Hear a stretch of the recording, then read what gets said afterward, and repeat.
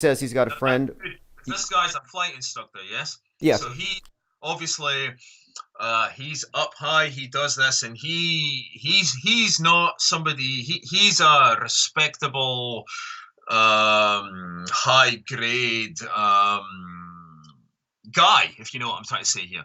Yes. That's good what you're telling me. Yes. Quincy Carr, and he called recently because he believes that satellites are being simulated with stratospheric balloons. So he has his own interesting explanations for how things could be simulated. But he's one person I think we could probably send.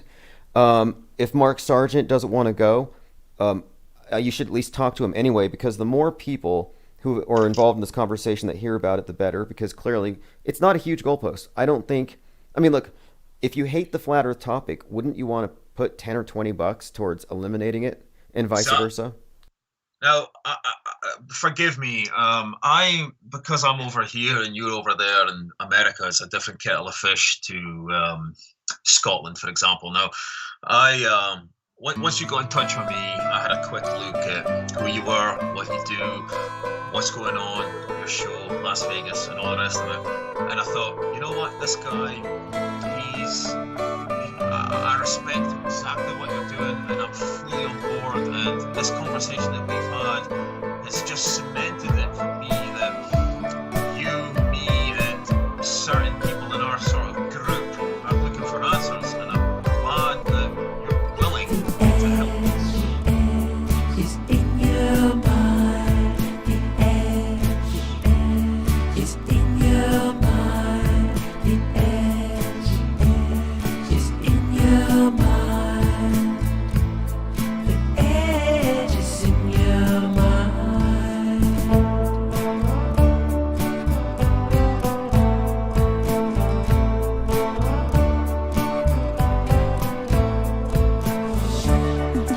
Exit the dome, new lands to roam.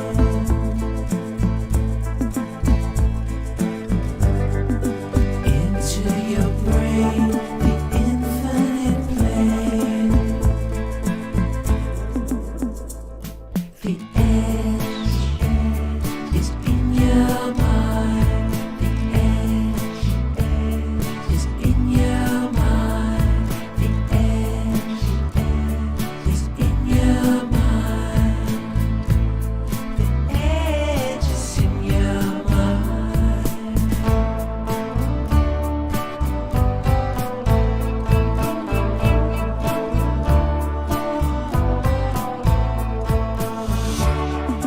There is no cliff, for you will love.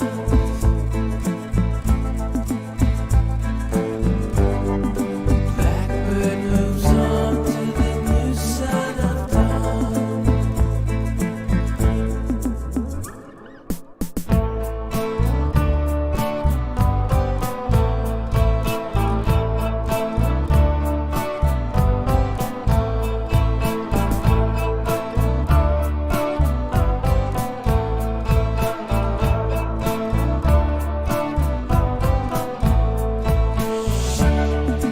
Exit the dome, new lands to roam.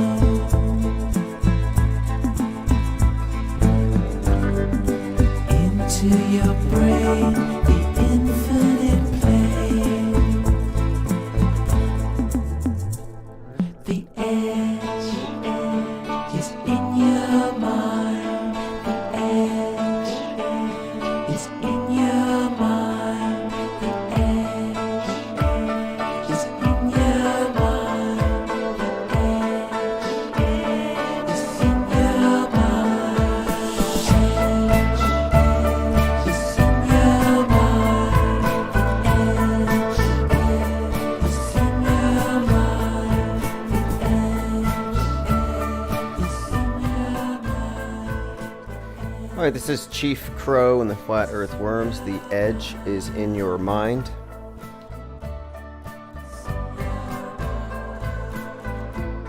I know a few of you were there in South Carolina for the Solar Returns Festival. We have the live recording if you want it. This is Infinite Plane Radio for March 30th. open phones. I have a list of topics that I want to go over, but we can veer in any direction at any time. And we tend to do so. We've been covering so much lately that people want to chime in and add what they have. So let me go ahead and give you a list of the things that I wanted to discuss in particular today. Points of interest for March 30th. Now, we look at the news critically and we notice the patterns. And so one of the obvious ones is the date. And it just seems like the dates usually tell you something. And so I did have a few things that tied into that. So let's start with today is the 40th anniversary of the attempted assassination of Ronald Reagan. And that's one of those scenes that I think would have to be analyzed closely in retrospect. If you think it was real as presented, I would ask you why. What's your basis for that? Given the context of how often many, if not all, of the other similar events tend to have the hallmarks of being entirely, staged. So 40th anniversary of that. Also, something else, symbolism has been a big deal forever in the news. It's always been covert, but it was pretty overt in 2020. And the use of numbers and numerology was pretty blatant. And 846 had special significance correlating to the setting of the sun at the time of day that the certain event happened there in the Twin Cities. Well, they moved that number up. They actually changed it more or less. So now it's actually, 929. And we discussed this last night, and I kind of wanted to bring that up to see if anybody has anything to add, with regards to this move. Do you think that they're covering their tracks? Perhaps they've been too blatant with their symbolism. And I've seen a few examples where it seems as though it's almost like too arrogant that you could have such obvious indicators of scripting in major world events. And so when people start noticing in large numbers, I'm sure it's got to be, perplexing for them. Like, how do we deal with this? Okay, here's something I wanted to bring up. Elon Musk sent out a tweet, and sometimes I wonder, is this guy's role just to mess with the flatties or something? So he sends out a tweet, and it's a close-up of his rocket. And it says, probably most in space you could feel by being in a glass dome. Makes as much sense as anything else that he tweets. But it has an image of the Dragon capsule in space. It looks like it's colored pencil or airbrush, but 99% of the population will just assume it to be real. But the top of the capsule is open, and there's someone at the very top with a camera beneath a bubble, a dome. So you have an individual as high as he could possibly be, looking down, taking pictures from a dome. This has, obviously, some implications for people who believe that the world is flat, and that the space program and the space agencies, private and otherwise, are essentially working to hide the fact that we are beneath a dome, which I've never seen a dome. I have no reason to believe so. I'm just saying people believe that. Also, I wanted to add some more detail to something I asserted last night about Richard Branson. It's no secret that the big names in space today, the richest men in the world, are all more or less, if you ask me, Hollywood-style constructs, more than real people. Like a PR front, like Ronald McDonald. They're the clowns that you put in front for public relations purposes. So obviously Elon Musk was created by Nazi Werner von Braun, Disney's BFF, von Braun, who wrote The Mars Project, a technical tale about Mars colonization. And the dictator on Mars happens to be named Elon. Well, excuse me, but how do you write somebody into existence so perfectly? Well, this is exactly the case. We're looking at scripting. And I'm suggesting that Musk is more or less playing a role. Richard Branson is obviously styled off of a character from Hitchhiker's Guide to the Galaxy. Now, when I say scripted, this is where it gets really interesting. And this is what we often uncover here. Hitchhiker's Guide to the Galaxy, the book, and the terrible movie both correlate to this is what they do. They use this script in this book to convey messages through just mundane rocket launches. Like they dress everything up in symbolism. Just Google Elon Musk 42, and you'll see how many times over the years, and it's not just with space, it's with Tesla as well, where he has deliberately encoded numerology that's connected to a book. And it's not just any book, and this number has significant meaning, occult meaning, you could say. And it's all tied to astrology and what you could say wizardry, witchcraft, magic. I mean, it's definitely a cult thing. Now, Richard Branson is styled off of one of the characters in The Hitchhiker's Guide to the Galaxy, which is my point here. So, the character's name is Zaphod Beeblebrox, one of the two triagonists of The Hitchhiker's Guide to the Galaxy's franchise. Now, they look exactly alike. And if you think Richard Branson, long blonde hair, mustache, goatee, sunglasses, smiling, usually on a beach carrying a woman, it's the exact same thing you see, this rock star type persona. So that would be Musk, that would be Branson. Jeff Bezos, and I have this broken down in a mind map that I'm going to go over at some point very soon. I believe that Jeff Bezos' world stage persona is actually based on the man who fell to earth, a character portrayed by David Bowie. And there are many interesting correlations between David Bowie's music and the space age as it has unfolded. And moreover, the persona David Bowie has some correlations, I think, to Stanley Kubrick's Space Odyssey 2001 and David Bowman. And these are all side topics, but I'm just explaining here how all of these characters, like the richest men in the world, for all intents and purposes, in my opinion, they are carefully constructed PR fronts to convey stories that have created a modern mythology, a modern religion. They're essentially gods. I mean, Bill Gates is a savior at this point. He's going to save the world by blotting out the sun. Like, not even Zeus could do that.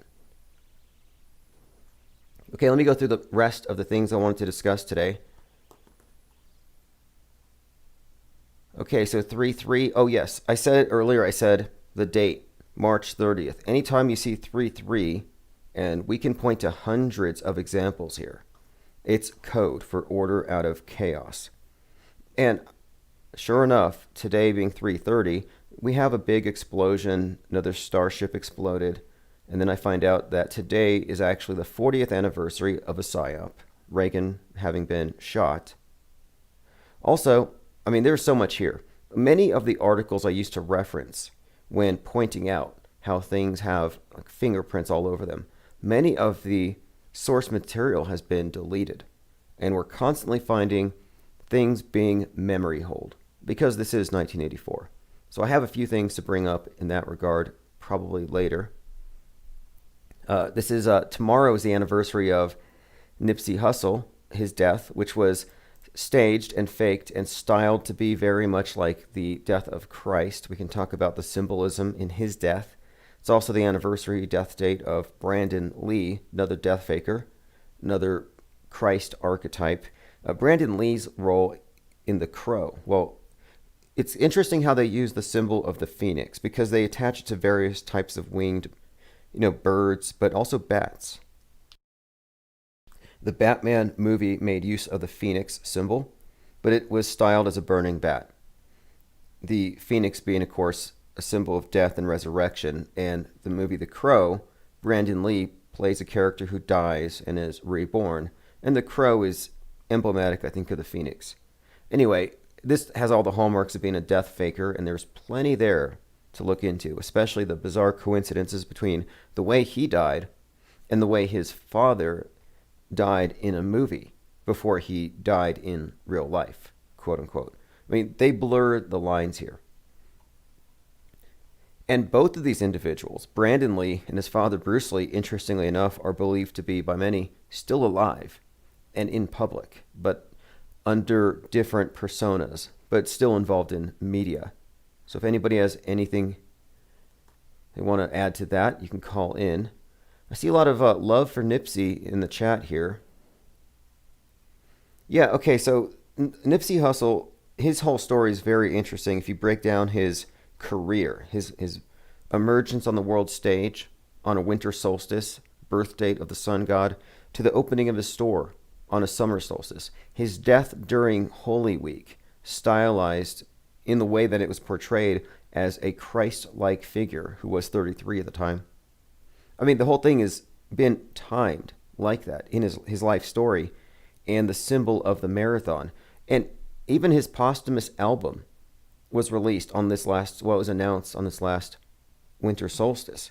And there was a song in there I wanted to analyze that he did with Jay-Z, something about Judas, which again, there's all kinds of interesting Christian iconography attached to that particular character.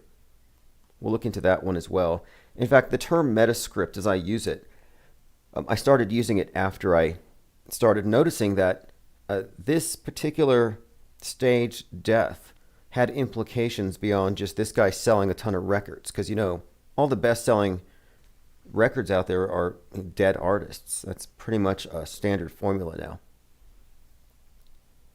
But until I recognized, you know, that, how it was connected to everything else, I didn't really see that we had this broader script that's all timed astrotheologically. And what gave this one away was its timing coinciding with Easter, Holy Week. And this was the week that the cathedral burned. And you had those church bombings. The week of the Templar sighted in the burning tower. They rescued the crown of thorns. And the individual who rescued the crown of thorns from the burning cathedral happened to be a war hero who had fought against Islamists and had saved lives at the Eagles of Death Metal, the Bataclan concert. I mean, the whole thing's a big story, and we analyzed it. And all these little connections here, to me, would establish a meta script, meaning that you have these different stories, some in entertainment, some are in sports, some are in the news, but what connects them all is an overarching script that they all abide by. And we experience this here as content creators all the time. If what we're talking about goes too far outside of the agreed upon parameters of what's acceptable on the world stage, well, they marginalize you, they kick you out, they censor you. And I think that's because, of course, it falls outside of the worldview, the meta script.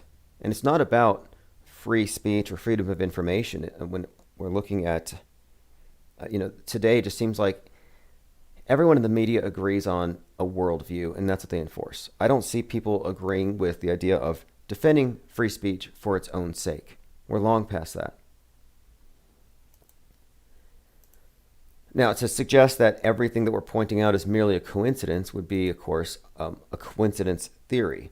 At this point, I think the burden of proof has been shifted tremendously. And it's going to take a lot of work for the people who've accepted the normal, conventional, hyper-mediated worldview. It's going to take a lot of work for them to prove that theirs is, in fact, the authentic one. And that's how it's treated. You know, the televised worldview is like the Bible of the day. It is the agreed upon worldview. And the more you diverge from that, the more of a threat you're deemed to society. It's a great system. All right, let me go ahead and play some of the voicemails. Hey, Tim. We know what the Pfizer COVID vaccine trials have shown over the last 10 years. They show a hyperimmune disorder in the animals. They've been working on it with SARS and COVID-1, and the research, from what I'm reading, shows that the animals that get tested are immune to the virus, but when they catch the virus after it mutates in the wild, they get a hyperimmune disease, and they all die. So basically what they're saying is that when you take the vaccine, after you get exposed to the mutant strain, then your body will attack itself, and that's when the government's going to say, oh, this is a new deadly strain of virus. We need to give you some more shots. Okay, I'm going to continue to play, but I want to say this. I don't believe in any of these doomsday scenarios where it's somebody telling us about what could happen when it mutates, or, oh, it hasn't happened yet, but wait until they turn on the 5G, or wait until such and such. It's like, wait, I kind of broke away from the habit of listening to doomsayers, Al Gore, the various religions, their eschatologies. I had enough of it. And now I find that the people who are most concerned about the truth, though, often find themselves, or I find them to be, almost in the same kind of way. It's like Greta. It's like nobody else recognizes it but us, so we have to change the world. We have to wake everybody up and save them. And I'm like, well, I'm sorry, but I don't even believe the news about what happened in the first place. So, I haven't seen a pile of bodies. Nothing like what was presented in Wuhan when this thing started. So now I'm expected to fear the cure, for the non-existent thing. I think that both of these things are fake.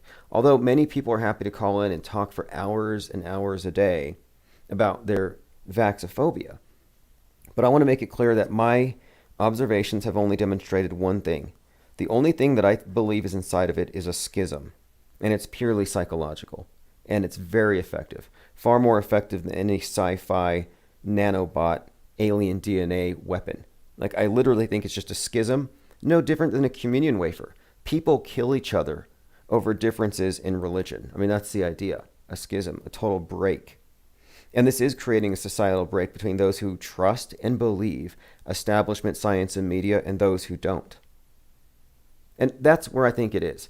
I have no evidence of anything even approximating some kind of a weapon, a bioweapon, or otherwise. So I'm evidence-based. And at this point, I think one of their greatest weapons is fear. And I hear a lot of fear. And, that's one of those emotions that I really don't associate with the news. More often than not, I find it to be comical. But let's go ahead and hear this out. So basically, it's going to ruin your immune system for life, and you're going to be dependent on these shots forever. You could look on a... Now, if you want to call in, sure. This is the thing. I criticize a lot of things. I criticize, like, we're supposed to be afraid of white kids with guns and MAGA hats. Well, I criticize that fear. I don't believe that there's an epidemic of mass shootings. But then people will say, well, I know somebody who knows somebody whose best friend was related to somebody whose nephew was shot at school. And I'm like, oh, I can't touch that issue. It's like, well, the issue was invented to create fear. And so I need something solid. Like, am I vax damaged? I don't know anybody personally who can make that claim or who has claimed it and has actually received any sort of compensation. But I've been vaxxed more than anybody I know. I was in the military. I've been vaxxed for anthrax and who knows what else. It was a day off. Get vaxxed. You stand in the line, and at worst, it's just a lump on the arm. I mean, I could be damaged. This podcast could be a product of vax damage. But let me go ahead and continue. Website called Forbidden Knowledge, and there's a lot of different research and studies on there. But it's pretty scary stuff. Just go to DuckDuckGo to do your information. That way it doesn't get filtered out. And here's one of the reasons why I'm skeptical. And look, my lack of fear doesn't put you in danger. People think, well, you're putting me in danger because you're not a believer in what Fauci says or whatever. It's like, well, no, it doesn't really mean that. And conversely, my lack of fear of the vax doesn't make the vax any more dangerous. I'm pretty objective here. I'm supportive of people's rights to express their opinions pro and against. But, I think that what we're actually seeing is a new world religion. And the religion, the mind control, the regimented worldview is the goal here. It's not about some one-off poisoning to cull the population. It's about control for all time globally. And they cannot achieve that with any of the religions. They're broken up into factions, and they're mutually incompatible. They can all agree on who the devil is, but they can't agree on who the God is. So what they've created is a new system. They've replaced God, the angry God you have to appease, with the angry globe you have to appease. Global warming replaces wrath of God. Climate change is eschatology, as are space rocks. Even pandemics, they're like plagues. And you have your new priesthood, your scientists, and the atheists who don't accept the idea of sin and the need to be saved, and you only can be saved by going to the church or going to the priesthood. They reject that, but they do believe that you have to be saved from the virus. So I think that the virus is a modern iteration of sin and nothing more. So if you can show me that there's sin under a microscope or that people are conjuring demons, then I'll believe you. But at this time, I don't. Same goes with this virus thing. I think it's just a replacement to control minds, nothing more. And I think that the division is too great. It's too stark for it to be real. How is it that left versus right is masked versus unmasked, is vax versus anti-vax? There's no way it can be split that way if we're talking about objective medicine. We're talking about a political prop, more or less. It's a communion wafer that gets you into the church of the NWO. I don't think it's any more complicated than that, but I'm willing to, discuss.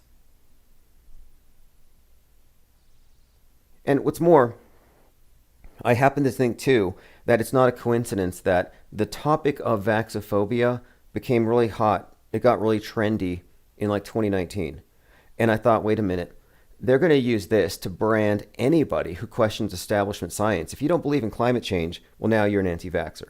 And they're going to say you're anti-science and use that as a justification for censorship. And look what's happened. We've had more censorship over medical, quote, misinformation than from criticizing poor performances by crisis actors.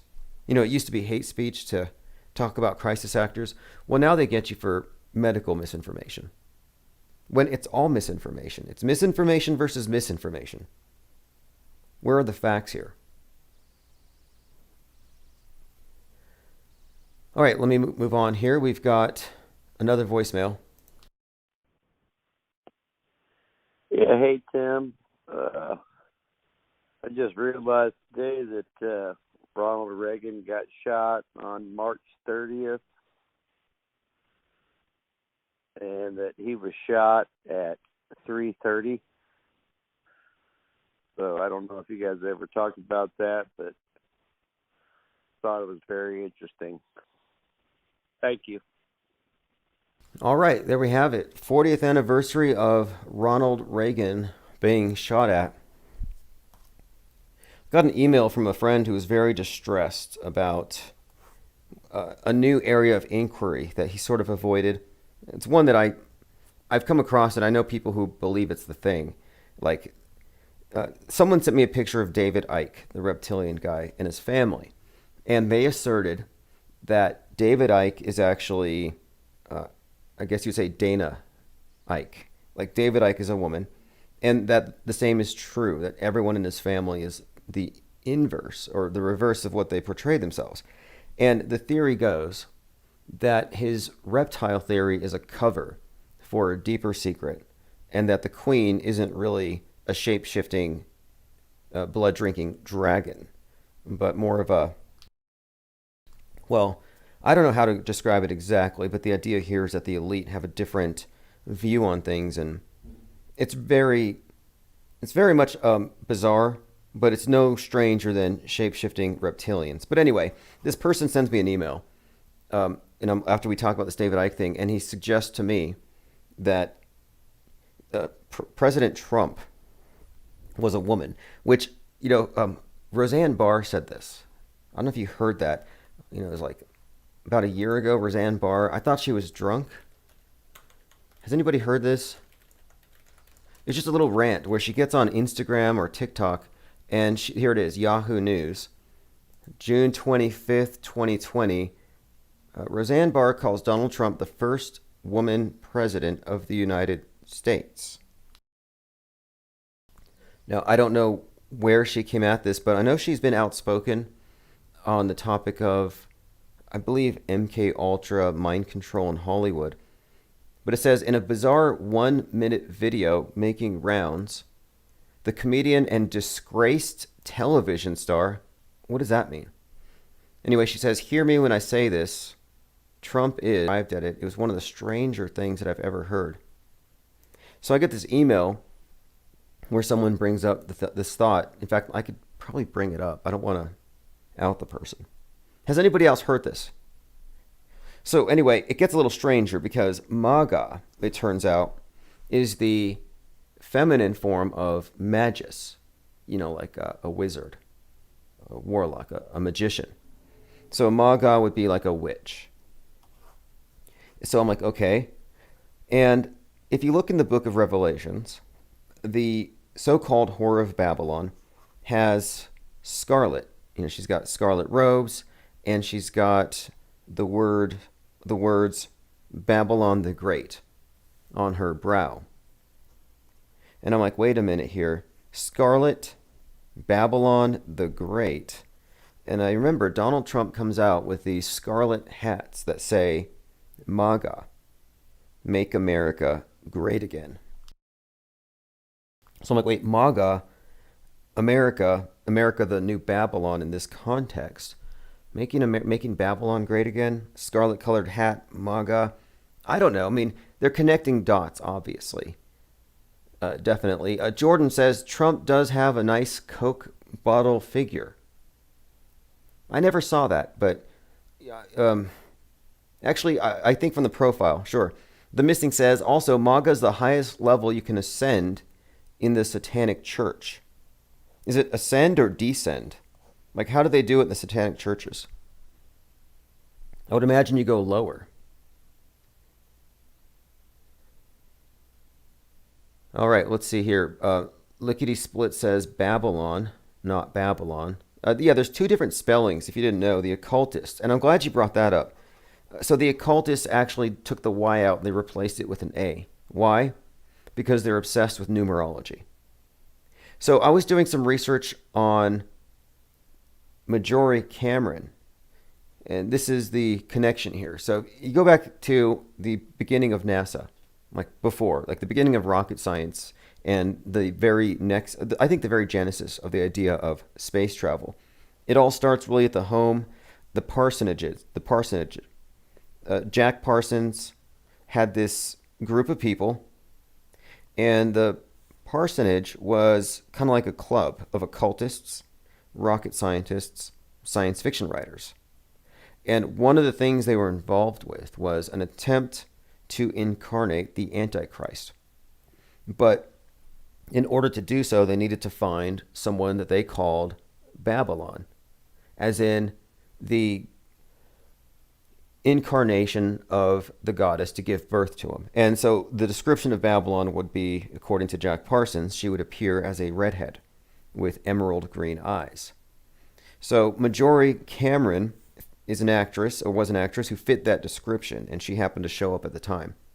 And this is, of course, what they called the Babylon working, which was L. Ron Hubbard, Scientologist, and Jack Parsons, American counterpart to Aleister Crowley, basically trying to conceive the devil's child through her.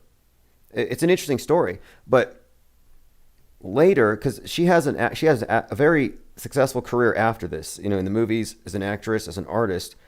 She didn't die until like 95, but she reported a UFO 1945, like 2 years before the first UFO crash, the one famous sighting at Roswell, which happened to crash in Corona Field, by the way. I went out there to go visit Corona Field during the first lockdown when they said don't go anywhere. And yep, Corona Field is where the thing crashed. But before that, so the very first UFO sighting was actually this woman, Marjorie Cameron, who believes that she gave birth to the Antichrist, but not as a physical child. But she believed it was an energetic release into the world, that she represented something. And it was all about bringing about some new age. And again, this is all pertinent because her role actually is key here. It gives you some insights because you can see how the space program intersected with the occult. And you can see how Mystery Babylon, this world spanning cult, has been rebranded. How outer space has replaced heaven. How science has become the dominant religion. Capital S. Scientism. Well, later she gets involved in film, like I said, and one of the filmmakers that she worked with happened to be the co-founder of the Church of Satan. And the guy's name was Kenneth Anger. Now, the thing about Kenneth Anger, and this gets really dark, is you can find direct connections from, and you can actually find pictures actually with this. You can find connections with Kenneth Anger and Dr. Alfred Kinsey, the Kinsey Institute, known for all kinds of bizarre, twisted experiments and bizarre conclusions about human sexuality, but the experiments they did were just disturbing. So Kinsey had some interest in Crowley, and you can probably understand why if you dug into that, but he had some associations directly with this Kenneth Anger character. There's some overlaps here worth looking at, because Kenneth Anger was a Mickey Mouseketeer, and in one interview he actually spoke about Walt Disney and Walt Disney's obsession, his really bad obsessions. How if you look at some of the early cartoons, you can get some indicators basically suggesting that Disney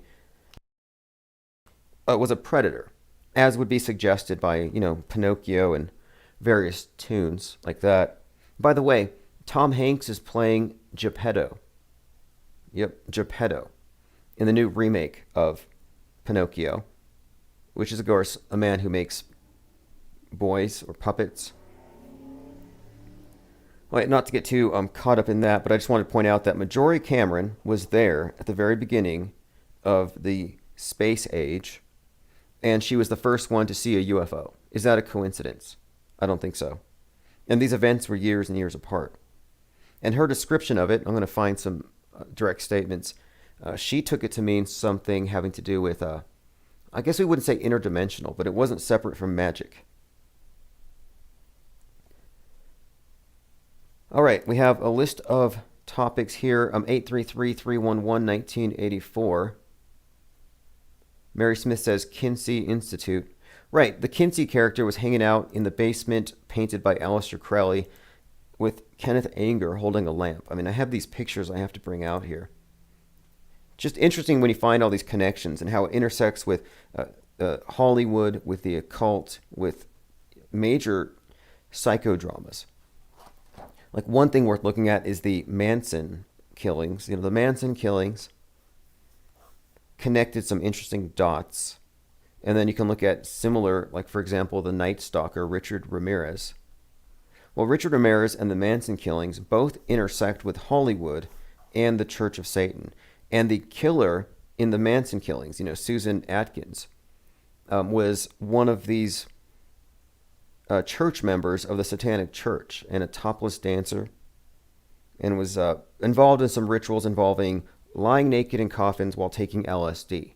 Well, anyway, she does the dirty work of killing Sharon Tate, and then you have Roman Polanski, her husband, who is then a technical, or rather he brings Anton LaVey from the Church of Satan into the Rosemary's Baby film.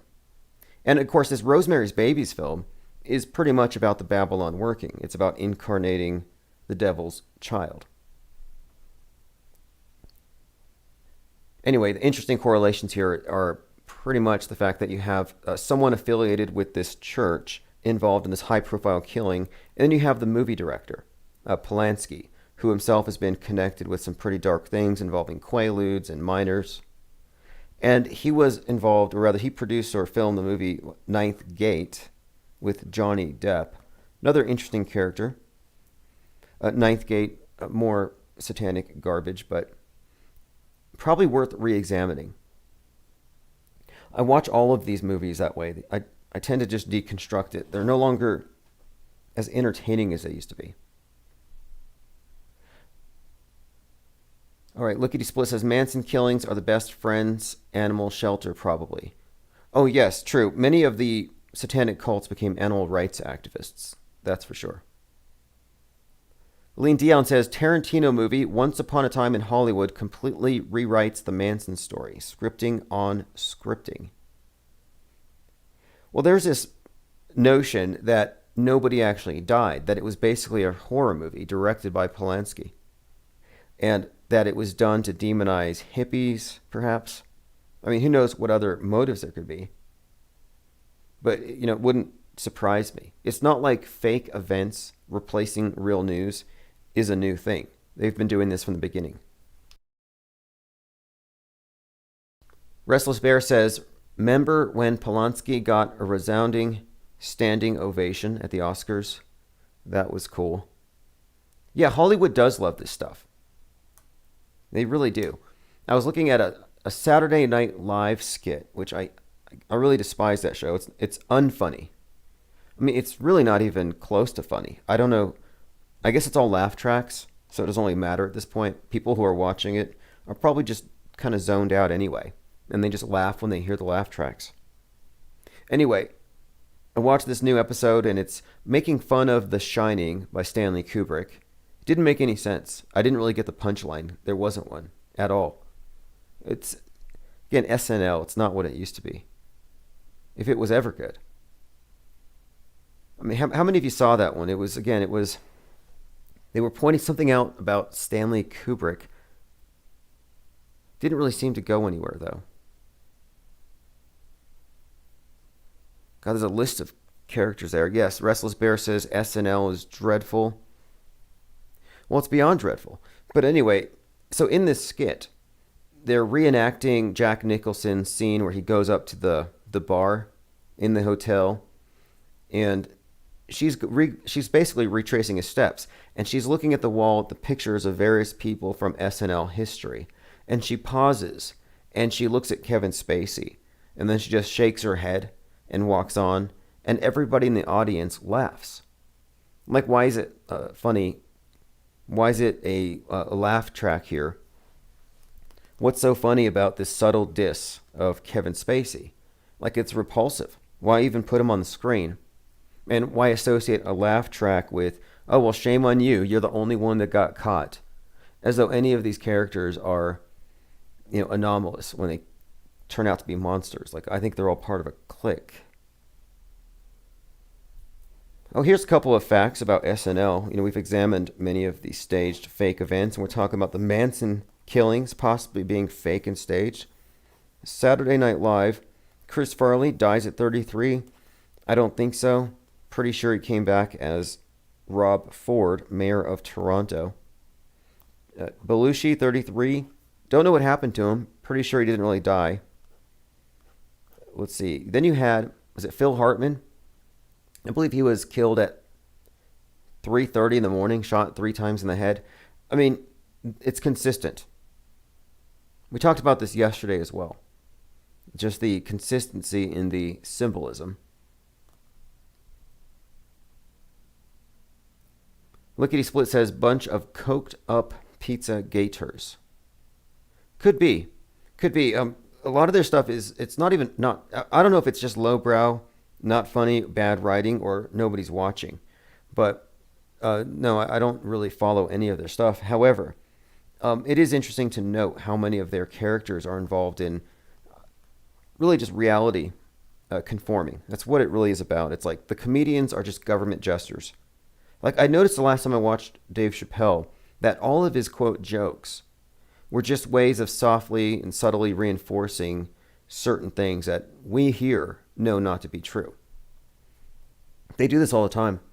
They tend to have eerie timing with their jokes. Like, for example, Bill Maher made this joke the night before the shooting in El Paso at the Walmart, where he saw some guy in the audience with a MAGA hat, and he said, "Hey, security, we got a MAGA here. Might want to check him for a gun." And the next day, a MAGA shoots up a Walmart. I mean, at least that's how they told the story.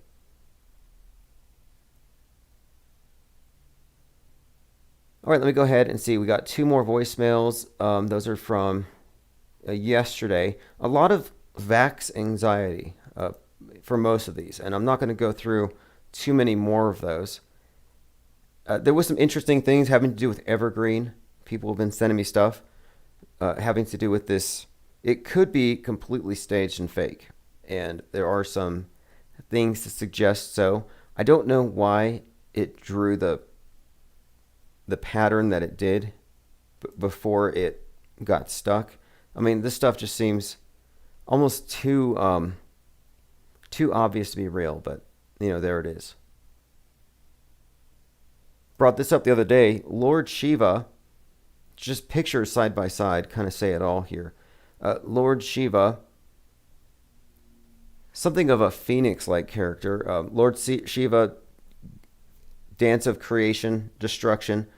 You can find it outside of CERN. Whatever you think CERN is, it's a fact that CERN was opened with some kind of bizarre satanic ritual. I think even Snopes agrees. You can find it if you want to watch it. And its logo is quite obviously a 666. That's just CERN. So you can find the exact same statue over at the World Economic Forum. And I have a picture with the head of the WHO at the World Economic Forum. And there in the background you have Lord Shiva. Now if you look at the World Economic Forum's logo, you have these 3 O's with a slash through it, pretty obviously creating the 666. Or you could take the O, which is the 15th letter, 1 plus 5 is 6, and you still get 3 6s. Now, of course, what do these two groups have in common? I don't know. How do you connect it? World Economic Forum, the Great Reset, burning everything down, building back better. That's kind of where I'm going with this. That's how I would interpret this. That's the common denominator here.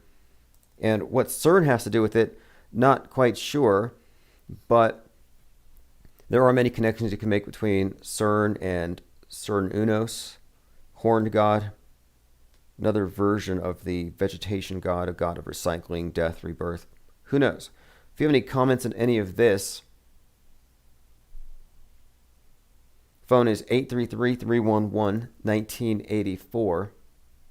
Yesterday I opened the phone up to talk about the chemtrail phenomenon, something I've always more or less kind of ruled out as anything other than a limited hangout operation. So a limited hangout operation is when an intelligence agency purposefully leaks some information that's real but mixes it with information that's false. And the reason they do this is they assume that nobody can keep secrets, and so something's going to leak eventually. So they control the leak. And by controlling the leak, they know who knows what, and they can manage it. And so the limited hangout operative's job is to dangle out some piece of government, a government document, something secret, maybe a patent. They hang something out there. So it's like, okay, well, there's a there. And then they build off of that. So I don't have a specific reason to fear persistent trails behind planes. There are conventional explanations and other explanations, but the topic's not going away. And it has kind of mutated in so many ways. And I would like to just ignore it, but then Bill Gates has come out with a pretty bold plan, I guess, to blot out the sky. And, this is not an exaggeration. Bill Gates' venture aims to spray dust into the atmosphere to block the sun. I mean, has it even been established that global warming is real? I thought this was still up for debate. But if we're already agreeing on a solution, then I guess it's not up for debate. It has to have been established, right? Because if it hasn't, then how can we know if we fixed it? And it seems like the science is so fluid. For being settled science, it's often changing. At the beginning of the lockdowns, NASA noted how much cleaner the skies are getting, that more lives would be saved from clean air than would be lost to the virus. So it's like, well, COVID's actually better for us than pollution. The greenies were happy. Greta was happy. Nobody wanted to ground flights and immobilize people more than she did. And all the commies and all the people who are against free market, it's like, let's go ahead and shut it all down. In fact, there are advocates now for climate change lockdowns. As in, let's lock down every few days to change the planet. Like, you remember on Earth Day, it used to be turn off your lights for an hour at a certain time, something like that. Well, they want to do that, but they want to lock down for longer periods of time. This is from Forbes. The world needs the equivalent of a pandemic lockdown every 2 years to meet Paris carbon emission goals. So this was what was said at the beginning of the year, and they're still kind of saying this. However, there's been this sharp turn where now they're saying, well, because we don't have as much pollution as we did, there aren't enough particulates in the air to block the sun, so now it is in fact getting warmer. So it has the reverse effect. They've already admitted that. My point being, it just seems like it's constantly changing. It's fluid. So, if you want to let Bill Gates blot out the sun, go for it. But it's because these people secretly worship the devil. It's not for science, and it's not to save the planet. There's got to be some other reason. And what I mean by that, it's probably going to be like, yeah, we'll turn it back on. But you got to send your children up to the top of that pyramid first. I mean, what else could it be? Mary Smith says, shouts out to Crowder and Colbert interns. Okay, Steven Crowder, he's the guy from the meme, right? Ask me about this, change my mind, or whatever. Don't know who the Colbert guy is, but shouts out to them. You can call in and shout out your friends if you want, 833-311-1984. I'll go over the list of topics again. We're not limited to this list, but I did try to put down a list of things that we've been building upon. And without getting repetitive, I don't want to get repetitive here, but some things have to be repeated for noobs. But I can say this, everything that I'm saying can be sourced. We're not connecting dots, not jumping to conclusions, just commenting on the news as reported. It's not even laughable to assert that SpaceX looks fake. It used to be if you started to say that it looks fake, they would call you reality impaired, mentally deficient, how dare you. But look, Elon Musk tweeted this on the 18th of March. This is Elon Musk himself. He's tweeting, looking at one of his own images, a still shot from one of his own launches. He says, haha, the simulation struggled to make it look real. Infinite Plane Radio. Tim, what's up? Just looking at the fact that Elon Musk thinks it's funny that his last rocket launch looks fake, and he's laughing about it on Twitter. Yeah, we don't have enough people really looking at that or taking that serious. No, we really don't. It's maddening, but no, he could literally come out, I think, and just say, hey, Mars is a simulation and it's beneath Arizona. And I don't think it would matter.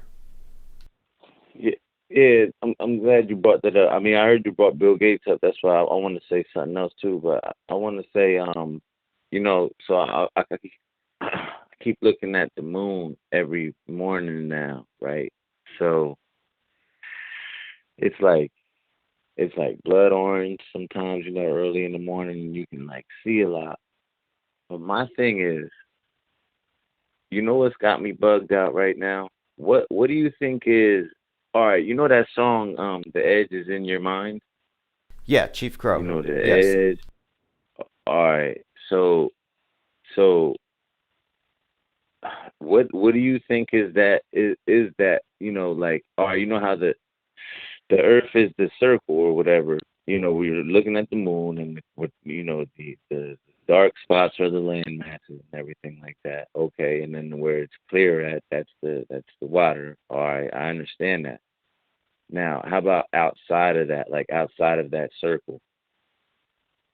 Right, that's something that I've thought of too. So he's referring to this Sturgio Studios 10 and his idea that the moon is a plasma phenomenon at the level of the stratosphere, and that the dark spots aren't craters, but that are actual, more or less, shadows of the land masses. And then, of course, the white areas would be the water.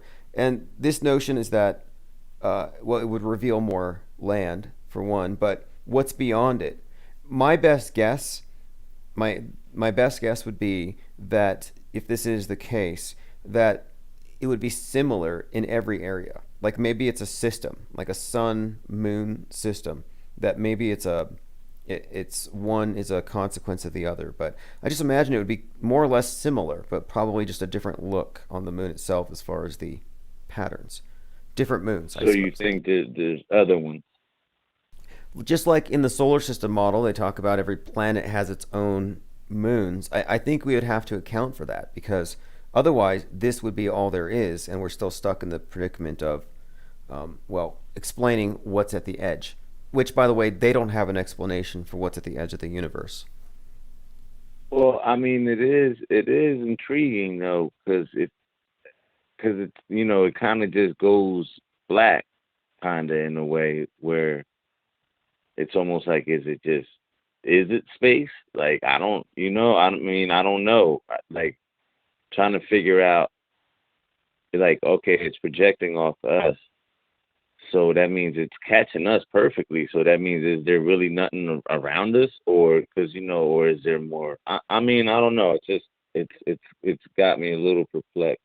There's a really good movie by John Carpenter. It's called In the Mouth of Madness. And this movie is about an author who becomes so popular that his books become more or less responsible for the world itself changing. So the idea is that if all of us influence reality, even just a small percent, if we collectively believe something else, would it change anything? And so the movie was just suggesting that this author, whose name was Sutter Kane, that he became a godlike character in that he was essentially the central author of the metascript, more or less. But anyway, at the end of the movie, this investigator finds him and he's basically invited, what's beyond, what's outside of this? And the author opens a door and he sees that beyond our perception, our collective perception, is a black abyss filled up with alien beings that are incomprehensible to us. And honestly, it probably makes the most sense because it's kind of selfish, or I mean, I don't know. To think we're by ourselves is a stretch as well. Even though I don't believe in star fake and all that stuff, but I mean, maybe there is somebody else. Um, like, are you? I always remember the end of Men in Black. If you remember the end of Men in Black, I don't know if it was part one or part two, but it was like we were just like marbles that some little kid was playing with, and it was like a big alien, like an alien, and we were just like little galaxies, marbles, and or whatever. No, but But I know at the end of the movie, and one of the main places where it takes place is that park, and it's actually called Corona Park. And this, to me, correlates in a couple of ways. But one, 1947 Roswell, it crashed in Corona Field, and of course, here you have a movie about a more or less a subtle alien invasion that was already here, that had already taken place. yeah, but you know what though? I don't believe that aliens would come from. I mean, if they're that advanced, they've been figured out. Like I don't think they have to like take over us like subliminally. Come on, you came here from freaking Deep Space Nine, and all of a sudden you need to figure out how to get some oil or water or gold or kill people or suck their blood. Or I mean, it just sounds like they'd be so far beyond that it's like, yeah, right. I don't believe that. Right, like in these movies, like Independence Day, and this is all very interesting to me because, like, oh, so Independence Day, the movie is the aliens come in and they destroy all the major cities, but they're taken out by a computer virus. Like, so it's like they're taken out by bullets, but they come down here with the power to destroy cities. It's always like that War of the Worlds. The aliens have taken us out. They would have won if it wasn't for some bacteria that takes them out. But Yeah, I couldn't stand it. What's that movie with Rihanna? I couldn't stand it. How they actually beat the aliens all of a sudden, and they tried to make it all patriotic. You seen that? I haven't. But I mean, that's the reoccurring theme. I think it was called Battleship, actually. But yeah, it was like, come on, man. Are you kidding me? Like, how, but people feed into it. People love that kind of stuff, man. Well, it's programmed into them. Like for example, the movie Independence Day was referenced after 9/11 because it was one of many movies that had buildings falling right before we saw 9/11. And so I remember newspapers at the time saying it was like a scene out of Independence Day.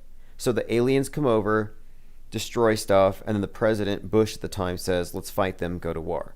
It was like that's the theme of Independence Day. Illegal aliens, people from another country, people from another world, the same idea of invasion. Yeah, yeah. But then here's the thing, in that movie, on the cover of the movie, you have the mothership and it's blowing up the Empire State Building. It's actually lighting it up like a candle. And after they declared a pandemic, they actually lit up with white and red lights. They lit up the Empire State Building, just like the cover of Independence Day. And I thought, this is definitely a correlation. The new 9/11 event. And it's basically, it looks like a giant hypodermic, it looks like a giant needle on the skyline there, just glowing at night. And I thought, that's pretty much the same scene out of Independence Day. So 9/11 was an invasion of people from another country, and this is an invasion of the virus, but it's the same basic storyline. Yeah, and now I saw New Jersey. You know what I can't stand? You know what they take advantage of? Sometimes I go back and I listen to what I was saying when I talk to you because I always miss stuff. I'm gonna tell you something. I live in New Jersey and I deliver appliances all around the Northeast, right? I never wear a mask. The only time I put it on is when the customer tells me to put it on. I've gone into projects, I've gone into mansions. I deliver to the richest and the poorest. Bronx, Brooklyn, Jersey City, Delaware, Baltimore, Philadelphia, Atlantic City, Newark, all of it. See, the reason why they get away with it's like you said, how they said about like the compliance with LA, how everyone thinks that they're like freaking tree huggers and everything, but really they got lumberjacks up there and everything like that. It's so congested up here that you can easily just fake it because every city's just jam smacked out here. So, 8,000 people got it in Middlesex, or 8,000 people got it. People in New Jersey don't know. It's such a rat race out here, like, and it's so slam packed. You got New York City, you got all these little crazy cities in Jersey, and you got Philadelphia. It's like freaking 20 million people in like a freaking 50-mile radius. So it's like they can tell you anything. And then so many of us that they're like, yeah, whatever. Yep, we got AIDS. We got COVID 33 now. Did you hear? It's COVID and AIDS at the same. It's COVID and AIDS at the same time. And then people in Jersey and New York City, it's so many they don't know these numbers. Like that's why New Jersey's ranked number one. This shit's so fake. Come on, man. I had mentioned War of the Worlds a minute ago, and that's what we're experiencing now. The idea of War of the Worlds being broadcast over the radio, and people thinking, since it's their only source of information and they're not fact checking or reality testing, they think, okay, we're being invaded. And so they have this reaction to it, supposedly. And that's what's happening now. It's just like War of the Worlds, but the aliens are microscopic, and people are just going off of any source without checking it. And it's a panic. But yeah, you can see they're not in any way skeptical about anything. And that's probably not new. I was saying because they're using Jersey as a straight guinea pig because now we're also going to be, I think, like the first state with the freaking vaccination passport. You seen that coming out? It wouldn't surprise me. I know someone who was in Hoboken, which is the first place they locked down. They've sent SWAT teams to the houses of anti-maskers there. In Jersey again. Yep, Jersey seems to be a place, something of a testing ground, I guess, to see how it's going to go. But guinea pigs, yeah, we're the guinea pigs, definitely. And because we already made the news with the anti-vax. Remember all that crap in Lakewood, like measles breakouts, and there's a lot of Jews in Lakewood, so they know that was a psyop, man. okay, I thought that was a shot at the anti-vaxxers. Yes, I recall that, the measles thing, and I knew this was the agenda. Before even COVID, they were like, look, we're having measles outbreaks because the anti-vaxxers, and that's when the anti-vax Yeah, movement started getting organized. And I thought this has got to be some kind of controlled opposition-led movement to result in censoring people who care, and who question the news. So now anybody questioning the news, if you forward any of that information, you get censored. And I thought from day one that once they started talking about it in those terms, that was going to be the objective. And yeah, it started over there. You're right. yeah. That was just a little appetizer. That's it. Here, take this because you guys don't even know what's coming down the pipeline. Take this little jab for now because we're saving the hook. But yeah. So the damn New Jersey's gonna, yeah. It's a freaking Camden. Name is like some Camden director or something, man. Some dude in Camden, man. Uh, the high-ranking government official type talking about New Jersey has to start. They got a name for it and everything already. The vaccination passport, I call it, or whatever. Yeah, I think it's Um, it's another one of these. It's going to be a back and forth. Like I don't think they're going to be able to actually successfully pull it yeah, off. how can they? I mean, yeah, can they pull it? Are the people gonna be this fucking stupid? I mean, I think they are though, man. I literally think they are, man. I think like I'm gonna damn near probably. The only thing I thank God is that the owners of my building or the place I work at are Jewish, so it's like they're super anti. Like they don't believe in none of this crap. I don't see no Jewish people or like when you go through Brooklyn, they don't wear no mask. None of them Jews wear no mask. None of them. They don't believe in it. They already had a huge rally where they were burning the mask. So I Yeah, thank God there that those is. are my bosses. There's a million. I think it's called like a million unmasked march. Did you see that coming up in a few days? Where's that? In New York City? Let me double check the location, but it's a mask-free march, and I kind of thought that was something they were only doing. Oh, I'm there. If it's east, if it's like close to here, I definitely would go.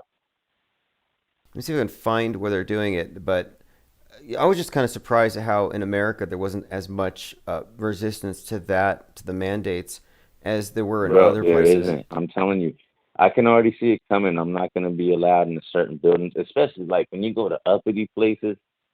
The uppity people are the worst ones. They're the first ones to tell you to put your mask on because it's like they're holier than thou and they believe in the government. Man, it's crazy. It's crazy. The poor people, not as much. And it's like the poorer they are, the less they care, man.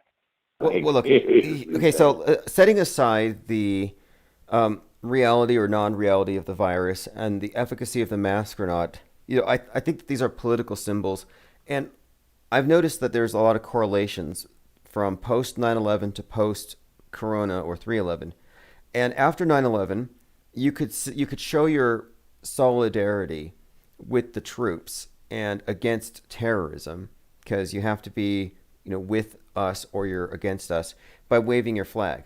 So suddenly you had flags proliferating. Everybody's patriotic. Let's roll flags and bumper stickers on everything. And so that was a way of showing that you're with it.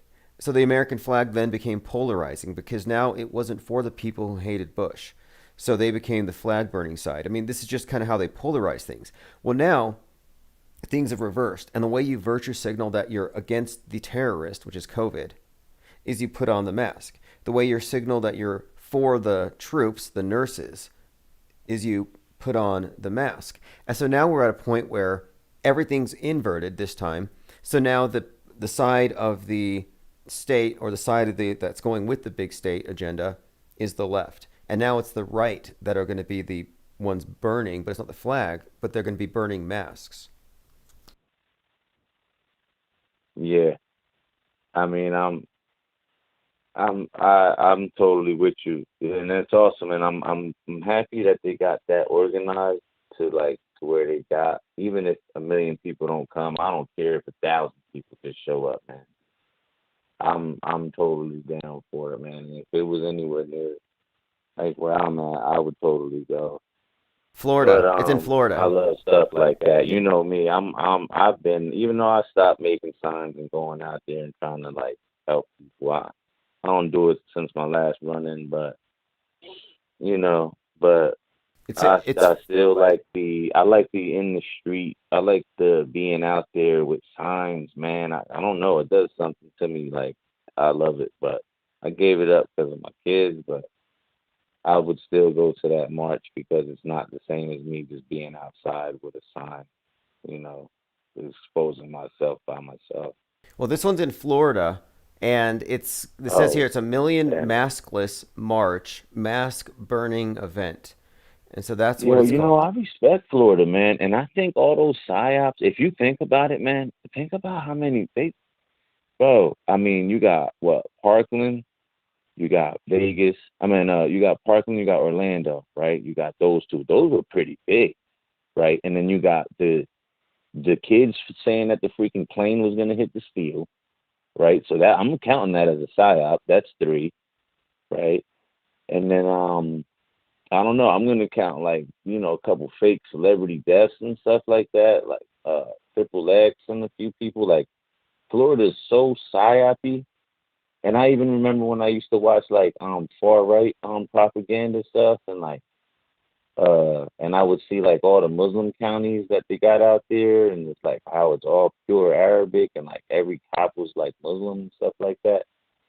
I don't know, but like, but I what like the reason I said all that just to say this: at least they never made a mask mandate, and maybe they're doing all them psyops down there because they don't like how free Floridians are. Like maybe they're trying to fuck them over because you know they're too patriotic. Maybe I don't know. I don't know, but I just know Florida's like a scapegoat, super crazy.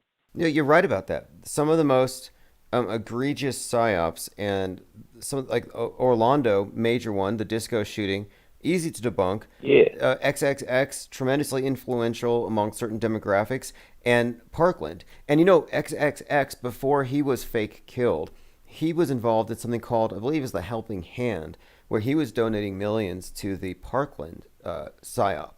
So They these things are always all do that. connected. Nipsey was doing the same crap, man. Nipsey's death anniversary is tomorrow, so I'm sure he's living large right now. I mean, he's selling probably better now than he was when he was alive. In fact, they even said that. Of They said he course. was. I think he made $1 million a month the entire year, the rest of 2019 after he was shot. I remember Nipsey a long time. He was trash for a long time. You could tell at the end they started getting him like when his role was really starting to come, like they knew it was coming time. They started giving him like some good writers, and giving him like music that the people could start like feeling like it more. Because for a long time it was like trash. And then like towards the last couple of years they started giving him good writers, giving him buzz before they, like you said, they prematurely made him like that Jesus archetype. So that's why it didn't really work out too good for them. Plus that freaking 80s gas station video that they tried to give us, like, come on, man, what is this crap, man? What was the store at California? Like, this dude's a millionaire. Like 4K old LED TVs. Like, where are those videos at? Come on, Yeah, man, that shit was nothing. trash. All PR stunts. PR stunt after PR stunt. And for people who haven't studied it, this event had so many holes in it. But the long and short of it is, he's 33. He's carrying his son named Cross, and then he's between two thieves, two of his friends who've been convicts, got out of jail, and then he gets killed. And when they do the CPR, and this is all on Easter or the astronomical Easter, Yeah, and yeah, they yeah. do the CPR. They're wearing white gloves, and they're moving the gurney, or rather they're moving this thing while they're doing chest compressions. No blood.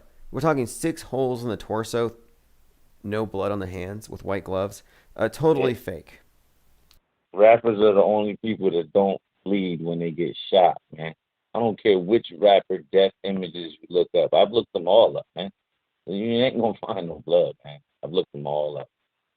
But I also wanted to say, right, because I've seen somebody say like there's plenty of farmland and stuff. We got to talk about like, all right, that's like you were just talking about Bill Gates right before I called. I wanted to say, all right, like I remember taking like business class, like small business and at Commercial County College or whatever. All right, so it's like forecasting. right? You gotta like kind of forecast, and it's just like how the word sounds. Like you kind of gotta like project towards the future, certain goals, mini goals, major goals, mid goals, all that kind of stuff. So notice how they use the word prime farmland that they own. They own between Bill Gates and China, they own a 500,000 prime farmland acres. They didn't just say farmland. No, this isn't South Dakota, where this is land where you can work twice as hard and you're gonna get half the yield as them. You understand the type of land that they got? The land that you're gonna go buy, you're gonna work it twice as hard and get half the yield. Okay, but forget about that. That's why they use the word prime. I want to understand because it would think his name was Jordan in the chat. He said there's still plenty of this and that. Okay, so they use the word prime because now I'm trying to, because I do a lot of farming and I just see, and it's like you got to understand what the difference between great soil and Arkansas rock soil is. You know what I'm saying? So, but let's forecast. They own a 500,000 now. Bill Gates, I can guarantee you, is one of these guys that will be alive 40 years from now. I can put my last dollar on that, or whatever double body that they got to do, or whatever his character archetype is going to be alive, man. He'll be 96. He's going to be one of them people. Now, let's forecast. Do you think that they'll own still just a 500,000 acres? Or will it now be like 1.2, 2 million? How much? The whole damn thing. I mean, who knows how far they get to it? But it's not going to go down, my man. Understand that. That number isn't going down. It's going up. Okay. And then when we get into that, let's get into if everything's so hunky dory and we're fine. How many toll booth jobs are going to be left? Because China owns all our tolls. They own all our highways. That's why tolls pop up every other month. They own our highways. So they own the prime farmland, you own the highways. Okay, now between that and then think about once automated cars become a completely 100% liable thing where you can bank and depend on it. The tractor trailer companies are the first people that are going to adopt that. They're billion-dollar companies, most of those tractor trailer companies. The big ones. They're going to be the first one laying everybody off. All them truck drivers are gone. You might have like one or two lotmen that take care of the lot as far as humans. And then they'll be gone soon too. But the whole thing is, and that's just it all just trickles down. The more automation, it's just simple. It's less job. They don't need us anymore. They've been known that they don't need us anymore and they got to get rid of us. They know it. If you forecast it, how many of these jobs are going to be around when we're old, when we're 80? How many? Them jobs are gone. You're going to have to be like a robot mechanic, a mechanical engineer. You're going to have to be good with conveyor belts. Like, how many warehouses? I used to take people to work at BAI. It's a drink warehouse. They laid off like 80% of their people. Why? Because they got all types of machines in here now, man. That's just going to keep trickling down in the automated cars, even down to Uber Eats. That's all done. DoorDash, all that. You're going to get a text message with a number. You're going to go to the car. You're going to touch the number in the lockbox, and you're going to get your food. There's not going to be any human. And then like call centers, all those things. That's all that's going to be. They don't really technically need it. They need like a couple slaves. Like I installed dishwashers and stuff. Yeah, it's going to be hard, but I even think about that. You're going to have a guy from like a booth in Paramus, New Jersey, freaking directing a robot through like a computer screen, like switching out your gas cooktop and stuff like that. You still are going to be gone. You will be replaced. Now, yes, some are going to be quicker than others, but all this is in effect. If you stop playing video games and really think for yourself, think where we're headed. Think at the state of where we're at right now. They're pushing. It's like straight up communist right now. I mean, am I lying to him? No, I mean, if you look These at the points that I'm making, are they super crazy, or does it sound pretty realistic? Well, you said 80% were laid off. And if you listen to the World Economic Forum in their plan for this being the fourth industrial revolution, they did say that 80% of the workforce would be let go. that they saw that only Look at that. 20% would still be useful. So, but they're explaining it like, Yeah, well, the Mexicans that are gonna build your property. That's it, man, and cut your grass. Other than that, man, y'all could go straight up.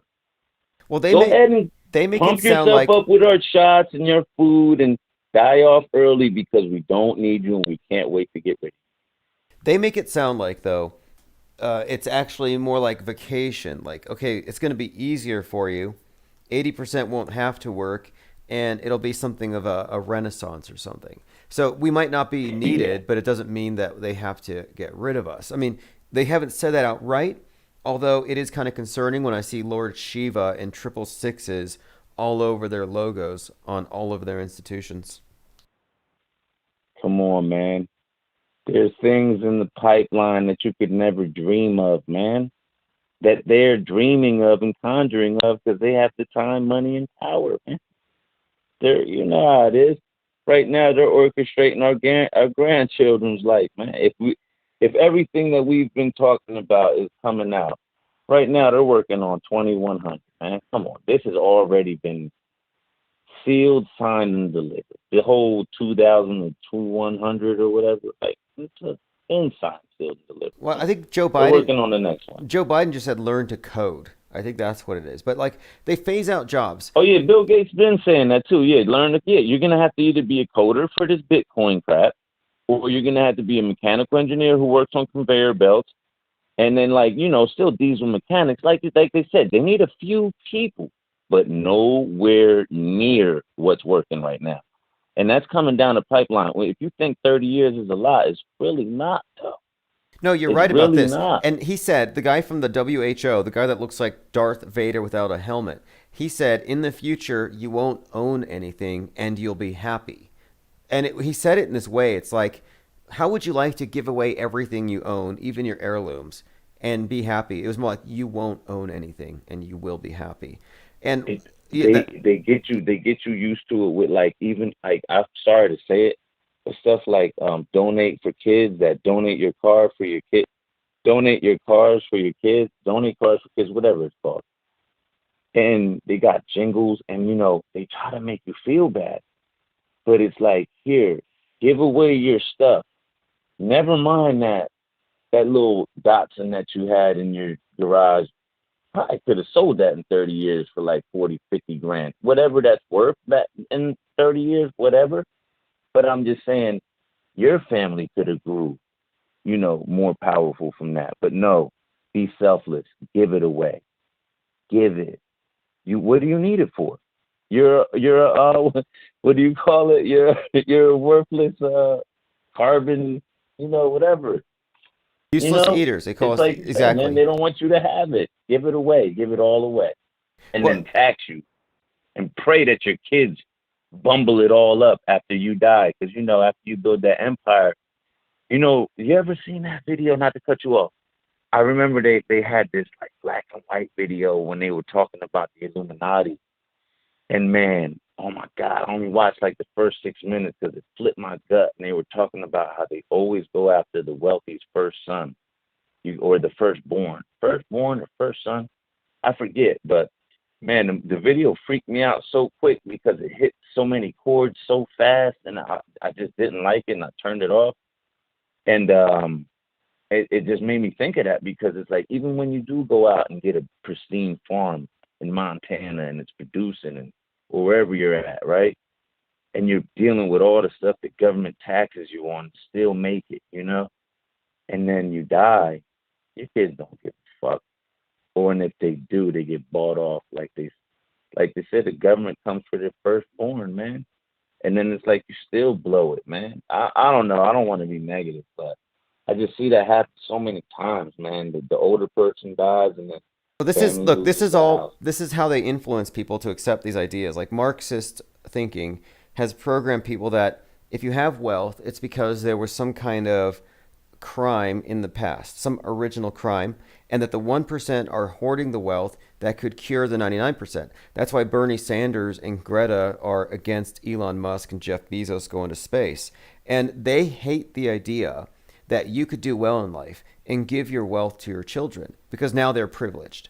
So they don't want that. They want a tax, they want death tax. the idea of property ownership has been Yeah. under attack, and being selfless. I mean, this is they taught people last year. You know, you take away your face, you put on the mask. It's all about, I think, conditioning us to give up for the whole. And owning property, engaging in consumerism, well, that's what causes global warming. So they've given us all the rationale we need to collectively decide to not own anything anymore. And that's what the Great Reset is about. And that's why they're always flaunting the symbol of the phoenix. They want to burn everything and then start from ashes. And what kills me is that's why I try to fight so hard, man, because I know if we could just, these little jabs they do now is just preparation for the future. So it's like if we could just, I love that you're gonna have. I hope somehow this shit that you did, you know, somehow surfaces. I don't know, man. So at least they know that we weren't all fucking shit tards, man. For real, bro. You're like the only person I can talk to, man. Most people, I can't talk to nobody the way I just talked to you right now. Nobody, Well, I nobody, guarantee at man. So least a couple hundred of the people listening are totally understanding where you're coming from and where our analysis is based and why we're even going into these areas. So, yeah, this is a place for it. And if I can direct anybody anywhere aside from this, there's just a handful of channels. But as you know, it takes discernment to know who's compromised. you already know, man. I want to see no veil. I like how you're professional with it too. Like no, we can disagree. I don't agree with everything you say. But I have to look at it, at the least look at it, and then next thing you know, that's how I first found you, man. I thought you were just another nut, but I love nut shit. So, and that's why I completely agree with you on the stop banning free speech. Because if it's so dumb, who's gonna? I'm sure someone with just straight retard content isn't gonna start making $1 million a day on YouTube. Doesn't work like that. Obviously, a lot of people like his content. Not that dumb. So, I completely agree with you on that, man. Like, let that person make that dumbass content. You know, Yes, that's at let his it. own veil. He wasted his own time and energy and resources. Go ahead, bro. You'll sizzle out soon. You know, only the cream will rise to the cream of the crop, man. They will always rise to the top. That's why you're still here, man, because you kept the veil down. It was never like you let people say whatever, even if they completely. Well, you let some people talk sometimes that I wish you would hang up on, man, and but I respect your patience, man. I really do, man, because I'm a fly off the handle kind of guy, man. I can't, but I would need like co-host, man, because I got to go, to the back for a minute. But you do it good, man, and that's the best part because it still does let me get to hear the crackpots, and I need that so I can stay in my reality where I know what's real and what's just you're reaching too far. I, We all yes, reach, we all reach a little bit. Like we don't know if we're the only people out here. We don't know a lot of things. But I'm not about to reach like completely. No, no, no, no. There has to be objectivity here. yeah, That's I all. appreciate that very much, and it is true. I think that we have to preserve the right to be wrong because what they want to do is they want to get rid of all what the wrong answers according to them. So we're left with only the right answer, which isn't a choice. It's not an option. It's basically mandatory. And it's like, well, let us have the option so that we can use discernment and figure out, well, this is what wrong looks like. This is what right looks like. But they want to take the ability to make those choices out of our hands. And then when we make choices and it doesn't align with what they want, our choices are now deemed hate or whatever. Bro, And this the only show the CIA and FBI, MTV, Hollywood. Man, think that Stanley Kubrick quick little show they did. Come on, that wasn't a shout out to you real quick. You've been harping on Kubrick all of a sudden for a couple weeks. Now they got a show on Kubrick. It never fails. It never fails, man. It's so see-through and retarded. It don't even make sense, That's not the first time SNL seems to have responded to our provocations. I mean, man. and there's a few others that They watch your show, man. Come on. Come on. They watch the show. It's hard not to, man. You got a good show, man. Good callers, man. Keep doing your thing, man. I'm not taking it down, man. It's good talking to you, bro. awesome as always. Yeah, call back anytime. Appreciate it very much. And yeah, he's right. This particular live stream and the confluence of voices and ideas and the people who are part of this pool of thinkers might be of particular interest to certain agencies because they want to know, who knows how much, how they find out. That's how limited hangout operations work. They do damage to themselves, and then they do the damage control, and they try to control whoever saw. It's a way of knowing who sees, like in They Live. They want to know who can see. Eel03 says CIA be lurking. Probably also to patch holes in their story. And I hate to think that we ruined anything, but it just seems like the last few psyops have been underwhelming. And I'm wondering, maybe they don't want to get caught, so they're kind of underplaying it. Like there were no bodies in Nashville. There was no violence at the Capitol riots. The performance art show that they called a siege. It's like maybe they don't want to get called out because every time they do a psyop, I mean, we pre-call this stuff. Like 322, super day for a psyop. King Super, Store 33, 33 union workers involved. The shooter is walked out at 3:30. The police chief there, her name is Jokerst, Jokerst. Everything in Colorado since the shooting in Aurora, Dark Knight Rising, has had to do with the Batman and the Joker.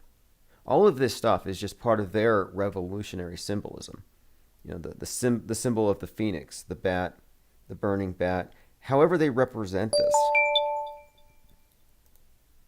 Infinite Plane Radio. Hey, Tim. Yeah, I think that one of the ways that they're doing that, looking for us like in the movie They Live, is they've got all the facial recognition cameras in the Walmarts, and they can see who's not wearing a mask, and so that marks, they mark who we are, who don't want to wear the mask, and that'll be probably the 20% that gets hauled off to the camps if there is ever such a thing. They know who I mean, that's a good way of finding out. I've got one who can see. They just look at their facial recognition cameras, and this son of a bitch, he's never wearing a mask. I mean, he's walking into Target, he walked into the grocery store, and he never wears his mask. Mark that son of a bitch. Wow, that's actually a valid point, though. You're right. What clear indicator of the brain? I thought of it the other way. It's like now you know who believes CNN, but from the other side, now you know who saw through it. Oh, exactly. And I had the mother of all the vaccination theories pop into my head the other day, which was really not original with me, but it's I think you were talking about it last night just a little bit. The idea that the 20% that won't wear a mask also probably won't get a vax. Okay, those will be the ones that'll be, we'll mark those for some sort of a gruesome death or imprisonment, labor camp or whatever, re-education or whatever. And then the other 80%, it'll be like the book Brave New World. How everybody sort of had different levels of society, different levels of consciousness, really. And when you think about it, in the movie They Live, by the way, the hacker guy that was on TV, he made it very clear back then, in the 1988, 1989, when that movie came out, that this is a war on consciousness. He said that a couple of times, and I thought, wow, that was very profound and prescient. But anyway, so yeah, maybe they have 20 different versions of the vax. And so the good, the libtards, the good liberals that are communist and Greta worshipers, well, they'll get a placebo maybe, so they'll get to live in society. But the elderly or the QAnons, the MAGA people, they'll get a more deadly version, and or kill them off in the next 4 or 5 years if there's going to be a population reduction. I'm not sure that there will be, but I don't know if this 1800s reset is true and people were killed off then. cities were empty, like all those pictures that the Tartarian people show. Towns with no people in them. Maybe they're going to do another reset like that. Who knows? So yeah, I think the vax theory. And by the way, speaking of vaxxers, I know that you're pro anti-vaxxer and pro vaxxer, and I am too actually. But just the very thought of some stranger coming up to me with a needle that's got something, a syringe that's got something in it. I don't know what it is. I don't know who this person is approaching me with the needle. I don't care if it is water. I don't want them sticking that shit in me. I don't know what it is, but I don't, I'm against it just for that reason. Maybe it's not, it's like chemtrails. I don't know what's up there. I just don't want them flying around spraying stuff in zigzags and crisscrosses around the sky. It's probably inert, but it's disturbing my view of the sky. Well, And I saw the other day. I saw some people vaxing each other beneath a bridge. Like clearly, there's nothing malevolent there. They're just looking out for each other. No, I know what you mean. You're talking about trust here, right? Why would you trust the same people that have lied to you about many things? I mean, just the fact that they're politicizing science, even the medical science, should make you suspicious of anything, sure. But in general, people trust their doctors. Your doctor will sew your body up after a cut. They will, or after a wound. They will, after an injury. They'll do surgeries. They'll do things to you that involve very invasive procedures. So by comparison, this isn't the most invasive thing, but psychologically, the way it's been built up, it is, I think, a major psychological weapon, if nothing else. And you see how people, though, eagerly line up to have their noses ramrodded, and their other side as well. Yeah, put the Q-tip in me. That shows you how trusting people are. So those of you or us who are questioning it are actually in the minority, which is kind of, to me, it was kind of culture shock. I'm like, wait, I thought everybody was against getting poked. And that trust factor. I mean, I'm guilty of it. I've had to trust them.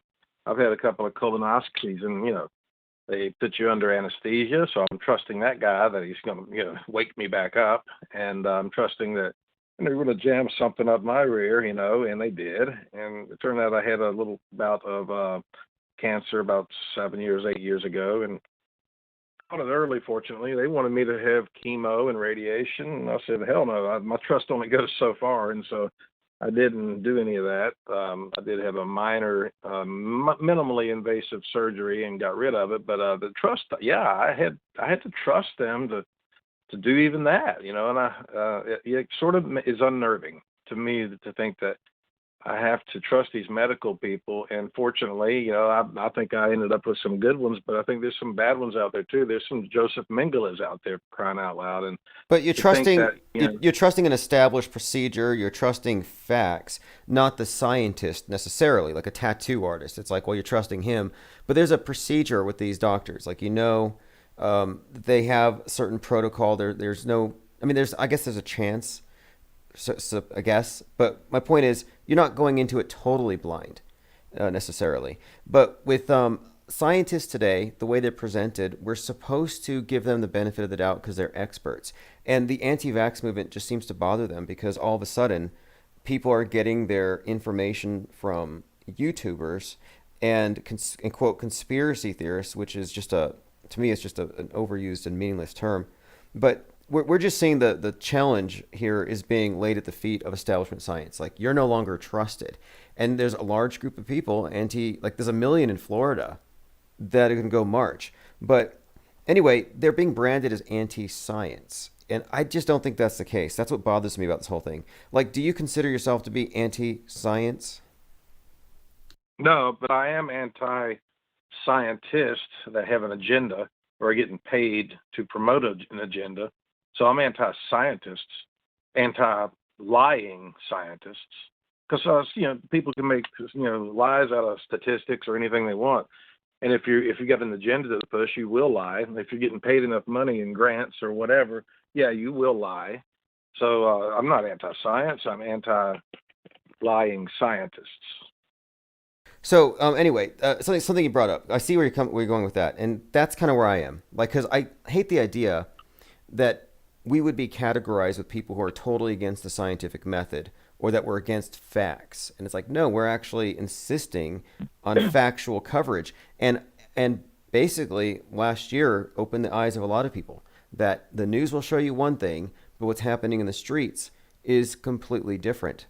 And I'm at the point where I don't even believe in viruses. I said this earlier. I think it's all just a construct. And to me, the vaccine needle is nothing more than a schism. That's all it's injecting. I think it's a political division. But, could it be secretly some kind of, covert tool to do something? I guess so. I don't know if that's the most effective form of biowarfare conceived of because it requires consent. It's certainly diabolical, though, isn't it? Yeah, and they could accomplish the means of depopulation or making people sick by putting stuff in the water. Take for example fluoride, or maybe they might put something a little bit more dangerous in next year, or in the air we breathe. Well, there's a chemtrail possibility, I guess. In the food, hey, let me ask you this: do we know what the hell we're eating when we go to a restaurant and order a burger? Do we know is that really beef? How do we know? I mean, I don't test my food, and I don't take a lab kit with me to a restaurant or even to the grocery store to see if that ground beef, see if it's what is it really what it's marked as? I mean, so we do have a lot of trust. And I get a little, sometimes I get a little paranoid, wondering, what the hell am I eating, and what the hell am I drinking, what am I breathing? So there's a lot of possibilities they could get us without having to jab us. Right. I'm certainly not. Soylent Green might be people. That's next year. Soylent Green takes place in 2022, and I'm like, well, how do you know? Billions served, I think is what the sign says at the local McDonald's. Billions of what? Like, it's kind of vague, leaves it open. Yeah. And then that brings back the old Twilight Zone, to serve man, So, we have a lot of trust that we have to have, but then now here we are, the auto hoax community, who, we specifically have very little trust in those professionals and experts. I think that maybe we should be less trusting of the food manufacturers. And there's all the talk about Gates having the farmland, and what is he growing out there? And we're going to have to get our food. And if we break a leg and you got to go to the hospital, one day they may say you can't be admitted to this hospital unless you take this vax. Even if you're against vaxes, we're not going to serve you in this hospital. You can take your broken leg and mend it yourself. We may be denied medical help if we don't comply one day. What was the Twilight Zone reference you just made here about serving man? What episode was that? Oh, that was the one where the alien, the big giant guy that I think is the guy that played Jaws on the Mandela Effect movie. And he went to the United Nations. He was about 10 foot tall, and they were here to help mankind. And all of a sudden, at the end of the episode, the lady screams to her boyfriend as he's getting aboard the spaceship. They're taking people on the spaceship to their planet to teach them and go to a new world and have an exchange program going on. And then she finally said, she came screaming, "We've interpreted the book to serve man. It's not about serving man like that. It's a cookbook." And it was too late. He got on the ship, and they were taking him away to serve him on a platter, basically. Okay. To serve man. Okay. See, I that's probably where I came up with this. I had this notion that, well, maybe Bill Gates's special vax formula is nothing more than a spice that maybe he's selling us, but the alien harvest prefers this particular spice, and yes, that he's basically serving us to them. Makes sense. I think I heard you say that before, where it was it spices up the adrenochrome. So yeah, it's a little flavor to it. Right. Well, I'm totally with your skepticism, like you said too. I am pro-anti-vaxxer, pro-vaxxer. I'm pro-dialogue on the whole thing, and I don't like the idea that we can just collectively agree that some things are just taboo, and now it's blasphemy to talk about this. And I've been joking for a year now about how they're going to take the Q's off of our keyboards and our question marks so we don't question things. And they're at that point now where even the head of Metabunk, Mick West, they took down his YouTube channel when he was just deconstructing QAnon, poking fun. So Oh, I didn't hear that. Yeah, really. he got it back. Metabunk of all people. Yeah, Metabunk of all people, he got it back, but he had to explain to them, I'm not endorsing this idea, but it's just mentioning it. It's like taboo. It's not even logical. So they're trying to censor reality in a very real way these days. Hey, I've been thinking, I've been reminiscing, I guess. So you brought it to the attention of us here in the chat room recently that you've been doing these things since I think 2017, right? Correct. And I have to say, I was back there in that day, and I remember back in the day we did a lot of good old-fashioned chat room raids, and I participated in a few of them. It was quite fun, and maybe that's something we need to do too. To again, get back, go to some of these NASA fanboy chats and go get back to the good old days. Back to the basics. Yeah, back to the roots. Yeah, I'll expand on that for just a moment here. When this channel started, it went from 0 to 6,000 subs in a matter of weeks, and our live stream numbers would be 300, 400, 500 people. And we would take these large numbers, and then we would invade other chat rooms and steer their dialogue. And we would go to mainstream, like basically people talking about the news or video game channels, and we would make donations and leave a lot of comments. But we did this in order to force the topic of flat Earth out there where people weren't even talking about it. And it worked. And that way of using the YouTube channel, building up a crowd, sending out people to go do chat raids, you can't do that anymore. I mean, I think we broke the system and they had to kind of repair the holes. Oh, they got a way to prevent that now. In a way. I guess with But I mean, look, there's always ways around it. That's one of the things. When you have a large enough crowd, you can kind of do almost anything. And I'm always open, for this type of stuff. I like what a lot of content creators do when they go out, even out in the streets, and interact with people just to see where people are at. It's certainly not reality. The world stage thing is definitely real these days. But as far as the chat raids and all of that, yeah, that's how this channel started. I think we started off just kind of pushing boundaries from the very beginning. Yeah, I remember that's about when I first started listening to you. I found you somehow. That was during the era of the Vegas hoax and the eclipse, and in those good old days.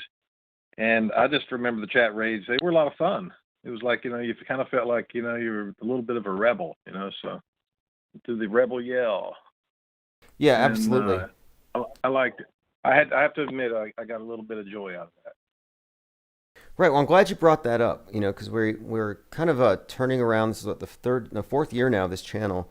And yeah, that's something we'll bring up in Discord. And I'll probably bring some of those videos up because I'm sure there's something in there that we can use that could be very, very useful here.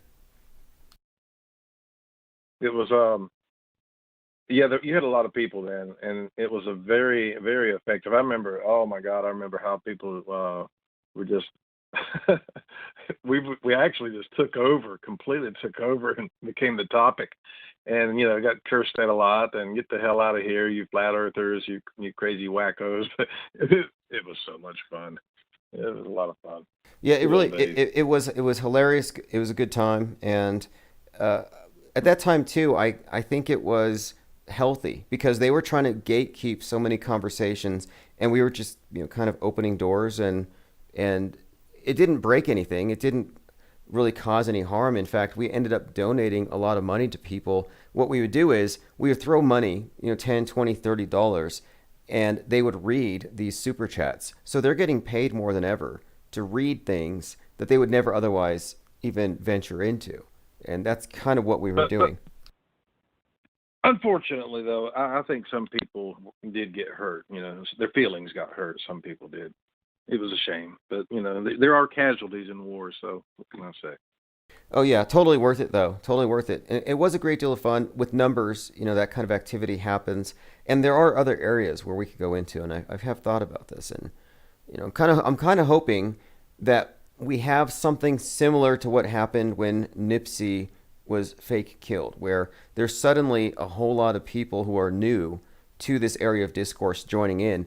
I mean, I found out at that period of time where some nights we'd have 1,200 people on YouTube, crammed in the chat, calling in. That's when I found out how widespread radical skepticism is. It's easy to just say, well, most people are sheep. Well, when you say most, there's still a considerable number of like really deep thinkers out there in the trenches. You just never hear them. And I like the idea that this channel becomes something of a ground zero for these types of topics and memes and discussions.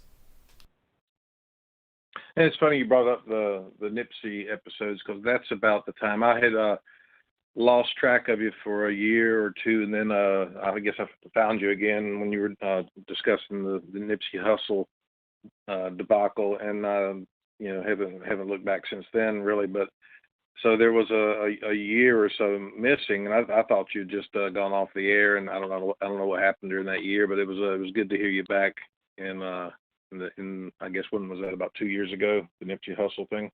Yeah, and that was really what it took, I think. And even then, look, it just seems like ever since we did the chat raids, YouTube has had it personally out for this channel. It's not an exaggeration to say we've gone through 100 channels, or maybe close to that, 90 something, but they have not allowed this channel to grow to that size. When we had that many people, the channel was earning, which means basically it's a self-funding operation with no limits to its growth. It's a problem. And I think they saw that. And if you notice, anytime one of my channels gets close to 1,000 subs, they find a reason to ban it. But it doesn't stop us, as you know. And now more than ever, we have this 24/7 stream. We're on the Dark Matter Network, reaching more people, and soon more people than ever, I think. Should something big happen, that's what I'm waiting for. Hey, before I sign off, right when I turned you on just now, you were talking about that movie, the one about Sutter Kane, In the Mouth of Madness, I guess it was, right?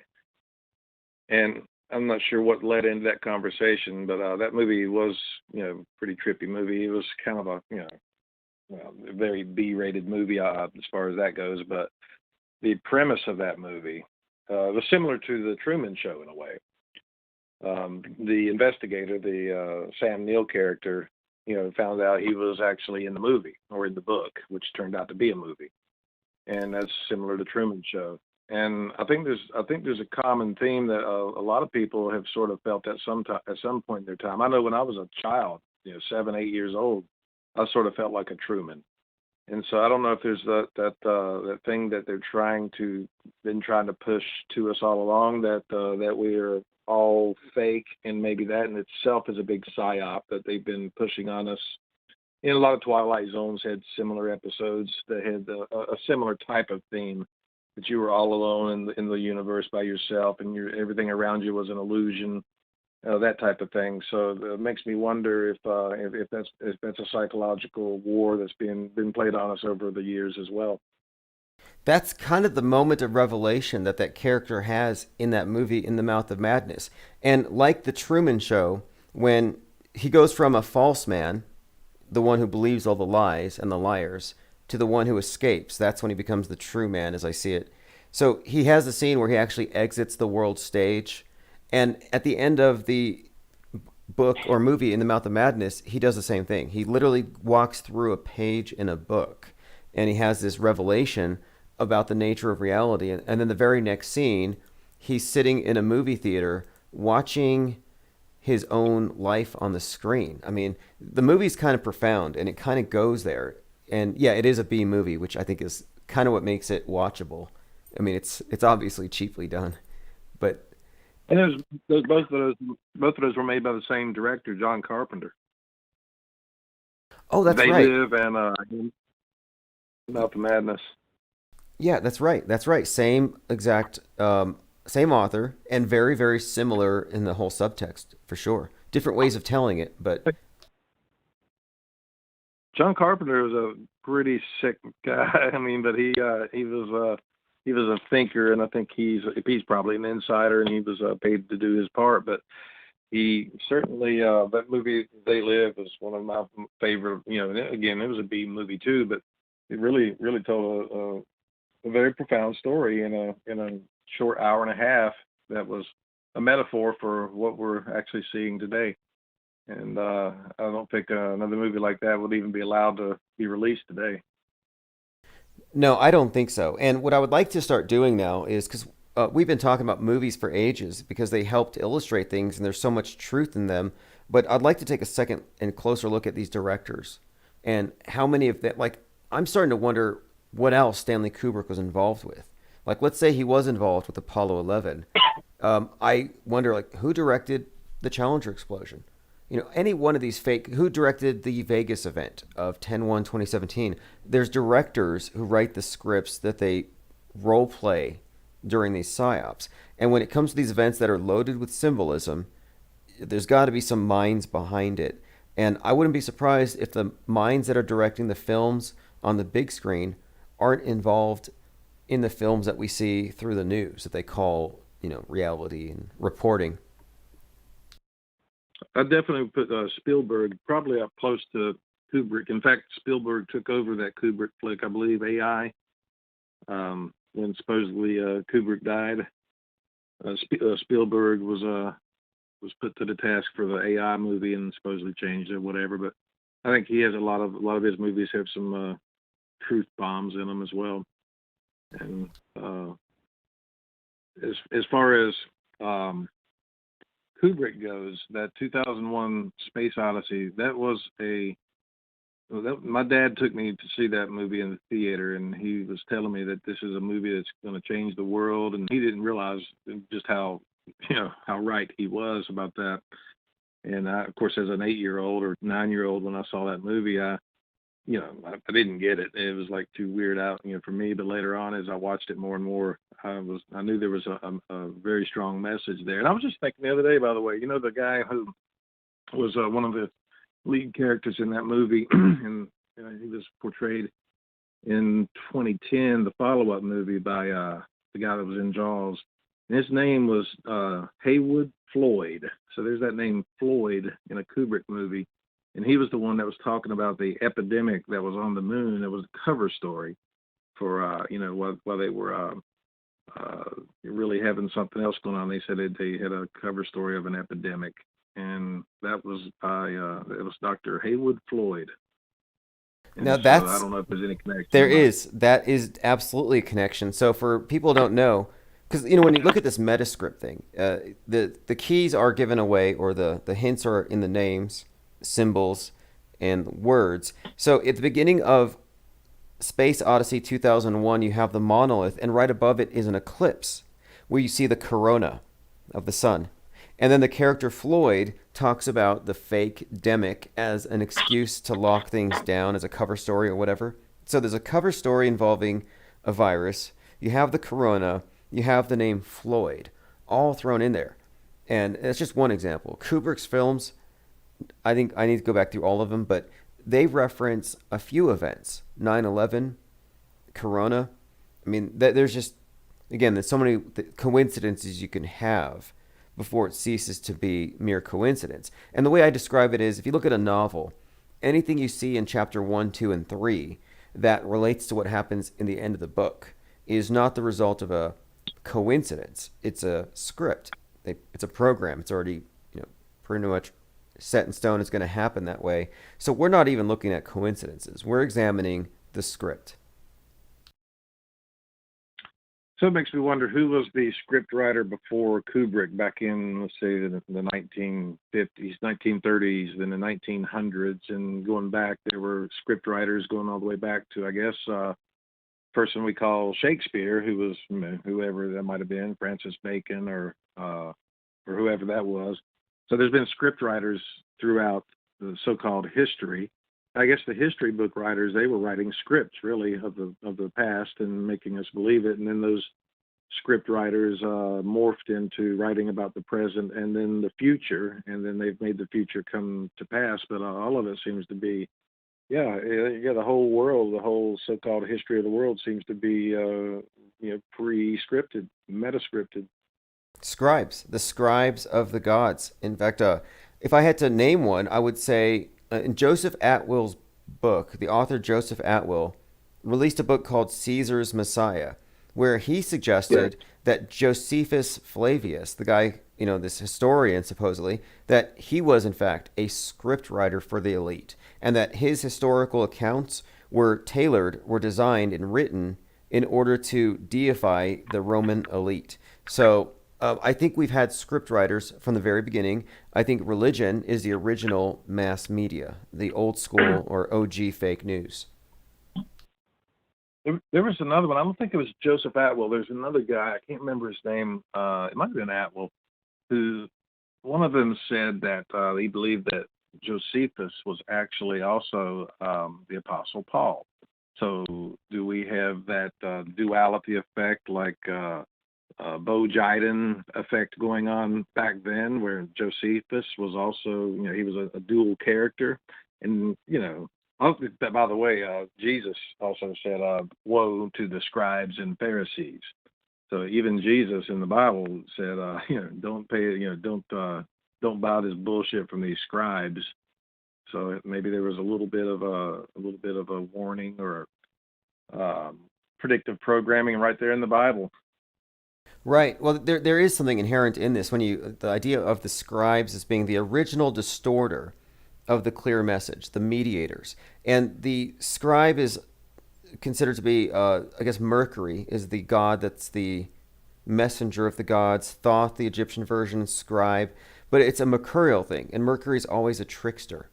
That's one of the common things. The communicating deity is always a trickster, and that's one aspect of these scribes that I find to be kind of interesting here, because we are looking, I think, at reality filtration, where reality itself and the means of perception has been monopolized for so long by these entrenched interests that now we're witnessing what happens when they start losing their stranglehold.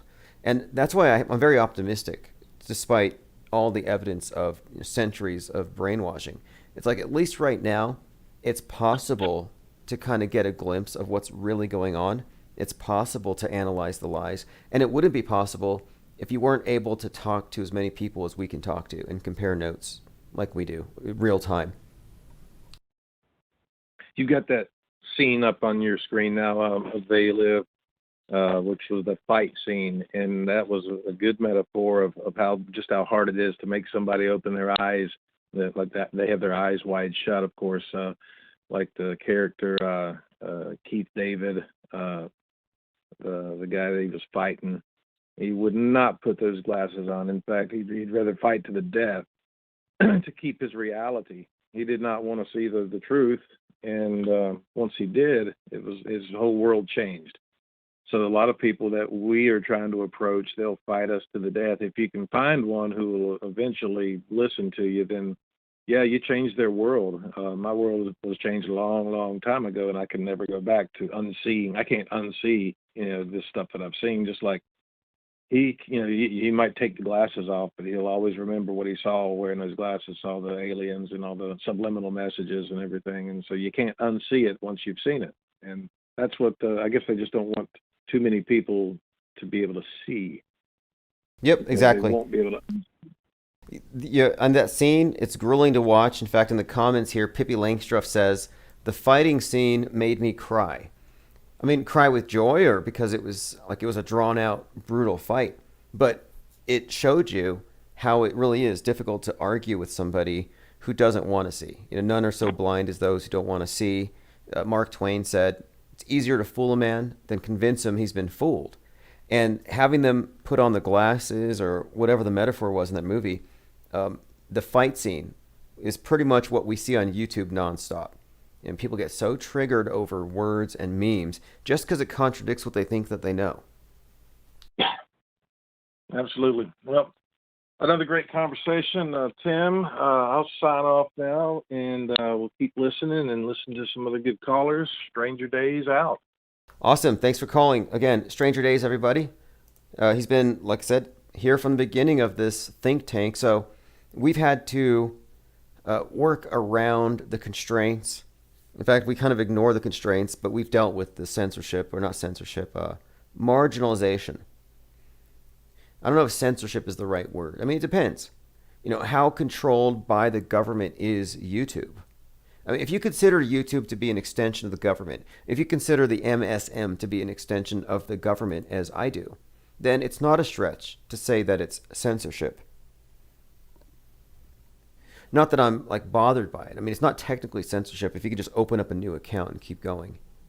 It's just the nature of things, but it's never been any different. To be heard, you have to be louder, you have to be clearer, more concise. Nothing's perfectly free and easy for anything. So I don't have any expectations out of YouTube, but I always go out there because there's always people there listening. So if you're new to this channel, we have right now people on several different channels: Twitch, YouTube, DLive, Periscope, and a couple I don't even know. A couple other platforms I just signed up for. So wherever you're at, though, if you're in the chat, everybody can see your chats. It relays. If you want to call in live, 833-311-1984. If you don't catch us live, you can call and leave messages, and I'll respond to all of them. Let me see. I have some things in the comments I wanted to bring up here. Okay, someone says, what about the unvaxxed? Can they sleep with the vaxxed? Oh, I see. Oh, interesting. That could be a problem. I thought about some kind of thing, like a face shield, like a clear face shield that you can put on for kissing, like a making out sheet or something. Maybe. But as far as can the vaxxed hook up with the vaxxed? That's the schism I've been talking about. It's like, are you going to raise your kids vaxxed? It's like, are you going to raise your kids religious? It's a major decision. It's not a coincidence here that these things are so divided politically left and right. And I look at the anti-vaxxers as more or less Protestants to the New World Church. And it's a world consolidating universal church. They're Protestants to this. They're Protestants to the doctrines of establishment science. And I do think we're having a historical analog. I think things are repeating. And in many ways, we're experiencing a neo-Reformation and the counter-Reformation. Everything seems to be repeating. And I think it'd be easier this time around, everything being digital. I'm not sure who wins or how it ends up, but there is so much about the world today that just seems to be like we're in a loop here. Lickety Split says, it turns out the Protestants' leader is Rosicrucian. And that's a good point. Everything is controlled opposition. Even the blue pill, red pill dichotomy. It's like, well, look, the people pushing red pill, escape from the matrix, are, if you ask me, part of a controlled dialectic. They never go too far. Too far means calling stuff fake. Too far is reverse engineering events from history, not assuming it all to have happened as recorded. People have this idea that the news is sacred, or the facts that you learned in school are sacred, or scientific doctrines are sacred. And that's not really the case. But again, they are going to take away the question marks eventually. In China, it's already illegal to question the death tolls or the body counts, the heroics, the soldiers. If you look at the screen, I have the image from They Live of the two individuals fighting. And on the bottom left, it says universal. And it has an image of the earth, of the globe. Universal means Catholic, or Catholic means universal. The globe, the paradigm that holds this thing up, that makes this thing the God, the angry God. This is the new universal religion.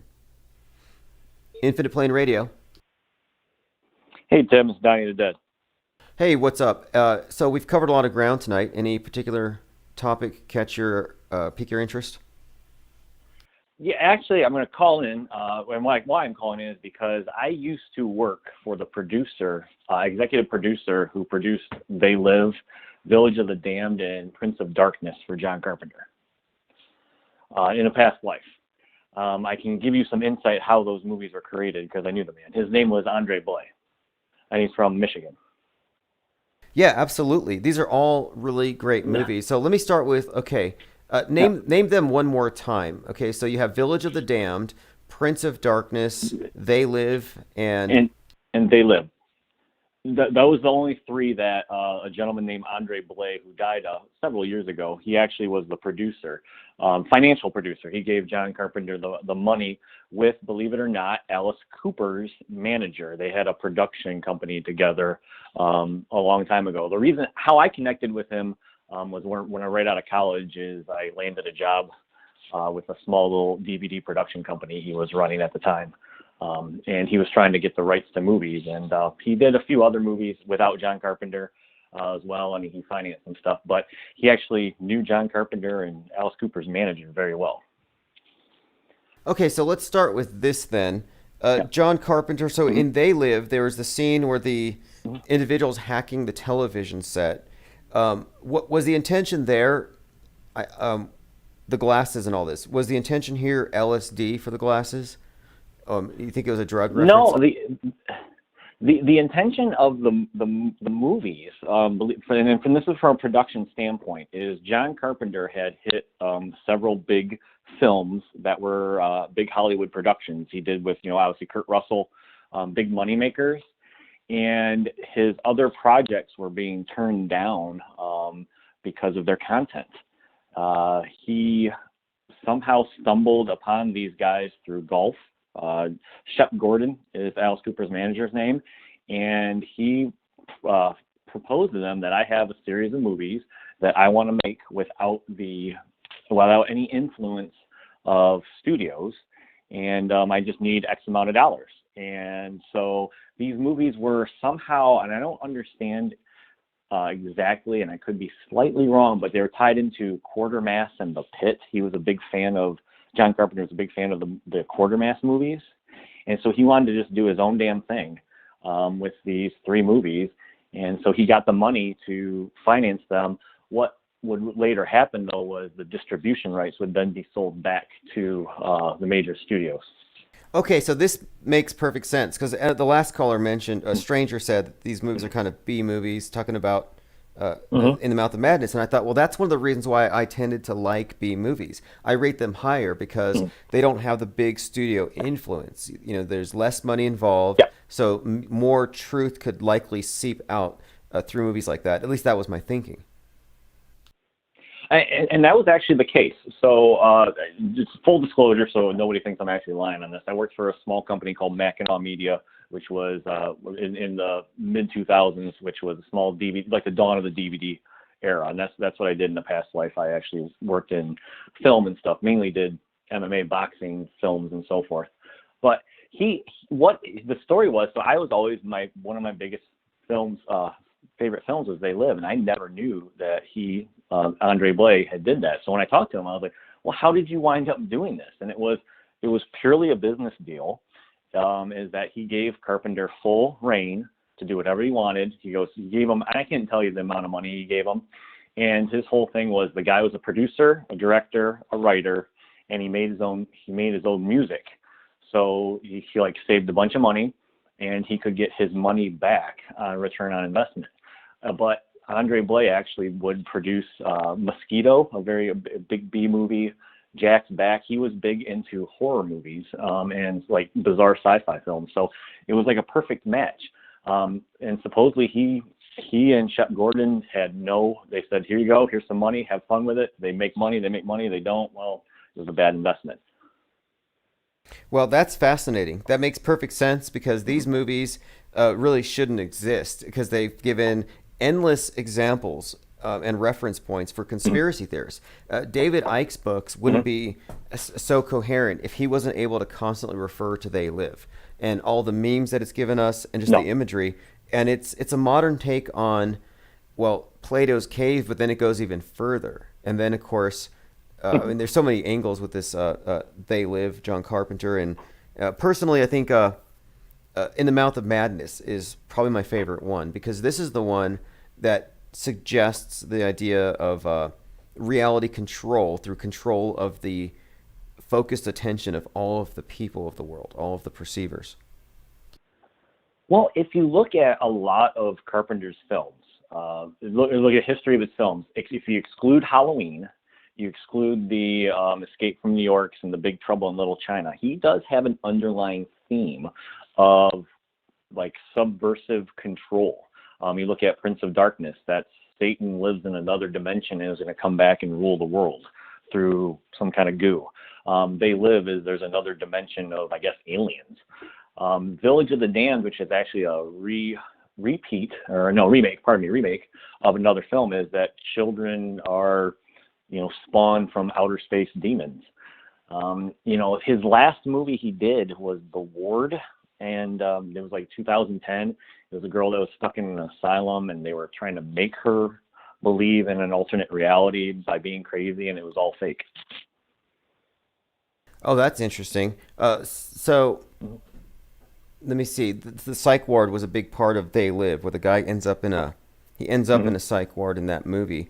But that movie brings up a few points, metascript wise, the idea that whoever controls the mass media, and so it's like this is what we see with radicalization.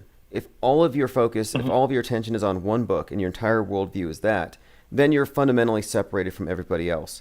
And in the movie called In the Mouth of Madness, the people are so immersed in this particular series of horror books, like Stephen King type stuff, that the world reflects that. And I think it's a perfect metaphor for the people that control media, where they have put us all into a story. And I think the world stage is beyond metaphor. I think it's an actual thing. And I think it makes sense to look at the world stage as where most people mentally are. It's their frame of reference.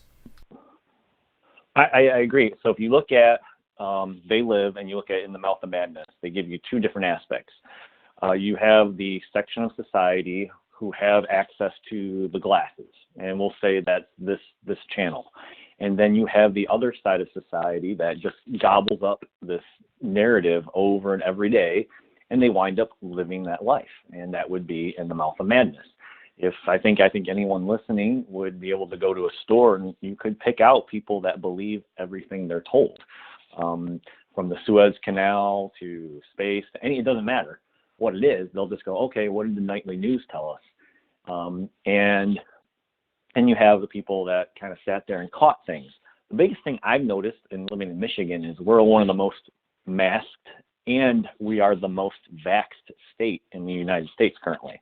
But we also have like the most COVID all of a sudden. And people are kind of catching up on like, well, wait a minute, that doesn't make sense. That kind of broke everything that we've been told for the last year. If you get the vax and you wear your mask and you do all this stuff and lock down, well, then coronavirus will go away. But now it's like come back in full force. And I think people are starting to go, something's wrong here.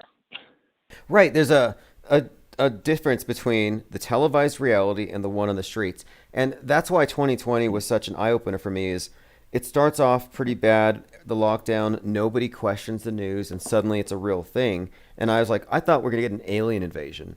And we just get this really just basic scam that's hardly believable. But people went with it because they assume, hey, the news says people are dying. Hospitals are overflowing. ICUs, they're all packed in the ICUs. Not enough nurses. They have to use auxiliary tents, mass graves. So they really created this perception that there's this major catastrophe going on. But then independent observers just walking around found that, no, nothing's happening.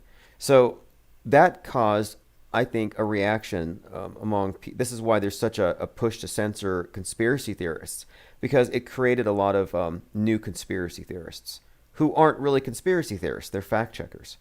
Like, we are the fact checkers here. Yeah. I think you're absolutely right. I think this kind of channel, a few other channels we truly are fact checkers. You look at the shooting in Colorado. There's things that these eyewitnesses say that are virtually impossible if you know anything about law enforcement, guns, how people react in chaotic situations, and then if you know anything about the media, like how do you get, like you had pointed out last time I had tuned in, that there's like the people running.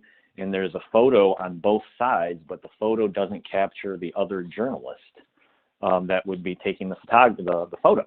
And when you have, mass casualty stuff or whatnot, you can always see different news crews milling about if it's, and so forth. But then these these events that are used to push forward narratives, then you don't see that. You don't see, fire departments and the Channel 4, 2, and 7 news. You only get these small perspectives from very small people. That story, matches exactly what's coming out of the reporter's mouth. And it's like, that doesn't really match reality.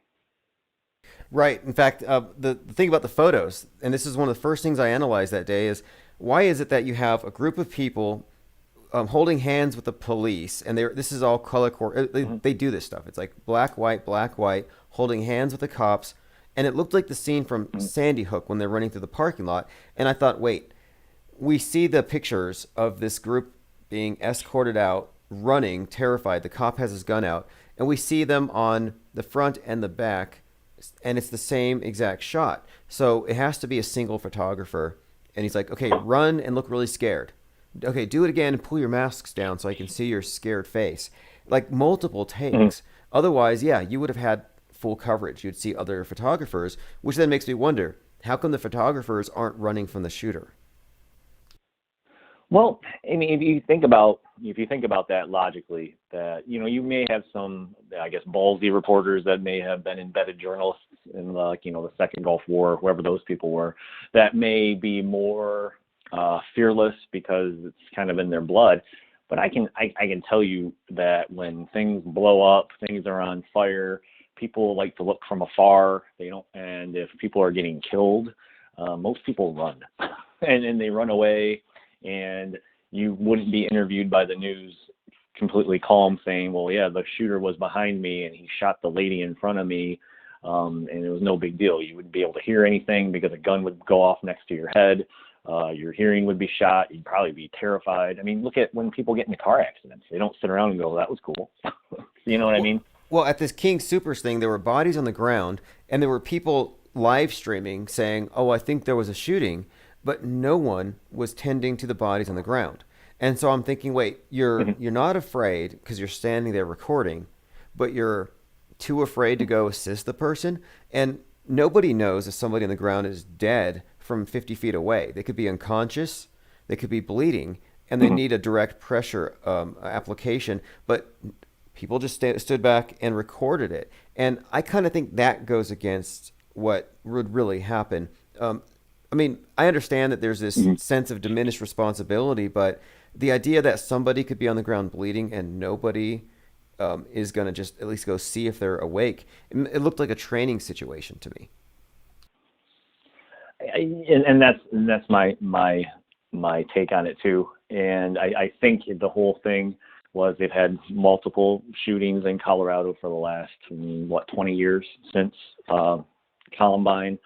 And it's like whenever they want to push an agenda, it's like they have to have some sort of shooting in Colorado.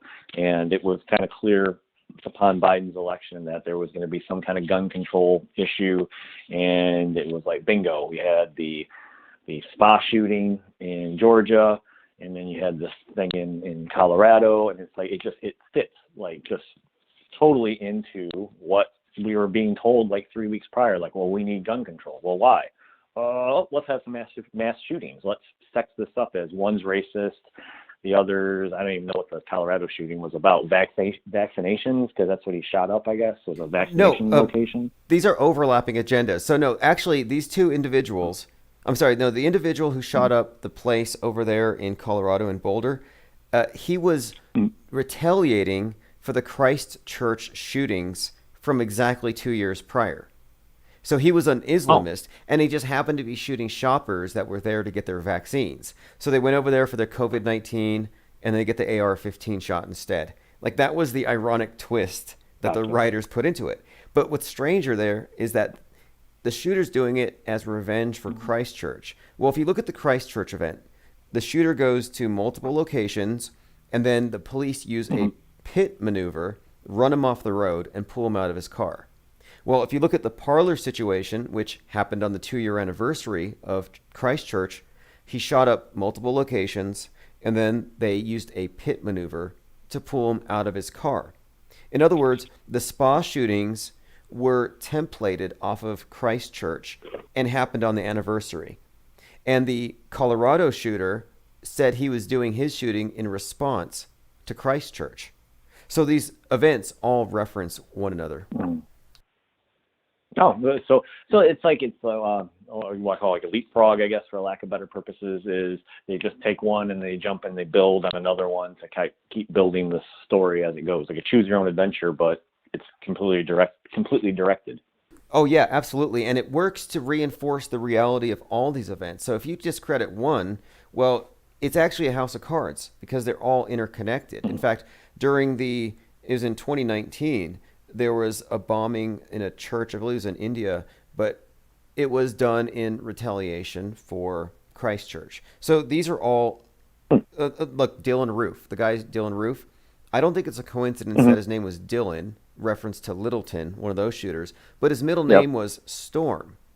And so I'm thinking, wait, this was a few years ago. Dylan Storm Roof. Well, now all of the mass shooters are QAnon conspiracy theorists who believe that this is the Storm, fighting the deep state. So it's like, I think they put these are indicators that these stories are put there long in advance, and even the names of the shooters and the timing of it tells a whole nother story.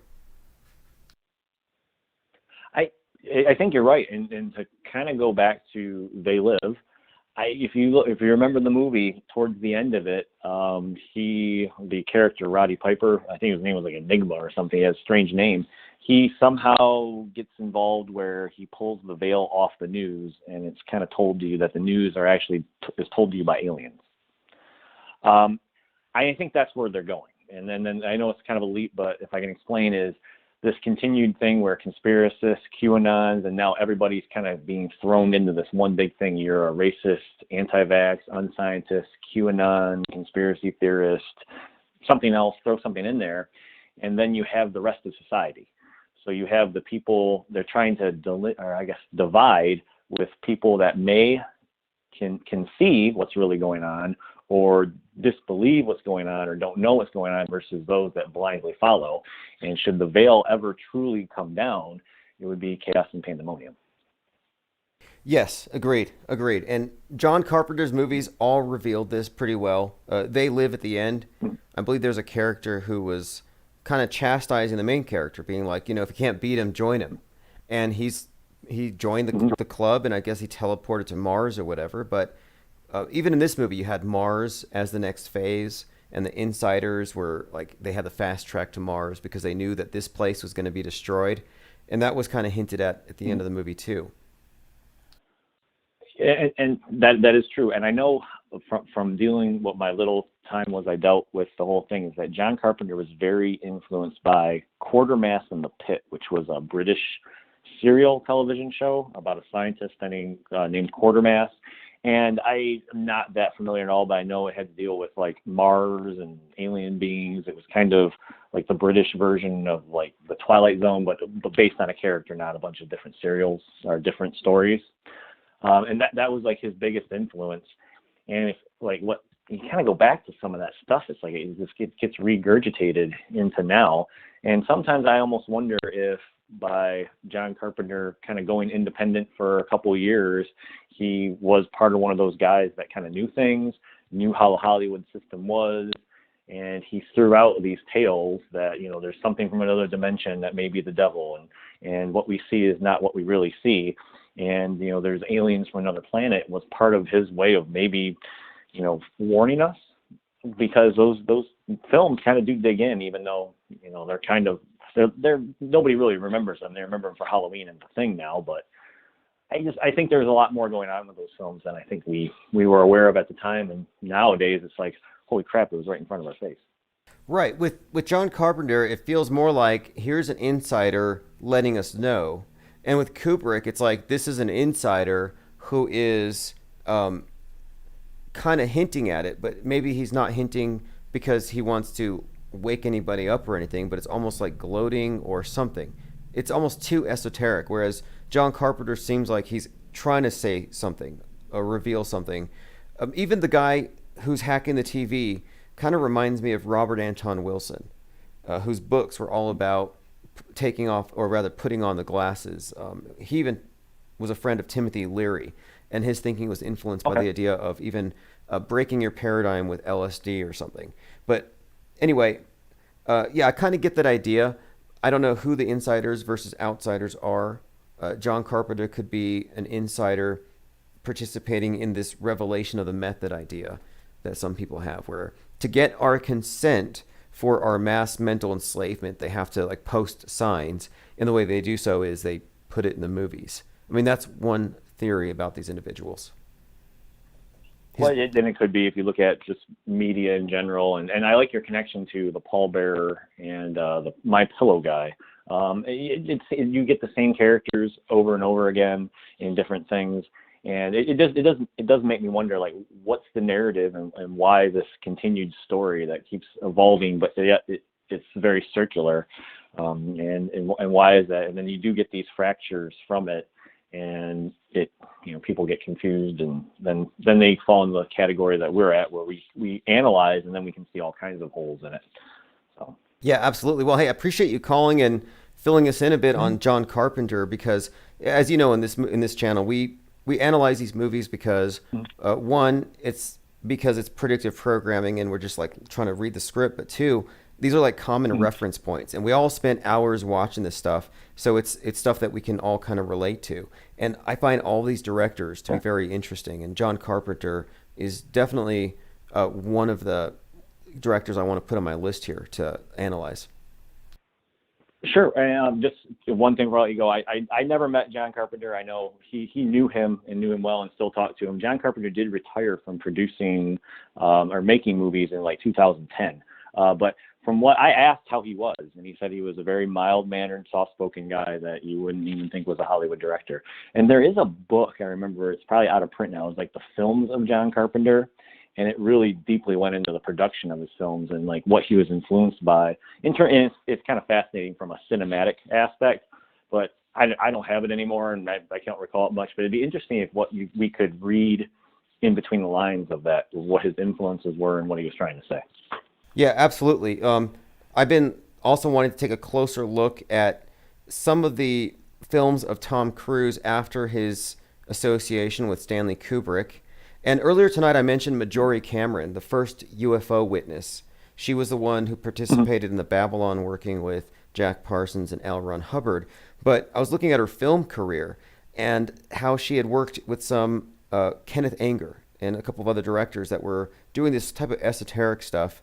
But back then, or during that period, Kenneth Anger was pretty open about the use of film, not as entertainment, but as actually as magic and as manifesting the new age. And he even said that if there was a patron saint of the silver screen, it would be Lucifer, god of light or something. And this is not insignificant, I don't think, when you look at how influential some of these directors are in shaping the big paradigm. So yeah, John Carpenter's one on the list. I'm adding him. I'm adding Kenneth Anger, taking a second look there. But I also want to take a close look at the actors that they use. And Tom Cruise, like I said, he's going to film the first movie in space this year. At least that's how they're billing it. And that's a pretty momentous deal as far as cinema has been used to brainwash billions. It's bigger than Bibles. It's bigger than any holy books, what they've done with this thing, with movies in general. And the fact that he's going to film a movie in space and he spent time with Stanley Kubrick, I think this is big, whatever it's going to be. I agree. And actually, I would raise you Orson Welles. Go back to look at him. His claim to fame was obviously he fooled everybody with the radio drama of War of the Worlds. But then he went on to make some of the biggest pictures before his career was like just taken away. I don't know by alcohol or what, but he dealt with huge actors. But he was kind of the guy who did the first, what do you want to call it, the biggest hoax accidentally, where people thought we were being invaded by doing a radio play. And then he turned into a huge director and actor. Well, okay, Citizen Kane, right?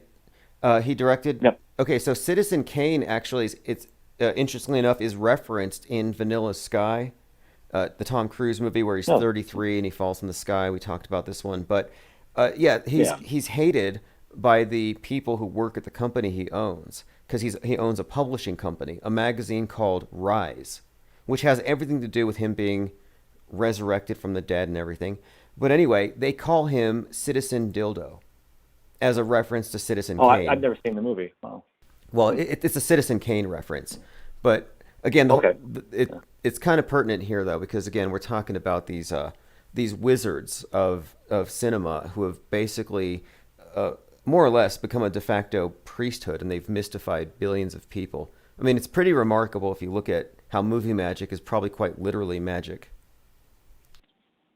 Well, it is. I mean, you look at what Orson Welles was, what, 20 some years old or 30 years old, and when he was in Citizen Kane, he looked like an old man. I mean, there was magic back then to make, you know, young people look old and suspend disbelief for your 2 hours, where people could escape everything and you know, enjoy these worlds that supposedly don't exist, but now they kind of mirror reality in a really strange way.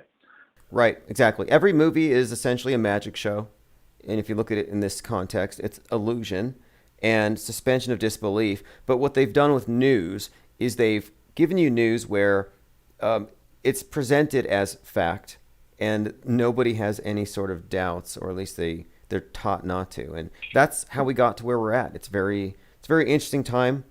I don't think it's ever been this. I don't think it ever could have been this interesting to have this many people synchronized on bad special effects and just the unlimited power it gives the people who control media. Yes, I agree. It's amazing how much they have a big portion of society completely fooled. And it's like Elon Musk even tells you, hey, this was like not even real, but people are like, wow, that's so amazing. It's so real. And it's like, wow, that's kind of mind boggling. So. Right. All right. Hey, this is great. Appreciate the call, and we're going to continue this conversation. I mean, it's ongoing, and we're all waiting for the next major plot twist. All right. Well, we'll all be standing by. You have a good evening. Likewise. All right. Excellent call there. John Carpenter. Let's see. A couple of movies here. Yeah, the one I mentioned here, though, the In the Mouth of Madness, it's also based on the Lovecraftian ideas. And we've been talking about the books of H.P. Lovecraft. And H.P. Lovecraft books, fiction, early science fiction, proto-horror, whatever. It's early horror, but it was more like science fiction. Weird Tales, I think is what they called it. But despite being a marginal author, gutter pulp fiction, his works are considered by high-level occultists in the world to be legitimate, more or less, channelings. That he's communicating real truths about the nature of the universe through fiction. And if you look at the occultism of the 60s and 70s, a lot of these books, they used H.P. Lovecraft's mythos, and even the names of some of the deities that he supposedly made up, which may have been templated off of something older. But they have a very significant role. And that series of books, that mythos that Lovecraft created, was actually part of the inspiration for John Carpenter's books. The idea that there is a horror that pre-exists everything, but that we're not aware of it, and that it's our ignorance that keeps us in a state of bliss, and that we wouldn't be able to sleep if we were somehow made aware of the true awful nature of reality. I mean, that's the story behind pretty much everything with H.P. Lovecraft. And by the way, H.P. Lovecraft believes that the world was invaded a long time ago. And the place where the elder gods or whatever fell from the sky and landed, the place where they have their sunken city, happens to be the pole of inaccessibility. The same exact place where NASA disposes of all of its used satellites. It's also the same place where Jules Verne placed Point Nemo for 20,000 Leagues Under the Sea. All right, so the Infinite Plane Society is in its 4th year. Like I said, we had a caller earlier. He brought this up. So we started off on a single YouTube channel, and we've kind of we've had to spread around. We've grown definitely, but we've had to go to different platforms, which I don't think is a bad thing. I'm glad we are not still on that original channel, because it would require a whole lot of compromise. But if you want to stay on the same sheet, no matter where we're at, if you want to get live stream notifications, infiniteplanesociety.com, if you sign up, you'll get live stream notifications, and then you'll also get notifications for premieres, archives, and everything else. So it'll keep you in the loop. So if you go to infiniteplanesociety.com, get on the email list. I mean, there are people who've been with us despite all of the channels being shut down year after year because they've stayed on the mailing list, and that's really the only way to do it. All right, thanks to all the callers who called in. Appreciate the callers and also the chatters for your participation and making this more interesting and fun. And everyone who's participating over at the forums, over at infiniteplane.media. If anything pertinent comes up, I'm putting it in the newsletters now. And if you notice, those of you who received the newsletter, I had a list of all of the main topics that we're going to go over and links to all of the different videos that I'm referencing. So it's useful to be on the mailing list, especially if you want to be a caller and you want to know what we're talking about. So this is Solemite Fly, Auto Hoax. Have a great night.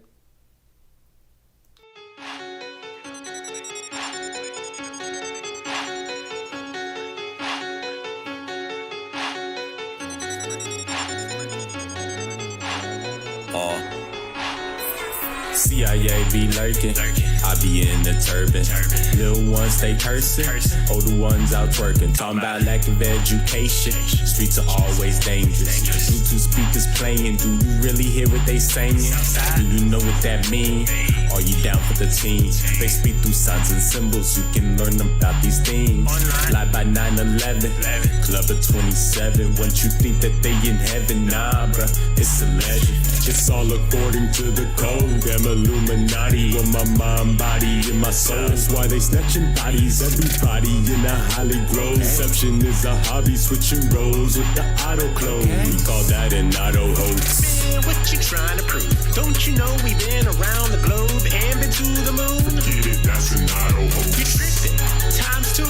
What about the shootings that they always cover on the news? Real, that's an auto hoax. They don't move, we will make the way. Let it spray, right reality like an AKA. Let them know we don't play. They live like life's a party, but it's really like a breakaway. Meditate, focus your attention on your better days. You know what I'm talking about. Don't let these slimy narcissists, the antichrist out there turn your eye. Freedom of speech is actuality. That's why the truth must spread by word of mouth, word of mouth. It's all according to the code. Damn Illuminati with my mind, body, and my soul. That's why they snatching bodies, everybody in the Holly Grove. Deception is a hobby, switching roles with the auto clone. Let me turn on my auto hoax. Not even a proven fact. The floor curves into a spinning ball, and you can test for that. Globe is an auto hoax. Man, you must be trolling me. Scientific theories aren't what they are shown to be. Yep, that's an auto hoax. So what you're saying is you don't accept the claim that's missing proof, then you label it. Exactly, it's an auto hoax. Wow, sports is scripted by the number code. What do I really don't? Let me turn on my auto hoax.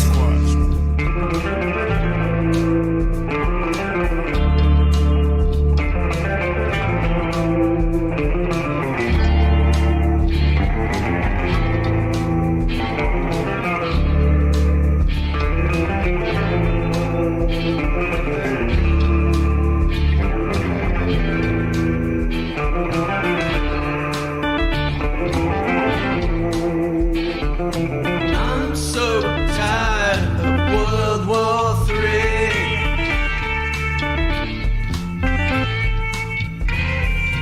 I don't care for this riot scene.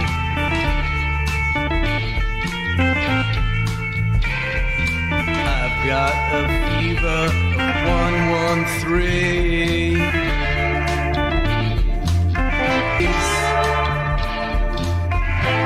Easy, totally sleazy. Bezos counting his cash.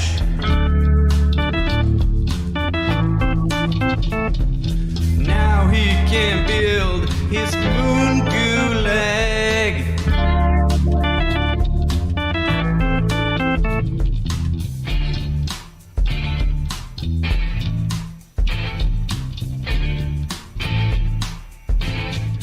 Nipsey, forgive me.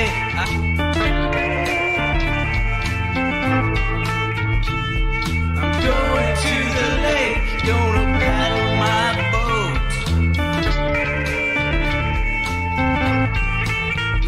replic for 1,000 lives. Kingdom satisfy my mind.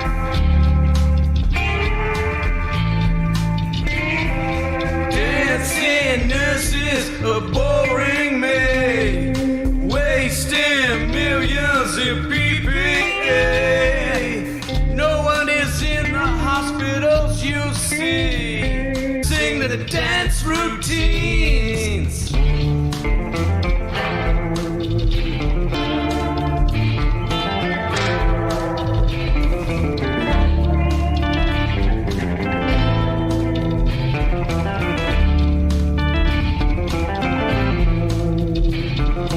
News keeps saying the war zone is real. Out the facts, there's no one to heal. I'm so tired of World War III.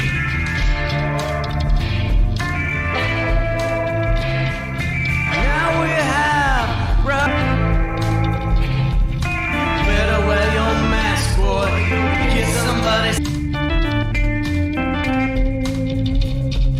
Stay out of the sunshine. Find a TV show to pick.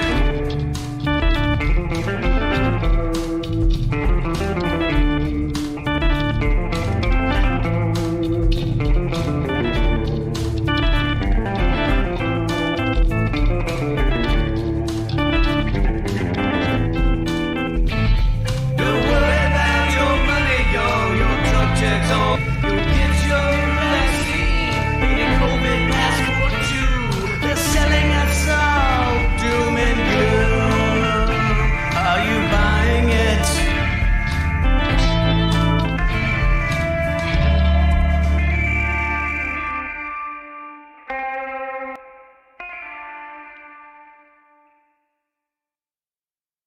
Real.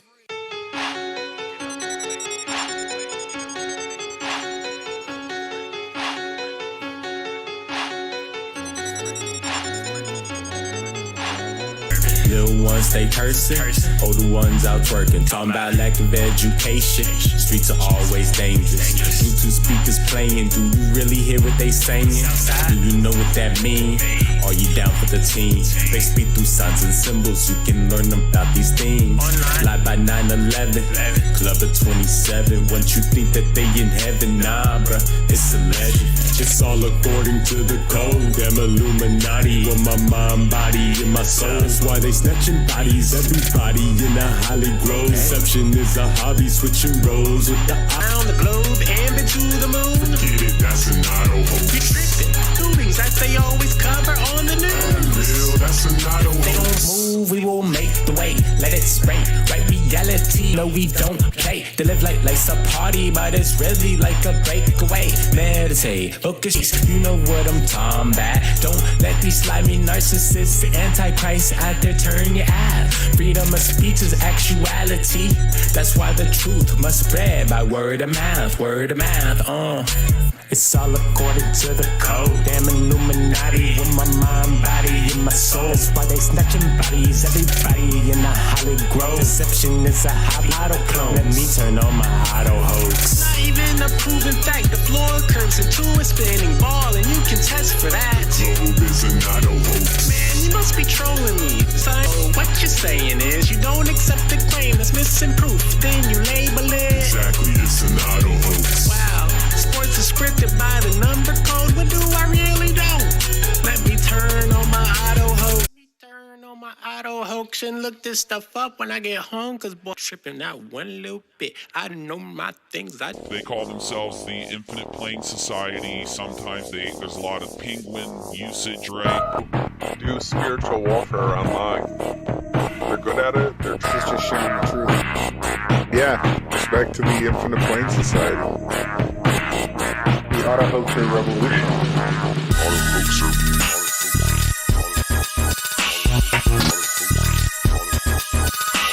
The Auto Hoaxer Revolution.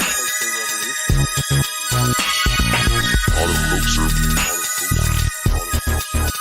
Hoaxer. auto hoaxer revolution.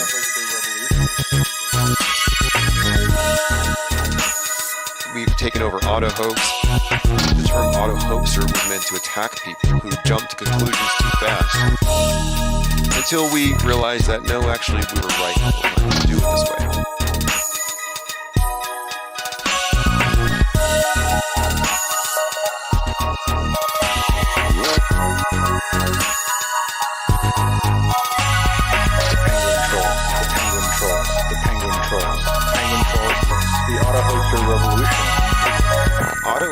Auto hoaxing is based on logic, and automatically believing what you see from your media sources is actually the opposite of logic. The auto hoaxer revolution.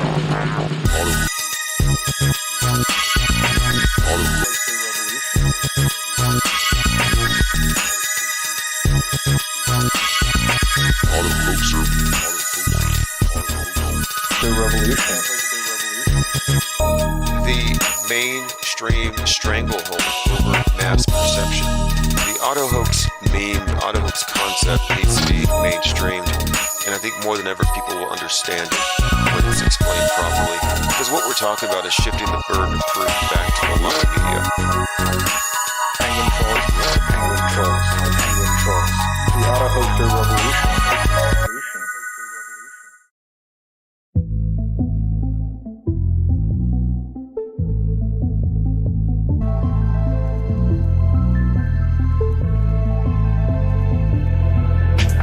That's a profession, like the whole world is pretending. Found the truth around the penguin. Get a gang on with a blessing. All the other gang are stressing. RPSC on a nesting. Only real one's gonna get this. Fake ones don't accept this. They can miss some message. Timber now records. Auto host a message. Squad are representing. Killing you with knowledge. Yeah, the uppers getting dirty. Oh, you're so affected. Cause we're so effective. Let go of your worries, yeah, the whole thing is a sinner. Offering refreshment, level up your conscience, yes. On the unrelatable, give a fuck about saving you. We could keep on playing you, it's unescapable. Unless you're with the gang or no. Messing with the penguin. We're messing with the penguin. Messing with the penguin. Messing with the penguin.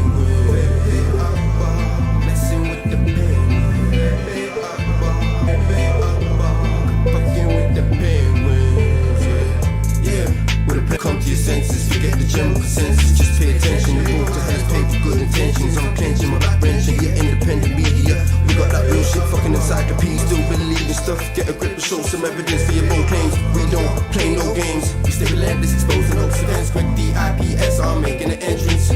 Busting doors down, cause now's the time for interventions that I mentioned. We're affecting so many men across the spectrum. We stand out from the crowd, we don't blend in. Steady gaining tremendous momentum. There's nothing close resembling. Check the emblem, it's a penguin, not a gremlin. Just letting you know you're running out like temping, killing all fears and breaking the tension. Got another hoax army digging deep in the trenches. Come and join in, be adventurous. Quit being so sensitive, forget the censorship. We ain't telling fibs. Messing with the penguin. Messing with the penguin. Messing with the penguin. Messing, fucking with the penguin.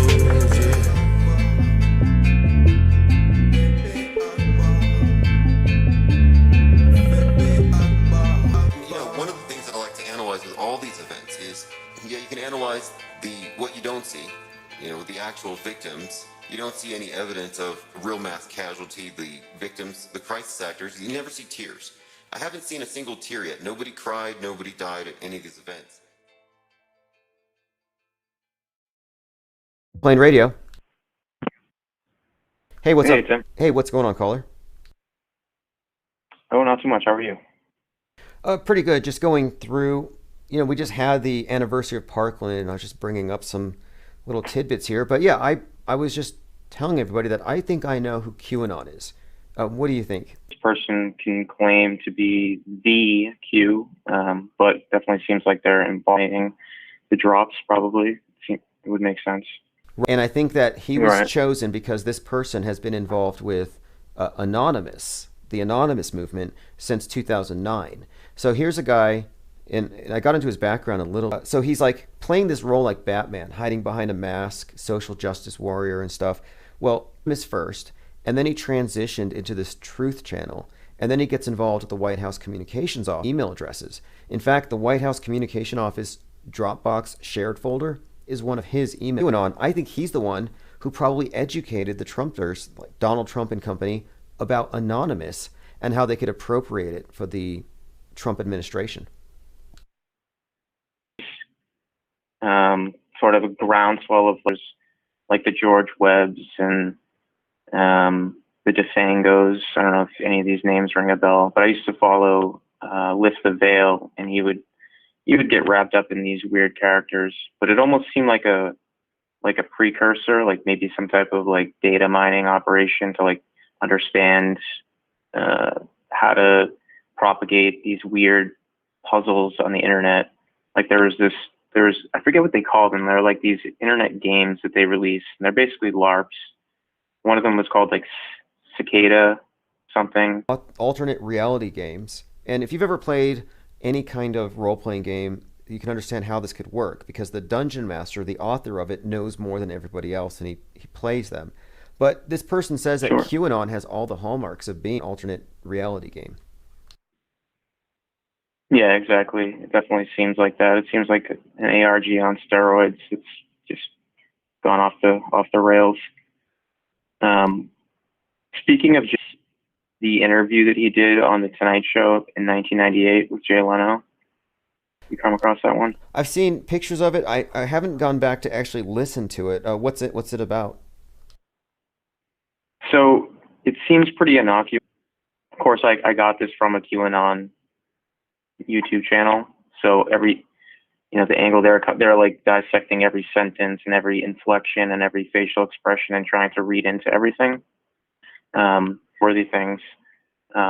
First, and he's apparently sort of like a big liberal kind of player as far as like being connected with the Clintons, supposedly. I didn't really look into that, but that's kind of what the story is.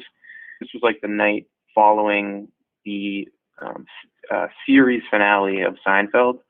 It was like a huge deal, like Seinfeld's final show, which was like a weird and awful show, actually, from what I remember.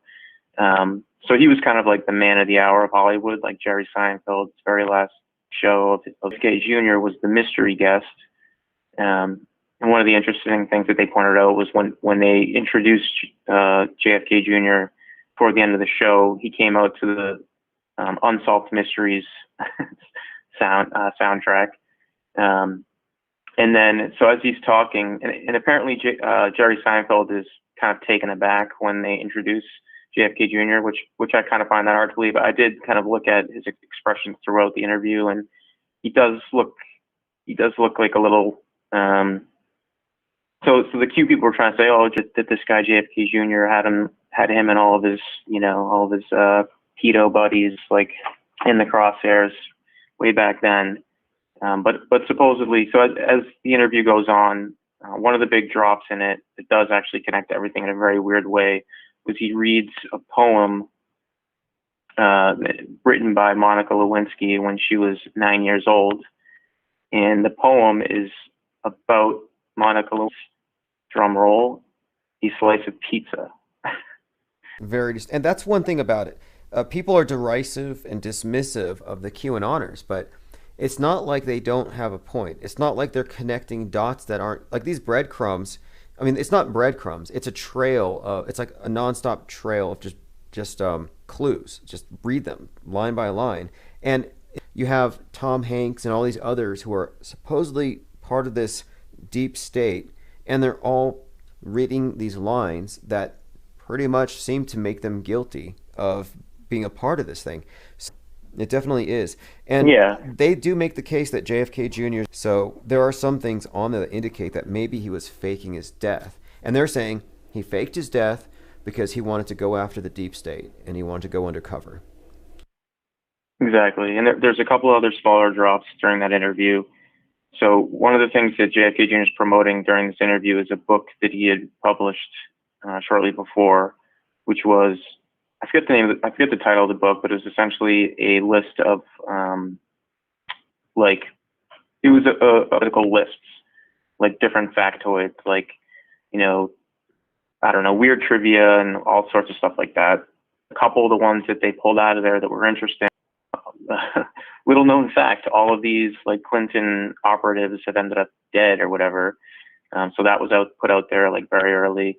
And then another one was a list of a guest, it's like an overnight guest. And, I bet you can guess some of the names. I forget them off the top of my head, more than a couple that kind of crossed over to the old Lolita Express passenger list. A lot of very suspect celebrities. Somebody in here remarks that Monica Lewinsky's job was sometimes to get pizza for Clinton. I just find it I don't think pizza's all that dignified a thing. It's like it's a basic food item, but to make a big deal about pizza parties and to be pictured with a big piece of pizza hanging out of your mouth, I think it is kind of weird that politicians are always like, I need a special pizza delivery guy. Like, why?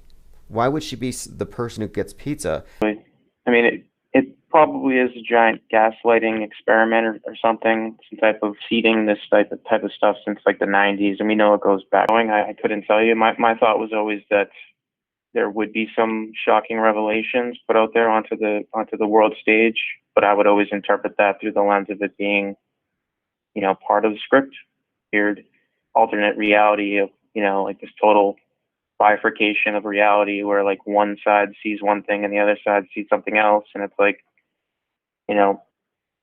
the just peters out, and it was all, maybe this was all put into some grand simulation in the endemic, in order to get this thing to progress with as minimal pushback.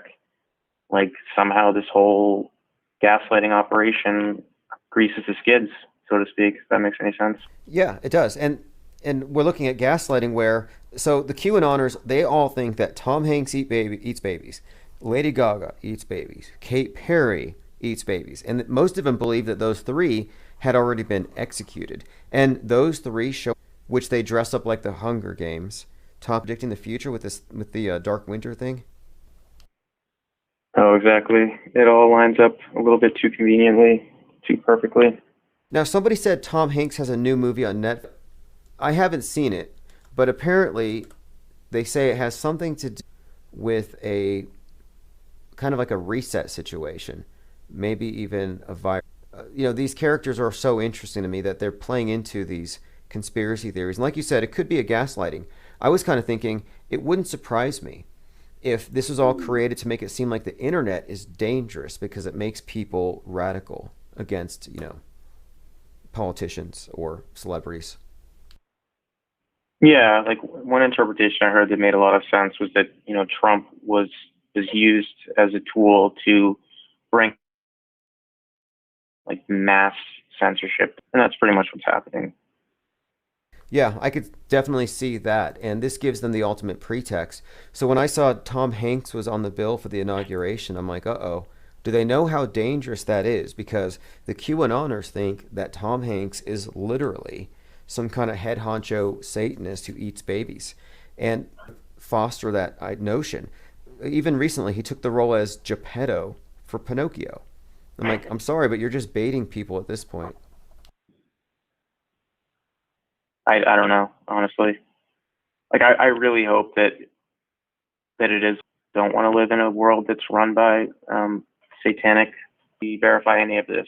I mean, you could point to a lot of scandals, a lot of scandals throughout the years, right? But then we'd have to individually analyze each one of those, and really why shoot mainstream, I guess.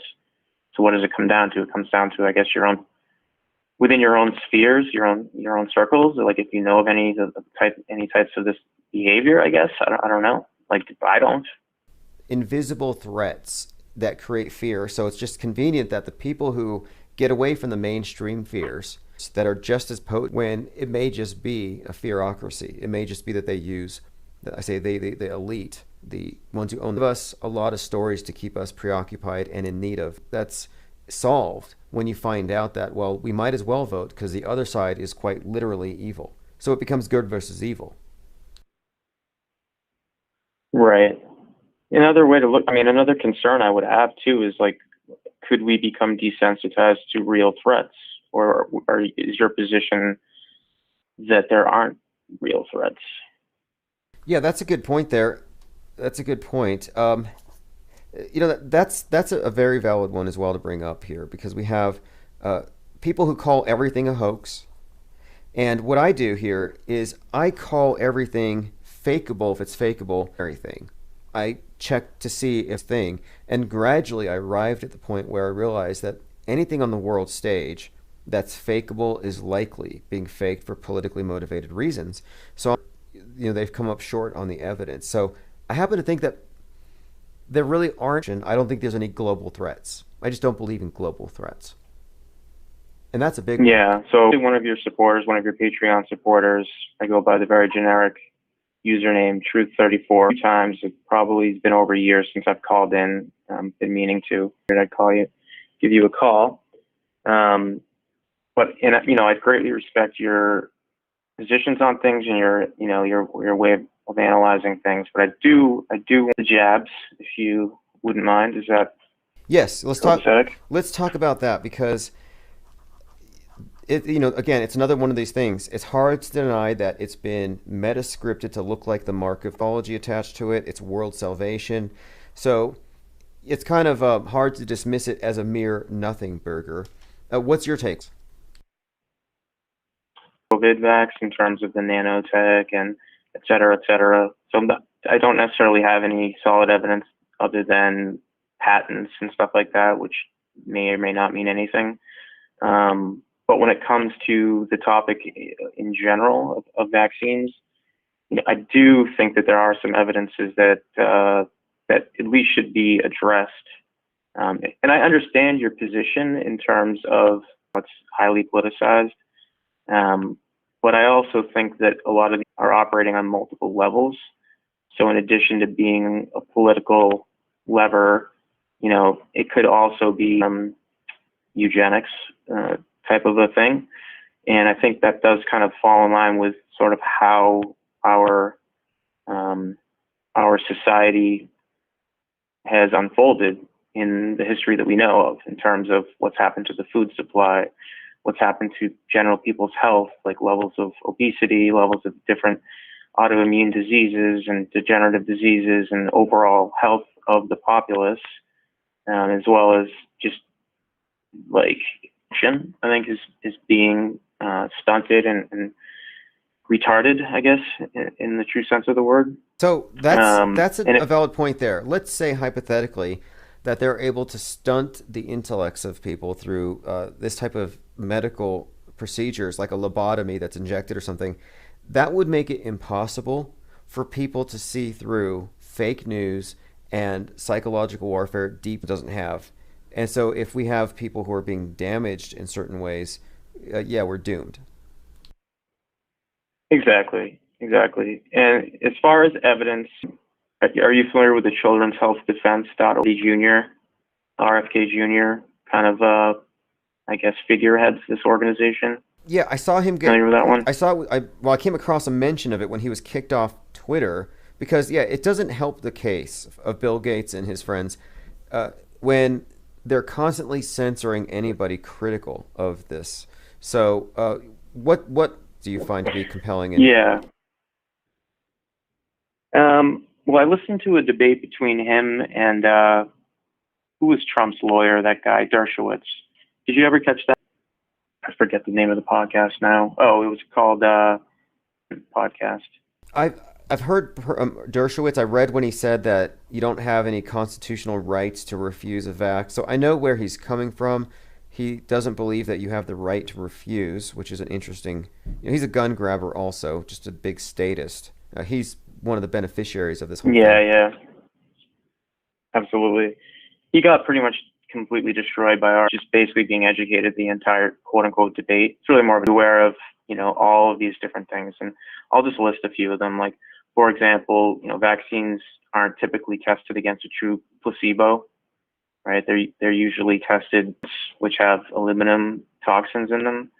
So like a true scientific study, you'd want a legit placebo in order to understand if what you're injecting into someone is causing a negative effect, right? That's just logical to me. from a scientific basis. So the fact that they completely disregard that standard scientific step is a huge red flag. How long the vaccine should be tested for in order to properly track adverse events. So they only monitor side effects for like 2 to 5 days. So obviously, a lot of when you look at overall toxic, what's the word, an organism, it doesn't necessarily happen over. Any one of these things can sort of, they start to add up. Other things I can mention, the adjuvants they contain mercury, aluminum, nanometals, all that's tottered cow, pig, monkey, and mouse viruses from like other animals. Lines, creepy. Here's a big one: back liability protection. Right, the fact that there's a secretive court with its own fund, and the manufacturers themselves are completely,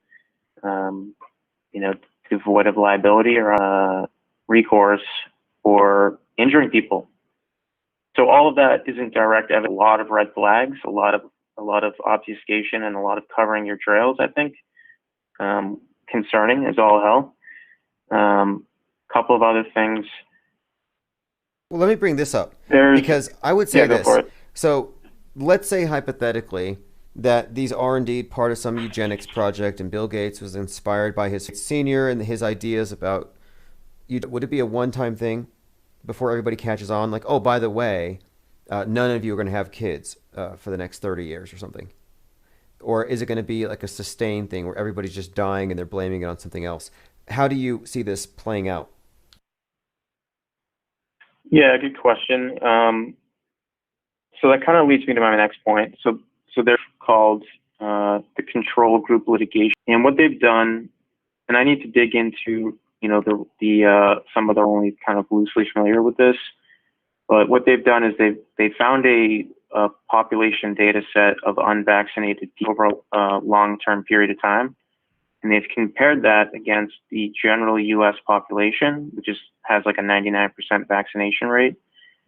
And what they've found is beyond like a shadow of a doubt, the correlation of adverse health effects over the lifetime as compared to 60% of adults and 7% in the unvaccinated group have a chronic condition. And it goes on and on from there. Okay, well, people have said different things. So what do you think it's most likely? Is it going to be, will it be a mass sterilization campaign, or are we going to be injected with nanobots and we're going to have, the mark of the beast circulating in our system? Yeah, seems to me that the destruction of health is obvious. I do think this sterilization campaigns, there's been that Children's Defense Fund or Children's Defense Organization kind of RFK has done some exposés into what apparently has happened with the Bill Gates vaccines in Africa having sterilization agents in them. Apparently their labs tested that in some particular countries, and it was just a giant scandal. So that seems like a very plausible interesting objective. Well, that the space program has all been a cover for something else, and that it may actually have to do with not spy satellites, but internally injected spy systems. Like the idea of nanobots being injected to me in a very science fiction-y way, like that wouldn't shock me. Right. They would give us something against our will when they could just find a way to sell it to us. So, for example, 30 years ago, the idea of mass surveillance being the norm would have been rejected by people. A lot of people wouldn't carry flip phones. Well, now we have this mass security state and we're paying for it. It's a luxury item now. So coerce us into it. And the vax is just such a difficult sell. And that's why I find it so strange that there's such a huge focus on it. I agree. I do think that the way that this system seems to work is that there always is an offer. It's up to the individual to accept that offer, right? And I'm very, I'm hopeful and holding out hope that they maintain that position and don't. But I do think they'll continue to make it very uncomfortable for people, if not just for social ostracism.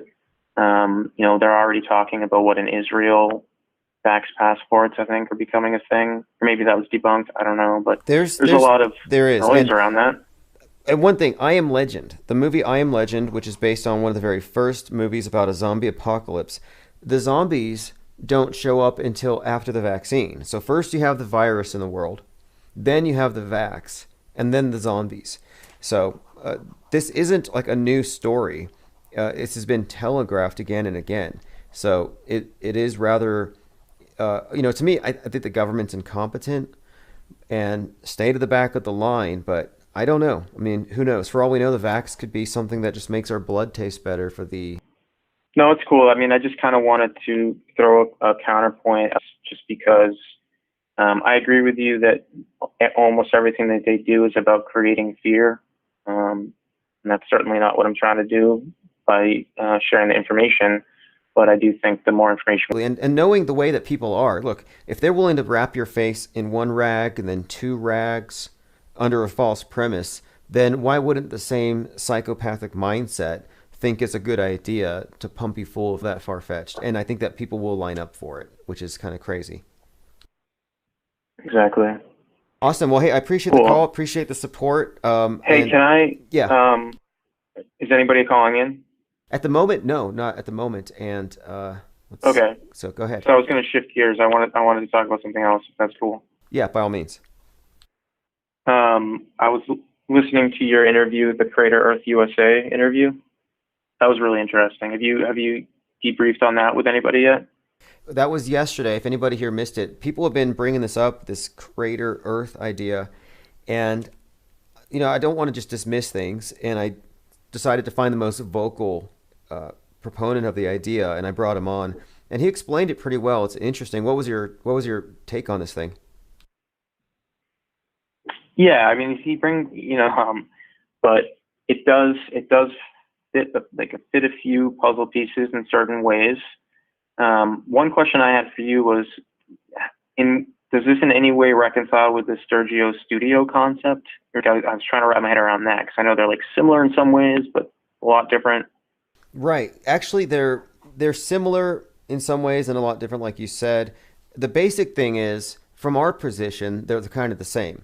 From our position, it means that is just a region on a bigger world, and our clue is in a reflection in what we call the moon. So they both start off with that, but they have wildly different explanations as to the cause.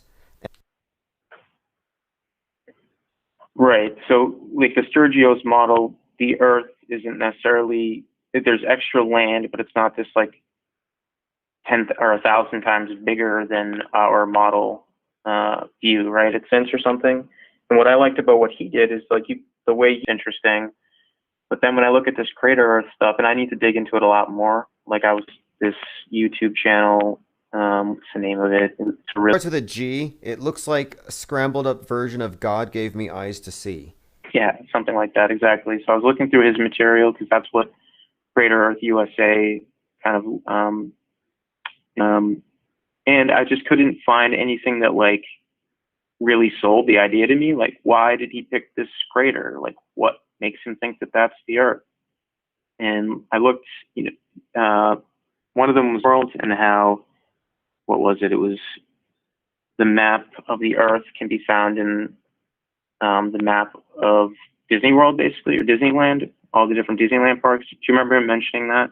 Yeah, at the end of the end of your interview, he was suggesting that the Disney World in Florida's design is actually a perfect match for one of the craters above, and that it actually describes and shows the crater, or rather the region of the Vandish. But the significance of it is that Walt Disney is a huge part of the modern paradise.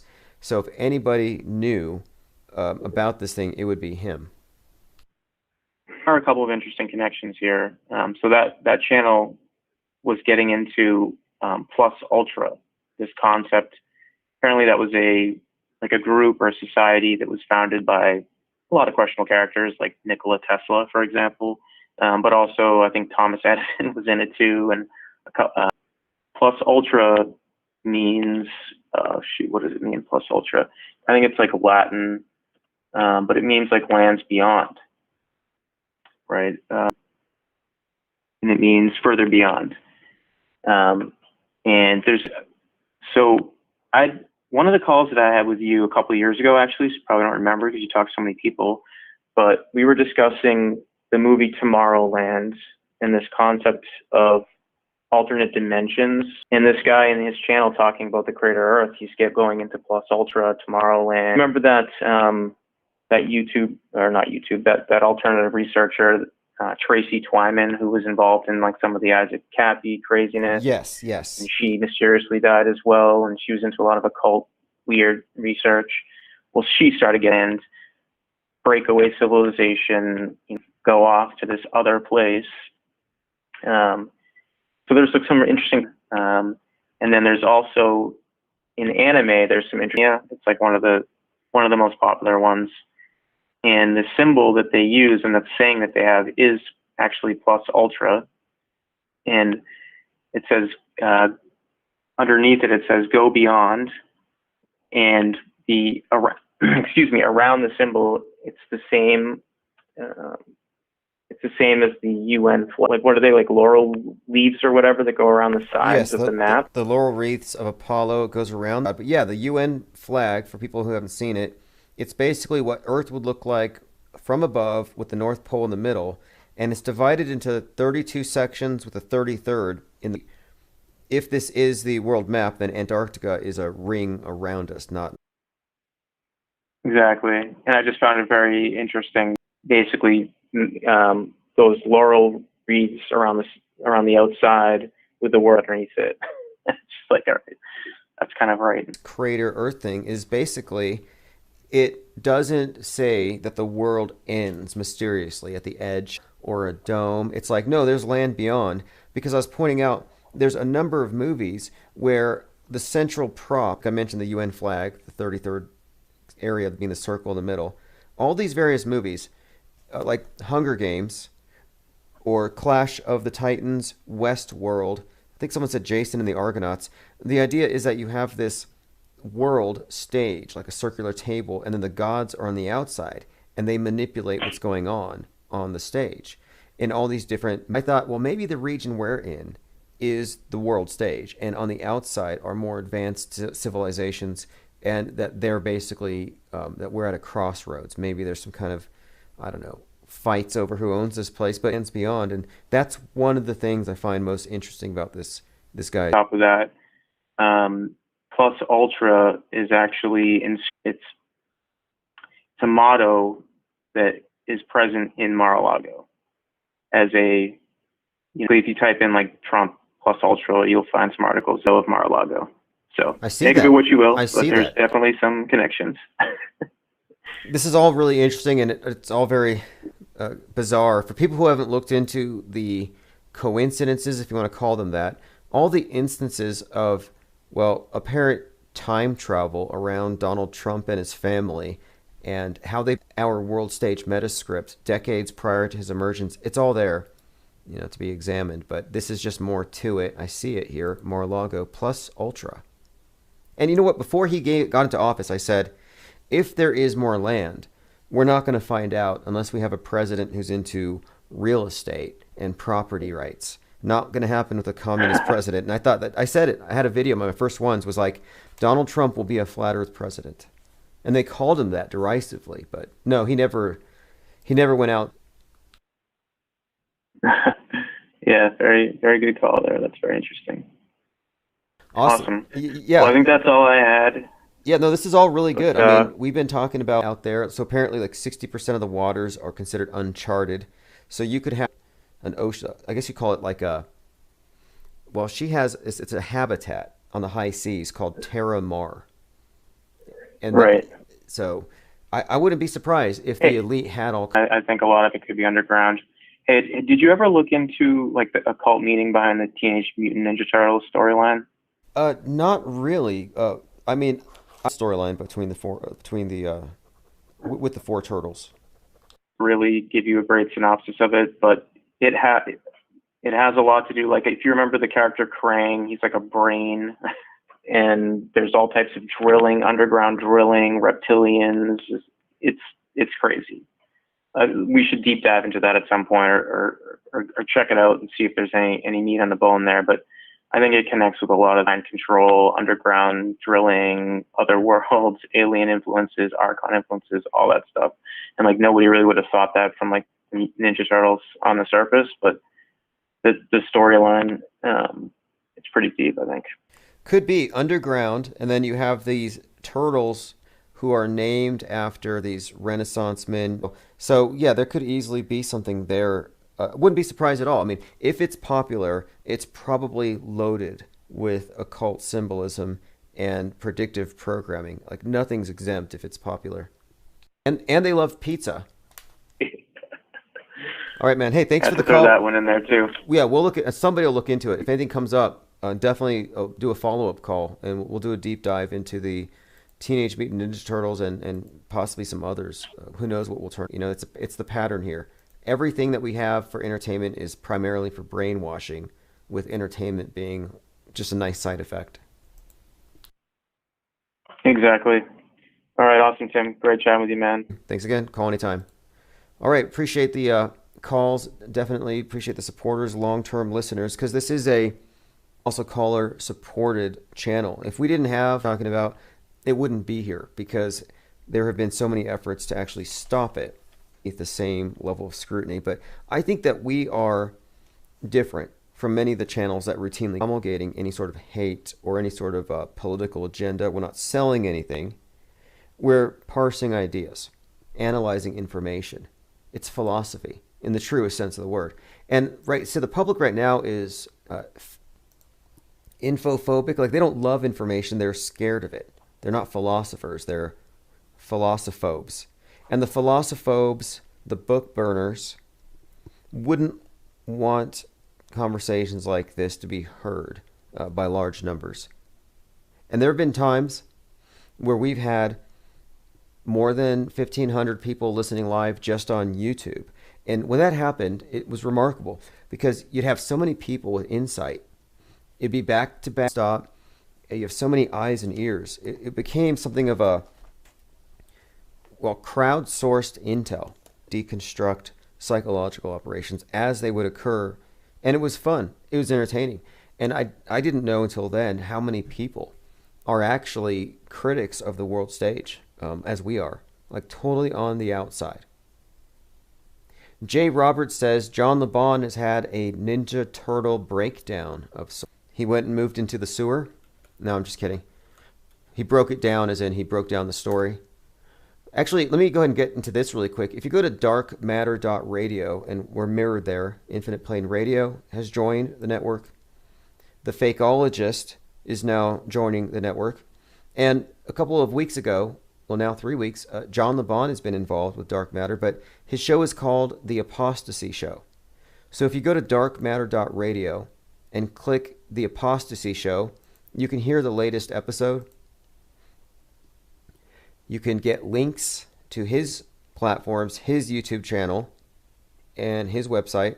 I also have a link up there for Fakeologist. As well, many of you may know Event Skeptic. These are some other individuals who are the media on its hoaxery. They are also, in fact, I said, hey, we're trying to bring a new level of media skepticism into this network and get everybody into this, this consolidated think tank. And they're on board as well. So my job there with Dark Matter is content curation. And I am actively seeking out basically like-minded people. And eventually many of these other shows will be open to this open phone situation. It'll be the same number, 833-311. Another thing, and I should probably put this up on the site. I'll put it up on John LeBon's page. But he now does something with the Apostasy Show. It's kind of like with open phones. But what it is, it's a way you can call and leave messages in advance. It's a voicemail. In fact, I'll put a link here. So if you want mail, say that you heard about this on Infinite Plane Radio. It says, so long as it's interesting, we will play it on an upcoming show. You can also leave messages here. Donnie of the Dead says, I found IPS on Dark Matter during Lockdown 1. Right, well, really consolidate anyone who sees through the big deceptions. I mean, it's fun to be in an alternate reality game, I guess. It's fun to be in a simulation and just believe everything. Well, it's not fun. I guess it's easier, but it's actually terrifying. It's one of the nice things about realizing how much of the world stage is based on hoax out of it. It's like the Wizard of Oz, pay no attention to the man behind the curtain, that situation. And had they not done so, all right, I'm going through my notes. I want to see if there's anything else I missed that I wanted to cover today. Here's something. Earlier we brought up the chauvinists, the Western chauvinists, the Proud Boys. Well, the Proud Boys are led by a Fed. That's not new news to any of you here. However, here's what's new. He has a TV show that's being filmed based on his life. This is the third, known for his activism. Well, anyway, they've been getting death threats from Proud Boys. I'm just bringing this up because nothing in the media happens by accident. In fact, this summer, I'll bring this up really quick. In San Antonio at 2, and he brought up shooting a certain athlete. And I thought, wow, how do you get away with that? This is from ksat.com. Colin Kaepernick could be killed. And if you remember, the Navy SEALs got in trouble for putting an individual in a training session with their dogs, and they set the dog loose on the guy with the Kaepernick jersey. So I'm just pointing this out because the Metascript telegraphs everything. So it's just something, other instigation in the making, quite possibly. Flat Earth. I used to think I was alone in thinking the stars didn't make sense, but didn't look at the religious aspect. Yeah, here's something to clear up right away, because this never gets cleared up. And it's on purpose. In the flat Earth concept, and I can't even say a model, and it's not the but it is. So in this concept, the stars are not far.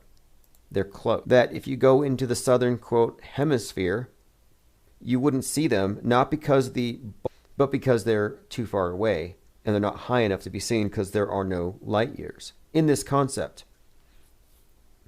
And here's something I want to point out, because this is really intriguing to me. This is a new thing out. It's a new map. It's a new two-sided, round, flat map. So the shape of the Earth is allegedly a sphere, putting it into a flat map. And this is an old problem, and they finally solved it.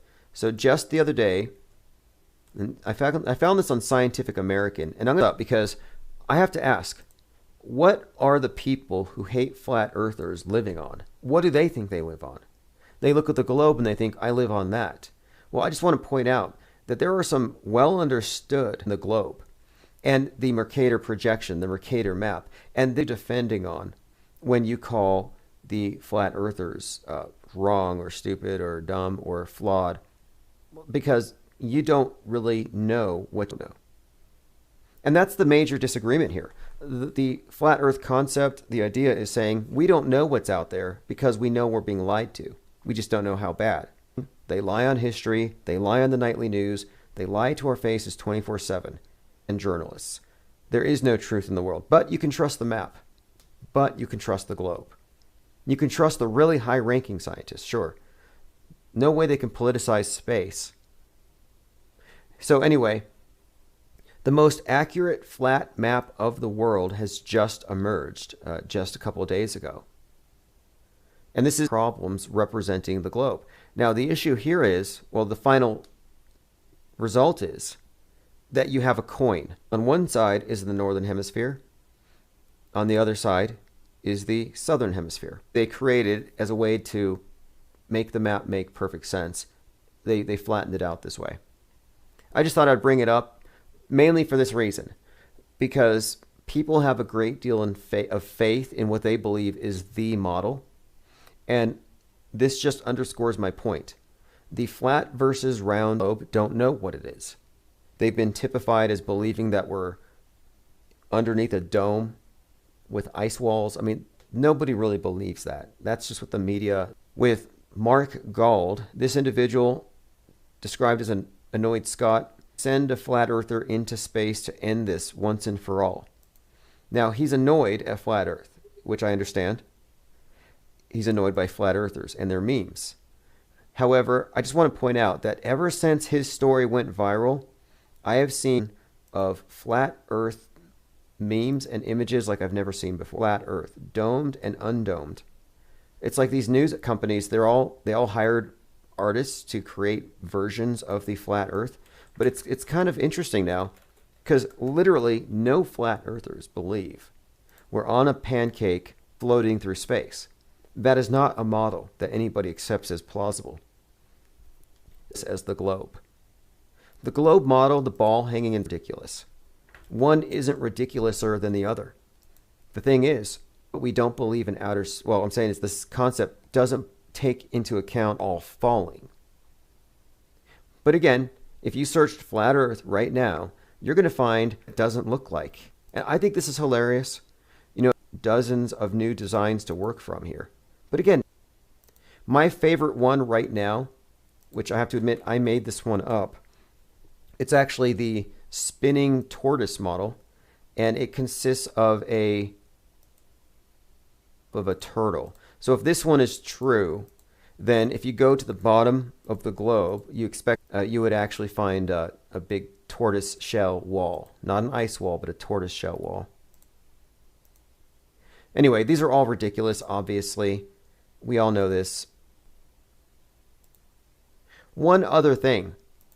Some very big, just what we pointed out weeks ago. So weeks ago, when spiked as a result of someone on Reddit. So Reddit. And then right after, there was some contention because Robinhood, an app that you use to get into the exchange, started blocking people, started exerting too much control. An app called Robinhood essentially became the sheriff of Nottingham. Well, right early on, right at the very onset of this thing, started it. The guy with the Reddit account looks like the CEO of Robinhood, this 33-year-old. Now again, he not just looks like.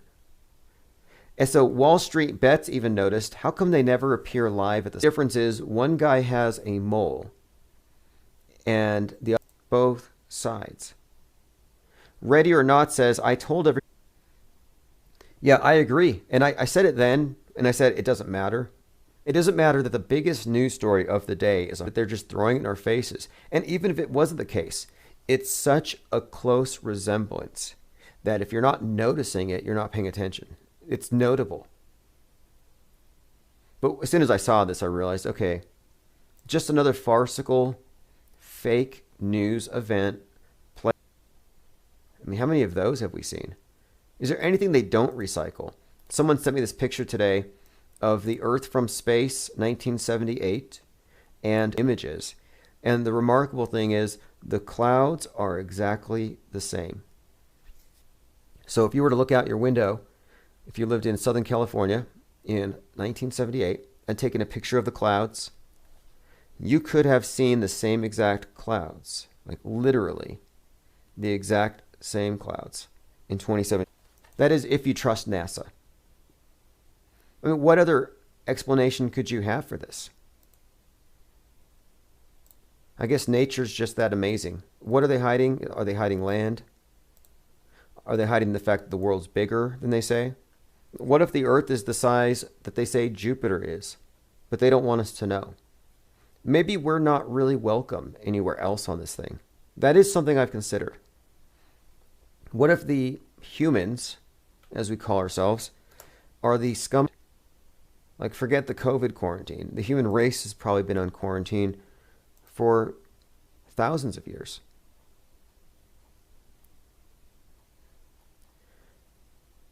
All right, I want to go ahead and put a link below. If you want to get live stream notifications, they'll get links to all kinds of other things, and including text message alerts, the newsletter. Let me bring this up really quick. Someone brought up Limbaugh. Same day, Donald Trump's first hotel gets demolished. Did anybody see anything unusual about the Trump hotel being demolished. I mean, towers play such an important symbolic role, and then Trump's towers in particular. Do you remember how mad the mayor of Chicago got? Was it Rahm Emanuel? When Trump put his name on the tower in the skyline?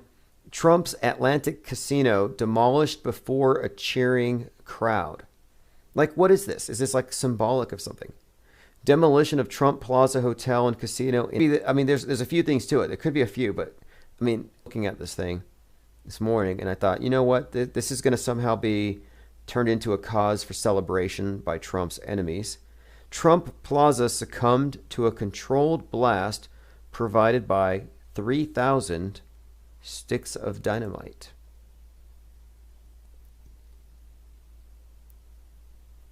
We'll see here. Since its closing in 2014, it's been an eyesore. I don't know much about it, its history, or anything like that.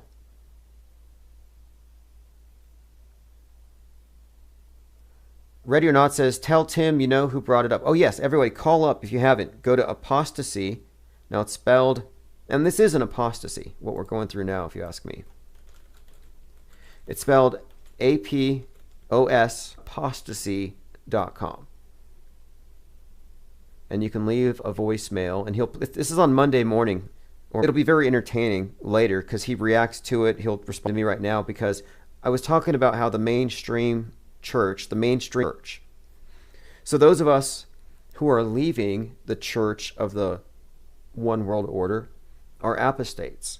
This is something of a great apostasy, and that's what I'm trying to instigate here.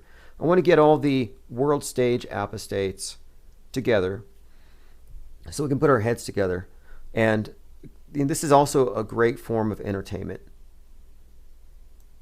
You know, I know brainwashing is entertaining. They call it entertainment, but to me it's more like consciousness, and what we're doing isn't unconsciousness. If anything, it's quite the opposite. All right, so put the link in the chat. Go to infiniteplainsociety.com. If you haven't, this is a hub. What you have here is you have links to a lot of the latest. I'll put the latest interviews. In fact, we did an interview with Jake Gibson. Really quick, I'll bring this up. Jake Gibson is one of the more popular ex-summer for going to a lockdown protest and getting people to cough in his face, and he's still alive.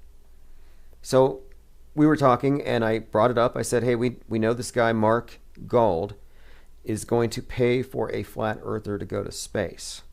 And he said that he was interested in going to space, and he said that he liked the idea with Jake and asked him if he wants. It's not even a trip into space. They're not going to be going to the space station. It's more like going high enough to hopefully see a curve or not, a representative of those who have expounded or those various exponents of the flat earth idea, but somebody who's not going to be accused of being a quote shill or an agent, an operative, somebody trustworthy. And there are counted among those the flat earth community would trust.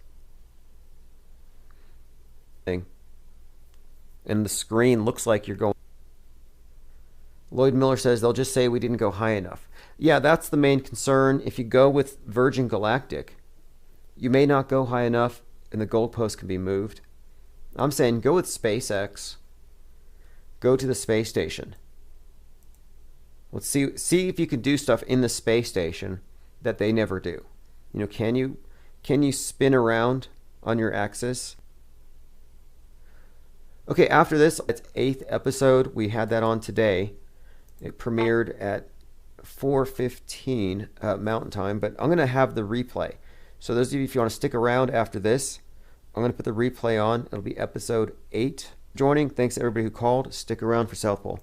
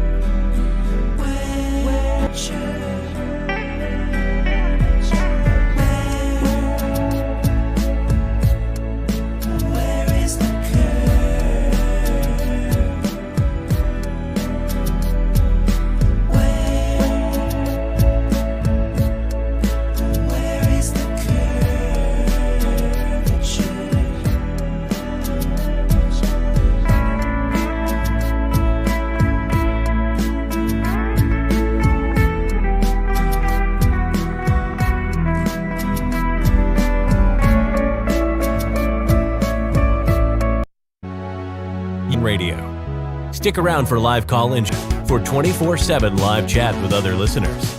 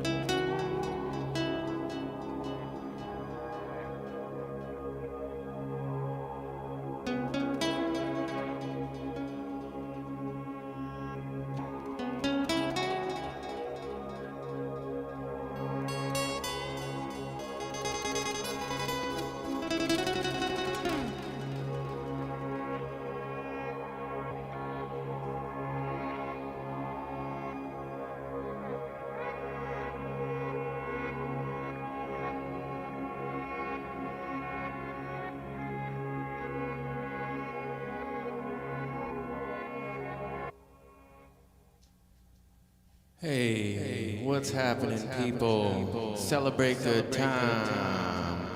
We're gonna have a celebration tonight. Chief Villain. What's up, Osher? Space Relay, Tom Buddhas, TLC IV. Flaming Penguins, all up in it. On fire, Penguinati, happy face. Oh yeah. We're gonna get this party started here. I got a. Thanks for hanging out, AJ206.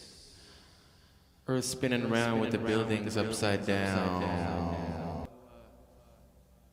Much love to y'all. Hopefully we got this sound.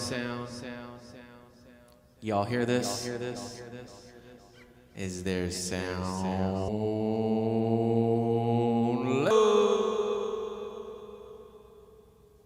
Somebody else dropping in here. Hey, we got No Despair Bear. Hey, what's happening? Leon Dion. All right, everyone's chilling in the Chief Crow live stream. The two.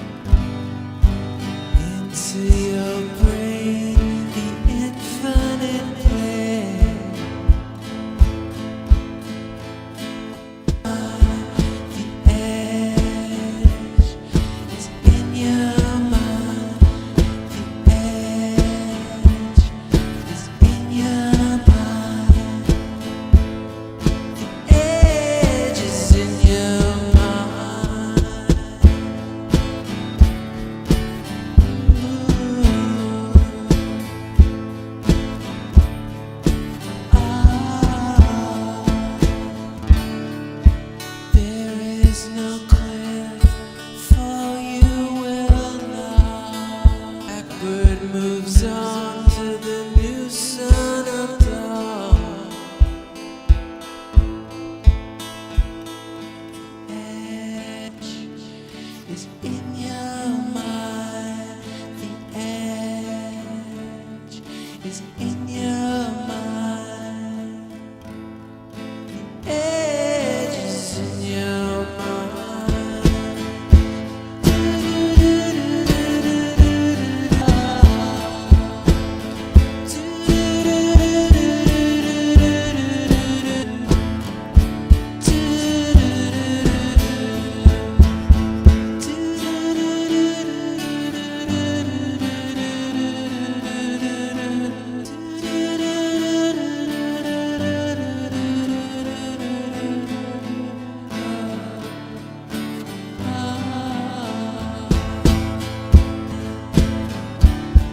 It's in your mind. It's in your mind. It's in your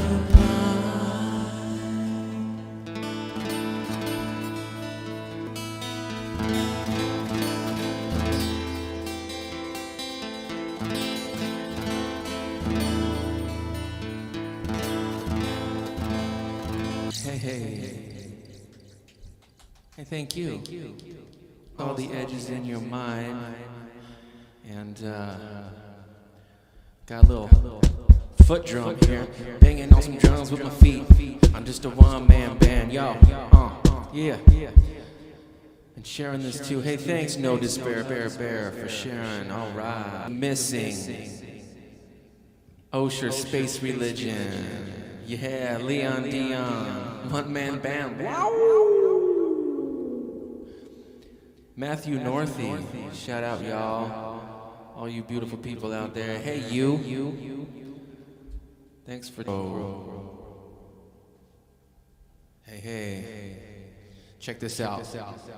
So my guitar sounds like a guitar, right? On here, switch it. Now watch, listen. You guys hear that bass octave? I got a low octave. Now I'm gonna drop it.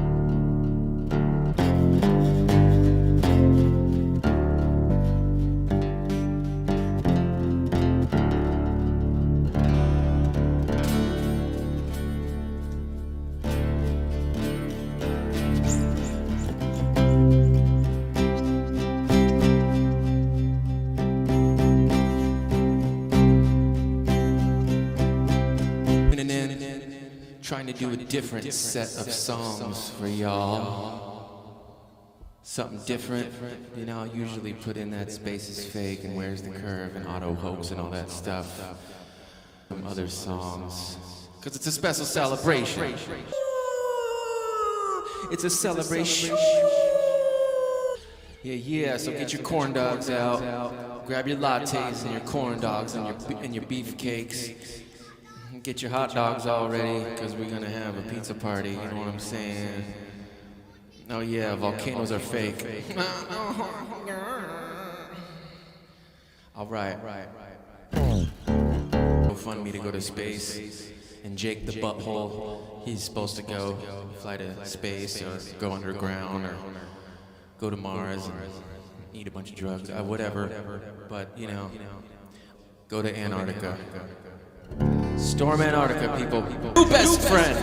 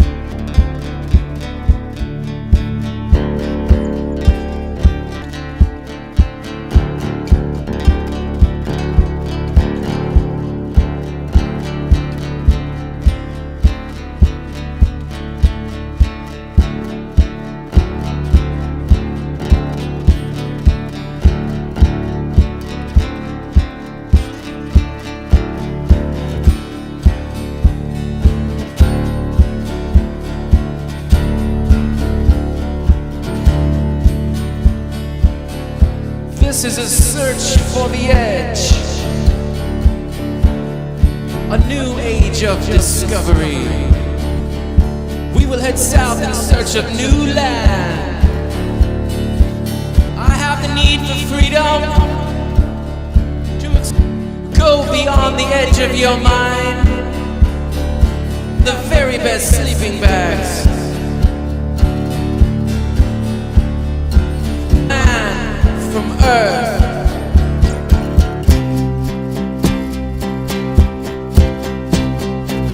Antarctica expedition.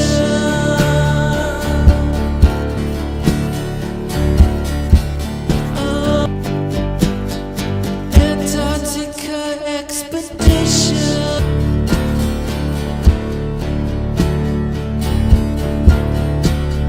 We will head south. Will we hit a dome? Probably not. Probably find more land. So come along and ride on a fantastic voyage. Slide, slide. Antarctica.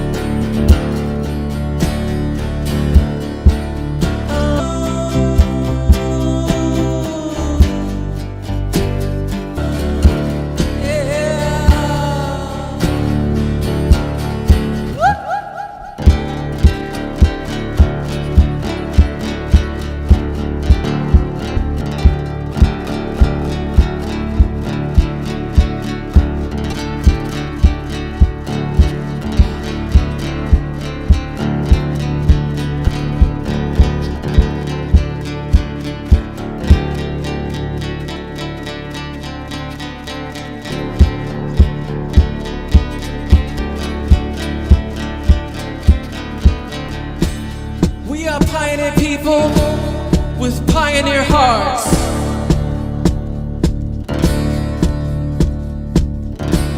A renaissance of exploration.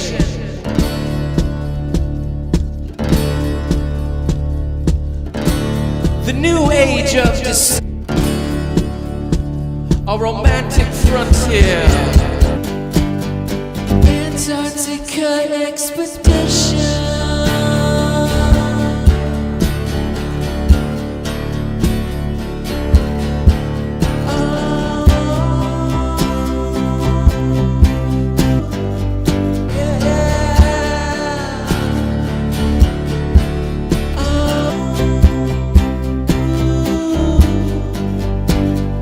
Antarctica expedition.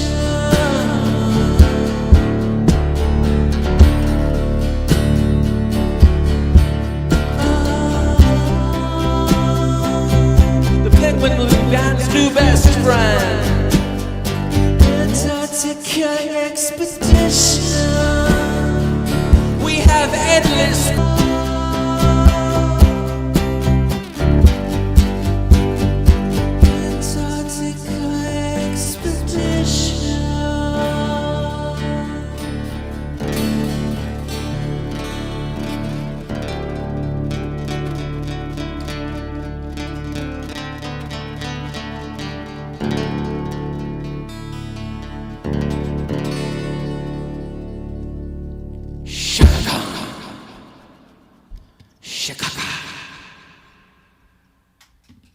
Hey, hey.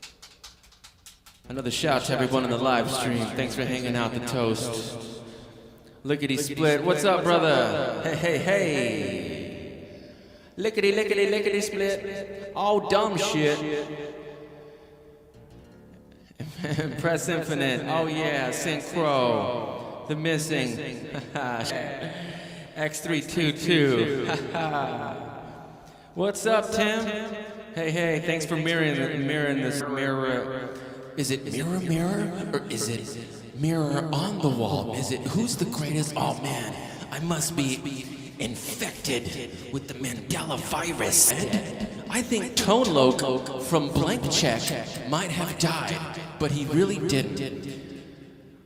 Hey, hey, hey, what's up, Karen B? I'll be playing a live set in South Carolina. at the Solar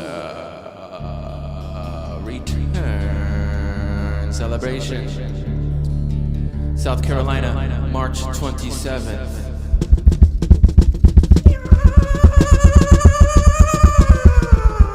Celebration. Oh yeah, Penguinati all up in it.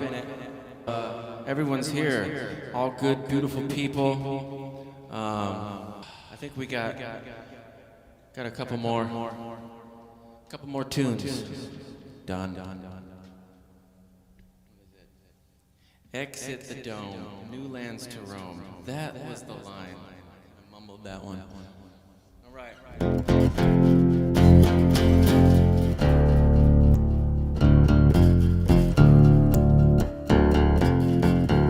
Okay. It's pretty.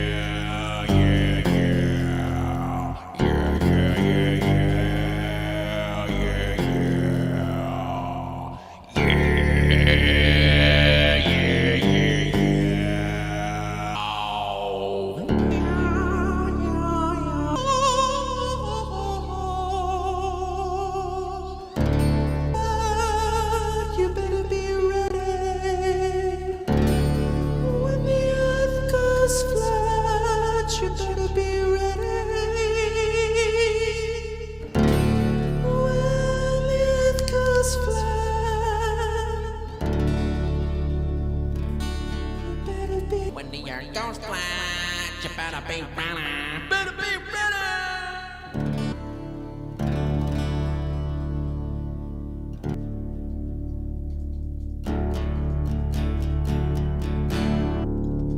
Play some more tight riffs for you, man. This one riff, my brother played a riff and it went like this. Yeah, my brother played a riff. Yeah, my brother played a riff and it went like this. That's called My Brother Played a Riff.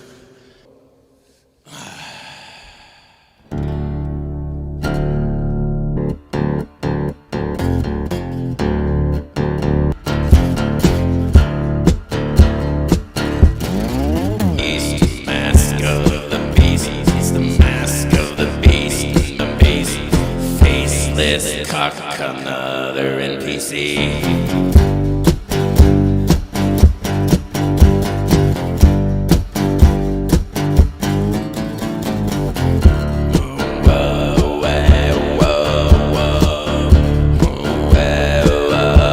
Just like Tuttle Puddle, but the R is the S.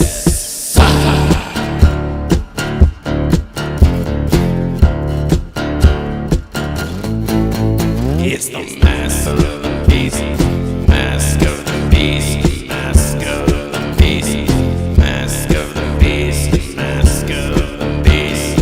Faceless cock, another NPC.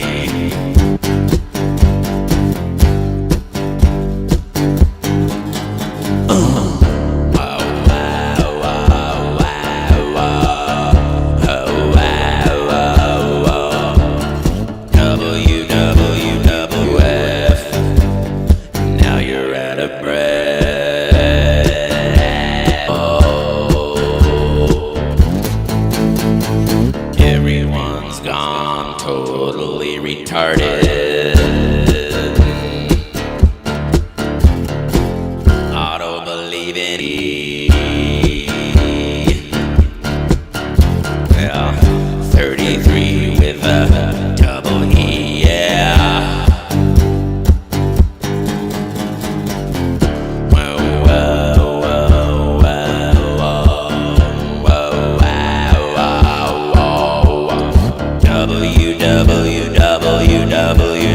WWF. Now you're out of breath.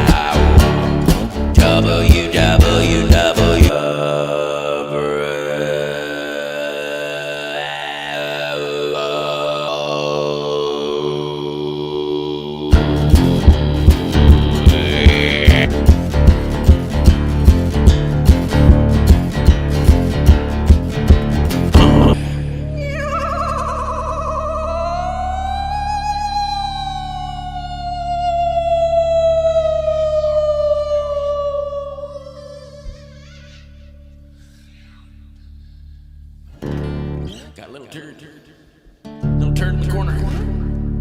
You by Fred Meyer. Oh yeah, hey, James in Germany. LOL. Charlotte and Paul, Flatastic, Synchro. Tim Osmond, shout out to Tim Osmond.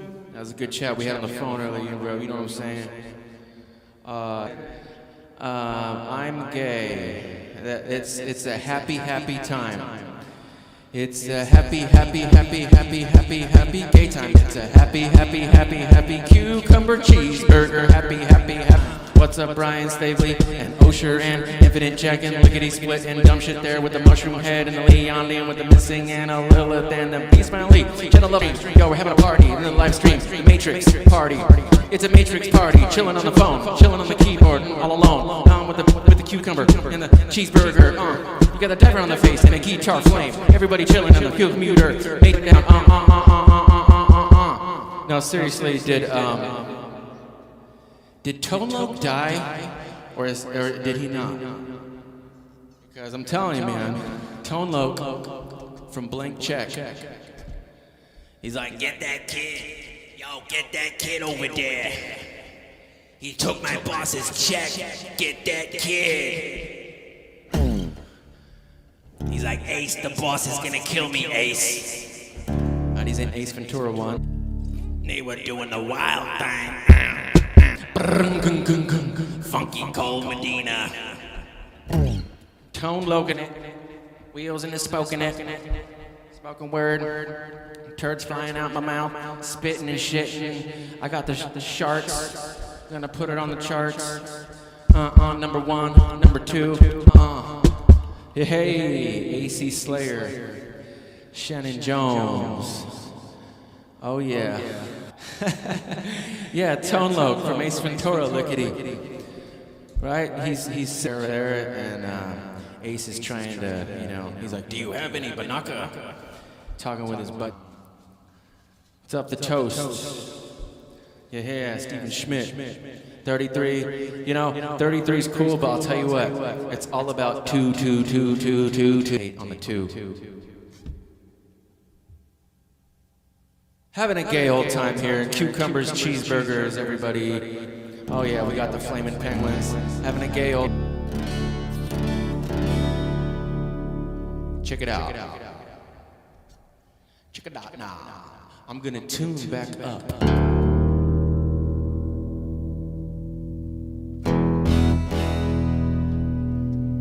So this is the... And I just wanted to... all rocket men go to heaven. And Mike, man, he's a pretty far out guy. Play his party in Las Vegas. And I made a song. Met Chris Pontius, got to see his beautiful art. And yeah. Return celebration. The return, the moon and the sun spinning in the sky. South Carolina, they're probably gonna have to give me an anal swab before I get on the plane. So, I'm taking one for the team, okay? Same team, right? Right. We all. You guys better get anal swabs too. Just anal swab yourself. Anal swabs too. If I'm gonna get an anal swab, we can get a double anal swab. I mean, they have Q-tips on the double thing. You know what I'm saying? Just boom, boom, boom, boom, boom, boom. Anal swab each other. Anal swab each other.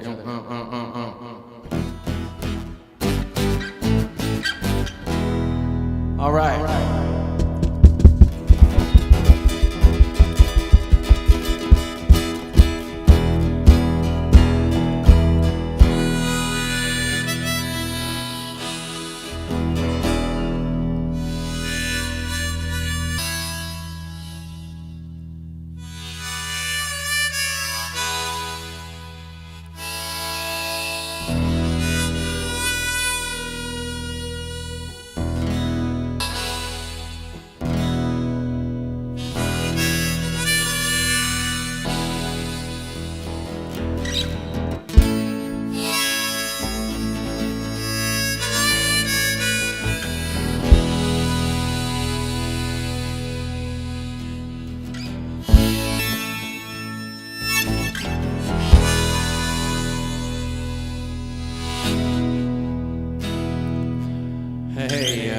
so this next one here, I give a shout out for everyone that is hanging out here in the Matrix party, the computer, the bowl of tainted swabs, the cucumber cheeseburger, the tainted swab.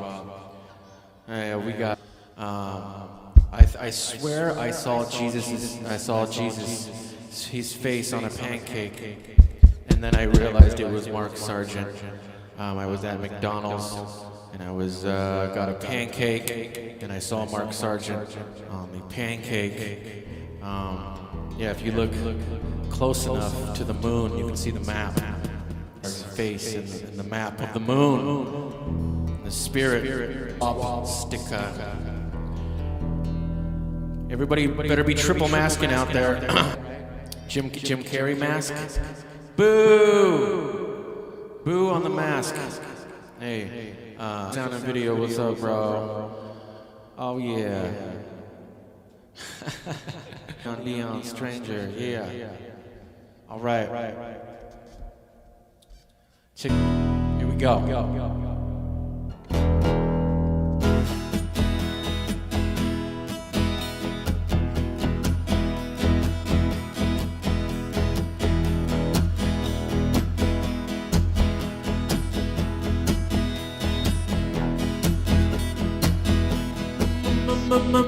Man, I get so high, out of sight.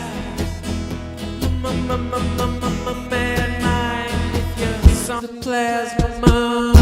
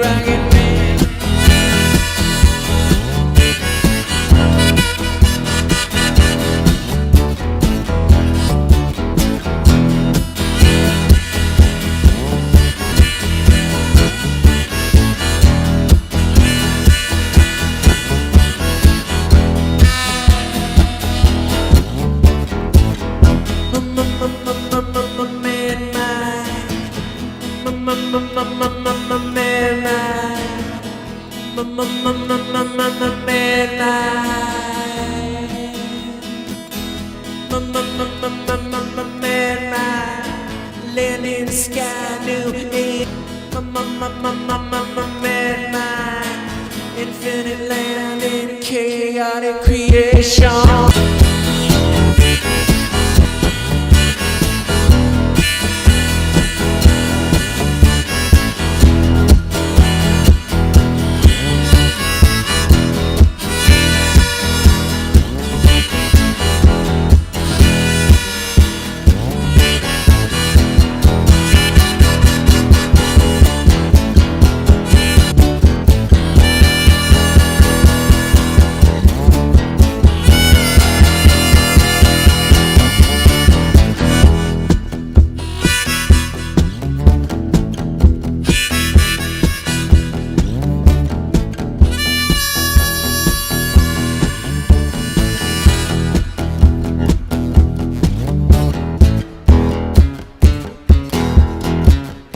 This is the part of the song Mad Mike would be all drinking some whiskey with a fat chick in the desert. He's like, hey, check it out. This guy wrote a song about me, right? And then it gets to the end of the song. Get it on, right? Man, Mike, getting it on. Getting it on up in heaven. He shot his rocket up to heaven. Psychedelic supreme.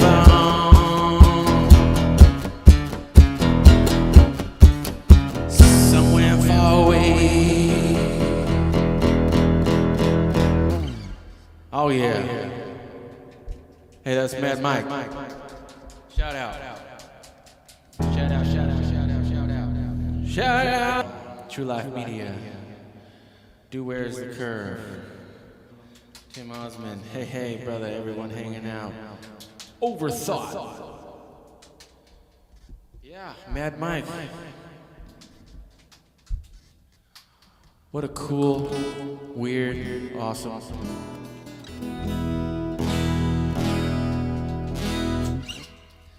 All right.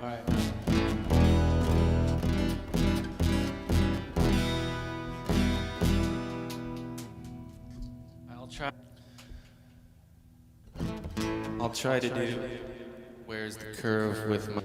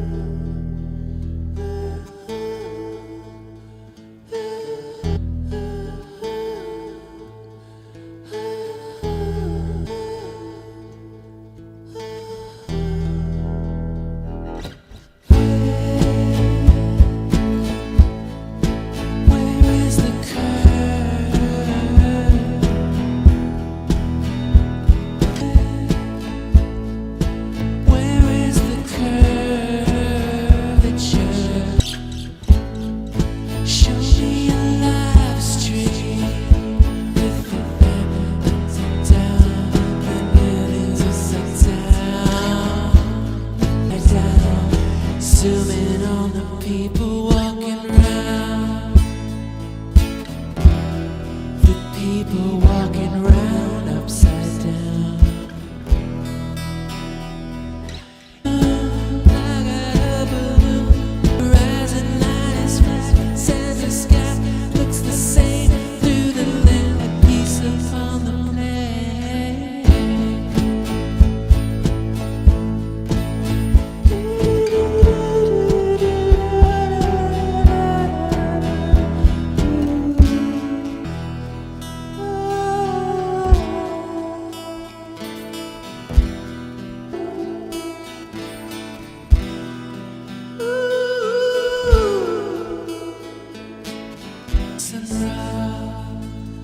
Is the place the moon makes light so cool at night, the luminary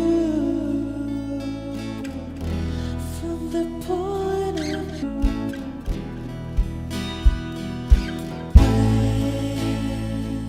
Where's the curve?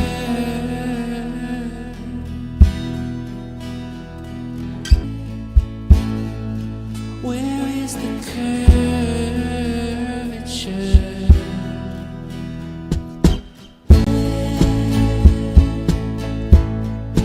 Where is the curve?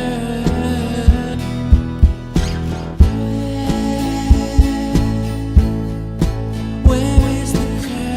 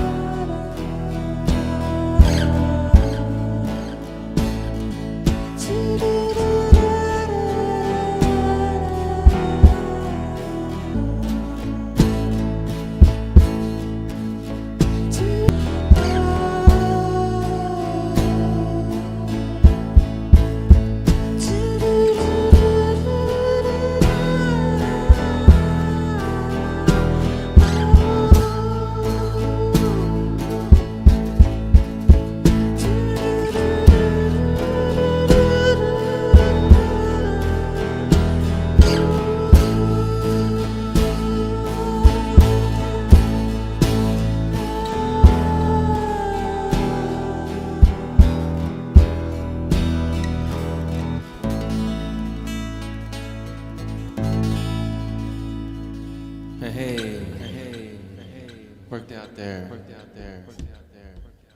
Where is the curve? Yeah, so I want to thank y'all for coming out tonight, hanging out in the Matrix live stream. Shills versus Shills. Whoa, it's Shills versus Shills, everybody. Hey. Shout out to Shills versus Shills. Yeah. Thirst for Truth. Hey, brother, what's happening? Dan the Waterman. Woo. Hey, Nathan Thompson might come and hang out on his little Clown World tour, so we'll have to have a conference with Dan the Waterman and Nathan Thompson and work it all out and do some math equations. Yeah, Michael Sheba, what's happening, brother? Lilith, hey, Goat Clips. All right, so hey, in the description of this video, I think I put the link for my new channel. I got 2 strikes on this channel, so I'm sure they're probably going to delete it any day. So I got 2 strikes on it. So go sub to my new channel, and we'll be doing more live streams and stuff like that. Yeah, so I'll try to do maybe one more for you guys. Let's see here.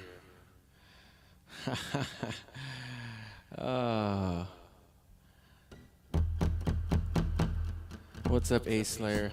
Rosie Finn. Copacetic, brother, what's happening? Flat Plain, Oregon. Hey, what's up, Oregon, brother? Let's throw a party here in Oregon. Where you at, bro? Let's throw a party, bro. Yeah, hey, we got all the good people here. You know, the music, it brings people together, you know. I know we're all in different tribes. I know everyone is a shill tranny. I know we're all just a bunch of gay shill trannies. And, you know, we're all just a bunch of Loch Ness monster shill trannies. But it's all good. We can all hang out in the Matrix party and have a good old cucumber hamburger time with, you know, Bumblebee tuna.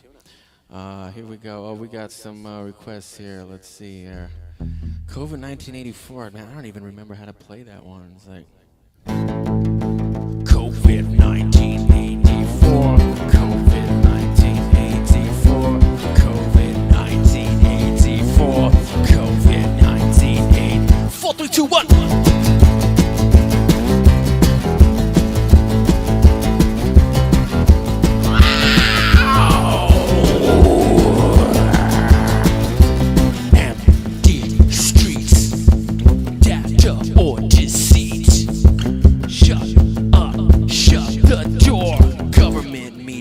Bend you over like a whore. COVID 1984. COVID 1984. COVID 1984. COVID 1984. 4, 3, 2, 1.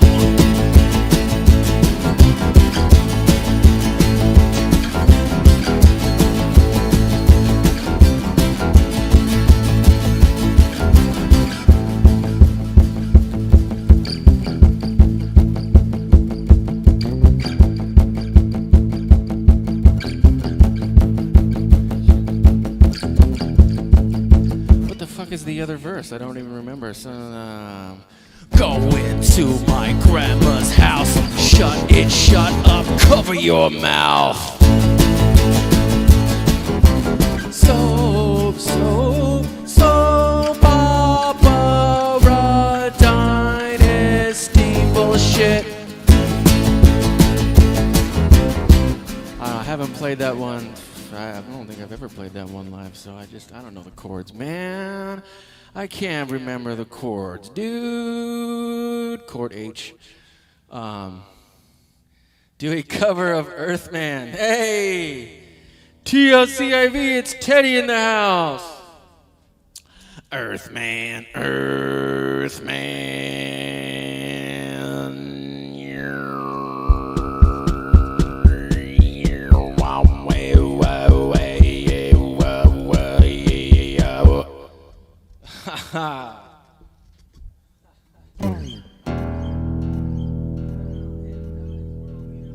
Dottie's World meetup in March. Yeah.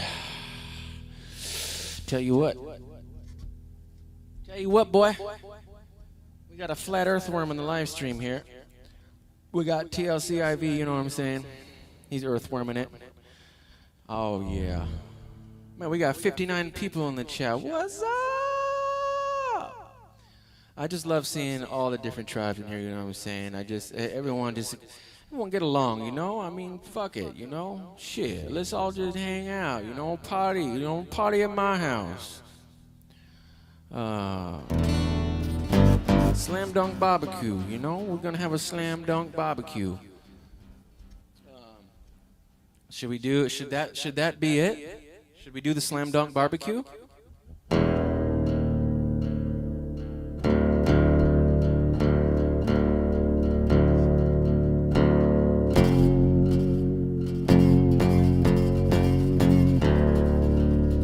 I'm in a cult.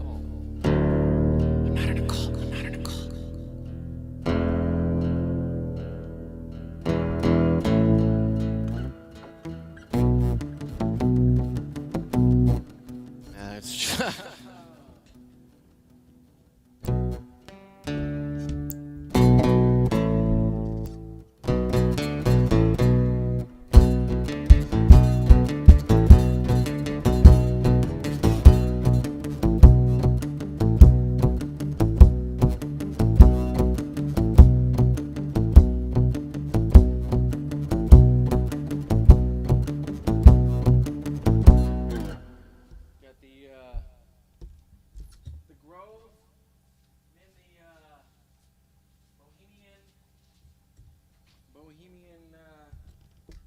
I'm Alex Jones. I'm at the Grove. It's a real deal.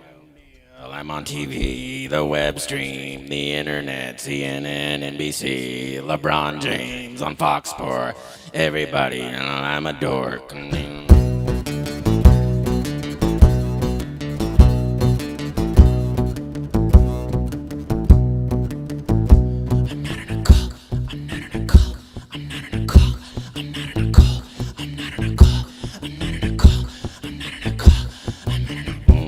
I'm in a cult, I'm in a cult, I'm in a cult, I'm in a cult, I'm in a cult, I'm in a cult, I'm in a cult, I'm in a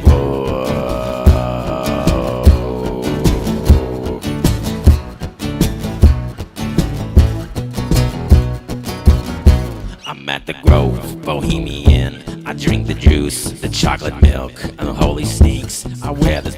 Wait, check it out. Here we go. Okay, here we go. Oh, fucked it up. I'm at the Grove, Bohemian. I drink the juice, the chocolate milk, the holy cow. I wear the sneaks, tip of the beak. I'm a 33, my nigga.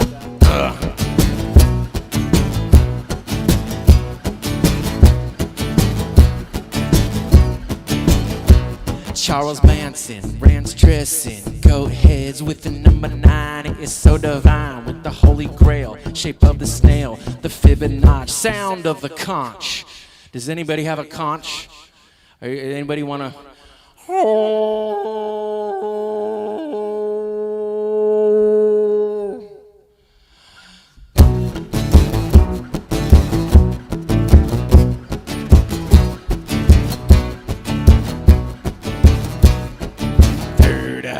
swastika in my pine cone like a dirt bike. Go wow, wow, wow, wow, wow, wow, wow, wow. Third eye rainbow swastika in my pine cone like a dirt bike. Wow, wow, wow, wow, wow, wow, wow, wow, wow, wow, wow, wow, wow, wow, wow, wow.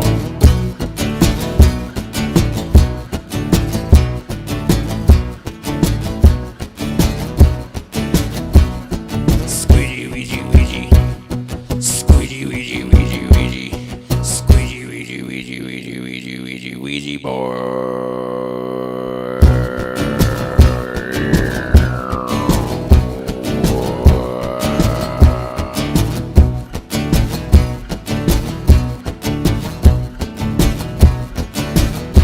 I'm at the caddy, I make the Benjis, the limousine with peaches and cream. You make that dough, the symbol show.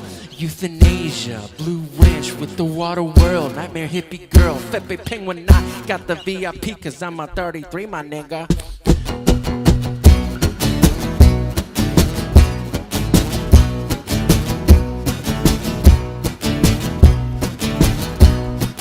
Bunch of important numbers, a bunch of important numbers, a bunch of important numbers, a bunch of important numbers. 481, a bunch of important numbers. 5, a bunch of important numbers. Number 9, bunch of important numbers, a bunch of important numbers. 22, a bunch of important numbers. 2, bunch of important numbers. Bunch of important numbers, a bunch of important numbers, a bunch of important numbers, a bunch of important numbers. No way, I'm not in a cult. I'm not in a cult. I'm not in a cult. I'm not in a cult. Wait, cults are cool. I'm in a cult. I'm in a cult. I'm in a cult. I'm in a cult. I'm in a cult. I'm in a cult. I'm in a cult. I'm in a cult.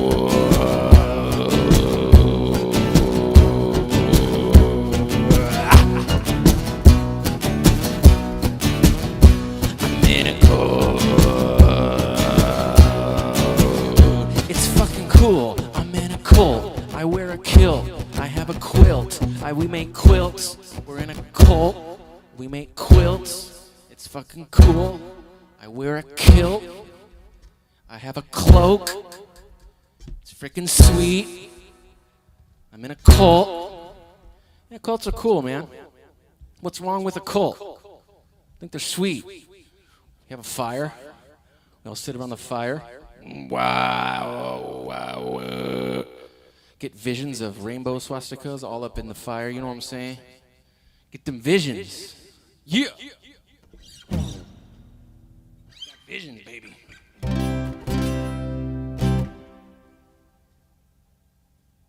All right, we're gonna finish this off with a gospel tune for you. All right. We're gonna go out on the cultish gospel song.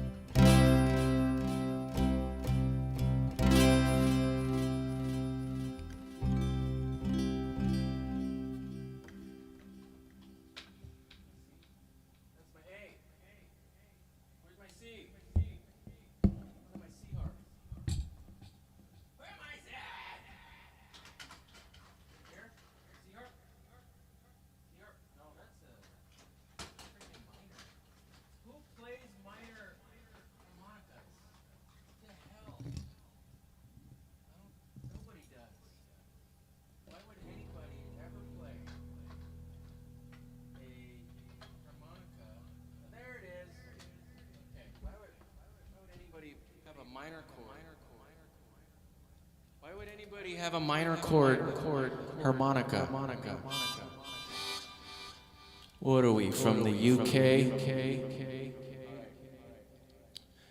All right, gonna finish this off with a sweet little tune. There's hey, once again, shit, guys. Fucking love y'all. Love y'all for coming, hanging out, being here. So-called Mexicans are the tribe of H minor. Look at he split out the H minor. Hey. Hey. Shout out to all my cult members.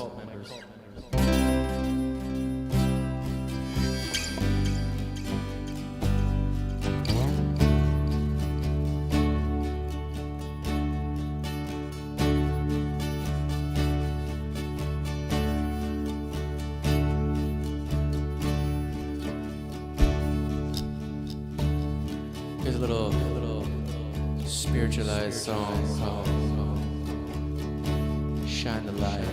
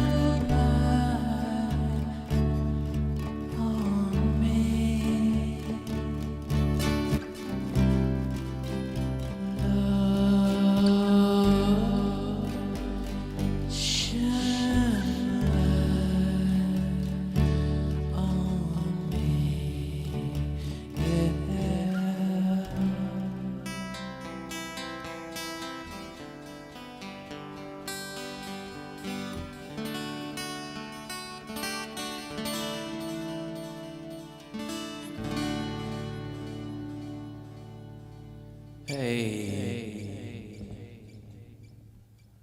Haha. Once again, this has been Chief Crow giving you some of them flat earthworms. Yeah. You can get baptized in the cult. Colt 45 or 2 zigzags, baby, that's all we need. You can go to the bar, pick the ball, smoke that tumbleweed. The man wanna burn, we can take our turn singing them dirty rap songs. Stop and hit the bone like Cheech and Chong, sell teeth from here to Hong Kong. Yeah, finish the night off with some Afro Man. Thank you so much for hanging out. Remember to check out in the description, I have a link to my new channel. Like I said, I got 2 strikes on this one. I don't know how much longer it's gonna last. So, sub to my channel. And, yeah, celebrate good time. Diet Pepsi. If it's irresistibly, hypothetically, and if come on, says a bit about it, go get it, got a good bust a bucket, bust a bucket. Yeah. Solar Return, March 27th, if any of y'all out there, South Carolina, North Carolina, Georgia, East Coast area, come on out. And I want to thank Flat Plane Oregon X322, The Toast, Impress Infinite, Thirst for Truth, Blake O'Rye, 6119, Leon Dion, Osher, shout out Osher! Much love, y'all. I think I might have figured out this live stream stuff, so hopefully I'll be back soon. Peace. 2.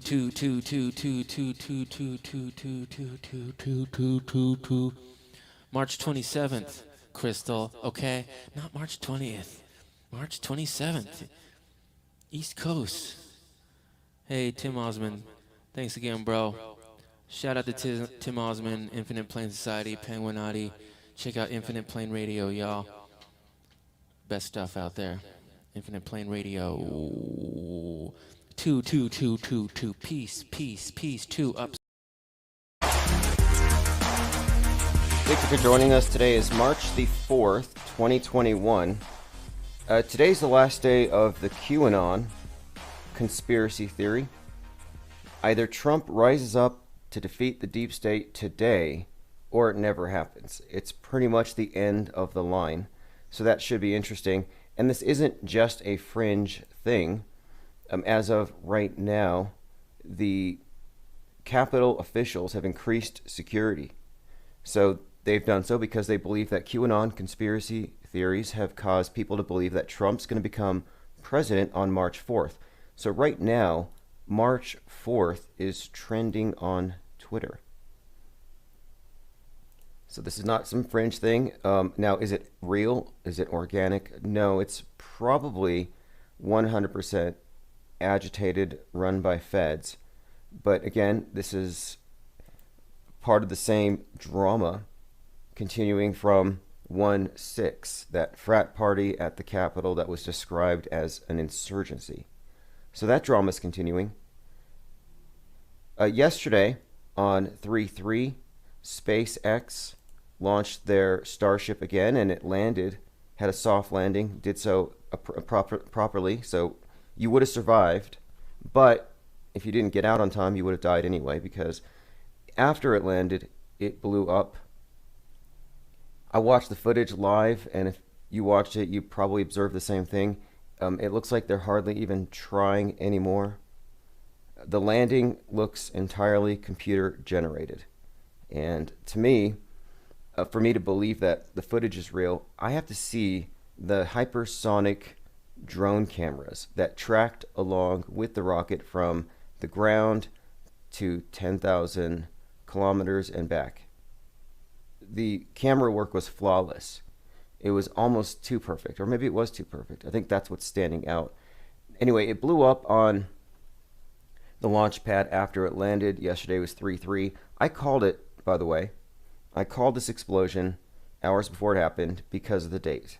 And you might think that sounds crazy, that I'm predicting it based on the date, but those of you who follow the metascript, the big pattern with staged events, you'll see that, yes, indeed, not only are there patterns, but these patterns are discernible and often remarked upon.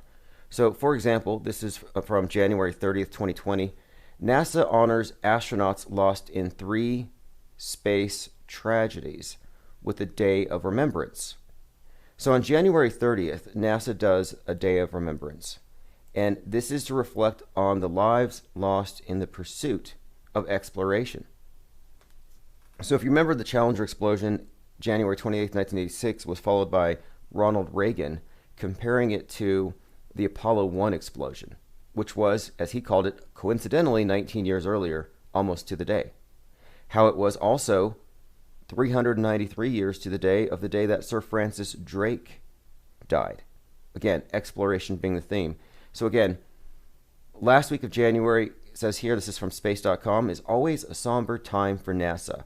In the space of 6 days, the agency recalls the Apollo 1 fire tragedy, January 27th. The Challenger shuttle disaster, January 28th, 1986. The Columbia accident, February 1st. So there's 3 right there.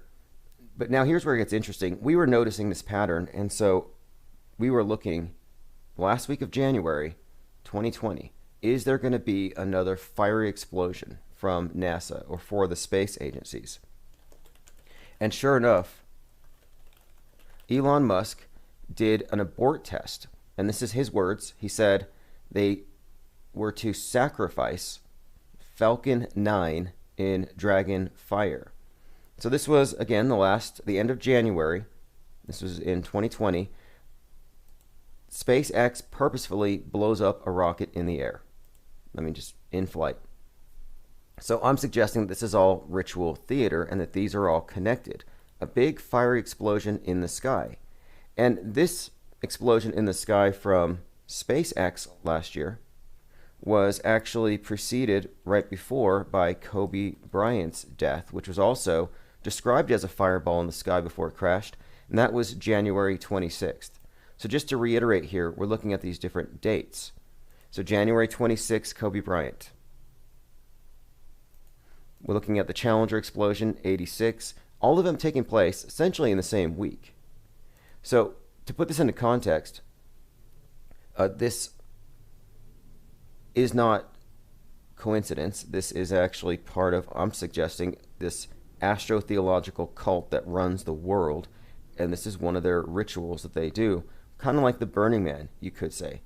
But I have some more examples to show you how consistent this is, and I've seen the symbolism in all the space agencies all around the world. Okay, so Chinese tragic accident. I just learned about this one. Notice the date. On January 26th, 1995, a Long March 2E rocket veered off course, exploded, killing 6 on the ground. So Long March exploded on January 26th. So I think you can see the pattern here. And these are not the only ones. I'm just pointing these out because they're so predictable. And I think the ritual has more to do with immolation, a burnt offering, than anything else. So when Elon Musk's rocket exploded, I looked at that as, okay, this is just theater. Knew it was going to happen. Called it. I should have placed bets. In fact, I think we could start placing bets on the space station because they're going to have to phase that out if they're going to bring something better, if they're going to replace it with something more convincing. Okay, a couple more things here. Last night we had a live stream where we were talking about things that we should fear. Should we, let's say you're very much an anti-vaxxer.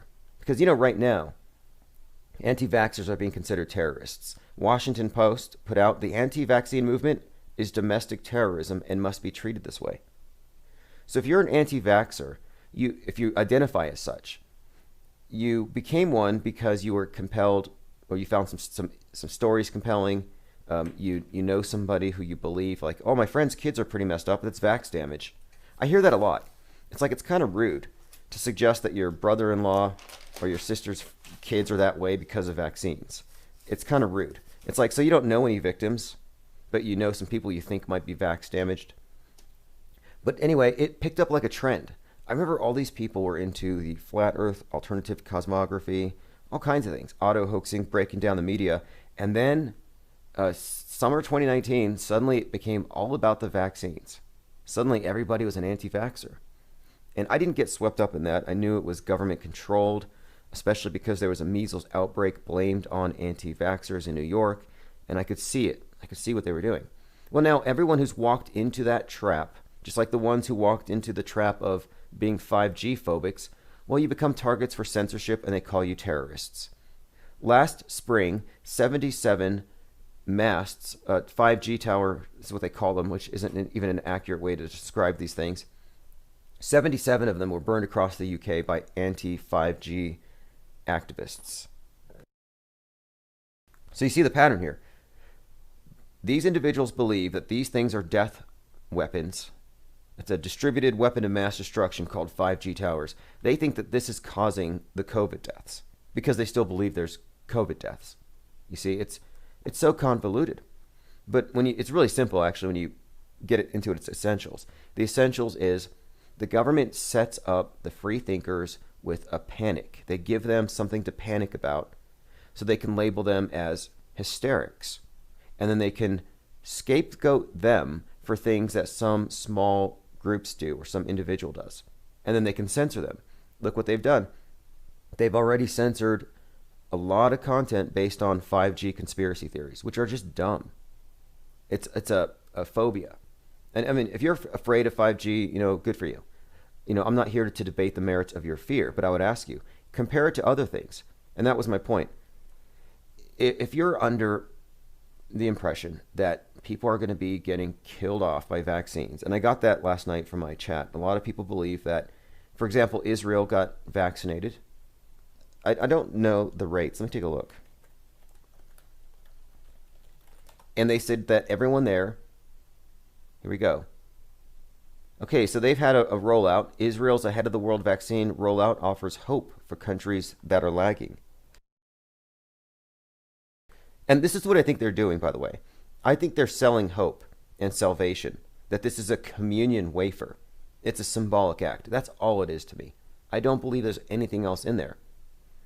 But they're using this also as, okay, you're saved, you're not saved. You get a vax pass, you don't. You can go out, you can't. So you can see the political utility here, but are they killing people? And I don't believe they are. I think it's a baseless fear, and it's way too partisan for me to trust it. But here's my point. I brought this up last night, and I said, okay, well, let's say they vaccinate everybody in Israel. Are they going to be dead in 2022, 2023? Did we just witness a genocide, and is there going to be no more Israel in 2025? If you believe the words that the anti-vaxxers profess to believe, then yes, they're all going to die. So then I do this all the time, then I target them and I say, well, look, you're saying it's deadly.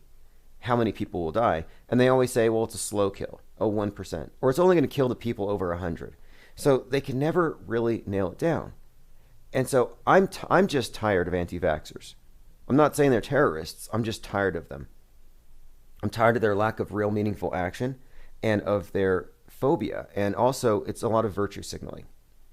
Like, look at me, I'm afraid of this, you're not. Well, look, if you're so virtuous that you're warning everybody, crying wolf, oh, Bill Gates is going to kill you, and you're saying that only a handful are going to die or only a small percentage, I want you to compare those statistics to the numbers of people dying from cigarettes.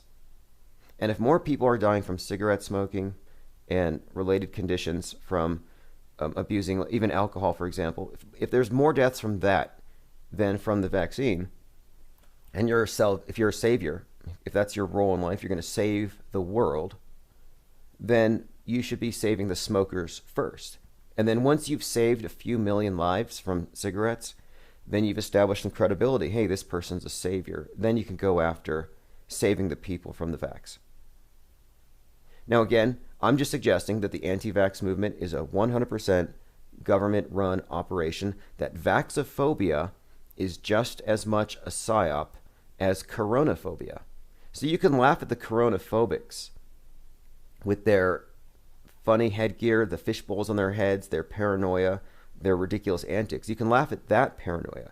But what about the paranoia and the fear of those who are terrified of Bill Gates, a made-for-TV character, Dr. Bill Gates? Donnie the Dead says vaccine is very much a salvation and saved. Yes, it is, and a baptismal right for money. Yes, it's a baptismal right. It's a baptismal right. But look, I've just noticed a pattern here. I've noticed that in order to silence dissidents, the governments have to convince everybody else that the wrong thinkers are dangerous. So now the wrong thinkers are running around saying, don't take the medicine that'll save the world. You see, basically you're like Satanists to the world system. The world system is saying, you all need to be saved. This is salvation. And the ones who are saying, don't be saved, well, you're basically heretics. You're the devils to the system. You're the ones that need to be contact traced by the Neo-Inquisition, which is what contact tracing is when you get down to it. Okay, let us continue. Again, Capitol Police officials say intel on March 4th plot is being taken seriously. So if there is a PSYOP today, we know it's government run, but we also know that no matter how poorly it's performed, everybody's going to think it's real. It's sad. Okay, now here's another area we crossed last night. So I've been asking people, okay, so you're a vaxophobe and a chemtrail phobe. What about climate change? And they laugh. So you can laugh at climate change because that's a hoax. You can laugh at the virus because that's a hoax. But you're scared to death of contrails and vaccines. So these are partisan fears.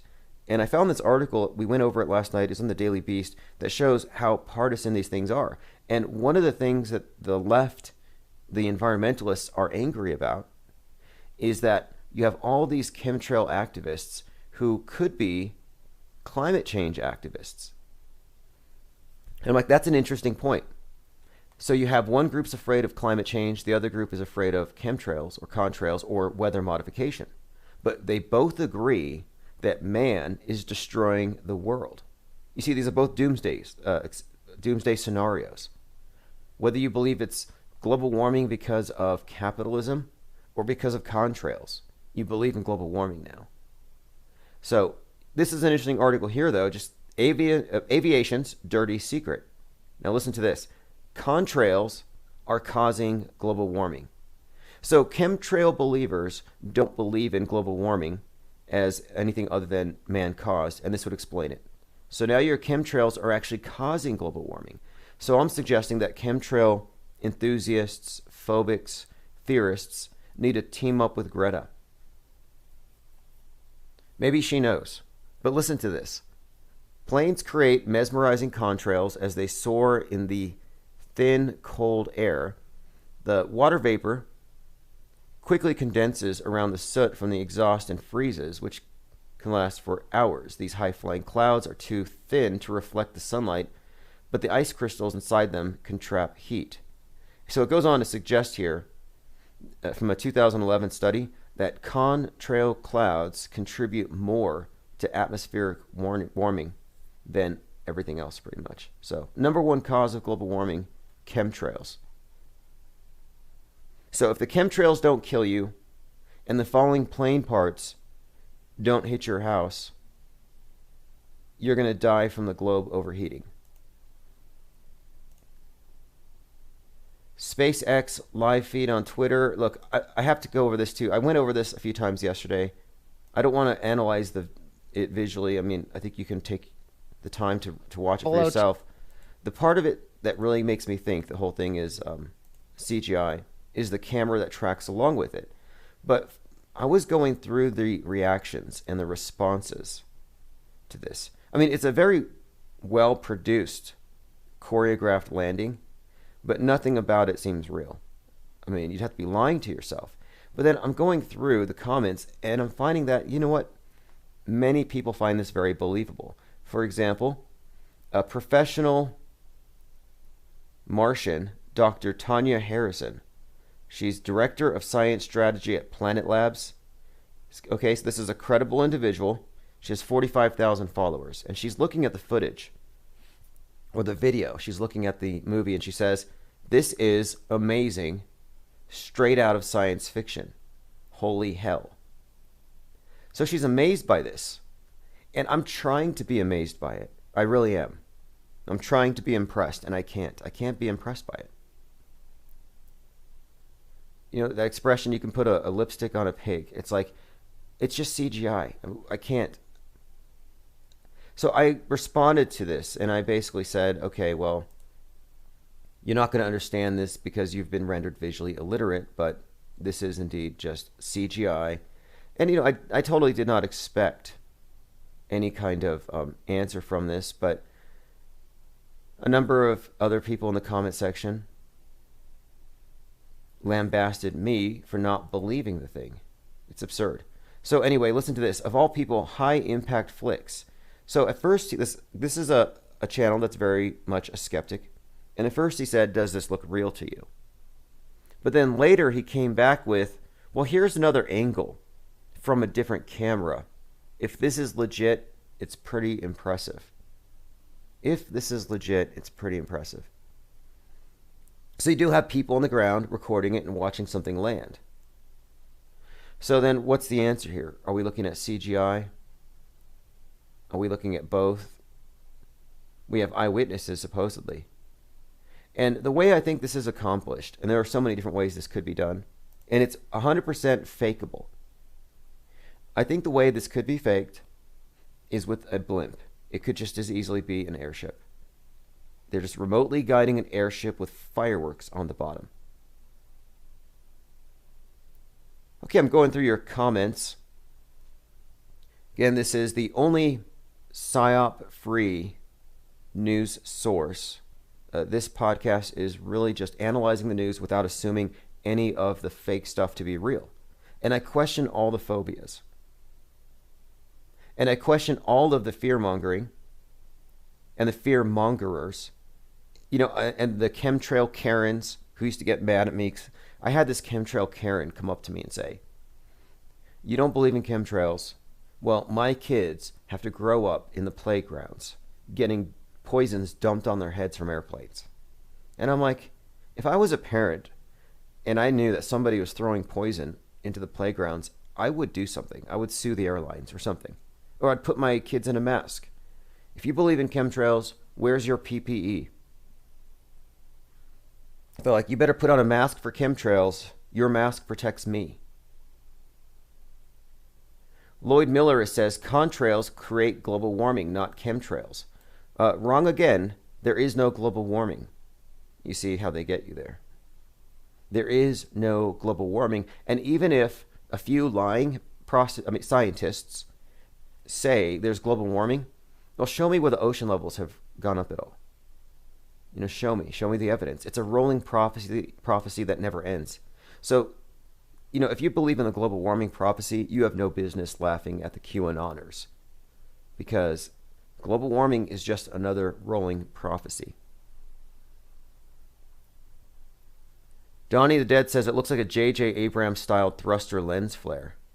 Oh, sure. You know, when it comes down to it, and we were talking about who is behind the various productions, you know, or who are the agencies behind these things? How can we know who the meta-scripters are? And our conversation was about how it appears to be that not only did Stanley Kubrick assist in the faking of the moon landing, but he also was the director of the 9/11 PSYOP. So I'm thinking, well, it makes perfect sense that they would recruit the best. So why wouldn't you have J.J. Abrams? Why wouldn't you have the best? Why wouldn't they recruit the best? I mean, we're not talking about engineers. I mean, in a way, we're talking about, I guess, in a sense, yeah, you have some, but we're talking about film production, artistry, mimicking reality. And I used to call these individuals, Musk and Branson, I used to call them members of the Billionaire Blimp Club. They're all insiders, part of the cult of the obelisk, and they know how they've bamboozled the masses with these blimps with fireworks on the bottom. They can launch it up out of sight, out of mind, and then cut to the CGI, or they can launch it and then land it How easy is it to land a balloon, a blimp? And you can't call that a blast off. Okay, think of a bottle rocket. I mean, the blast off, it goes really fast. These things are so slow, and they'll say it's because it's so much weight. I'm not buying it. Crossbody says, generalizing about everything to water down information. I guess nothing matters. Everything is fake. No, I would say not everything is fake at all. In fact, that's the wrong answer. If you say everything is fake, you're just as deluded as the ones who say everything is real. And we're only talking about what's on the TV. We're not reality deniers here. So the televised version of reality, the hyper-mediated world view, is entirely questionable, yes. Just like the Bible. If you have a hard time saying, oh, what do you mean you can question the media? Well, then you're brainwashed. So my suggestion here is that everything you're seeing on the TV is worth being questioned, and we already know how much fakery goes on, those of us who've been following this channel, what they're capable of. So there's no reason to give them the benefit of the doubt. We have exposed the fakery of rocket science as presented by NASA and these so-called private space agencies. These things have been deconstructed for years. Are we suddenly going to say, well, the next one might be real? No, they get no benefit of the doubt ever. The MSM has lost its credibility. And if 2020 hasn't revealed to you how completely mendacious they are and how they rely on you not hearing the truth, well, then there's no help for you. You're in a cult. The mass media is a cult. They couldn't get the atheists to kowtow to sin anymore, and none of them fear God, so they reintroduced these exact same things from the same cult, but they dressed them up with science. They replaced sin with a virus, wrath of God with global warming. And so all these leftist atheists who believe that they're following science and progress, guess what? No, they're just as superstitious as people in a church kneeling and babbling for whatever. Going through comments, Lloyd says, landing a blimp is not so easy. I guess they filled it with hydrogen. Well, there's a few different ways it could be done. I mean, assuming it was done the way it looked on the video. I mean, those individuals there may not have been there for that actual landing. And you could easily fake something. I mean, as we know, it's all fakeable. You saw what they did last year with the mice. You have several videos. And who knows, we haven't gone through their back catalog to hunt for mice. But there are videos that were released by SpaceX that show mice in space on the Merlin engine. And it sounds like a joke, right? And you could just say, well, there's something wrong with your eyes. Or, you're just cognitively impaired and there's something wrong with you. Okay, fine. Just dismiss it. But you could show the same footage to somebody who doesn't know it's from SpaceX and say, hey, what does this look like to you? And they'll say it looks like a mouse. My point being, they inserted a digital mouse because they can. They can get away with it. And what's more, and this just lends credence to my assertion that it was intended to be a mouse, because it looks like one, is that it was on the mission. This was December 5th, 2019. It was on the mission where SpaceX was delivering mice to the space station. They actually said, we're sending mighty mice to the space station to do experiments on them. So on the mission where the mouse, where it was spotted on the outside of the rocket, they just happened to be doing this mighty mice thing. And of course, Mighty Mouse is a mouse that can travel in space. So that's an inside joke. From December 5th, 2019, SpaceX launches robot and Mighty Mice. SpaceX Mighty Mice stay swole after a month in space. So these were genetically enhanced mice. Very muscular mice. They sent 40 of them to the space station in December. And again, it was after this mission that we started seeing mice on the outside of these rockets. And it's kind of funny because, you say it and you look crazy and no one wants to believe you. And it's like, Musk probably knows this. Oh, that's okay. Anybody who points it out, just call them a flat earther. Call them a flat earther if they notice any inconsistencies, and that will shut them up. And it pretty much works. Oh, speaking of which, the annoyed Scott, they boil my blood, he says. The man who launched the crowdfunder to send a flat earther into space, his crowdfunding campaign was canceled. The media is laughing at him in some of these articles because he's only raised $250. Well, the reason why he didn't make more than that, even though the campaign has been shared almost 1,000 times, is that for no reason, GoFundMe shut it down. And the whole point of it was he's going to raise $250,000 to send himself and a flat earther into orbit. Well, low, it wouldn't even be orbit, suborbital with Virgin Galactic. So anyway, they canceled his account. I reached out to him and I asked him if he would be a speaker at the International Flat Earth Conference 2021. And he said yes. So we are going to have Mark Gold speaking, possibly even debating. And the whole point of it is he's going to team up with somebody to go on a flight on Virgin Galactic. I contacted Virgin Galactic yesterday to work out the arrangement on how to secure a seat. And since GoFundMe canceled it, I went ahead and picked up where they left off. And so this is what we're working on now. We still don't have a co-pilot. We think it might be Jake Gibson. We're going to find out. So if you want to see the campaign, we've moved it off GoFundMe. Just go to flatlunacy.com. Super easy to remember, flatlunacy.com. This is the campaign to send someone to space. And we're going to find out how much it takes to put a down payment on the seat. It may not even cost $250,000. I'm trying to get on the phone with somebody from Virgin Galactic to see if there's a flat earth discount. So just a heads up there. Breaking, nothing's going on at the Capitol. Okay, so there has been no appearance. And again, we're waiting on, well, March 4th. If you didn't know, this is the date that supposedly Donald Trump is going to become president of the American Republic, which will replace the American possessed corpse or the American corporation. And that's supposed to be today, so it's actually a big day if it happens. Tonight, we're going to go live and do some open phones discussions. I have a lot more information about the Stanley Kubrick's role as director in the 9/11 PSYOP.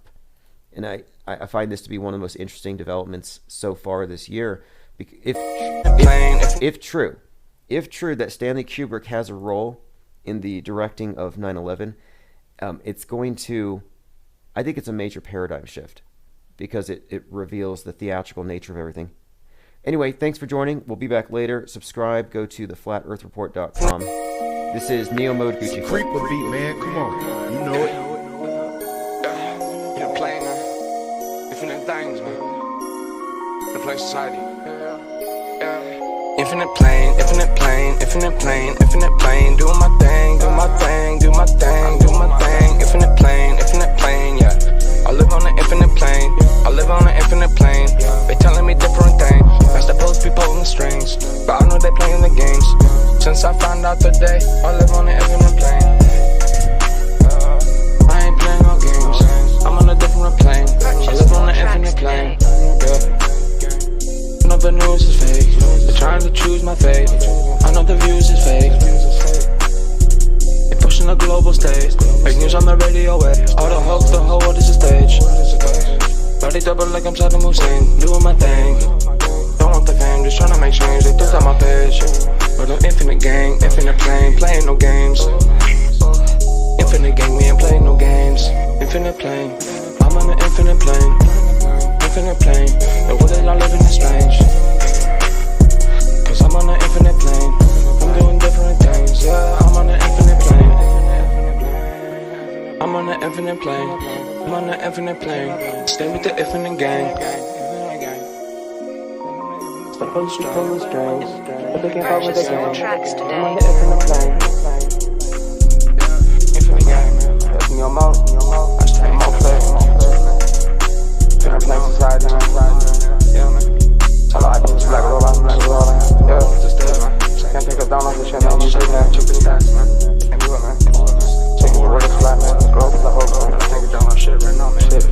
satellites are not real, man. I think satellites are real, man. I don't even know what to tell you. How about the Eagles and shit, man? They already got it, man. I'm telling you right now, it's all the hoax, man. All the hoax, man. Shout out, what up, bro? Tim out, man. What up, bro? Yeah, man. Yeah, I'm up. Stand up there, more research about the hype and shit from what's wrong. I'm telling you, man. Get with the shit. You're not with it. You don't get it. Purchase your tracks today.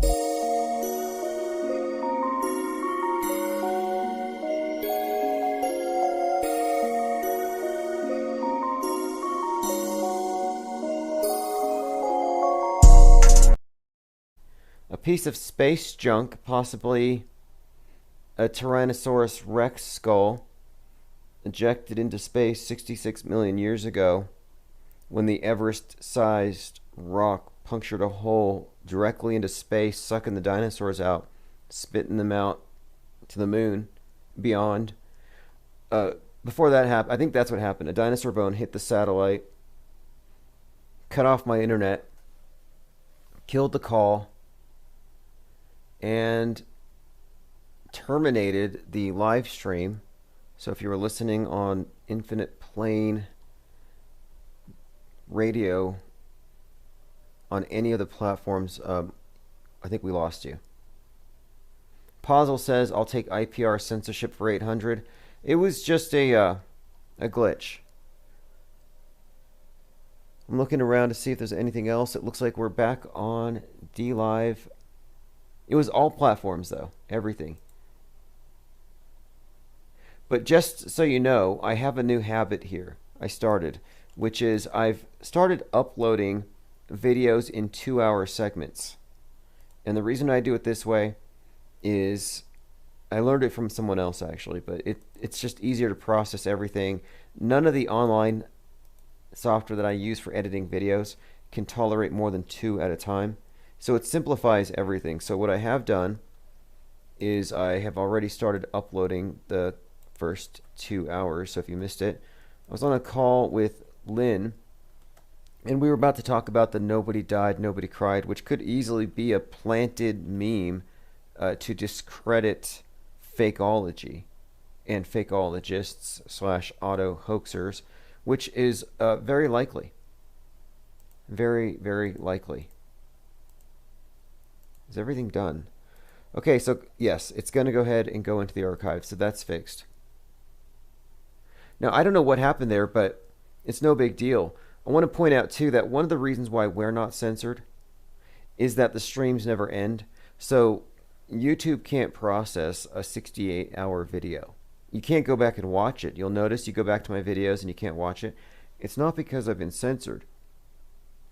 It's because it's too big for them to process. And I hope it's costing them a lot of money. I hope it's wasting a lot of their resources. I hope the earth is heating up more because of my constant live streaming ceaselessly. But it keeps us from being censored. How do you say, well, this video offends me? It's like, what do you mean?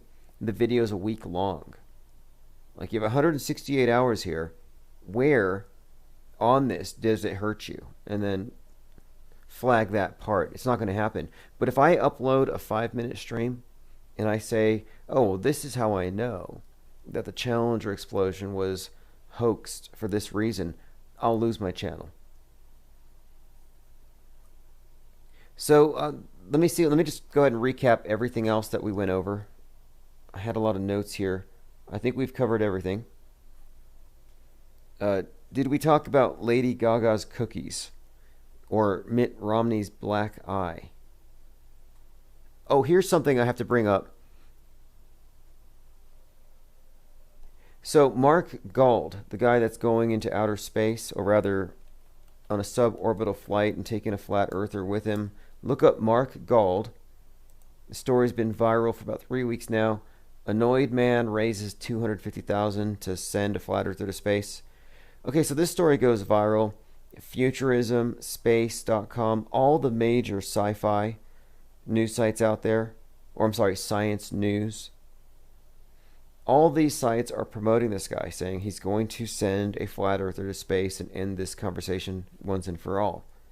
Well, the problem is GoFundMe shut him down right after he called in.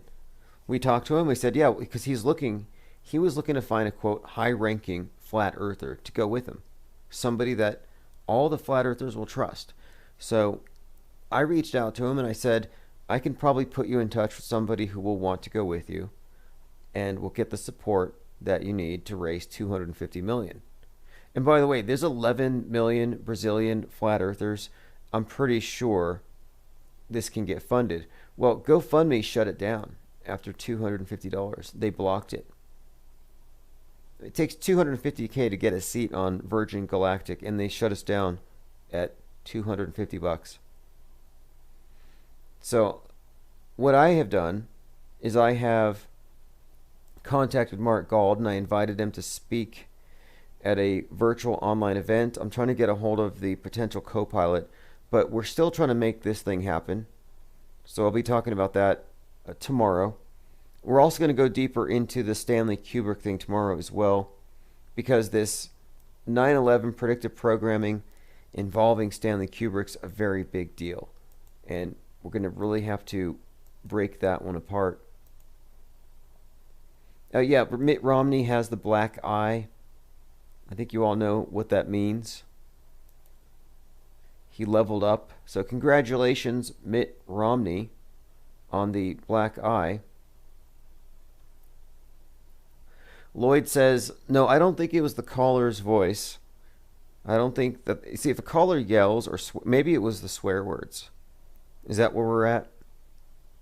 Like live streams being shut down over very basic swear words. No, I think it was just purely a coincidence. It could have happened at any time during the stream. I'm glad we got a solid 2 hours in.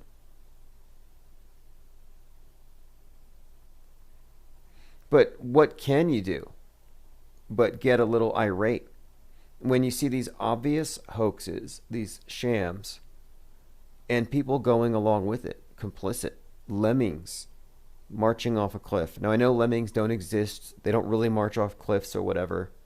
I mean, lemmings are real, but they don't follow each other off cliffs and die.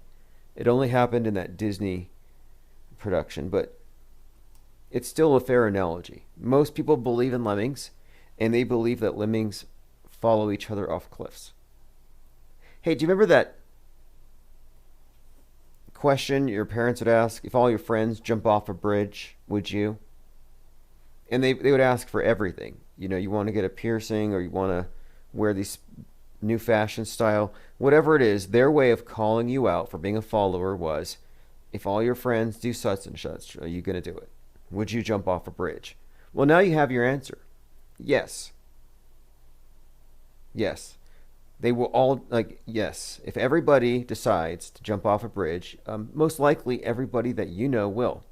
If they were quick to adopt the mask, yes, they're going to jump off a bridge. So I understand the concern at people so willing to go get poked by Bill Gates. Like, I understand why that's concerning and disconcerting, but I still don't think they're going to kill us all. How many times have we been told that there was going to be a death for us all from an asteroid?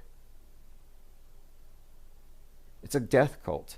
And the thing about death cults is they just obsess about death and everything's going to kill you.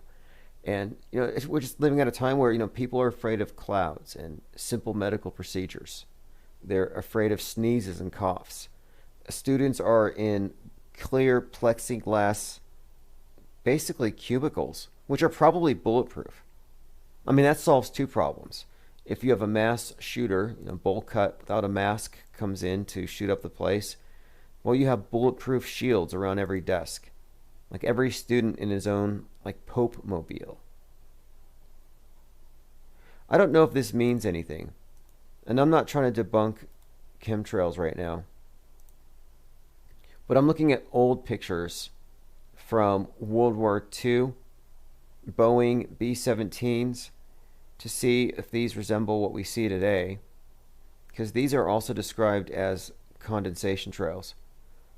Anyway, I'm a skeptic, especially when there's this idea that, well, if you don't fear this, you're somehow endangering everybody else. I think we live in a fearocracy. And notice, who's feared more than the person without any fear? The healthy super spreader. Or the non-believer, the one who doesn't believe in what? The devil, sin. So, I just consider what I'm kind of espousing here is this non-belief. I'm totally an atheist when it comes to the God of the New World Order religion. I don't believe in their globe God, their heliocentric system, and I don't believe in their devil, their COVID devil or their Bill Gates devil, or even the pizza eating, the Pizzagate junkies, adrenochrome junkies with the pizza and the Oreos and whatever else. I'm starting to doubt all of this. And finally, this is one of the main reasons I wanted to talk tonight is today's March 4th. If Trump doesn't take over, then what happens to the deep state? The whole premise for QAnon was there's a deep state trafficking children. Save the children. Well, if nobody saves the children, like let's say tomorrow, March 4th, then you're going to put it off to what? Trump 2024. Then it's like, wait, Trump started this mission in 2015 to save the children. It's 2021. So now those children are second graders. So you're going to put it off for 4 years, trust the plan for 4 more years. You end up with, now it's save the teenagers. And if he doesn't win in 2024, what is it? They're going to be grown-ups by the time they're saved. So I'm just questioning the whole narrative. Are there children somewhere to be saved? Is there a deep state? Is it true that Democrats and liberals in high places drink blood, but not the right wing?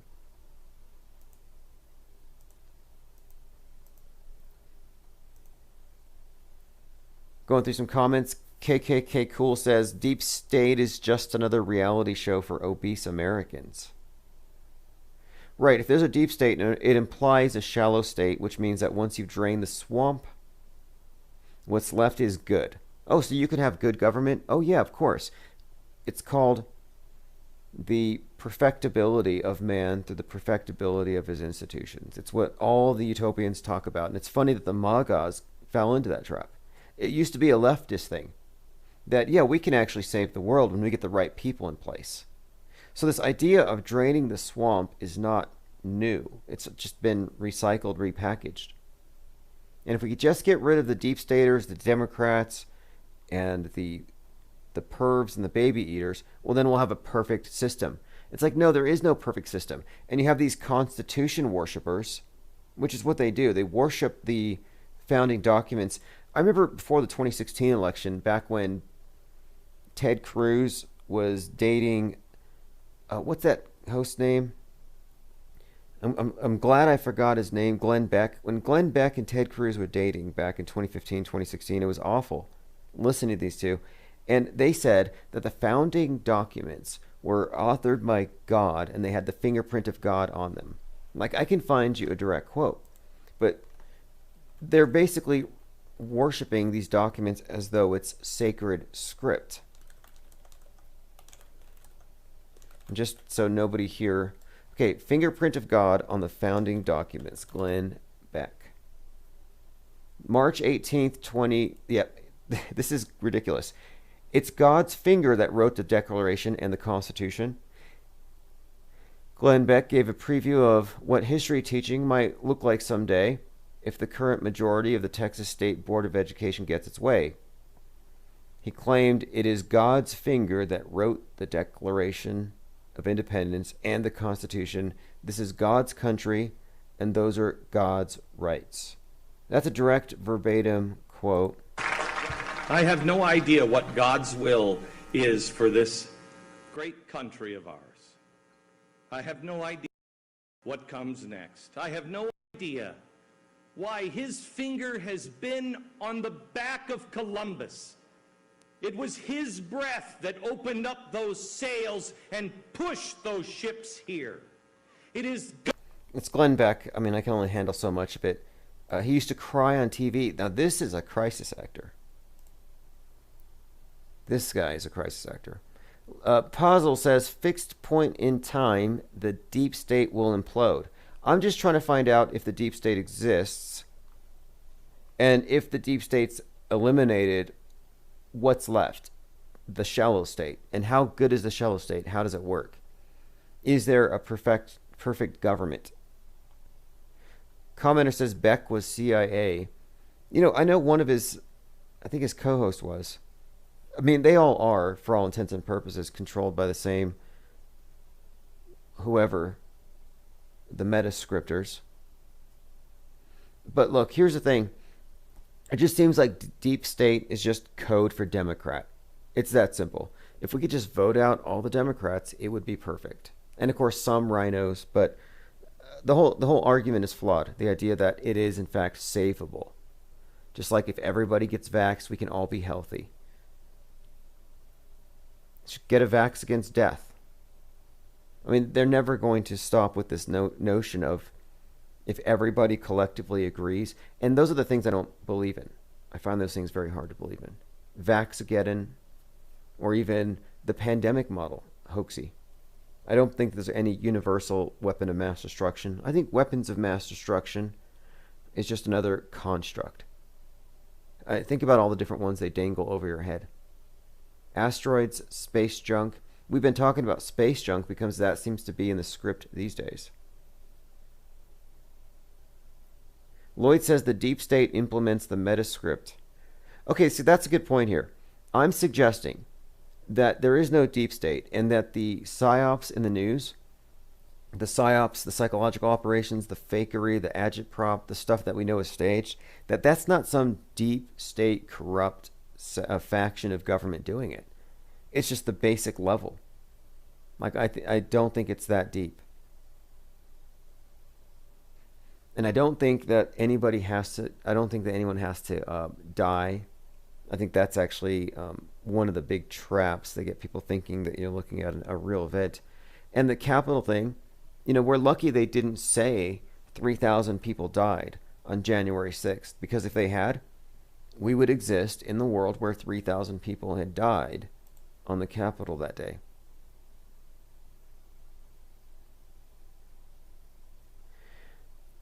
Commenter says, Archons possess certain families through the bloodlines. You need to learn about the Archons. I've heard quite about that. One more thing. You remember that it was on August the 11th, 2020, the Sputnik vaccine was released by Putin, named for, of course, the first orbiting satellite Sputnik, kicked off the space age, dawn of the space age, October of 57. Well, that vaccine came out the same day the movie came out, Sputnik. And Sputnik's a movie about a space virus. And when it possesses you, or possesses the astronaut, the creature essentially becomes a symbiotic, parasitic kind of co-pilot, lives in your esophagus, and it turns you into it. So basically you have to go feed it.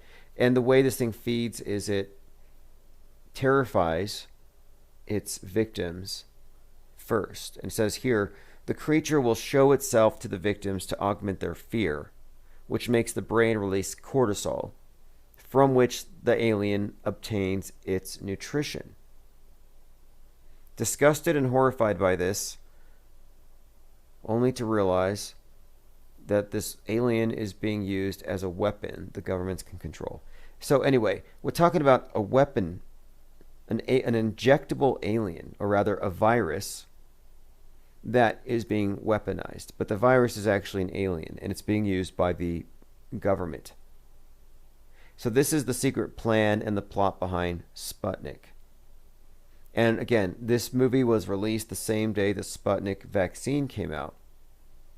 Kind of an interesting little coincidence. And it's not the only coincidence along this line that kind of correlates the idea that the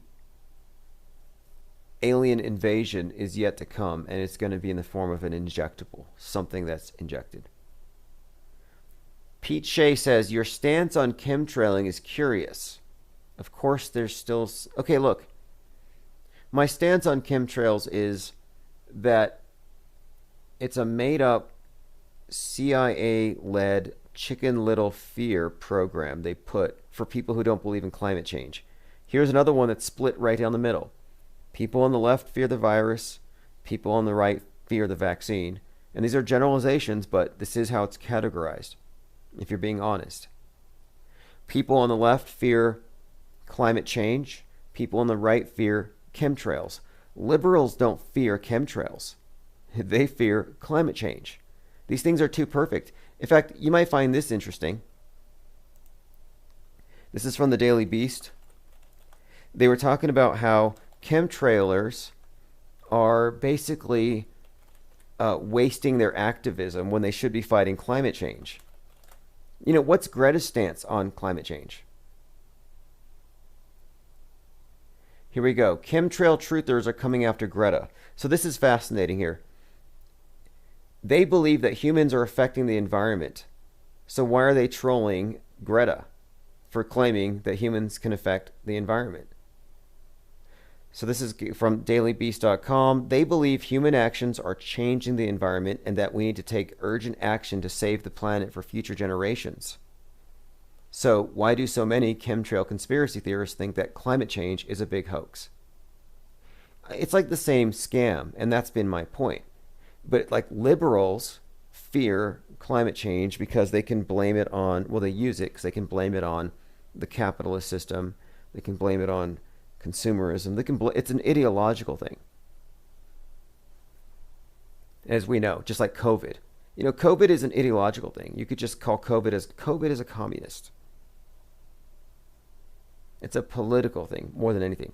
But anyway, this is just very interesting here because you have two people on opposite sides of the fence saying the sky is falling, but they have different reasons for it. So here it goes. It says, despite their shared interest in the weather, chemtrail believers and climate activists have little common ground. It says here, climate denialism functions like a team sport. Now, this article, of course, takes the side that climate change deniers are, or people don't believe in it, are somehow denialists, which is like saying, okay, well then are climate change believers chemtrail denialists? Like, let me ask you that. If you're a chemtrail believer, am I a denialist? And I've been told that I'm a chemtrail denialist. So it's okay to be a climate change denialist, but not a chemtrail denialist. It says here, some chemtrail believers will incorporate left-leaning fears, like suspicions of agricultural giants, but the movement of chemtrails is aligned with the right. The chemtrail theory has considerable overlap with anti-vax, which has a growing fan base on the far right. So, and again, she remarks here there might be some small enclaves among liberals that are anti-vax, but not really. Goes on to say, climate change denialism is a huge feature of conspiracy theories on the right, and it ties in neatly with the suspicion of world governments. By the way, I think that Biden might have got us back into that Paris Accord to save the planet. It says, Rush Limbaugh has been shouting about global warming being a lie for years and years. So has Alex Jones. And it also fits in with the QAnon political viewpoints. Anyway, this article is just saying here that the anti-Thunberg memes, climate denial, that this is all part of the flat earth thinking. In fact, this is the Daily Beast. It's one of my favorite papers to go to see how the mainstream is being told to think. And so this is really interesting that, yes, the climate change denialism is what we're actually espousing here. Because it's an obvious thing, and if you don't believe in it, you're obviously just denying reality. It's like, no, we're not denying reality. We're just denying their interpretations of it. Lloyd Miller says geoengineering is the issue. Well, you know, the thing is, nobody who talks about chemtrails ever says that first. They lead with chemtrails until you question it, then they say geoengineering. Why don't we just carry signs that say geoengineering is going to kill us all? Just a rhetorical tactic that I think is off. I think that if geoengineering is the issue, make that the issue. The reason why I don't believe that chemtrails is a real thing to fear is that it was popularized on Coast to Coast in like 1999, like AM radio. And it got a lot of ratings. And I remember the first time I was told to fear it, it was by a person holding a Camel cigarette in one hand and a bottle of Jim Beam in the other. And he's warning me about how those clouds up there, way up there, are going to kill me. And I'm like, okay, real serious threat here. So it's like, well, how can you even say, in 10 years or 20 years? Like, maybe it wasn't the cigarettes that got you. Maybe it was chemtrails. Maybe instead of suing the cigarette companies or the vaping companies, sue the airlines. By the way, where are the vaping deaths? You remember right before COVID, we had the vaping deaths? Very, very hoaxy. Vaping illnesses climb to 33 as outbreak spreads. 33 dead, 1,500 affected by vaping lung disease. If you remember this story, I think at the time we were covering it, how it was like every single day there was something about these vaping deaths that was just being like, look, 455 vaping illnesses in 33 states. Lung disease linked to vaping in 33 states. Do we have any vapists in the chat who can comment on this? 33 states impacted by vaping. And then after this, there was a 33-year-old who came down with the whistleblower, 33-year-old from Wuhan who told us that COVID was coming. Yep, Wee Lion was 33, and then we had the COVID.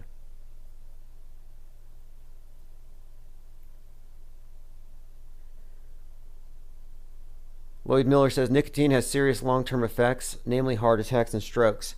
Okay, I got a question. Is the nicotine more dangerous than chemtrails? Are cigarettes worse than chemtrails? Are more people going to die in the next 5 years from cigarette abuse than from vaxes? Let's just prioritize our fears. If we're going to just say these things are scary. Okay, so we got vaxes, we got cigarettes, and we got chemtrails. And we'll just throw in asteroids just to be a little more scientific here. Okay, so let's rate these fears. Vax, cigarettes, chemtrails, and asteroids. In the next 5 years, which is going to take us out? I think we all know that asteroids are fake. So now it's a question here. Chemtrails, cigarettes, or vaccines? Which one's going to keep you up at night? Which one's going to fuel your nightmares? And if more people are going to die from cigarettes than chemtrails and vaccines, then how come the anti-vaxxers don't pivot and go after cigarettes first? Get some momentum and then go after the chemtrails. KKK Cool says TBH, SIGs are much more dangerous than all these things, even if they were real. So there you have it. There you have it.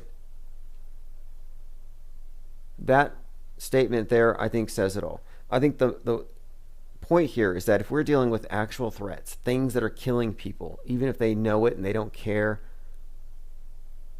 cigarettes. If you want to be worried about other people dying, and apparently that's what people are worried about, like, oh, I don't want my family to get vaxxed, they're going to die. Well, maybe you ought to start correcting the smokers first. If what we're doing here is being superheroes, trying to save people. And that's not my purpose here. I'm not here trying to save people. Do some people get on YouTube thinking that they're going to save lives? I'm going to save lives by preventing people from taking that or from believing this. Cubstar says cigarette filters are the most dangerous things on earth. Is Bill Gates invested in cigarette filters?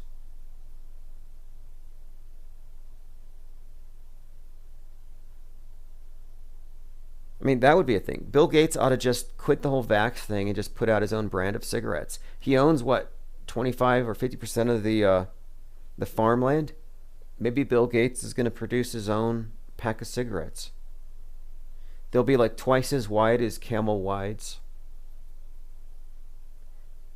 What will he call them? What would Bill Gates call his own brand of cigarettes. He'll just call them coffin nails. He won't even be subtle about it. Yeah, take home a pack of coffin nails. All right, well, this has been great. Thanks, Lynn, previous caller. Sorry that the satellite got hit by a dinosaur bone, cutting off our connection. But if you want to catch this on the replay, it will go in as soon as it uploads. Posel says, Gates says that the next pandemic will get your attention. All right, well, don't smoke cigarettes. Wear a mask for chemtrails. Wear a helmet to protect you from asteroids. Stay safe at all costs. All right, everyone, this has been great. This is Space is Fake by Chief Crow and the Flat Earth Worms. We'll see you all in a few hours. 3-4, this is the day. If QAnon doesn't show, it's over. Because you can see the stars. Oh, yeah. You know, and we were never able to see stars from the lunar surface or on the daylight side of the moon. It's not black and white. I mean, it's black, but there's all kinds of polka dots. Space is fake AF. Space is fake AF. There's more than stars. You can see planets.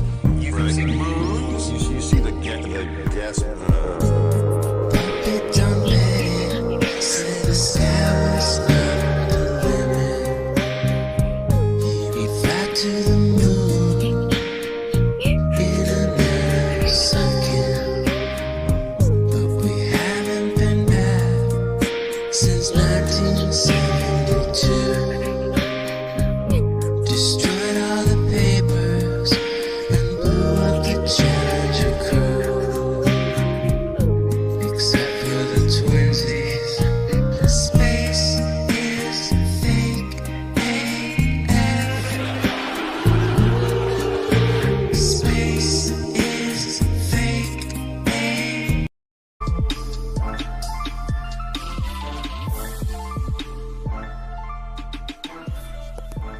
Okay, thanks for joining. It is March the 4th, 2021. A couple of things happened yesterday on 3-3 as I predicted publicly on my tweets.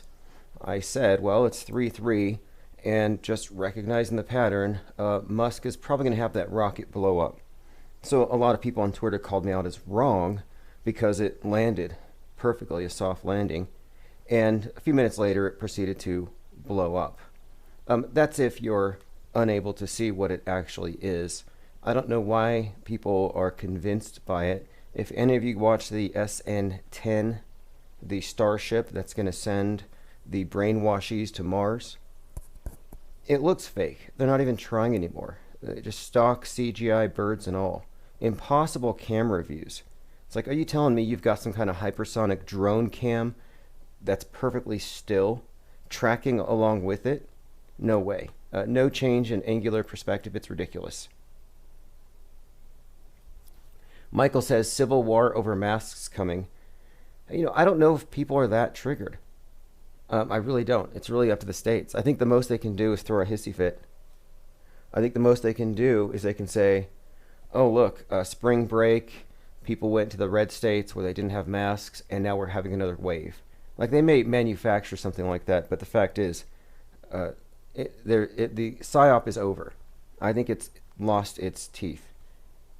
I mean, COVID-19, as far as I'm concerned, is an overused, like overplayed card. I don't think it's going to go any further. Look how flagrant. And look, here's something to consider too. When the governor comes up and says, open up, full capacity, no masks, it's like, who's he telling? Like, do you really need permission? No, all of this acquiescence to the medical tyranny is pretty clear to me for what it really is. I mean, it's just a power grab. You know, show me the bodies. And here's the thing, though. As much as I have COVID fatigue, I think it's worth pointing out that vaxophobia is probably as big a PSYOP.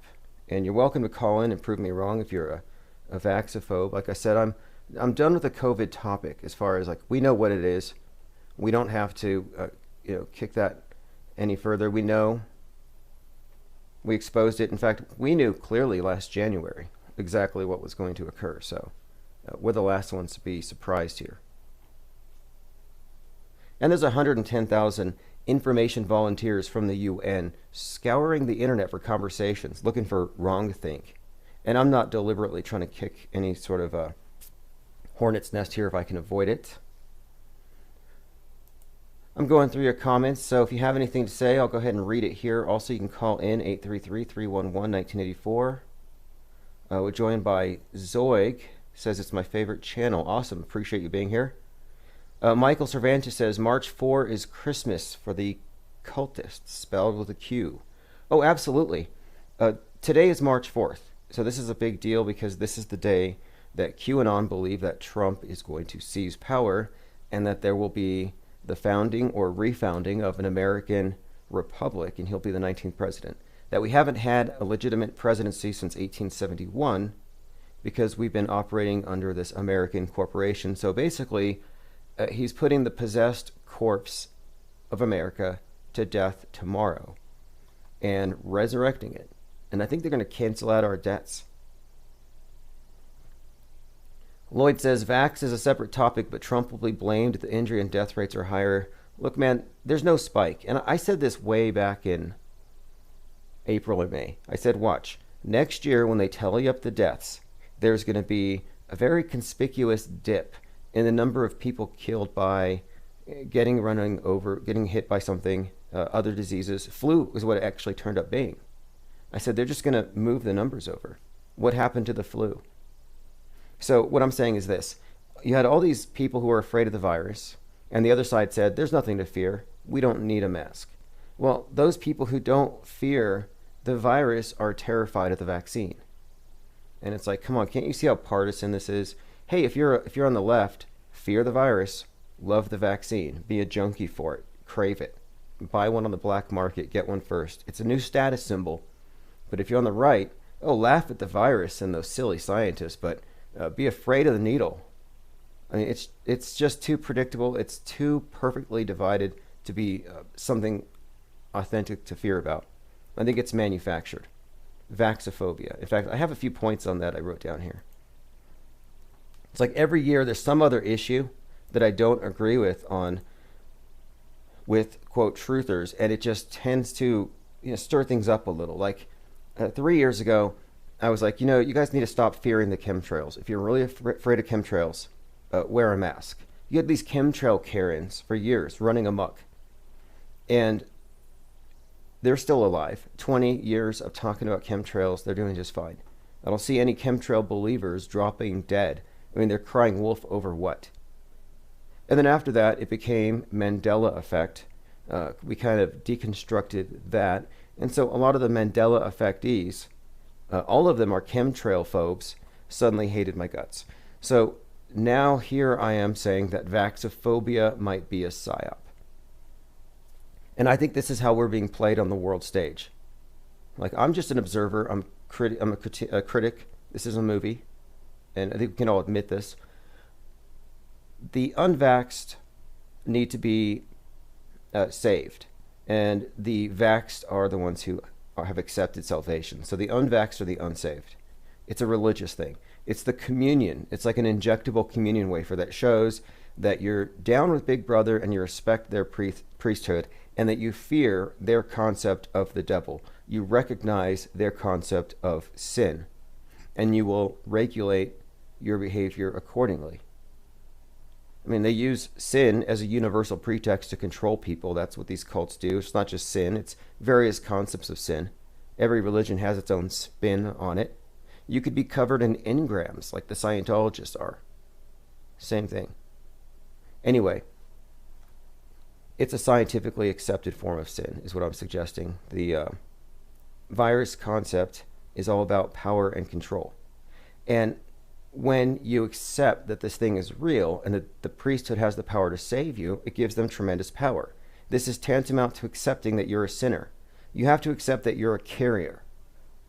Accept that you're a super spreader. that we're all super spreaders because we've fallen short of the glory of Bill Gates. And until we've been vaxxed, we can't be saved. We can't be given access into heaven or the Mars program, possibly. You think you can go to Mars if you're not vaxxed? Everybody going to Mars is going to be vaxxed, I guarantee it. So my point is this. I think that if you're given the option of, okay, fear the virus or fear the vaccine, if those are your choices, why do people just default to, well, I'm going to fear the vaccine? No, I'm going to fear the virus. Like, what about fear-free? How many of you are fear-free? If you don't fear either one, put a 0 in the chat.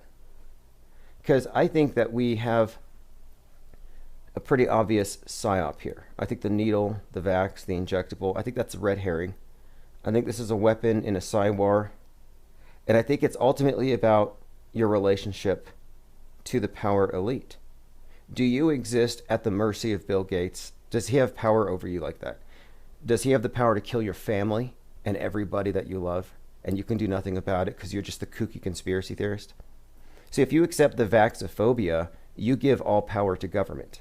It's the same thing. I think it's about relationship to power. And I think if you can laugh at the vaxophobia as well as the virus itself, if you understand that it's all a game, I think it's a more sane, maybe cognitively harmonious approach. But anyway, if you want to dispute that and tell me I'm wrong for not being afraid of chemtrails, asteroids, or vaccines, number is 833-311-1984. I'll put the number on the screen. Again, it's open topics. Also, like I said, the SpaceX Starship SN10 launch happened at it was on March 3rd, so yesterday now. And I watched the footage a few times, and the main takeaway from it is that you would have to fall in the category of what I would call visually illiterate to not recognize what you're seeing here is a deception. At a minimum, you have a composite. Like, I don't doubt that you have something that flies up there, but in my opinion, it looks like a blimp. It looks like a cylindrical airship with some cool fireworks on the bottom. I mean, the pageantry is unparalleled. Okay, so it's a cool fireworks show.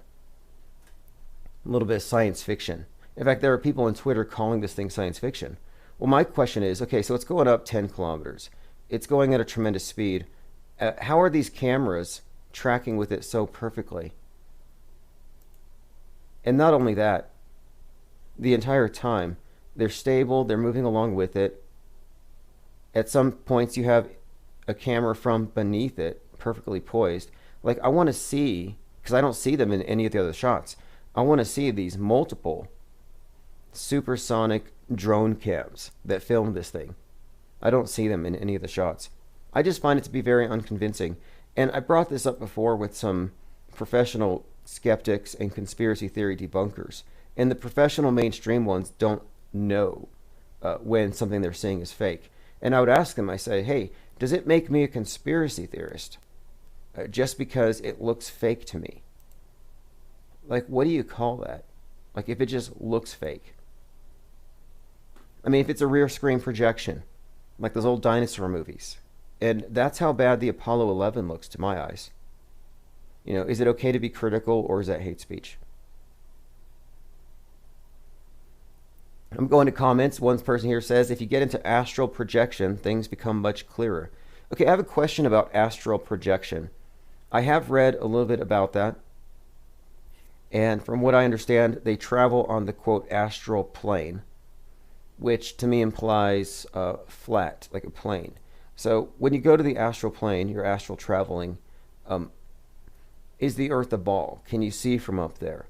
Or is it just a plane? I mean, I'm curious to know. So if you're an astral traveler, call in 833-311-1984. Or just astral travel over here and tell me yourself. Lloyd says, it's a very clunky blimp, referring to SN10. The exhaust stream isn't big and powerful enough compared to the other rockets and blimps. Oh, I think it's comical. And I grew up here in Balloon Fiesta is what they call it every year. It's Balloon Central. So I've seen balloons my entire life, liftoffs, not blast offs. A blast off is like it takes off, like an explosion behind it. What we're looking at here with these rockets, though, is a liftoff. It's really slow. And what it looks like to me, literally, is an airship. And they put the fireworks on bottom just to make it believable. And I still don't think it is believable. It looks kind of funny to me. But that one just looks clunky. And I don't want to go too deep into this unless you want to, but I did find some interesting footage from... Let me just go straight over to this, and then we'll get back on track. Has to do with the Challenger, which someone told me they believed that the Challenger explosion was faked for the specific reason of giving them a convenient excuse to end the program. And I'm like, that's interesting. Okay, so what you're looking at on the screen, and I'll tell you where it came from. Space Shuttle Endeavour filmed a mission where they dropped their external tank and they had a handheld camera, something they never do. They never do handheld cameras anymore. And you're supposedly seeing this external tank just falling away. And it actually looks exactly like Starship 9. Like, I happen to think that Elon Musk just purchased the old shuttle parts and just spray painted them silver or something. With that paint you get at Lowe's or Home Depot. It's the same thing. It's a big blimp. So you're supposed to believe that this is, and if you're just listening, you're not watching, I'm watching a video from NASA. And this was viewed 8.85 million times. So this isn't some fringe conspiracy theorist. The title is Endeavour's External Tank Falls Away. And for a good 5 minutes, you see it toss and turn against the backdrop of clouds. So to the uninitiated, you would think, well, look, I'm in space looking through a handheld camera and I'm watching the external tank fall through the clouds to the ocean. However, they give it away at the very beginning. They're on a stationary platform. They're filming it from inside of the space shuttle on the ground. And this is my opinion, but I mean, you can't unsee this once I explain it. This external tank is actually a blimp going up into the clouds. And they're looking from the ground with a GoPro lens. Very clever. So you might get the idea that you're looking at something falling through the clouds into the ocean, but no, actually it's going up and you're looking down. You're looking up, and it's an optical illusion. But what's worse here for them, and they cut the feed, is you actually see a small jet fly by this thing. And the problem with that, and this is at 4 minutes and 55 seconds in, and they used a kind of a transition that blows it out to kind of hide it among the clouds. Maybe they didn't realize it would be picked apart later. But what you see is a blimp recovery jet. Now, you could say it's just a coincidence that you have a jet in this close proximity to this tank that was dropped. No, it's not. And again, you're supposed to believe it's a tank dropping from space, falling into the ocean. It's hilarious. Lloyd Miller says, how tall and wide is Musk's Starship? I believe it's... I'll have to check.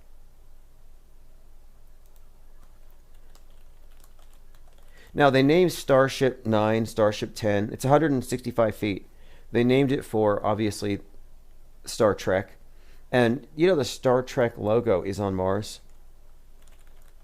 And we always talk about how they merge reality and fiction because the public doesn't know the difference. Well, you can look it up. NASA spots the Star Trek logo on Mars. It looks like the Starfleet is embedded on the planet next door. It's a dune in the shape of the famous logo from Star Trek. So this was spotted in July of 2019. Couldn't possibly be a PR stunt. Like, they wouldn't lie, would they? And make something up like a year before the Star Trek movie comes out to gin up interest? Of course not. I have a question for Star Trek fans. How do they keep their feet on the ground when they're walking around in the ship? Like, how do they bring it in there? It's just too perfect. I think it's very unbelievable. And I'm wondering, why don't they have them simulating zero-G on Star Trek and other TV shows? And I think the reason why is they don't want you to have a basis for comparison. Meaning, if you're always watching people floating around in space in the movies, then when you see them do it on TV, on the NASA show, this reality TV show, you're going to say, wait a minute, it looks kind of fake. So I just don't think they want you to have a basis for comparison. Lloyd says there's no plan to send it to the stars. Mars is infinitely close compared to the stars.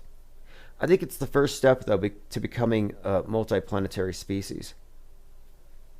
And look, I don't apologize for not believing it, for not being convinced. You know, you can explain away in your own mind if you choose. A blimp recovery jet. You can choose to ignore it, but I can't. It just, again, we're looking at habitual liars in high places. And the fact that this thing exploded earlier today, not a surprise, like I said. It's super predictable. The last launch was on Imbolc, Candlemas. You have to look at this, but all of the major incendiary disasters of NASA happened during the same week. Not a coincidence. Okay, so this is an article. I'm not going to read it, but I just want to read the headline. 33 years later, from ABC News, Eddie Murphy and Arsenio Hall return to Zamunda. 33 years after coming to America, Eddie Murphy and Arsenio Hall have returned. I'm bringing this up because we're talking about a movie regarding royalty, the king, returning of a king, the number 33. It's endless when you start noticing these patterns, but I have to point these out. It's just a matter of record. You know, we talked about this last week, and we'll get into this some more. We were talking about the meta script and the patterns and how consistent they are, which allows us to interpret them, I think, with great accuracy. And one of the things we talked about the other day was the notion that Stanley Kubrick, already we know he's behind Apollo 11. He told us in the subtext of The Shining. He dropped hints in other movies, but so we know he was behind that. And so many people think, well, he was letting us know about it because he felt bad. Or that, Eyes Wide Shut, he told us too much, so they killed him. But there's another take on it, and that's the one we went through, that no, this was his lifetime career. That Stanley Kubrick may have been the director behind the most high-profile psyops of the last 50 or 60 years, including 9/11. And that's the new piece here. We often talk about who's the meta scripter, who's writing this stuff, if it's staged, if it's requiring a complicit media on all sides internationally, if there's some central writer, who is it? And I don't know yet. I mean, I suspect a demiurge, maybe the devil, but at a minimum, we can kind of point out some individuals who are clearly very close to the source of the supposed meta scripters. And I think Stanley Kubrick can be placed right there, within one or two parts, 1 degree separated from the center of it. The article is called Stanley Kubrick's Faked Death and the 9/11 PSYOP. You can listen to that podcast. Just go to infiniteplainsociety.com. You can find it there. The article is called, again, now for some reason it's not showing up. So it's a good thing I went through it in case it got scrubbed. You know, you can't take anything for granted these days. They burn books all the time. Okay, here we go. Stanley Kubrick, Fake Death, and the 9/11 Hoax. Hey, one thing about book burners. One, it's been said that first they burn books, then they burn people. And it's because once they realize they can't censor ideas, they have to go into your brain. But the people who burn books usually think that they're virtuous. Okay, let me get into this. Lloyd Miller says it seems to be shut down a lot lately. See, this is my first time looking at chartword.com, where I found this article. Now, the things that I said so far about Stanley Kubrick being the architect of the 9/11 PSYOP, it makes a heck of a lot more sense when you've heard the podcast the other day. But what sealed it for me were the scenes, and this is what's wild about it. There are scenes in The Shining that foreshadow 9/11. Now, let me show you something here. Okay, so this is something that you should all be very familiar with, and this is why I think we should take this idea seriously. So do you remember that little chant on the morning of 9/11 where Bush is in a classroom reading a book about his pet goat? And you got to hear this to believe it. So the teacher is having the students chant something. They're chanting, "Kite hit steel." Infinite Plane Radio. Yeah, wanted to check in again now that March is here. Oh yeah, today is March 4th. Okay, so yeah, I was just about to reiterate something about, I'm not sure if you caught it. Did you catch my podcast the other day about Stanley Kubrick possibly being the architect behind 9/11 as far as the theatrical performance of it, how it was choreographed? I haven't listened to it yet. I saw it. I set it aside. I was going to listen to it. I was kind of playing catch up on some of the others on the Mars stuff. Okay, good. But good. That's but cool. The thing about, well, so you're looking at specific aspects of 9/11 and saying, did Kubrick state? Why would? Let me why get is this. that important? Okay. Why is that important? Okay, this is incredible. So if you remember, there was this one clip that people found to be really compelling where it's curious that George Bush is reading this goat story to the kids.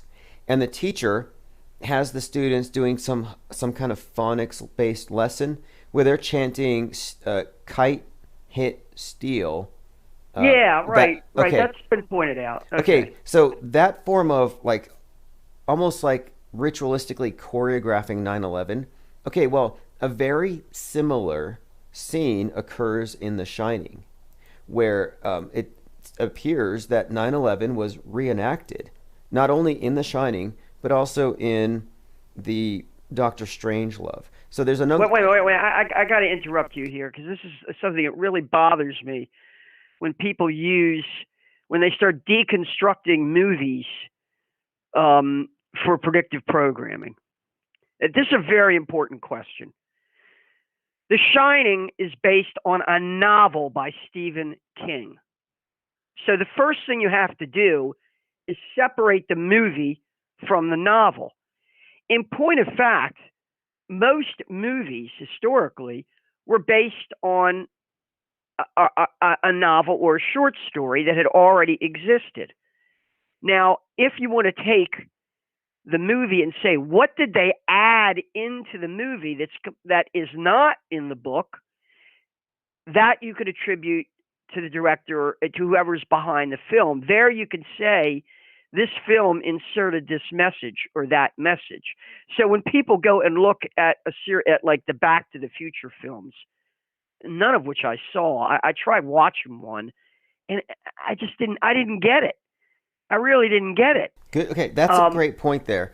With these films, we do have to keep that in mind, and it is the case with The Shining that it's those places where, in the movie, where it seems that it was the director's decision. For example, there's a scene where all work no play make Jack a dull boy. He's typing away, and it happens to be that he's typing A11, which in context is taken to be a reference to Apollo 11.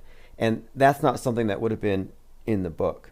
A few other little things like that, but if we call out Apollo 11 as a hoax, what else matters? In other words, so they stick a little breadcrumb here in this movie or that movie. Okay, this is the good question though, because this is the part that struck me, is that it all ties in, it all weaves together, starting with The Shining, with the Apollo 11, but it actually follows through with Space Odyssey 2001. And the reason I've been bringing this up is that we've had these interesting things where, like the monoliths appearing last year, corresponding with that movie. Well, what was pointed out to me is that there's a very iconic scene in the movie 2001, and this iconic scene has a plane-like ship flying into the space station, which is comprised of two wheels. And so from here again, I hate to interrupt you, but 2001: A Space Odyssey is based on a novel written by Arthur C. Clarke. So what are you telling me? Are you telling me that Kubrick inserted something into the movie that did not already exist in the novel? Yes. Or are you calling the novel predictive programming? I would say that the novel, I think it's all predictive programming in the cultural sense, shaping expectations, propaganda. But no, I think Kubrick has some very pointed, deliberate references to future acts. And the breakdown on this is really in depth. It goes into detail, but all of the key scenes, like a low flying plane hitting the Pentagon, is right out of his Doctor Strangelove with a rogue on a low level mission. And they've correlated even the name of the pilot, Kong, with his King Kong, where King Kong is standing on a pair of, well, on the Twin Towers. So, it goes through. The suggestion here is that Kubrick was basically the architect or the inserting this narrative into all of these movies. And for what purpose? That's the big question. What is the whole point? And it didn't seem to me to be like indisputable until I saw that at ground zero of 9/11, there's actually a hotel designed to look like his monolith. So things like that really synchronize it all together. I have yet to fully explain what it all means, though. But the very point, the core principle of American culture is brainwashing and mind control in general. So to find this or that instance where, oh, look what they stuck in here and look what they stuck in there. I went ahead and I downloaded Donnie Darko to watch it after you talked about things falling out of the sky. And so then I sat there and I watched Donnie Darko looking for all of these indications, references to, one of the things in there was that the character played by Patrick Swayze, who is supposed to be some kind of cult leader, who's teaching at this school that they all attend, and is basically he's using these sort of this cult psychology on all these kids, and then in the course of Donnie Darko, this giant rabbit that he hallucinates instructs him to go burn down the house of this cult leader. He sets fire to the house of the cult leader. And in the course of the firemen coming to put the fire out, they discover a stash of kiddie porn, child pornography. And so that also was worked into the Donnie Darko script, basically saying, oh, look, this highly respected leader in your community, this cult leader who everybody is following and worshiping, is running a child sex ring or kiddie porn ring. That's one of the subplots in Donnie Darko. And that film was made right before 9/11? It was released just before 9/11? It was released, yeah, exactly, right before 9/11. And so, he's wearing a sweater that has Triumph, which is what Trump means. And so you have Donnie Triumph, and it's taken place during an election year, 1988. And people are suggesting that Donnie Triumph burning the house of the guy is referring to draining the swamp, for example. Yeah, to me, once you've see, this is the problem I have. Once people saw an image of WTC-7, there shouldn't have been any more questions. As soon as people saw, oh, well, that's an obvious controlled demolition, that's probably what they did with the towers too. Now, if that's the case, that means this whole thing was staged. Well, if it was staged, let's go back and look at the alleged videos of Flight 175 crashing into the South Tower. And then they go and look at that and they see, as I saw, well, that's fake. That the Evans Fairbanks CNN clip is fake. That the Hezar Khani, the Evans Fairbanks ABC clip that shows is fake. That the CNN Hezar Khani clip is fake. Oh, look, this is fake. That's fake. Well, the whole thing must be fake. Once you've discovered one crucial element of the narrative that is clearly a hoax, then the obvious implication is that the whole thing is a hoax. There's a legal principle involved here in criminal trials called fruit of the poison tree. And that's basically, you can completely discredit a prosecutor's case against a defendant by discrediting the one key piece of evidence or one key witness. In the mind of the jury, you can do that. And that's what should be, if we lived in a sensible world, that's what would be occurring here.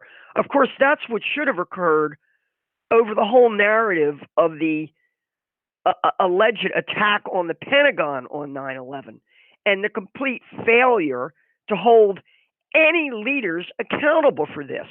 And instead to say, well, now we need a whole new Department of Homeland Security over and above a Department of Defense and a CIA and an FBI and Defense Intelligence Agency. We need one more giant bureaucracy because we failed. We failed to, well, the notion that anybody failed is itself a hoax. You don't fail to stop a big, fat Boeing commercial jet moving at maybe 400 miles per hour, at best 450 miles per hour. It would come apart. It would come apart in the sky if it were going much faster than that. And tell us that somehow this evaded NORAD over multiple states and flew over top of nuclear power plants and dams and highways and shopping malls just so it could zero in on this one wall of the Pentagon that they happened to already be doing remodeling of and refurbishing of. Oh, I didn't and know that. that. Also, They happen to be remodeling. How convenient. But what this points out, though, is that here you are. It's so glaringly obvious that are people complicit? Are they experiencing Stockholm syndrome? Like, so let's make it contemporary, because I looked at that and I hadn't even thought about the controlled demolitions. I knew that this was an utter lie because of their failure to court. There were no resignations. There were no heads rolling. It should have been inexcusable. The American people should have said, this is outrageous. We pay you billions and billions of dollars, and you're going to tell us that a student pilot on a Boeing commercial jet managed to evade NORAD and hit the Pentagon? Are you out of your mind? No, none of that happened. None of that happened. In our defense, though, nobody that I know, nobody really knew, who weren't on the inside, deep inside the media, nobody knew about the existence of crisis actors or even the ability of the media to. That may be true. So that may be true. There were some I technical will concede leaks. that. That's the I will only concede concession. that. I didn't know that either. I didn't know that Mark Walsh, the Harley guy, was a crisis actor put out there to retell the narrative of the towers caught fire and they collapsed. We had a structural failure, another failure. Well, this comes back to the same question again. Who makes a conscious and deliberate decision in their mind when they're looking at a perfect controlled demolition to accept the narrative that it was just another spontaneous collapse, just another failure? Whether like Sandy Hook or Parkland or any of these things, who would accept such a lame explanation as failure when it's obvious that this thing was engineered, that thing was staged by design? Who would accept such? We can say the same thing about 1/6, though. The events of 1/6, some have described as a capital bombing. So here we have a farce. It was a frat party that got a little out of hand. Nobody was even drunk. Nobody broke anything. It was fine. But they called it a big siege, and now they're responding as though it were that. And I'm looking at this now as, okay, well, clearly people who are mediated through the television live in a different universe. It's a parallel universe, and they don't see us or hear us, rather. We're like ghosts. And that's just kind of, it's a spell at this point. And after seeing 1/6, I lost all hope. And so here we are, March 4th. This is the final date for Q to show, correct? Yeah, Q. No one believed in Q. Listen, Q has become a mainstream media trope and part of their psyop narrative. Nobody, the following around Q had already pretty much disappeared long before that January 6th event. Q is dead in the water. This is something that's been revived by General Flynn and the rest of these bastards, his family, his dirty, filthy, treasonous family. Because, by the way, his brother was one of the people in command on January 6th. People were removed and replaced at the Department of Defense, at other places. Christopher Wray of the FBI, he is in on this psyop as well. The January 6th insurrection, which is our new 9/11, has its own WTC7. But we didn't have to wait 3, 4, 5 years for that to become known. The timeline has now been telescoped. The WTC7 moment for the January 6th PSYOP is their admission that the Sicknick death was a hoax. A hoax. Oh, that's hoax. right. Sicknick. Okay, so for anyone if you haven't heard about this guy, Sicknick is the police officer who was bashed in the head with a fire extinguisher, horrifically killed him. Then it turns out that wasn't true, and all of the agencies that reported it retracted it. Now the family doesn't want to talk to anybody, and the FBI won't disclose the cause of death, the death of Officer Sicknick. And I listened to Christopher Wray. I've been listening to hours. It's excruciating listening to this. Hours of these senators and congressmen questioning these officials from DOD, from DHS, from FBI. Christopher Wray was the worst because he was directly asked by Grassley, what happened? He was directly asked, well, what happened? How did this Officer Sicknick die? And Christopher Wray says, yes, an autopsy has been performed. By the way, I hear they cremated the body. And then they of course, we know they set up this was kind of without precedent in a way. I mean, I guess they did it for Barbara Bush. But they set up a memorial right there in the rotunda of the Capitol for Officer Sicknick. They went on and on and on about this is so funny to me. So you had that one officer who was getting crushed in the door, and I don't buy it. He's wearing body armor like the RoboCop, and you see him there crying like a baby with the door squeezing him. I'm like, what a joke. And I'm like, wait, we just watched the political left crucify the cops for 4 months, burn down police precincts, smash up cars, burn up police cars, cops getting murdered. And now they're martyrs. And yeah, exactly. They're bailing out the rioters. Biden's not going to have any of them charged, any of the ones who've attacked federal buildings. And yeah, I mean, that happened, but it's like, wait a minute, now you guys like cops? I don't quite get it. Yeah, right. That's mixed messaging right there. We're always getting that mixed messaging and things, and Trump and his crowd are full of mixed messaging. Are they wearing the mask? Melania actually did a video showing you how to wear the mask. But Trump wouldn't wear a mask. But then finally Trump did wear a mask. But then he didn't. But Fauci was always wearing the mask. And on and on and on. And Trump says he gets the COVID. He goes to Walter Reed for 3 days. And then he's back on the campaign trail again. Yeah, well, let's bring this up really quick. Yeah, because Trump caught COVID. And then 3 days later, he's recovered after taking Regeneron. And this was 33 days before the election. And well, that should have been a moment for him to call out the COVID as a hoax. To say, hey, I got the flu, that's all. And I'm well. It took 3 days, and now I'm well. This is nothing. This is a hoax. But no, he wouldn't do that. He wouldn't do that. And I listened to I guess it was Grassley and another. I listened to direct questioning of the head of the FBI about how did this Officer Sicknick die. And this guy, Christopher Wray, simply refused. He said, we cannot tell you. We cannot yet tell you. I can't tell you. And, I mean, he simply refused to answer. He didn't say, we don't know. He admitted that an autopsy had been conducted, but he simply said, we can't answer that right here. This is a WTC7 moment. Everybody is looking at this and saying, oh my God, you're telling us that they completely made up a narrative that this cop was beat in the head with a fire extinguisher and that's how he died. But now none of that happened. They just made all that up. And not only that, that's the head of the FBI. They're all like that. They all have names. They all have names that are fake. Is Sicknick a real name to you? Have you ever heard of the name Sicknick? Or do you think we should be seeing interviews with his family? I never once saw a picture of any of his family members. We were told that Ashley Babbitt's husband said something. Oh, she was blah, blah, made some statement about her. I never saw a picture of Ashley Babbitt's husband. I don't think they've constructed any backstory to this stuff at all. I don't think they have large teams of crisis actors ready to pretend to be Officer Sicknick's grieving family or Ashley Babbitt's grieving friends and families. I don't believe any of that. And I want to know about this Ashley Babbitt's alleged career in the United States Air Force. Because the Air Force seems to be popping up over every one of these psyops.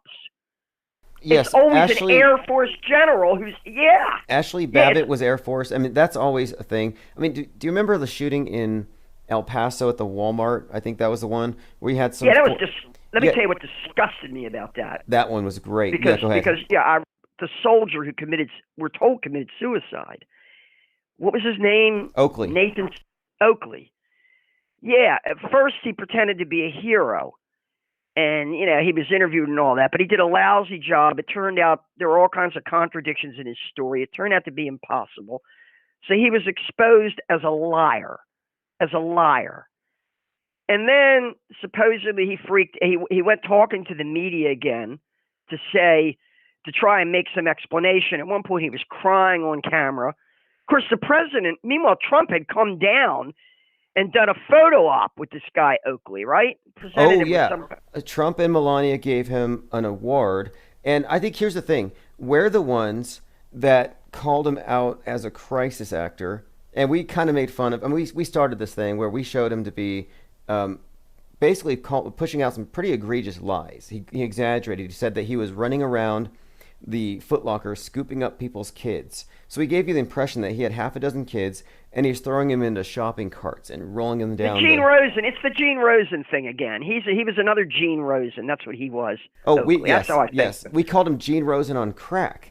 And the next day he gets on TV and he's crying about what people are saying about him in the blogs. And I'm like, well, the only blog that I know of that's criticizing this crisis actor's piss poor performance was us. And it turns out that his dad's a general and his whole family, his sister, they're all officers. And I think what happened was they just got him in on this pretty easy crisis actor gig and he screwed it up. And then he went AWOL. 500 miles away, they found him, supposedly killed himself. Personally, I think he just probably got a facial reconstruction and he'll show up at a PSYOP later. Maybe he died of COVID this year. We got Beto O'Rourke on video laughing about that Walmart El Paso shooting. You remember that? I mean, that was another pivotal moment. Here's Beto O'Rourke. He can hardly conceal his smirking and his laughing at this whole thing as he makes a big public statement about it. So all the way around, that thing was transparently fake. But the thing is, that was definitely O'Rourke was using this as an opportunity to basically grandstand. He stood on a table, but to me, this was like, okay, he's taking advantage of this opportunity. And of course, they blamed racism and they blamed QAnon. This is when they started blaming QAnon. And funnily enough, the night before this shooting, on the Bill Maher show, somebody in the audience booed a Trump joke. And Bill said, hey, security, we've got a Trump person here. Make sure he doesn't have a gun.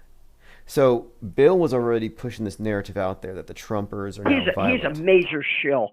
He's a big time shill. He's always been a shill, because remember, he was one of the first ones to denounce 9/11 truthers and conspiracy theorists and to endorse the official 9/11 narrative, up to the point of even saying, well, one thing these hijackers didn't lack was courage. He was propping up the narrative that these really were hijackers and hijacked planes. He was deployed to do that. That was his line. These people are handed lines right out of a script, and that's what they adhere to. And they'll flip-flop 180 degrees if they're told to. I've seen them doing it. You would think at this moment that we know that the New York Times has come out and retracted their original account of the Sicknick death narrative. You would think everybody would say, stop the world. Let's stop the whole thing and look at this thing as a hoax, because we already see in one major aspect of this narrative that we've been hoaxed, that we've been yanked. So you would think congressmen and senators would be saying, slow down a second. Let's take a second look at Ashley Babbitt and see if this really happened. Now, what you've got now is you've got all kinds of mixed messaging going on, because of course Giuliani, right out of the unbelievable, from the word go, Giuliani was one of the first to say almost the day after or the very day of that January 6th event to say this whole thing was very elaborately planned. I don't know if he used the word staged, but it's like he knew right away the whole thing was planned. Well, of course he knew. He knew because he was there on 9/11 in New York City, and he knew how that was planned.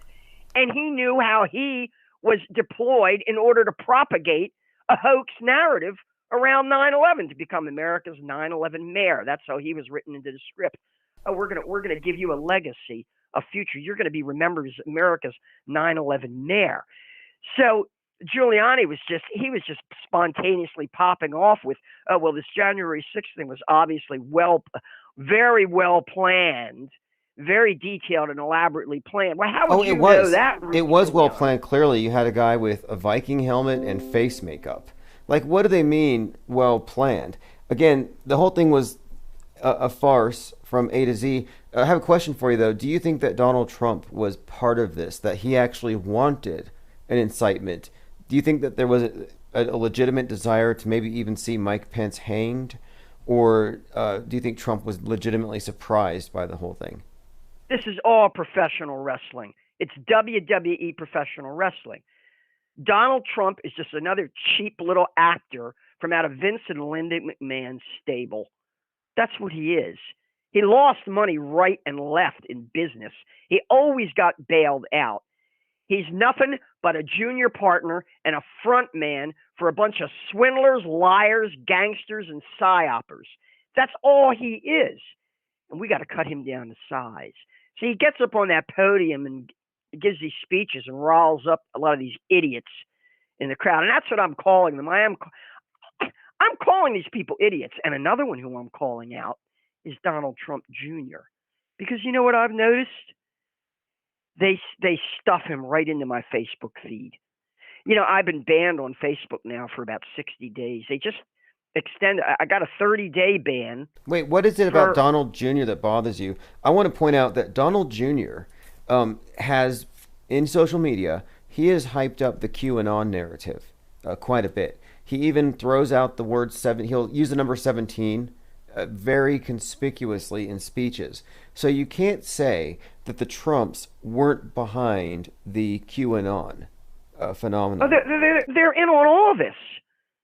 They're in on all of this. Now, you had tentatively identified, if not the QAnon, maybe one of the people involved with QAnon. I think I might have sent you a message that a lot of people were looking at this Ezra Cohen Watnick, who was in there as some kind of deputy secretary of defense.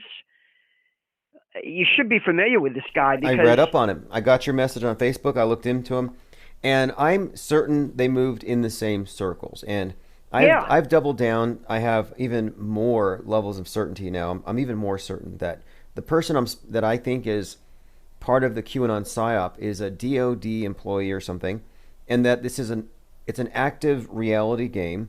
And I think it was just part of this WWE entertainment politics.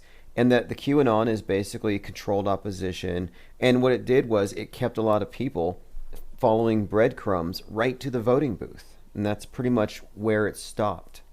But it's also a way to track and monitor. I mean, all these things start out as sort of honeypots to immediately identify the people, a particular class of people who they want to be able to categorize for future manipulation, for testing, for sampling.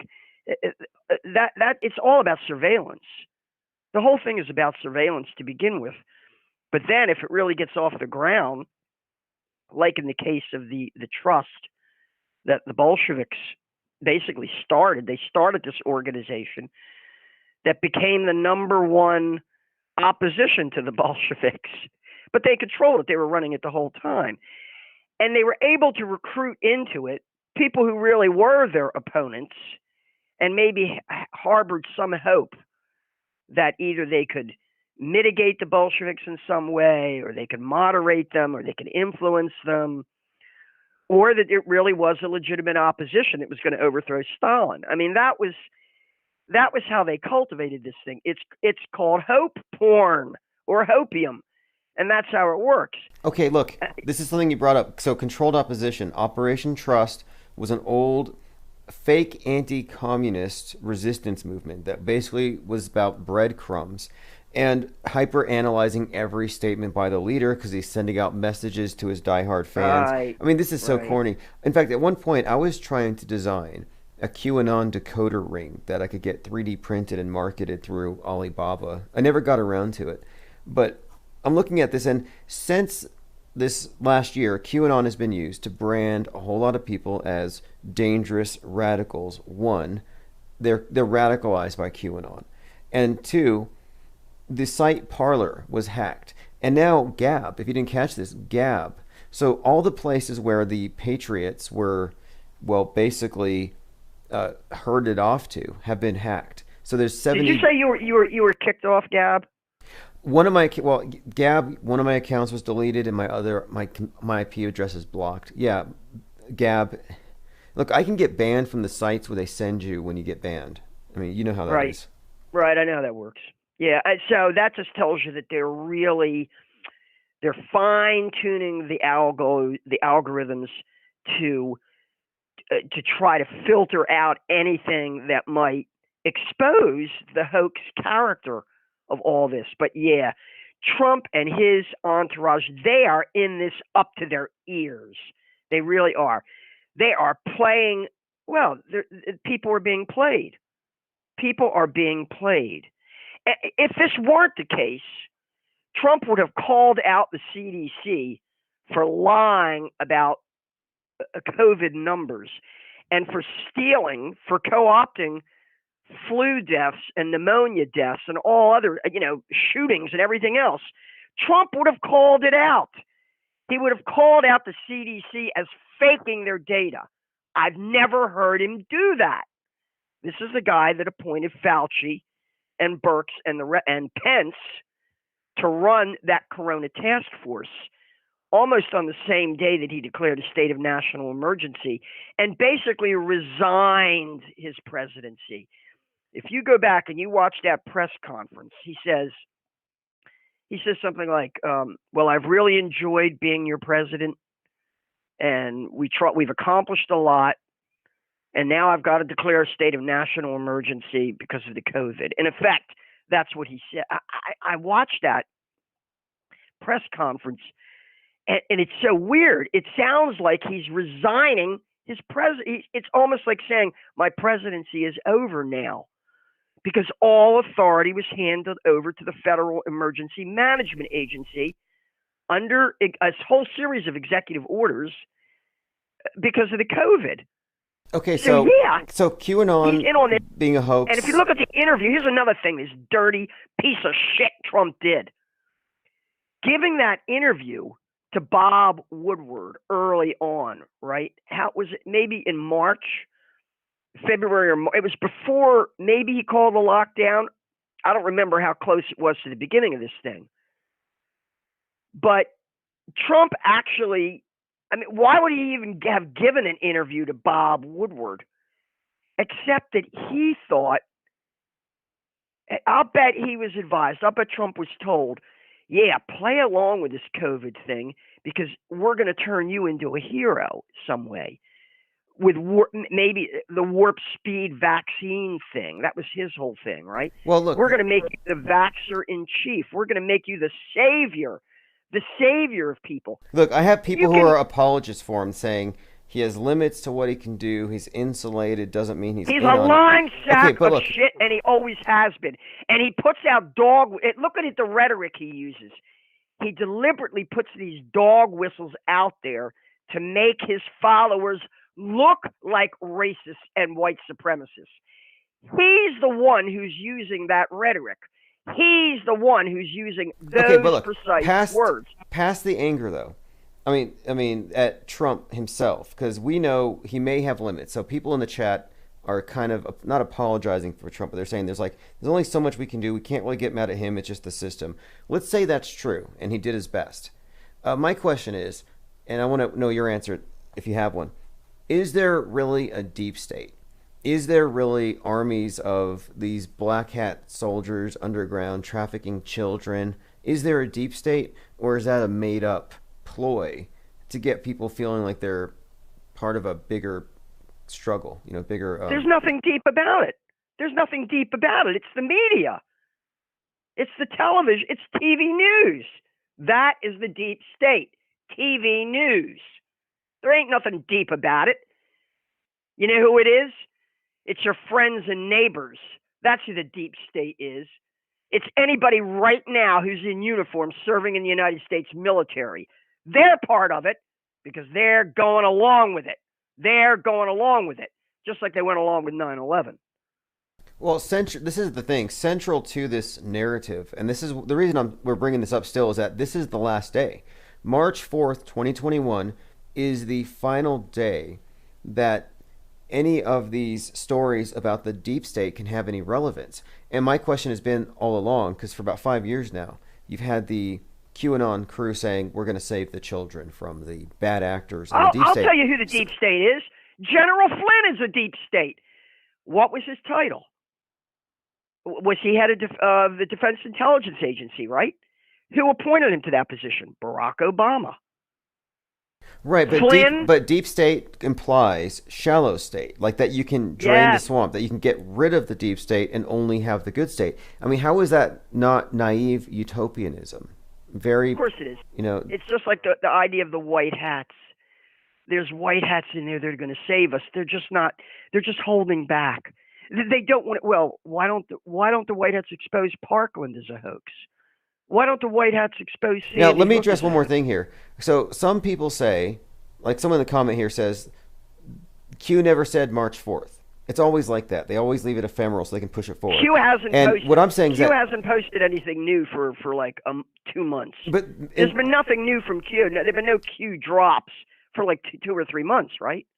right, but the thing is, there are things that are taken to be true by the true believers, the major exponents of this thing. For example, I spoke with Jim Fetzer, jimfetzer.org. I have Robert David Steele. These individuals are saying that, no, the plan all along has been that Biden is right now part of a reality TV show. Yeah, wait. Stage. Robert David Steele, that's the guy that went on Alex Jones and said that we have child sex slaves on Mars.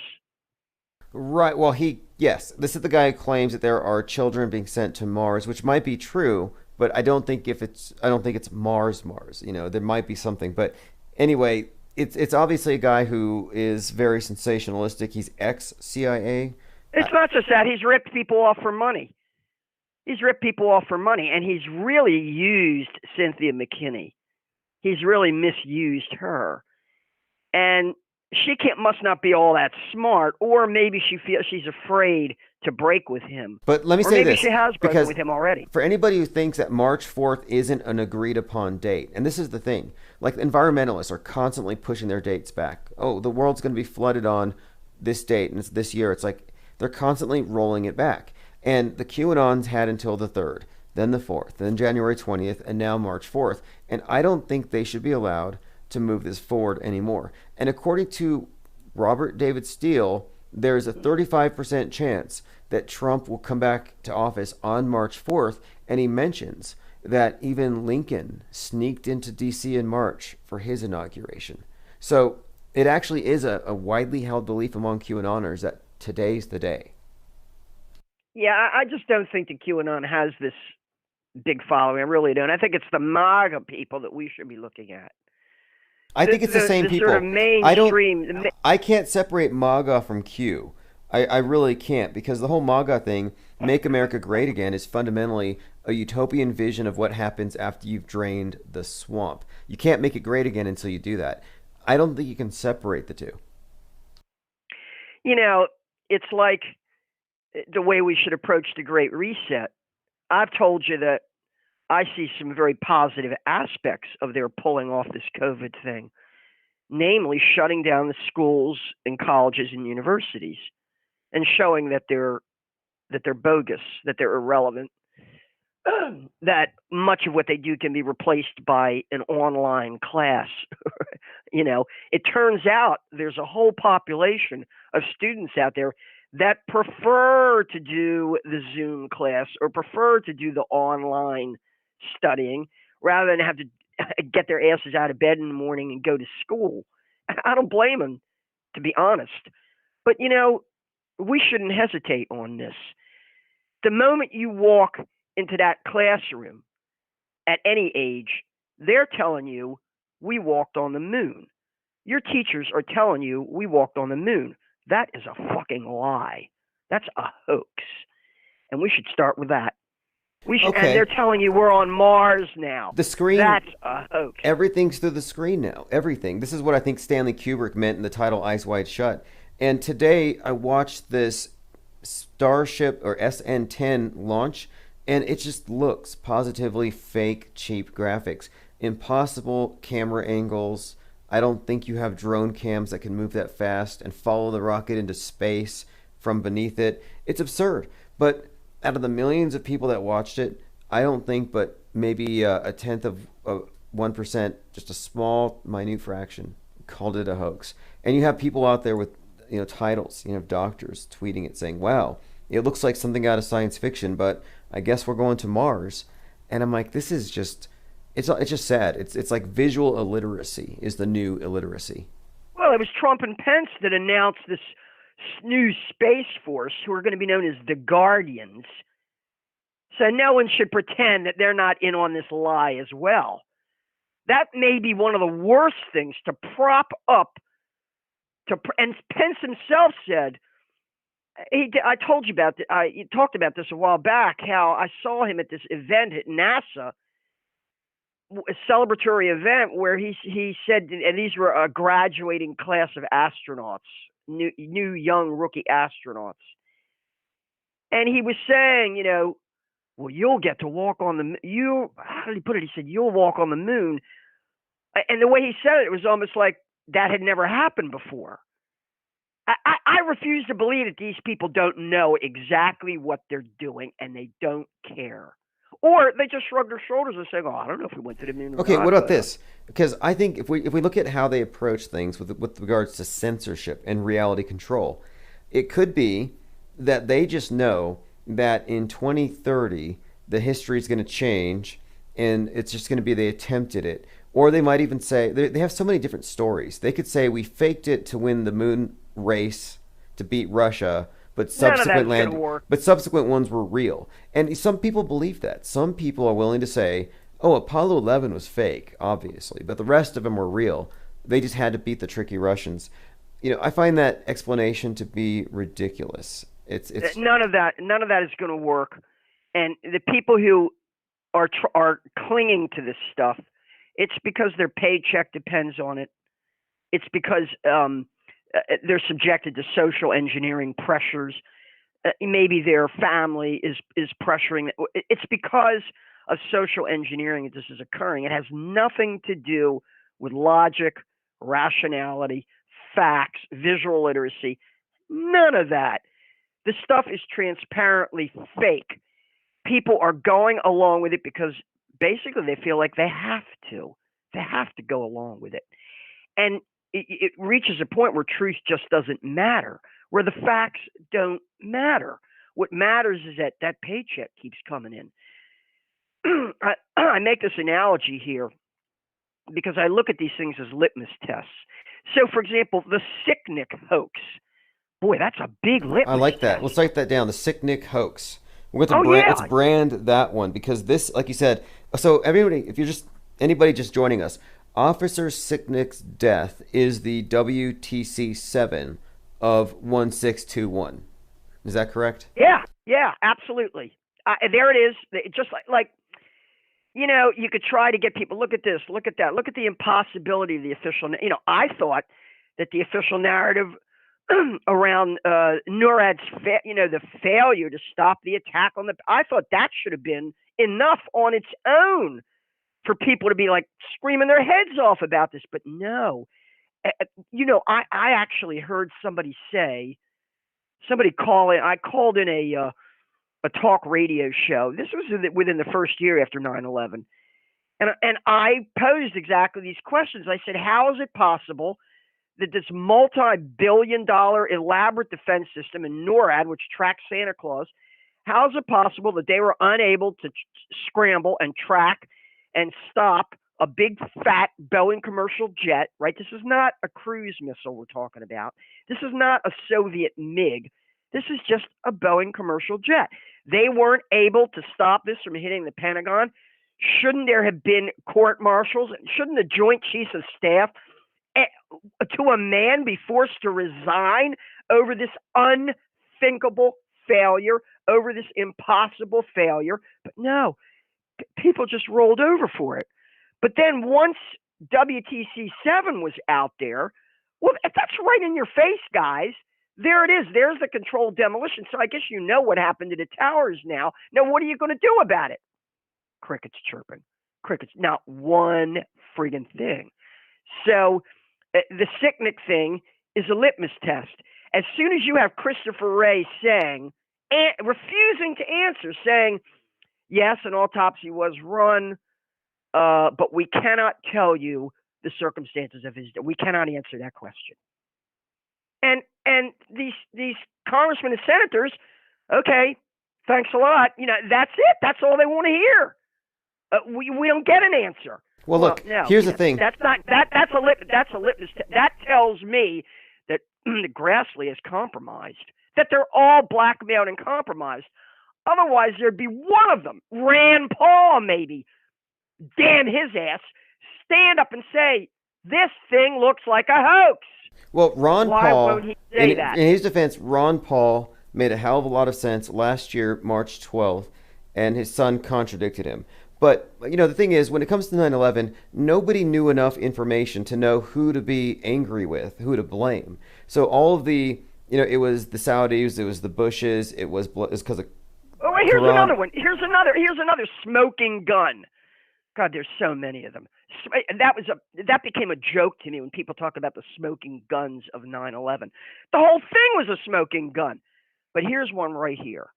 And this one you would have thought would have had everybody up in arms.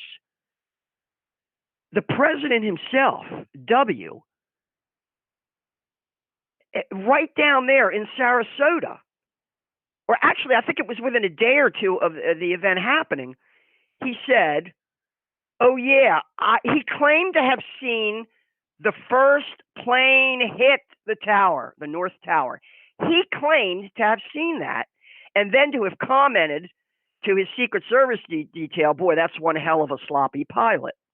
Right. I remember this. But the thing is, again, nobody Wait had... a minute, answer that. How is that possible? No, continuity errors suggesting foreknowledge. But all of the conspiracies that came out to explain these anomalies were total guardrails that led people away from the possibility that it was all fake, that it was all theater. And so, like, when did you actually have the tools to be able to deconstruct 9/11 at that level? It was after 2012, but not long after? No, I told you that Scott Lowry in 2005, the 2005-2006 period, put up a website called 9/11 Hoax. It had a thumbnail clip of the Fairbanks. It had a thumbnail of the Evan Fairbanks clip that shows what is purported to be Flight 175 smoothly dissolving into the steel rebar reinforced concrete of the South Tower, you know, like a hot knife through butter. An absolutely physically impossible image, a cartoon. And in fact, Rosalie Grable at the time said we went to war over cartoons.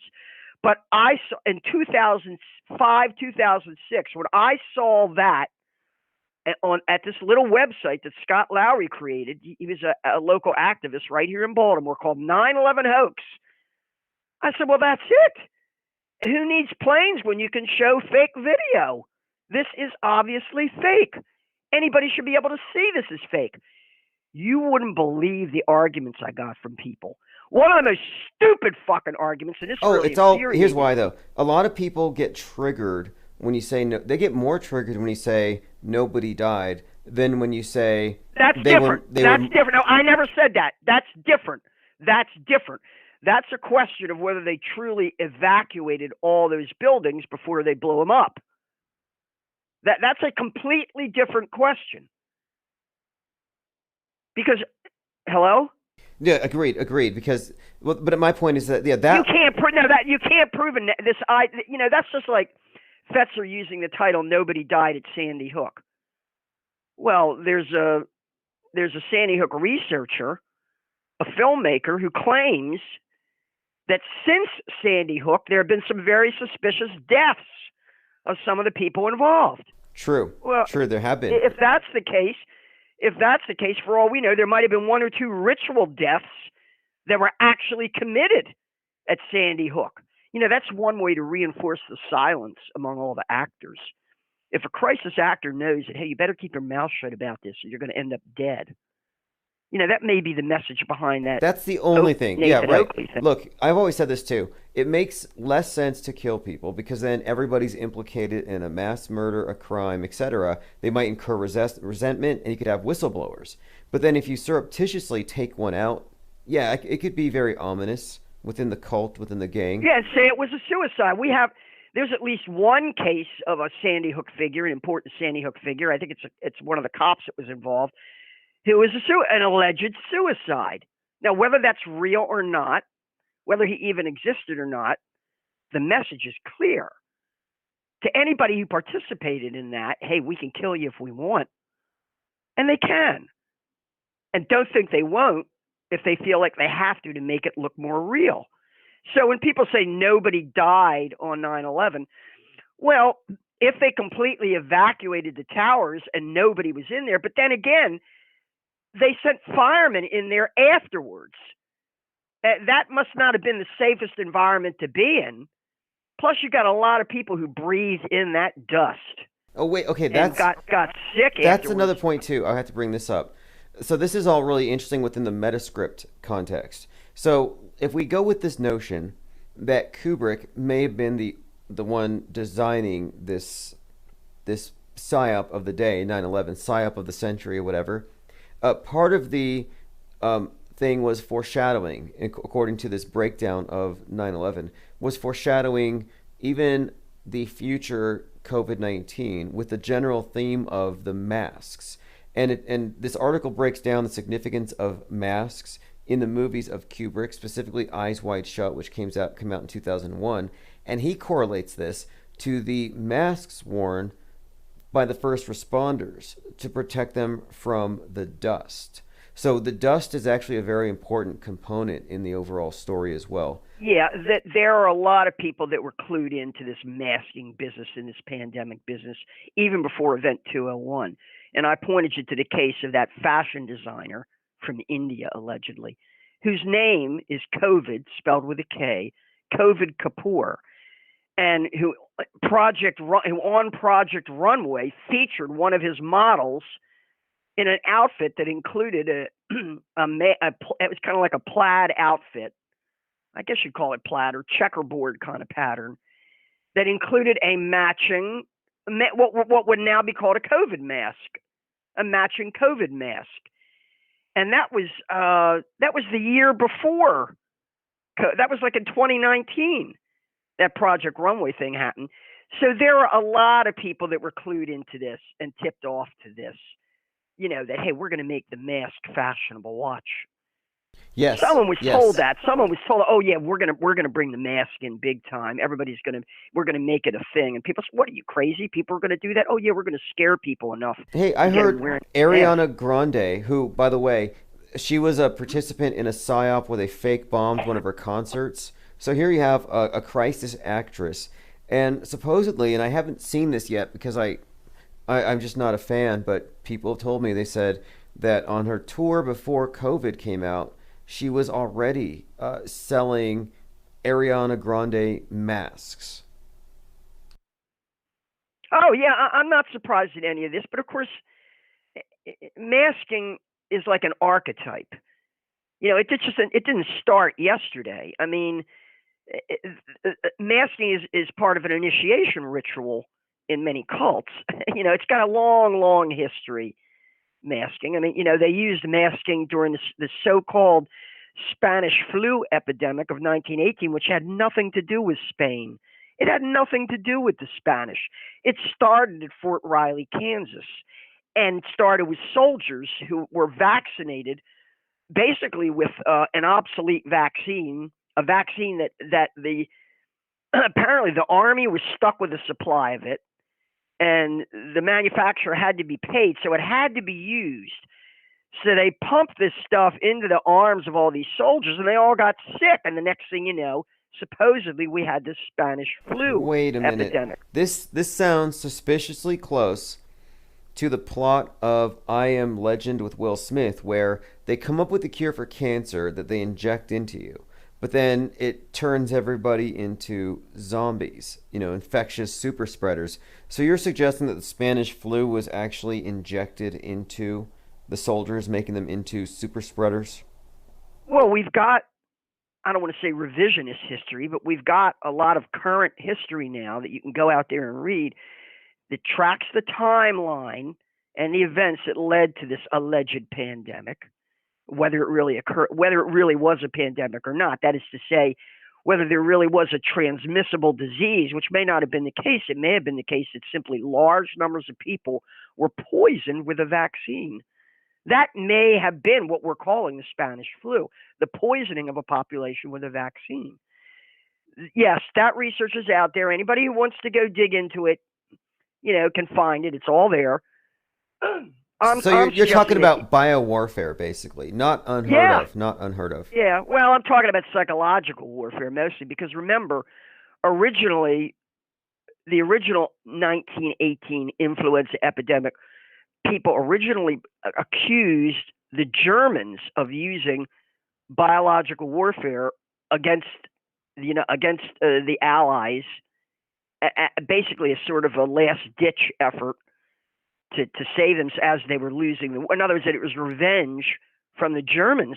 Yeah, initially the Germans were this was called a biowarfare attack from the Kaiser. That's how it was characterized in the beginning. And then they decided that once Germany was defeated, and that was over, that aspect of it was over. Well, then I suppose maybe they just said, well, let's just make it a plain old pandemic or whatever an epidemic. I don't even think they used the term pandemic in those days. I think they called it an epidemic, influenza epidemic. But yeah, I'm saying these are always instruments of psychological warfare, but which is the hoax aspect. The thing is, though, to make a psychological warfare campaign effective, you do need reasonably convincing special effects. You do actually have to have real people who are really sick. Wait, let me run this by you because, like I was stirring the pot a couple of years ago when I said chemtrails were fake, and then I said the Mandela effect was fake. And so this year, my target demo that I want to turn against me are the vaxophobes. So I understand all these different scenarios, but in my opinion, the vax or no vax dilemma right now, I think this is all just a psychological ploy to get everybody to kowtow to scientism and to accept this class of scientists as priests, and it gave us a sin that they can diagnose scientifically. They can show it to you under a microscope. And so, commenter here says there's no way we went through this whole scenario just to inject us with sugar water. And I'm saying, yes, that's what I believe. I don't think that they need an actual agent. What do you think? I disagree with that. I think that they view us. The key to this is they're redefining the term herd immunity, which was always traditionally meant this supposed phenomenon where any pathogen passing through a population ultimately attenuates and a weaker version of it evolves, and you get what's called herd. When enough people have been exposed to it, you have this thing called herd immunity. Well, that's like cattle you're talking. All this comes from veterinary science, doesn't it? If vaccines were fake, if vaccines were fake, they would not vaccinate herds of animals, would they? Are you telling me? Right, that's a great point. That's a great point. It's not just humans. They vaccinate chickens. They vaccinate pigs. They vaccinate cattle. livestock are vaccinated. Wait a minute, though, So- but they're not vaccinating them to kill them. They're doing them because it's managing their livestock. And I'm just But suggesting. some will die. Some actually, the term vaccine from the Latin vacca, which means a cow, because remember, it originates with Edward Jenner's experiments, basically injecting. Well, I don't know if he wasn't really injecting into the bloodstream, but he was scraping, creating an opening in the skin, and then putting in this cowpox, or I don't know, I guess it was cow. He noticed that he claimed that the milkmaids developed a weaker version of smallpox called cowpox, and I guess he theorized that if you gave and that these milkmaids, even though they got this weaker version of a pox, they didn't get the really bad smallpox. That's what he was observing. They seemed to be immune to it. And so his theory was this cowpox must be an attenuated version of the same organism. So what we're going to do is we're going to take it and we're going to put it in. And then he conducted the experiment, I think, on his own kids first. When you look at the human species as a herd of animals, and that's how they view us, that's how Bill Gates and Anthony Fauci see us, as a herd of livestock. Oh, Bill Gates, Mr. 20 to 1. They said, how much money did you make? What's your return on investment for this vaccination thing? He's like, well, I put in 10 billion, getting back 200 billion. So, like all good businessmen, I think Bill Gates wants lifelong customers. I don't think he wants to kill his customers. Well, he's now I guess the biggest owner of farmland in the United States, from what I just read. He owns more farmland in the United States than anybody else in the world. I guess more than the Chinese do. And the Chinese, I understand, have been buying up farmland. Oh, and he wants us to eat synthetic beef. So there's so much wrong with this guy. Synthetic beef, blacking out the sky. Rumor has it he's got Vax tracks on his arms beneath the sleeves of those hideous sweaters. I mean, that. Yeah. Does anybody think that these stories about, I mean, that things like the Tuskegee experiment, syphilis experiments, or Joseph Mengele, do people think that this stuff about Joseph Mengele was made up? These experiments that he conducted, trying to inject dye into to transform the eye color of some of these experimental subjects from brown to blue, or whatever he was trying to do, or to see if he could inject Aryan character. We know that the system that we're describing views us as cattle. If you look at the history of lobotomies, unquestionably evil. I look at videos. I see videos on Twitter of these idiotic covidiot parents sticking Q-tips into the brains of their babies to test them, and I'm like, that's just straight child abuse what they're doing. And so, no, nothing's too inhumane. I don't think that they're not diabolical enough when we say they, if they're willing to run psychological operations to terrorize people and control them, sure. But I'm just saying, maybe that's all they want out of us, our fear and compliance. I don't think they want us dead. The anal swab is the dead giveaway, isn't it? Bend over, everybody. Bohica, bend over. Here it comes again. You're going to have to get used to this. That's the dead giveaway of how the social engineering aspect of this. Because as soon as somebody sees that, oh my God, am I going to be required to submit to an anal examination as a COVID test if I go to China? Am I going to dare show up at a Chinese airport as a tourist to come there? Because this is a big thing here. They have look what they've done to international air traffic. What an S job. I couldn't do it. And I think it's a humiliation ritual. What else can it be? We get this at this stage in the game. They're bringing that out. They're saying, oh, double mask and double test. We're going to test you at the entrance and exit at the same time. I'm like, no thanks. Staying home. Yeah, and that's all basic. It's all about making the Chinese model universal, but especially imposing the Chinese model here in the United States, right?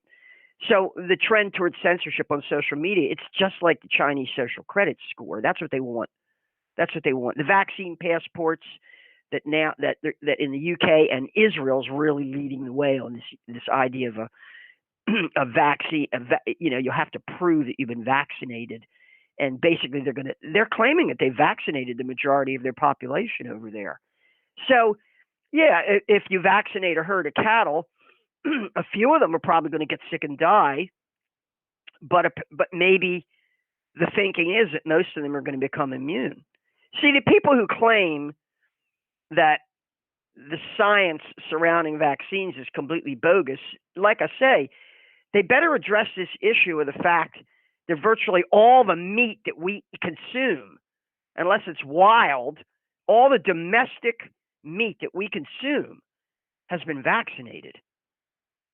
So what is the net effect of that? I suppose if you claim you're growing organic, sort of organic, grass-fed, free-range chickens or free-range beef, I wonder if that means they haven't been vaccinated. Wait. So you said Israel's vaccinated, right? So according to the vaxophobes in the chat here, and I think people should be willing to put their money, where their mouth is. If you're going to say, oh, it's going to kill you in 1 to 1.5 years, well then, okay, start your clock right now. In 2023, if Israel's not dead, then you have to admit that the fear attached to the vaccine was, well, premature and unnecessary. And well, some will be dead. Some will be dead, but that's the whole question. That's the message that we're getting from the atrocity stories, which is to say, you see a nurse get the shot and then she collapses, and then you find out a week later that she died, or all these stuff. Are they true or not? Well, the point of the narrative is to say some will fall by the wayside. A few must be sacrificed for the good of the many. Well, that's the whole logic of the mask, right? It's for everybody's safety and everybody's security, even if it makes individuals sick. Even if you're asthmatic, or you have something else that makes wearing that mask, really wearing a mask 8 hours a day on the job. The thing is, everyone's getting this little pinprick, which I see this as a blood contract, kind of like they do in Wicca or something. Like you're getting in the gang, you offer a little bit of blood, a minute blood sacrifice for the good of the whole. I think it's pure ritual, pure drama, pure theater, pure mind war. I just don't believe there's any toxic agents on either side of this thing, whether from the virus or the vaccine. I think it's all about the ritual initiation into the cult. Wait a minute, you don't think they would test weapons on a population? If they have already. I kind of think, if so, it's not this. I mean, so far, like I said, the chemtrail thing, nothing burger. I think wait a minute. They admit that they're doing geoengineering experiments. They're talking about geoengineering all the time. But okay, geoengineering though is different than raining poisons on us that would kill us, because it's been 20 years. You're shifting the goalpost here. You really are. Well, I mean, they're two separate topics. Not what when people say chemtrails, that's not what they mean for the most part. Oh, they're putting this out there to poison us. No, they're putting it out there maybe to alter the weather, or maybe to, experiment with ionization of the atmosphere to see if they can, I don't know, affect electronic communications. Who knows? I jog just about every day that the weather permits. I look up at the sky. No one's going to tell me that they're not doing stuff up there in the sky. I can see it. I can see them painting a grid back and forth. Those are not condensation trails. Now, they may do that also. They may put condensation trails out there, but I've seen them block the sun out, create artificial clouds with the stuff they spray up there. And it looks to me like where it's really high up, like those are drones. Those aren't even piloted planes. It's all about just using us as lab rats in a giant experiment. That's how I view it.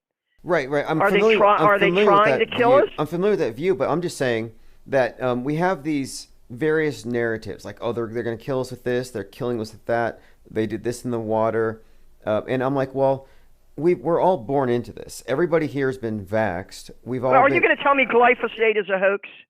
I'm just wondering Are you here. going to tell me the effects of glyphosate, right, on the on the physiology of humans is a hoax? Okay, well, listen to this. A commenter here says they lower your IQ, they shut off your psychic powers, destroy your health, and brainwash your friends and ruin the culture and you. So if we're going with this, then are we all like there's like a couple hundred of us here listening? Are we all vax damaged, dumbed down, and are we all failing to meet our fullest capacity because we were damaged from the get-go by the environment we were born into? I can't come to any other conclusion when I see people. Oh God, when I listen to C-SPAN, Washington Journal, and listen to these people calling in, how stupid they sound. When I see interviews with officials, government officials who sound like jackasses, they can't even articulate two coherent sentences back to back. Yes, absolutely, they're dumbing down the population, destroying the health of the population. All you got to do is look around you and see with the American population how we have. You want to know what epidemics we've got? We got an epidemic of obesity. We've got an epidemic of diabetes, adult onset diabetes. People whose insulin metabolism is all fucked up because of a lifetime diet of crap. And that's been propagated and advertised on television and everything else. If you walk down the aisles of any major supermarket, like most of the crap there, just virtually anything in a box is carbohydrate garbage of little nutritional value. There's really only a very small amount of food at the store that has genuine, eggs, right? Yogurt. I mean, there is nutrition sources of nutrition if you shop selectively, but most of what let's take breakfast cereals. Can you believe that they raised generations of Americans on these sugary breakfast cereals? Hey, that's right. It's not what's in the box that scares me about the breakfast cereals. It's the cover art. That stuff is always just weird, trippy, and if you look at it with any kind of like a Freudian lens, you're just like, okay, this should not be in my house. The cereal boxes are the worst. Yeah, that's psychologically to target the kids. Oh, we went through all this with the television advertising. Remember, the baby boomers were the first ones to really be subjected as children to this massive assault of television advertising. Saturday morning cartoons always had the breakfast cereals on every kind of breakfast cereal. They're always coming up with a new Lucky Charms and Fruit Loops and this stuff that is more than being of zero nutritional value, nutritionally worthless. Oh, Lucky Charms? Do you remember that guy from Project Veritas, James O'Keefe? Before he got his start, he was at a college university, and just to make a point about the different political identity groups and their grievance mongering, he claimed that as an Irishman, he was offended by Lucky Charms in the college cafeteria, and they actually pulled it out of the cafeteria to protect his feelings. And he was just showing how easy it was to cancel stuff. And this was years ago. And now look at all the different logos they've ripped off of things because it might offend somebody somewhere, or it might... Well, the latest is Dr. Seuss. They're going after Dr. Seuss. That's now a big story now. Dr. Seuss. Look, and I don't care about Dr. Seuss, but I'm not into the book burning. I despise Dr. Seuss. Right. Well, but racist is the last thing that comes to my mind. When I think about Dr. Seuss, I remember stories about how all these little weird-looking creatures got along. The ones with the stars on their stomach and the ones with the circles in their stomach, they all got along. And I'm like, okay, this is teaching kids that everybody's equal. And so, like, I didn't see an issue with that. But then I'm looking through Twitter, and I find that Michelle Obama and Barack Obama used to read on the White House lawn from Dr. Seuss to children. So there's a picture. There's a picture of Michelle Obama surrounded by these giant Cat in the Hat, Dr. Seuss characters reading to kids. Yeah, but I don't know. Maybe I never had a childhood because I hated that crap. I hated most of the shit that was peddled, that was targeted at children when I was little. I thought it was stupid and insulting. Really. And Dr. Seuss, what's, if you Okay, read correction Dr. here. Someone says that the reason why it would be offensive is it contained anti-Japanese war propaganda. Okay, see, I didn't know that. There might be some, and that's the thing. Every cartoon you watch on television is going to be at the service of the propagandists. And so, like, you can find some episodes of, like, The Onion, for example. They had a series of videos for a while back, or even they had, where they were actually doing these characterizations of Islamic terrorists that you could never get away with today. So I'm just saying, it's just strange that suddenly he's a racist. It's like the guy's been. Well, if I said Little Black Sambo, would you know what I was referring to? Because this is one of the childhood, one of the, like we had fairy tales and kids' stories that every kid knew. Little Black Sambo was one. There used to be a series of these little books called Golden Books that were made for kids. And here again, this is something that you really see emerging for the baby boomer. You can really see how they really targeted the baby boomers as kids to fuck with their heads, because this stuff was just poured on.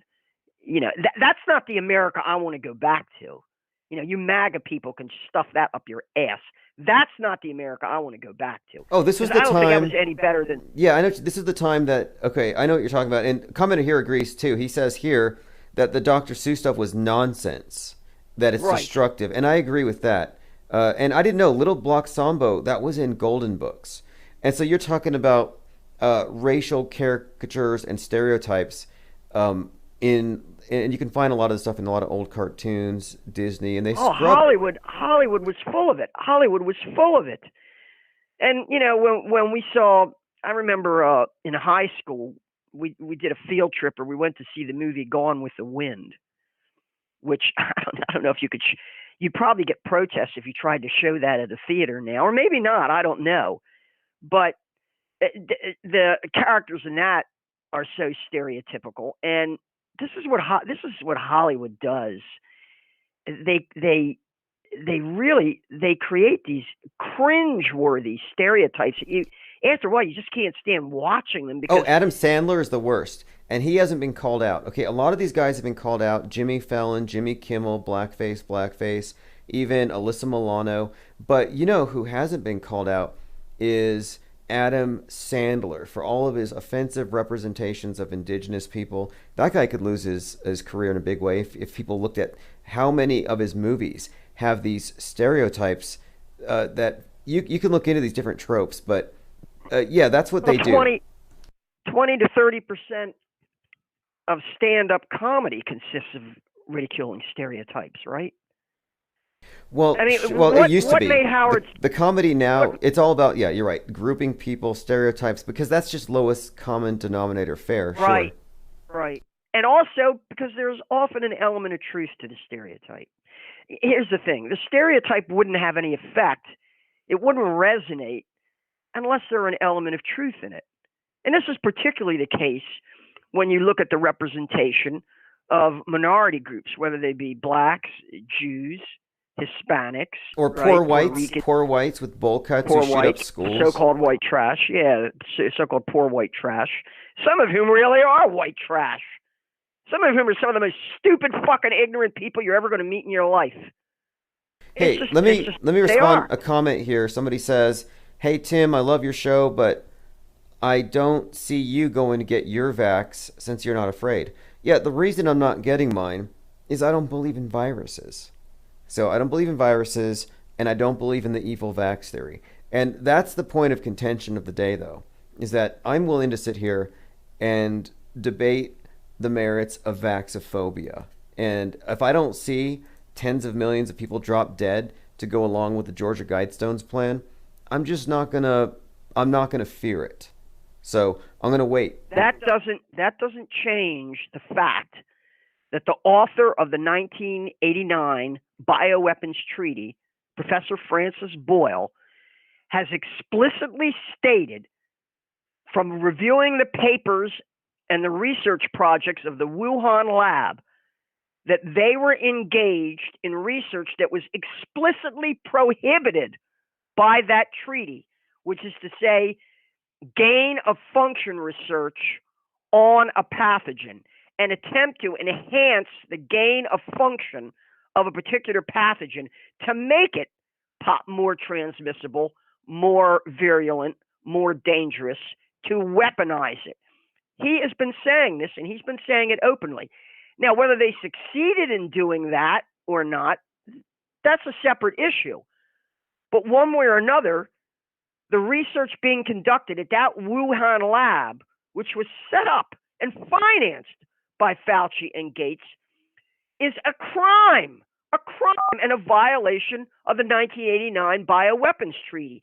And this has been stated by Professor Francis Boyle. You're never going to see him invited to testify before a Senate or House committee, unless there's a revolution. Okay, so for the people who are saying, a number of people are saying that they say, relax, Tim, don't worry, the vax is going to kill them, trust the plan. So they're saying 1.5 years, and it's like, I'm tired of rolling prophecies. Like, I want the sky to open. No, they are claiming that they're now indicating, some people are claiming that the purpose, that one of the side effects of the vax is sterilization. Ooh, Children of Men, like that movie. Very, very, now that's messed up. But here's the thing. I was looking into that one. This idea that they're going to sterilize the next generation, and so the children in school now won't have kids. So that's an interesting theory. I've heard this, but I get these marketing emails, and I got this one email from this Amazon seller, and he said, look at the birth rates for 2020, 2021. You need to start selling start including children's clothes because you have a bunch of new parents. All the millennials are giving birth right now. So I'm getting these conflicting notions. One, that the population's increasing. Two, that it's about to be wiped out. Or three, they're going to gradually thin us out with sterilization. But none of these things have really, I don't think, withstood any scrutiny as just nothing more than repeated conspiracy fears. Well, no, their announced intention is they've been claiming that we're overpopulated, and their announced intention is to reduce the world's population. Yes, it is. It is. Ominously, it's hard not to take that away from them. Bill Gates makes jokes about final solution when he's talking about his vaccine. So you can't say that there's not a lot of talk about reducing the human population, reducing the air we breathe, and ideally there'd be less of us. Prince Philip, who's sick right now, who might, if he dies, he's going to come back as something worse than COVID. Yeah. But, even he was saying years ago that we needed to reduce the population. I just think they want to condition people. Their dream is to have people getting vaccinated like every other month. To have the whole world being continuously vaccinated. That's their dream. Now, how can that not be dangerous? How can that not be dangerous? How can that not cause people to be injured, maimed, or killed? Right. Well, this is, I guess, the question. And I've been bringing this up with people in the chat. I've been saying, and in Discord, that I don't like this idea, though, that you either fear the virus or you fear the vaccine. I don't like the idea that there's no opt-out, that there's no third alternative, that maybe it's all just a psychological ploy. But again, if I'm right, if it's all just a ploy, then Bill Gates is a scripted character invented to intimidate us. And if they're willing to pull off large-scale psyops, Apollo 11, 9/11, then it wouldn't be outside of their usual operating procedures to create scary scenarios and to promulgate them, in order to cow us. Fear. Like belief in a devil, belief in sin. Well, now you have belief in COVID and Bill Gates. So I'm not sold on the vaxophobia yet. Look, they really blew up buildings on 9/11. That was not a simulated television event. They had big, massive controlled demolitions of skyscrapers, and they did it without warning anybody. They did it without warning anybody. They might have evacuated the buildings first. They probably did, for the most part. But they didn't tell people in the neighborhood, oh, by the way, we're getting ready to demolish these buildings. You better get out of here. There's going to be a lot of dust. They endangered the population of that city. Okay, wait. Puzzle in the comment section here says, the next pandemic will be the vax deaths. This will drive the narrative. So after the first wave, we found out the hospitals are empty, and I was told, well, there's going to be a bunch of deaths caused by 5G, and they're going to blame the virus. That didn't happen. So now the thing is, they're going to vax everybody, then there's going to be a real wave of deaths. So okay, here's the thing you want to do a Google on right now. Bill Gates, 10 million. It's an article from The Guardian, over 4 years old now, in which Bill Gates predicts a bioweapon could cause 10 million deaths. He was predicting a bioweapon would cause 10 million deaths 4 years ago. Okay, wait. In the pages of Okay, the Guardian. that's one area I think there's a possibility. Like, let's say Bill Gates gets a pass and he starts blacking out our skies with whatever.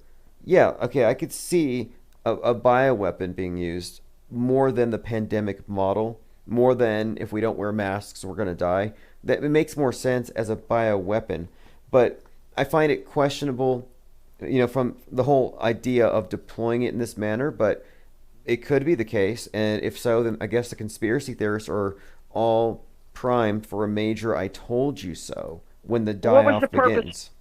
What was the purpose of the decision to use poison gas, and the Germans used it first in World War One? Biowarfare is a few reasons. One, I think, is... Well, this was chemical. This is chemical warfare because they used, I believe, an ammonia-based... or mustard gas may have been what they used originally, and then there was an ammonia-based poison they used. But both sides had it, but they were kind of holding back. And then what happened was the Germans had launched an offensive or counteroffensive. An offensive. They launched an offensive to try to recover some ground, and they were losing. And basically, as sort of a last resort, as a desperation move, they used this poison gas in the trenches. Now, this is, remember, if the wind blows the wrong way, you can poison your own people with this. It's a blister agent. Yes, a blister agent. Mustard gas. It's definitely it can kill people through, they choke to death, their tongues swell. Right. It can make you go blind. There were definitely casualties. And then once the Germans used it, then the British started using it. Now, someone going to tell me that this poison gas wasn't real? But what was the purpose? Obviously, how many people are you really going to kill with it? You're not going to kill enough troops or maim enough troops to use it in that way. It's a weapon of terror. It inspires terror in the enemy. Of course, it's also going to inspire terror in your own troops. Although I guess what you're going to do is you're going to equip them with gas masks, and maybe they're going to, I don't know, did they ever instruct you on the use of atropine? Of yes. Shoving one of the, yeah, right. Yeah, you get atropine with your mask, and of course, yeah, they give you the instructions on how to inject should you catch a whiff of it or whatever. And yeah, that's and the bioweapons are real, but you can't be a super spreader of the agent. And if you look at the way that people died in Wuhan at the very beginning, they were falling on the street like they were being hit with mustard gas. That wasn't a flu death. That wasn't a virus death. Well, that was a hoax. Those were hoax videos. They would, first of all, the Chinese would never have that was put out there in order to create the and we saw this way back last March. We saw that the stuff coming out of China was crudely done. That's like the thing where they were walling people, nailing up their doors and walling them into their apartments. All of that was to underwrite the narrative of, oh, terrible, terrible plague, terrible, terrible plague. And I don't think the Chinese believed that for an instant. That was clearly, the Chinese communists clearly needed to bring the situation in Hong Kong under control because it was going to spread to Chinese cities in general, that sort of insurgency. And they probably figured this, it's like another desperation move. Let's unleash something that's so terrifying it just shuts down street protests. And it did. It was very effective for that. So my theory on the Chinese is they were junior partners in this. They were talked into it by Gates and Fauci and the World Health Organization and the Pirbright Institute, who have their own agenda, obviously, but they used the fact that the Chinese needed to suppress the situation in Hong Kong. It was really getting out of hand, and this was an easy way to do it.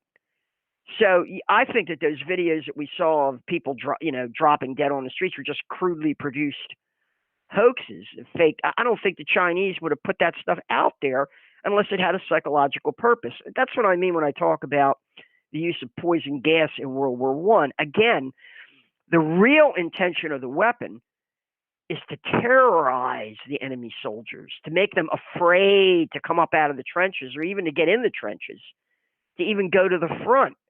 Would you want to go to the front if you knew you were facing the possibility of poison gas?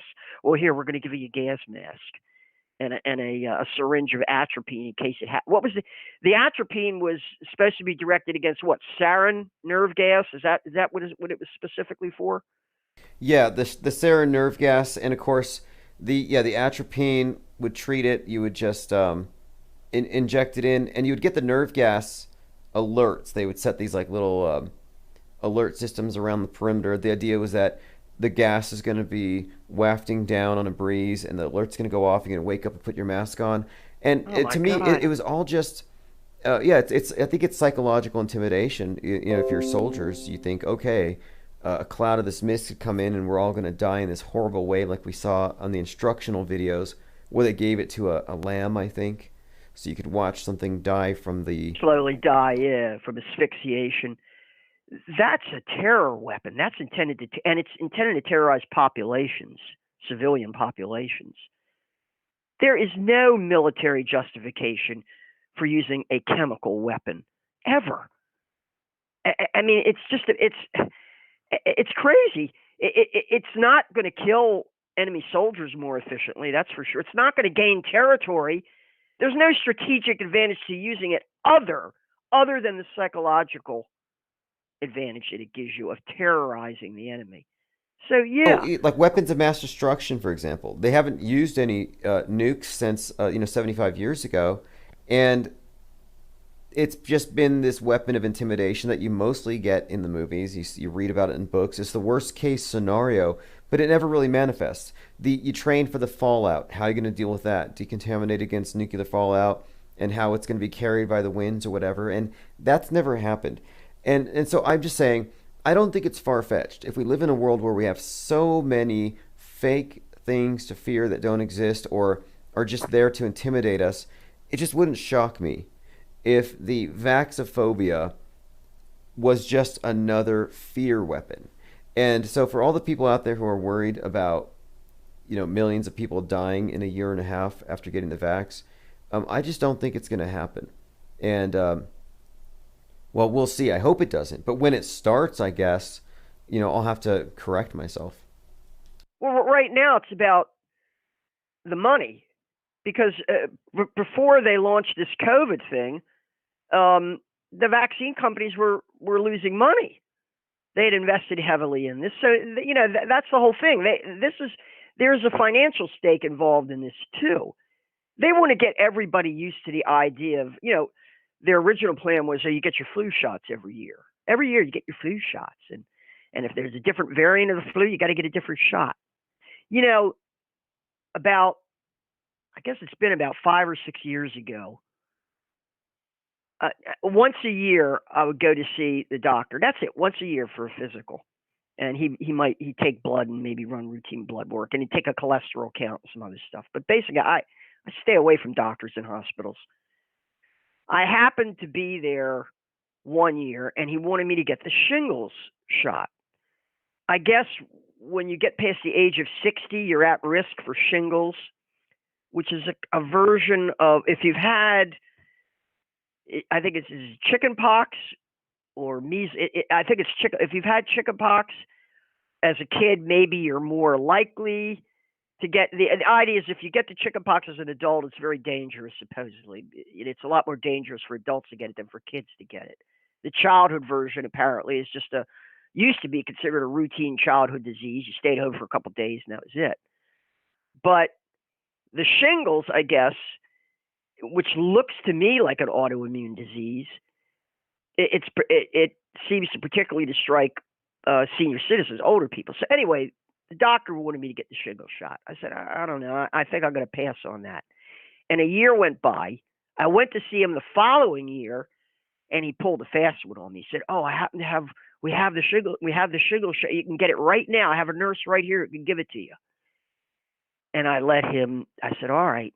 I don't know why I capitulated, but I let them give me that shingle shot. And there was no reaction. Nothing happened. But a year later, I went back again for my regular physical. And he says, same doctor says, and this is a guy who was my family doctor for like 35 years. And before that, his father was the family doctor. He's not my doctor anymore because I got a letter from him 6 months ago that he's been shipped up to the Bronx in New York, which has been devastated by the pandemic. So he's not even available for me anymore. Anyway, a year later, I go back there and he says, "Oh, you're going to need another shingle shot." He's telling me that there's a booster or a follow-up you got to get because there's a new version of the shingle to cover another version of the shot. In other words, another version of the shot that I had to get. I said, That was the point where I said, no way. I took, the one last year I took, I'm not taking it. I was polite about it. I was very quiet and polite about it, but I said, I think I'll pass on that. Okay, and so right away, how did his attitude? He backed off. Okay, because it wasn't that necessary. And so I'm just suggesting here is that why didn't they, for all the people who are saying that there's this nefarious plot and they're going to kill us all and Bill Gates is going to kill our parents and grandparents and brothers and sisters, how come they didn't do it 5 years ago with the flu shot or the H1N1? How come they didn't do it 20 years ago? Why now? Because they're sadistic bastards who prefer to kill people slowly and to experiment on them and to use them as sex objects and to take their organs and everything else. That's what they like to do. Are they Satanists? Oh, I don't know if they worship Satan or Lucifer. That's kind of besides the point to me. I don't really bother with people's religion much. I always kind of believed in the First Amendment, freedom of religion. If you want to worship Satan, that's your business. But if you go around kidnapping kids and trafficking in them, oh, that's a crime you ought to be shot for. Well, yeah, that's true. But the word when I call the elite, we refer to these this cult or cabal. The criminal elite. The criminal elite. They wouldn't be there if they weren't criminals. Correct. All right, that's Chief Crow, Auto Hoaxer, GTFO, and I'm pretty sure those who don't have. And if you don't know what that means, auto hoax means to preemptively call anything from extraordinary claims to things from people who are just simply untrustworthy or untrustworthy institutions, to call them out as probable hoaxes if they're not attended with the requisite burden of proof. And if you pay attention to the mainstream news, you know that they never provide any of that. I'm going to go ahead and just open phones, 833-311-1984. It is March 1st, 2021. I came across some very interesting information. So there's really three main topics tonight. One, I want to carry on with the topic we've been covering, the interesting connections that show that the Donnie Darko movie actually predicted a number of things about the Trump administration. In fact, Donnie Darko, you could say, in some ways represents Donald Trump. And there is one scene in particular where he's got this sweater on that says Triumph, Donnie Triumph.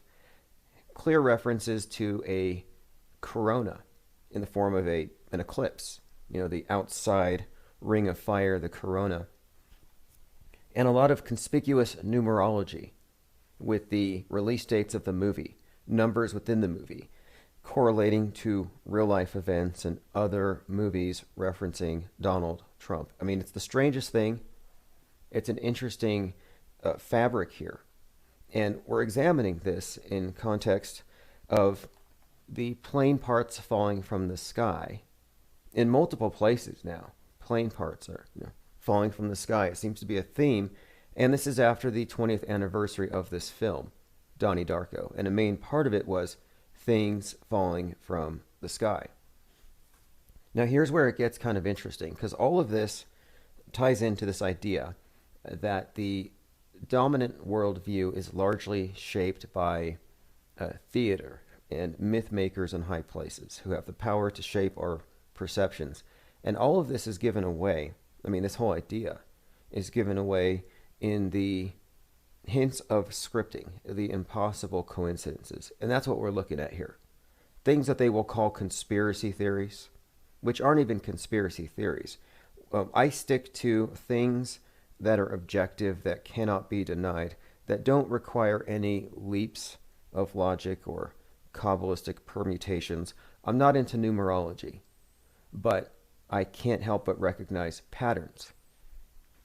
And if you've studied film, you'll know that good directors tend to add layers of subtext to their films.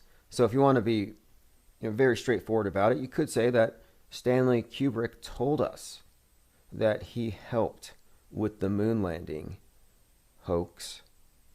He told us in The Shining, in the subtext. It's pretty clear. So this is nothing new to people who've looked into this idea that the moon landing was hoaxed, the idea that Stanley Kubrick had something to do with it. And more than just The Shining, he gave away another clue with his release of Eyes Wide Shut. According to his own direction, it was released on the 30th anniversary of Apollo 11.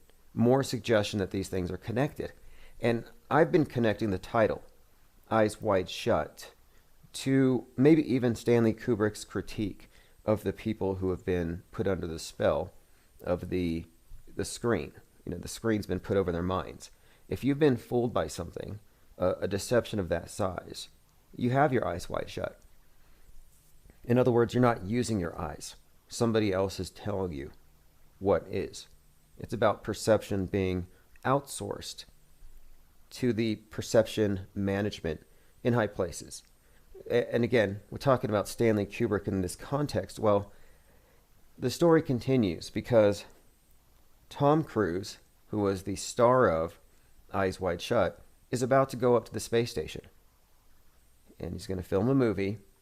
And again, this is really forming a bit of a narrative here. But here's where it all connects to 9/11. And then all these things will sync up, as you'll see. So this is new to me, but I'm not unfamiliar with a lot of this material. Mainly it's this. There's this theory that I just came across, this notion here, and more than a few hints, suggesting that Stanley Kubrick didn't die right before Eyes Wide Shut, but that he more or less went underground, and that 2001: A Space Odyssey, Eyes Wide Shut, and The Shining and others all foreshadowed the September 11th events. And this has been noted before, but what's more, it's suggesting that Stanley Kubrick was actually the director, more or less, of the events of September 11th.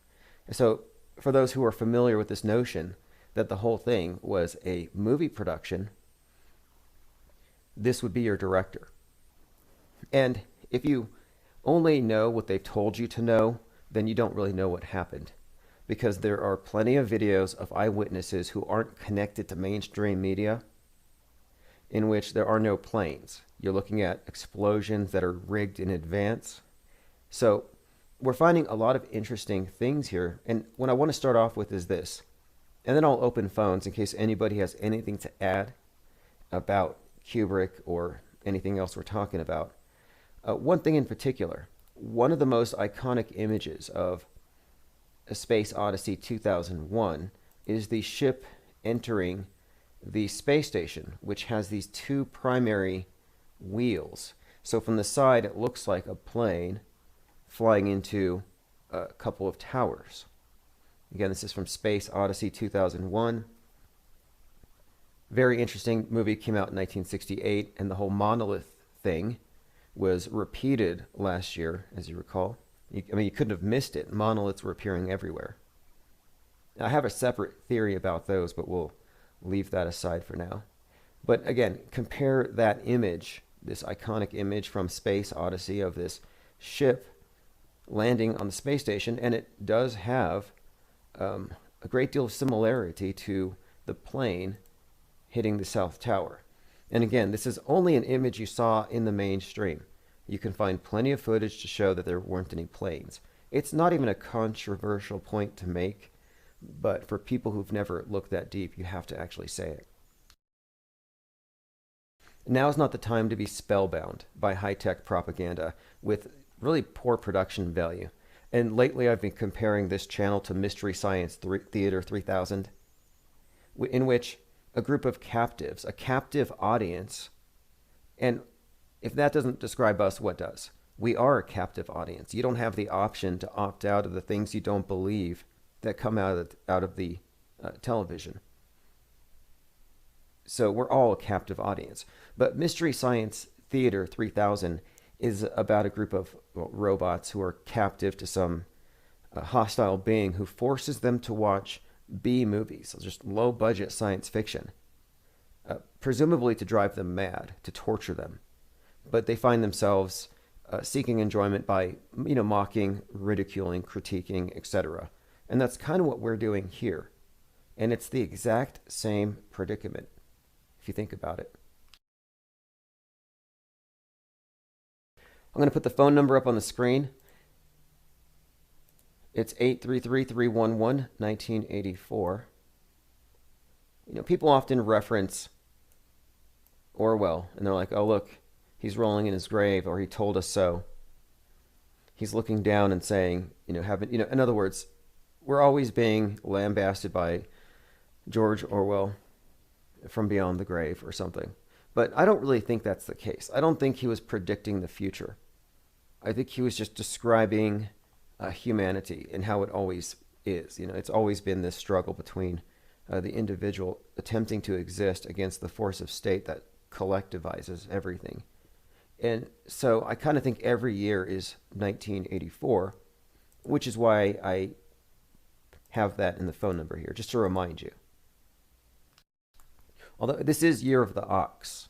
Last year was Year of the Rat, which kind of started off with that Mousegate scandal over at SpaceX. This year it started off with the Viking guy with the ox or the buffalo horns. All right, so let us continue here. Again, we're just going through this notion that Stanley Kubrick may have been involved in the September 11th production. And again, I'm speaking on the basis of this thing being theatrical. The burden of proof has not been established for the official version. Some people still choose to cling to that, which is fine. I have no interest in convincing people that 9/11 was this or that. Most of the people who do that for a living don't know what happened. They're saying it was an inside job. It was these guys. It was the reptilians. It was the skull and bones. No, it was the Bushes. They have these different scapegoats. The fact is it was theater, and they miss that every single time. So this is from an article on chartword.com, Stanley Kubrick's faked death and the 9/11 hoax. So it starts off with, many researchers have noted the connection between the movie 2001: A Space Odyssey and the 9/11 attacks. And it has been noted many times that Kubrick's death 6 days after the first studio screening of Eyes Wide Shut was suspicious. Okay, let's move on a little bit. This is an article, again, going through all these various details. And it goes on to say, Kubrick's responsible for the decision to include the concept of identical twins in the movie version of The Shining. When the audience first sees the twins, they're standing next to the two are standing next to each other like the twin towers. And then Danny, on his bike through the hallway, turns a corner, attempts to deal with what he's seeing, and then he has a vision of them being hacked. And if you look at the hacked twins, and it's very gory, one of them has a an obvious gory cut in the middle, like the Twin Tower where it was hit by the plane.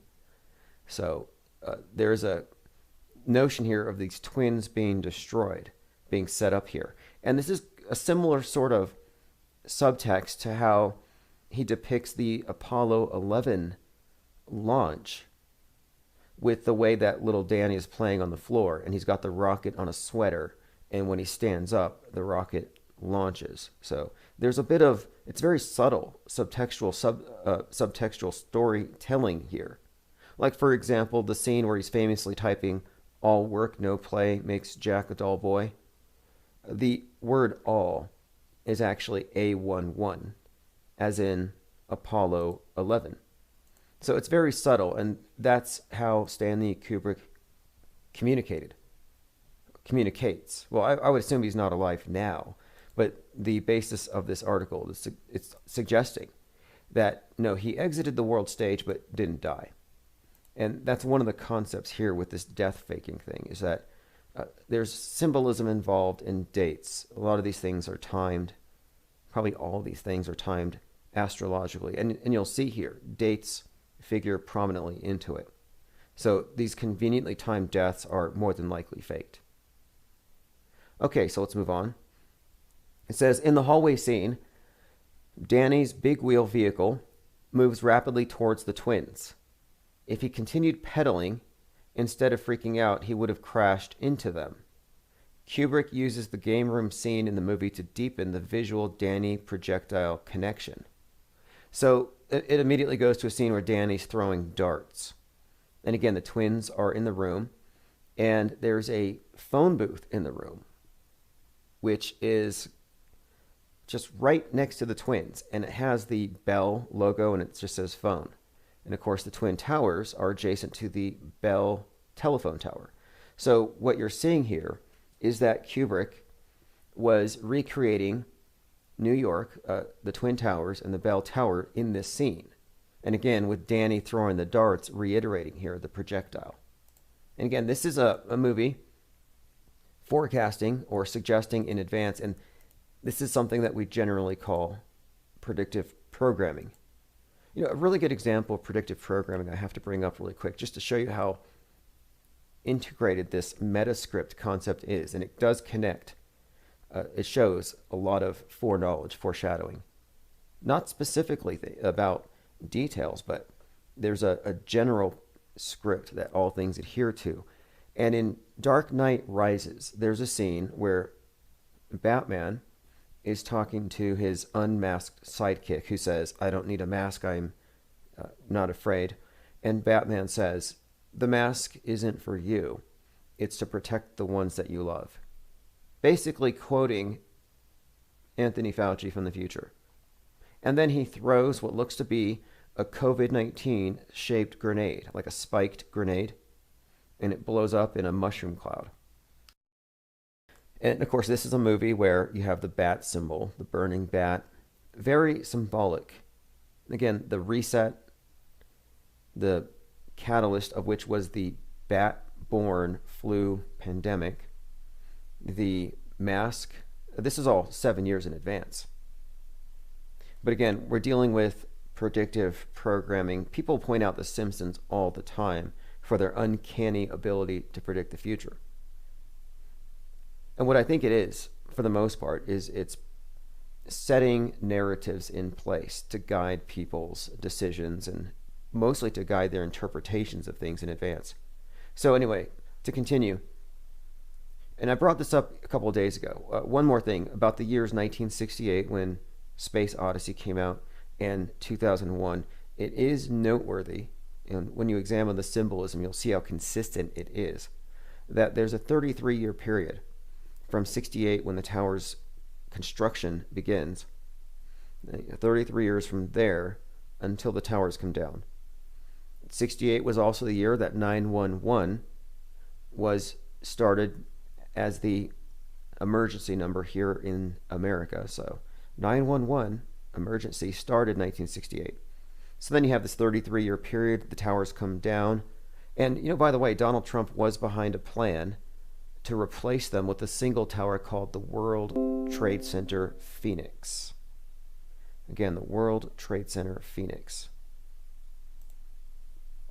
Significance here is that we're constantly seeing the number 33 with the phoenix and this the sun god or Christ in various forms, but essentially it's the same symbols are being used repeatedly. So we're looking at a very specific type of language, and it is astrologically based. So let's move on. We're looking at this room in The Shining, which appears to foreshadow 9/11. Reading from chartword.com, even more suspicious than Kubrick's untimely death is the fact that in 1968, he decided to name his science fiction movie 2001. 2001 is a movie about a mysterious black monolith that changes the course of human evolution. This was released in 68, the same year as the construction of the World Trade Center, as I just said. The 9/11 site has, adjacent to it, there's a hotel that was specifically, and this is what's interesting, it was specifically designed to resemble the monolith. It's called the Millennium Hilton. So I'm not a believer in the Mandela effect, but when I saw this, I'm like, this has got to be a Mandela effect. When the heck did they put a monolith-shaped building designed from Kubrick's monolith right there next to 9/11? That is too strong of a connection between that movie and that event. So you have the connections in the movie, and now you have this architectural feature here, this massive Millennium Hotel, or Hilton Hotel, that, yeah, absolutely, it's designed to resemble the monolith. Okay, so it says, considering how plugged in both Clarke and Kubrick were in the context of this theory, and again, this is from chartword.com. I'll put the link in the video description. It says, the Millennium Hilton at Ground Zero in the title 2001 A Space Odyssey, we arrive at this glaring conclusion. Now this is, again, in my view, this is beyond coincidence. I'm going to scroll down. I'm going through this article. So what it's saying here, though, and this is one of the themes he's reiterating, is that Kubrick was subconsciously programming all of us for the 9/11/2001 mass media ritual that would be put on all the televisions and into our collective subconscious. And this is from the article. He says, quote, this would begin our space odyssey, the rebirth into the new age. And here's where the author of this piece compares the iconic image of the plane flying into the Twin Towers with the 2001 Space Odyssey image. And this is again of a spaceship approaching the twin wheels of the space station. Now, this ties into everything also we've been talking about with this Donnie Darko movie, which was released on 1/19/2001, a reverse 9/11. And throughout that movie, it basically predicts a corona, an end of the world, and Donald Trump, among other things. Very interesting how integrated all these things are, but there's some common threads here that we're going to be connecting. And by the way, the Donnie Darko movie's release was, I would say it was stultified. They couldn't advertise it as much as they probably would have liked to have, because most of their advertising had to do with, well, falling planes. So you could see why. Okay, let's move on. Here we go on to the plot of Kubrick's black comedy Dr. Strangelove, which revolves around a jet airplane on a rogue low-level attack mission. So this is interesting. Here's a quote from the movie. If the pilot's good, I mean if he's really sharp, he can barrel in so low it's a sight. A big plane like that frying chickens in the barnyard. So this is from Dr. Strangelove. He's describing a pilot who is exceptionally skilled at flying low to the ground. And of course, we're talking about Stanley Kubrick. This is the director of 9/11, according to this theory. And what happened with Flight 77? It was traveling at treetop height before it hit the Pentagon. Okay, notice here's another one. Major Kong is the commander of the bomber. His name is a reference to King Kong.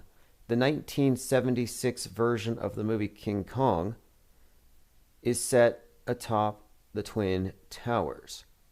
So now here you have a connection between the Pentagon attack and a low-lying plane, something that Kubrick conceived of, and the September 11th attacks in the Twin Towers with King Kong. So again, a guy named Kong flying very low. King Kong on the Twin Towers. The article references how 9/11 and twin pillar symbolism are evident throughout the movie, even in the payload, in the bomb payload. Okay, let's move on. It says here, Stanley Kubrick's heavy involvement in production such as 9/11 was essential because events like September 11th and the JFK assassination were not real attacks that occurred spontaneously. These were made-for-TV productions, crafted and planned with the same level of detail and symbolism he put into his film projects. And if you analyze his film projects, you know this is the case. Eyes Wide Shut is a perfect example of this. And I just find it extremely interesting, too, when you get into the patterns and the numbers and everything else. How, I talked about the length of time, the duration between the construction of the towers and the towers falling, the 33-year period. Well, check this out, since we're on the topic. So Tom Cruise spends some time with Kubrick when they're creating this Eyes Wide Shut movie. Tom Cruise was recently in a trailer for his sequel to Top Gun, which was called Maverick, released 33 years after Top Gun. So Tom Cruise also is noted for having divorced each of his wives once they turned 33 years old. I paid attention to a couple of his movies just to analyze the subtext, and in the movie Vanilla Sky, he plays the role of a 33-year-old who dies and after 3 days is reborn. Very much a Gnostic, kind of a Gnostic Christ figure. And I think all this is very interesting because at the end of that movie, he falls from the sky and then he's reborn into this, you could call it like a matrix or a simulation. Now, what I'm getting to with this is that Tom Cruise in his various movies, often a hero, Mission Impossible, we've been prepared for something, and you can't overlook his connection to Scientology, and that's where I'm going with this. There's a lot of symbolism around this particular actor. And so here we are talking about Stanley Kubrick, Space Odyssey, 9/11, and of course the space station that looked like the scene from 9/11, which would insinuate something possibly happening to the space station. If you follow what I'm saying here, let me go ahead and reiterate this really quick. So the image of the plane flying into the South Tower is very much identical to the image of the spacecraft landing on the twin-cylindered space station. So it looks like a space 9/11. So again, Tom Cruise now is about to go to the space station. Tom Cruise, star of a movie with Kubrick, the guy who presumably faked the moon landing and apparently, according to this anyway, would have been the director of 9/11 if it is all just theatrical. And this would explain a lot of the symbolism, because it's beyond just a bit of catastrophe, a false flag themed psyop, or a hoax. There are levels to it, and it's definitely integrated with so much of our culture. It's definitely it's hardwired into our subconscious, and that's what the writer of this article is pointing out here, how far back this goes. And we've been talking about the movie Donnie Darko and other movies which are similarly interconnected here. This is all what I call the meta script, and these are all connections that are objective. So let's go ahead and move on here. It says, one of the most remarkable aspects of the 9/11 hoax was the fact that the television networks played the footage of the towers collapsing repeatedly for an entire week, if not longer. As Diane Sawyer said during a broadcast, quote, "All we can do is relive the horror. each time we see it. Goes on to say, it looked like it was something out of a movie. Yeah, many people said that. And those of you who follow PSYOPs in the news, note how often it is said by witnesses, usually with a grin on their face, it looked like a movie. It felt so fake. So it goes on to say here, though, the reason why people associated it with a, quote, movie is that prior to September 11th, there was a flood of disaster films. Armageddon, Deep Impact, Independence Day, Godzilla. All of these used elaborate special effects showing iconic buildings such as the Trade Tower falling. So I'd like to remind you of all of the pandemic movies that were being pumped out 2019. As though they knew something. I mean, clearly they did. I mean, if you want to know what's going to happen in the future, you have a crystal ball, a black mirror, just order Netflix. Anything you see happening is in Netflix is going to happen in the world next year. It's like magic. Which is kind of alarming if you've looked at their recent catalog, things you can look forward to. And something else too, we often point out on this channel is how often the movies that predict the future happen right on time. In fact, right now though is Mad Max. And it's not just movies, it's books. We're also living through a Tom Clancy novel at the moment. Next year I believe is Soylent Green. But anyway, let's get back on track here. So people are inundated with movies about buildings falling right before this happens. And so I recall people saying it was just like Independence Day. And Independence Day, that movie, which was referenced quite a lot in 9/11, post 9/11, has some interesting correlations to the coronavirus. This is something too. When you get into the symbolism, 9/11 calls to mind that event. Well, is there a date that the public correlates with COVID-19? Probably not. And this is really slick on behalf of the meta scripters, the ones in charge here. They weren't too obvious about it. But if you look at it, just as 9/11 has been predicted in so many different ways, was hinted at, was alluded to in advance, so too was the coronavirus. But the date for the coronavirus, it was always pointed out as 3/11. 11/3 or 3/11. These things are often reversed, but there was a specific date. So when the pandemic was declared on 3/11, it was pretty clear to me that this is the date that's the, quote, 9/11. That's the call sign for this particular event. But the public wasn't using it that way, and I think that was intentional. It may have made this scripted nature of it all too obvious. So let's move on. Wikipedia, 2001, contained groundbreaking special effects designed by Kubrick to give the viewer, quote, a dazzling mix of imagination and science, winning Kubrick his only personal Oscar, an Academy Award for visual effects. Space Odyssey, The Shining, Strangelove all contain clear visual references to 9/11, and so does Full Metal Jacket. So it's throughout his films. Some have suggested that he was co-opted by NASA to fake the moon landing, and he felt bad, and that's why he was dropping hints in The Shining. And I looked at this as, nah, he's not dropping hints. He knows that our eyes are wide shut, and we can't even tell the difference between real and fake, between imagination and science, that we have our eyes wide shut. I'm going to pause for a moment here on this article, and I'm going to share the link.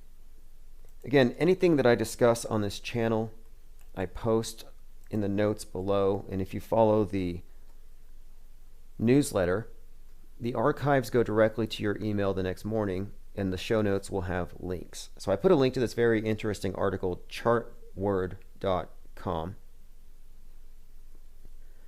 By the way, if I had to take a guess, if I had to predict, based on predictive programming, what's coming, I'm going to say the sky is falling. And that's, again, why I have been honing in on this Donnie Darko movie. plane parts falling. Even after we started talking about it, more plane parts falling.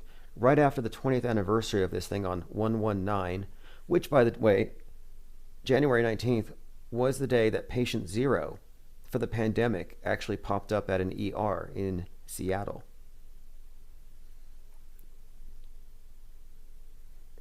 Zin Vela says Flight 77 was said to be flying at 777.33 feet per second when hitting the Pentagon. So, again, if this is what it appears to be, a movie, it's like I said, it's beyond just blowing something up and blaming your enemies. It's got levels of subtext here. And that's one of the reasons why I think it's been so difficult to get to the bottom of it. People are chasing a whodunit, assuming it's real. Then you find out it's theater, which makes all the more sense. But then it's still perplexing. What's with all these codes? What's the symbolism here? And now in context, it's making a lot more sense. Because now you can't look at 9/11 as separate from the moon landing and this move that we're going into with the space age. And I actually think that this idea of the, again, referencing the twin cylindered space station with the plane approaching, it looks so much stylistically like the plane hitting the Twin Towers that I do think that the next 9/11 is going to be a space 9/11. And this is the theme of Donnie Darko, stuff falling from the sky that marks the end of the world. And we talked about this last night with Donnie Darko, End of the World. Also noteworthy, Dark Winter is one of the more heavily pushed memes out there right now. Tom Clancy reference. And Donnie Darko has a lot to do, the movie, has a lot to do with this eclipse and the idea of the world ending.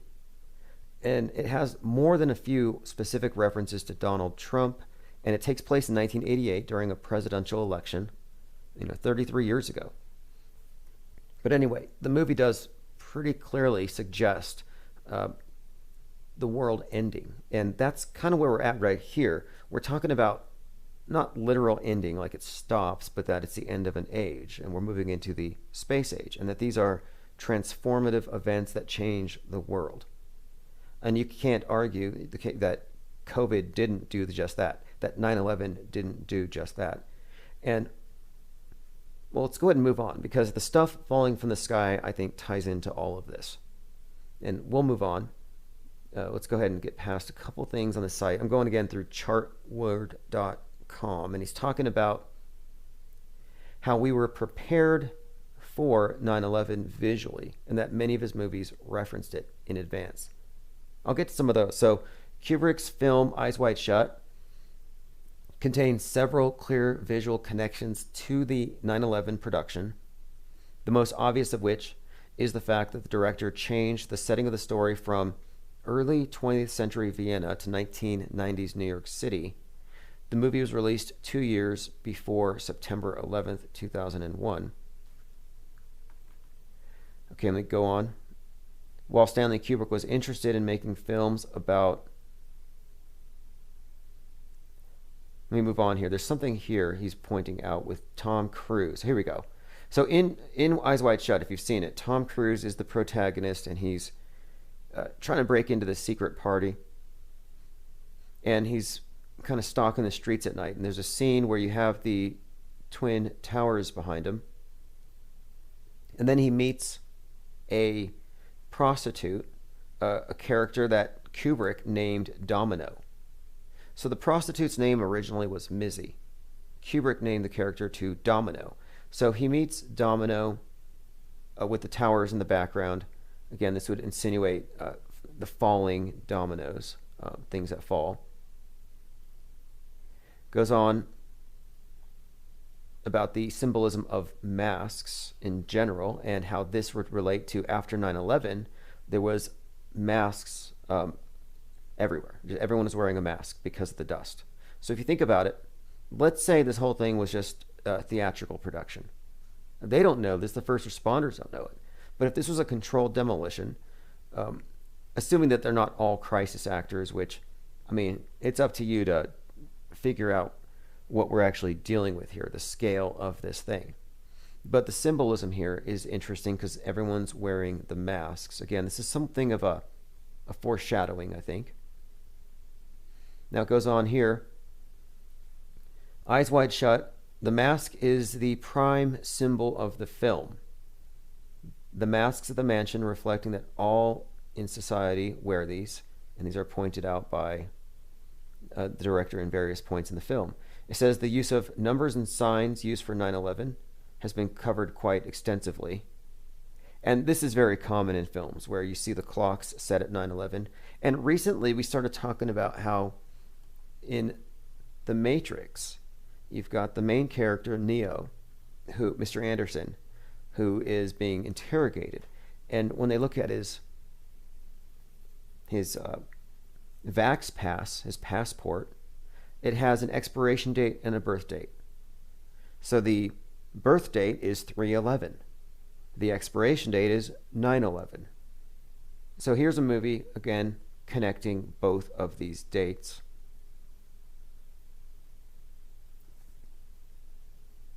Okay, I'm going through some comments here. Someone says, the firefighters had the biggest role. If you needed a brotherhood to set up and play ball, you would have that need met. Right, this could not happen without, well, the Screen Actors Guild or something similar, Government Actors Guild. And the thing is, when this happened, when 9/11 happened, nobody knew about actors in movies, or rather on the news. Crisis actors? No, that wasn't common knowledge till 2012. And even then, it was highly disputed. And even now, some people naively pretend like the news is still reporting facts and telling you the truth. Okay, let's move on a little bit here. It says, shortly after 9/11, it occurred to somebody that you could fold a $20 bill and it resembles the collapsing towers. Now, this is intriguing. So, in the cab scene, before he gets dropped off at the mansion, he tears the bill in half to give it to the cab driver. So he's like, I'll give you the other half, after you wait out here for me. And I want to bring something else up here. Okay, so we're talking about twins, Twin Towers, the $20 bill, 9/11, which, by the way, it started at 8:46 a.m. You saw the firefighters wearing the masks. The respiratory distress was a big part of the story. They couldn't breathe. Just like this 2020, the year, the theme was not being able to breathe. And it's kind of fascinating when you get into how this all ties together. So 8:46 happens to be a.m., the time that 9/11 starts, but it also happens to be the amount of time that George Floyd was on the ground saying he couldn't breathe. 8:46. And the sun set in the Twin Cities where this happened at 8:46 on that day, which was 5:25. So Twin Cities, 8:46. There's a couple of references to 9/11 for you. But then Derek Chauvin has some built-in references. One is named Derek. Derek's derived from a hangman, Thomas Derek, who hanged 3,000. Well, 3,000 people died on 9/11. And then Derek's hearing was on September the 11th, 2020, the 19th anniversary of 9/11. So here he is at his hearing on 9/11, 2020, and the Floyd's family lawyer and their team, Benjamin Crump and Company, all had black masks with 846 on their faces for Floyd. Meanwhile, across America, there was a 1-minute moment of mourning where people went out to their front lawns at 8:46 and waved their flags. What I'm pointing out here is that there's a connection between the George Floyd event where, Derek Chauvin 9/11'd America in the Twin Cities that day. And you can see the after effects. And in between the Floyd killing and Chauvin at the hearing, you had the Western chauvinist, again, chauvinist.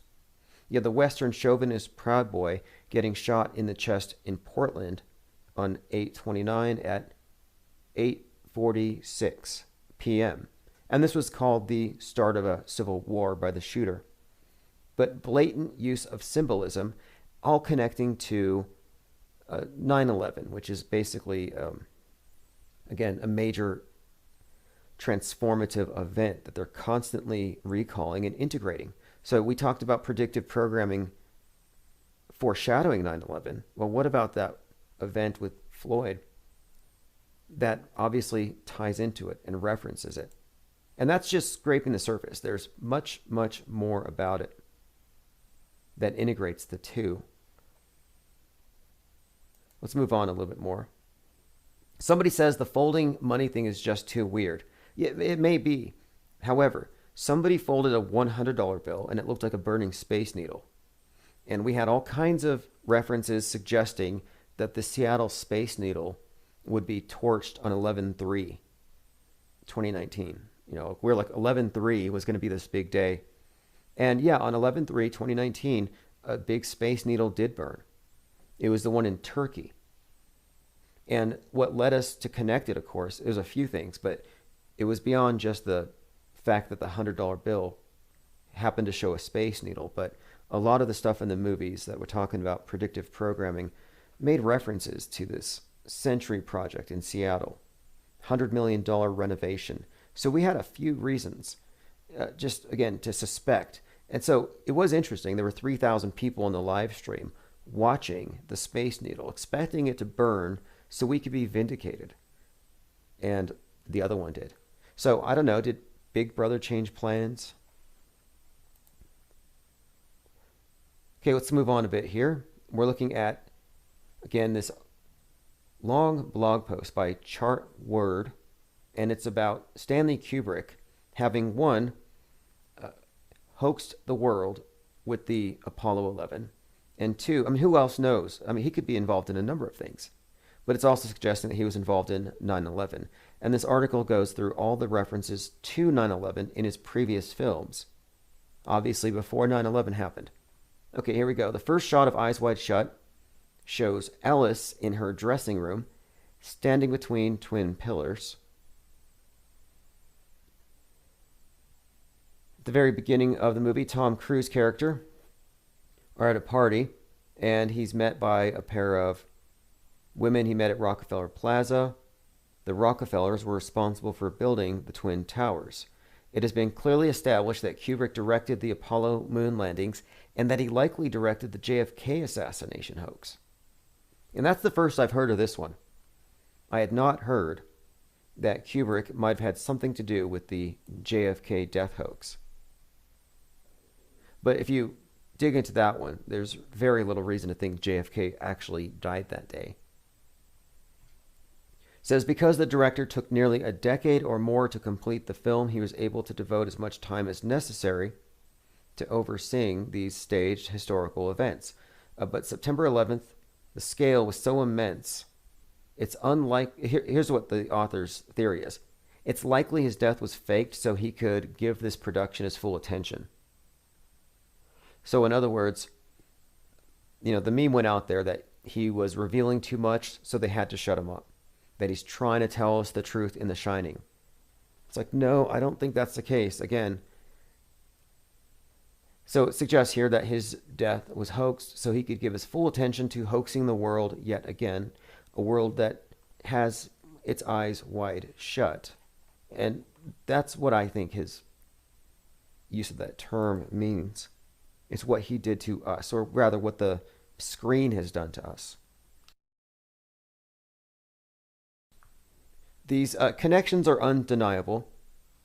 The Donnie Darko stuff is really fascinating as well. I was going back through that in some detail yesterday. I have a forum posted where people are dropping additional hints there, and you know, the release time 119. It's a movie that runs 113 minutes, and 113, as in November the 3rd, is one of these dates that is consistently pointed at. Now, one more thing, though, I have to get to. Actually, there's two things here. They're interconnected. One is there is a cathedral in New York, and I believe it's the world's biggest. And it has to do with the apocalypse. It's the Cathedral of St. John the Divine. It's known for its depiction of New York as Babylon, and it has a depiction of what looks to be September 11th, as in buildings falling.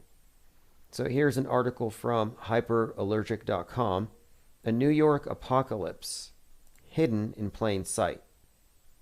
On the portal of paradise on the western facade of the Cathedral of St. John the Divine in Manhattan are sculptures of the end of modern New York. The Brooklyn Bridge is breaking in two. Water waves rise over a toppling sky. Anyway, this has been pointed out many times as having pillars that depict like 9/11 scale events. So the thing I wanted to point out here is that this is a depiction of New York as Babylon. That's the first point. So if we take this to mean predictive programming, basically in the stone, and these things were carved in the 90s. So just like the Tom Clancy book, Sum of All Fears, 1991, predicted 9/11. This is too far in advance. It has nothing to do with it, except unless you look at this thing from a meta script perspective.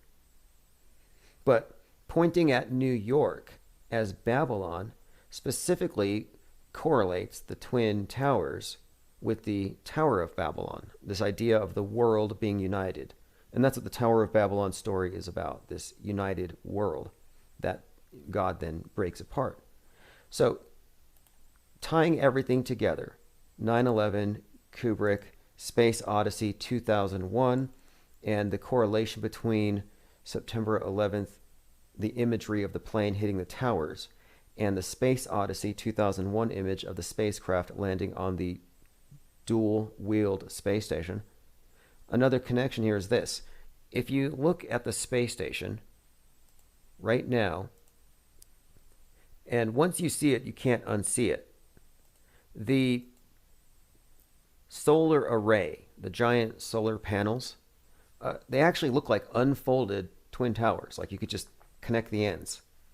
And in many of the images that you see from the ISS looking down, you actually get these images that look analogous to images from being on top of the space station looking down at the ground. It's a very common view. So this is a correlation, of course, between the space station, some space 9/11 being a continuation of this grand project, this grand film that Kubrick put into place. And then one more correlation here is that the space station being in the sky symbolically, when you look at how this theater is played out, the goddess of the night sky, Isis, is clearly represented by the ISS. And here's an interesting connection. It ties in the New York's depiction of, rather the cathedral's depiction of New York as the Babylon. So the ISS representing the goddess of the night sky. Well, in the New Age religion, they called the goddess Isis Babylon. In fact, Aleister Crowley, L. Ron Hubbard, and all those individuals said that the goddess of the New Age is now called Babylon.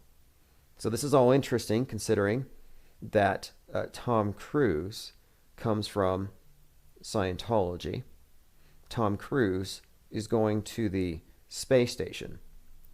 Of course, the space station then, therefore, is an extension, more or less, of the World Trade Towers, both visually and its function. What does it do?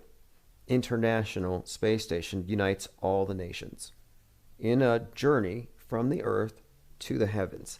The space program is the modern Tower of Babel in this sense, with the internet, the shared worldwide internet, being our shared language. So in the event of space wars, if somebody were to fly a plane into the space station and bring it down, a bad actor on the world stage, it would be the fall of the Tower of Babylon.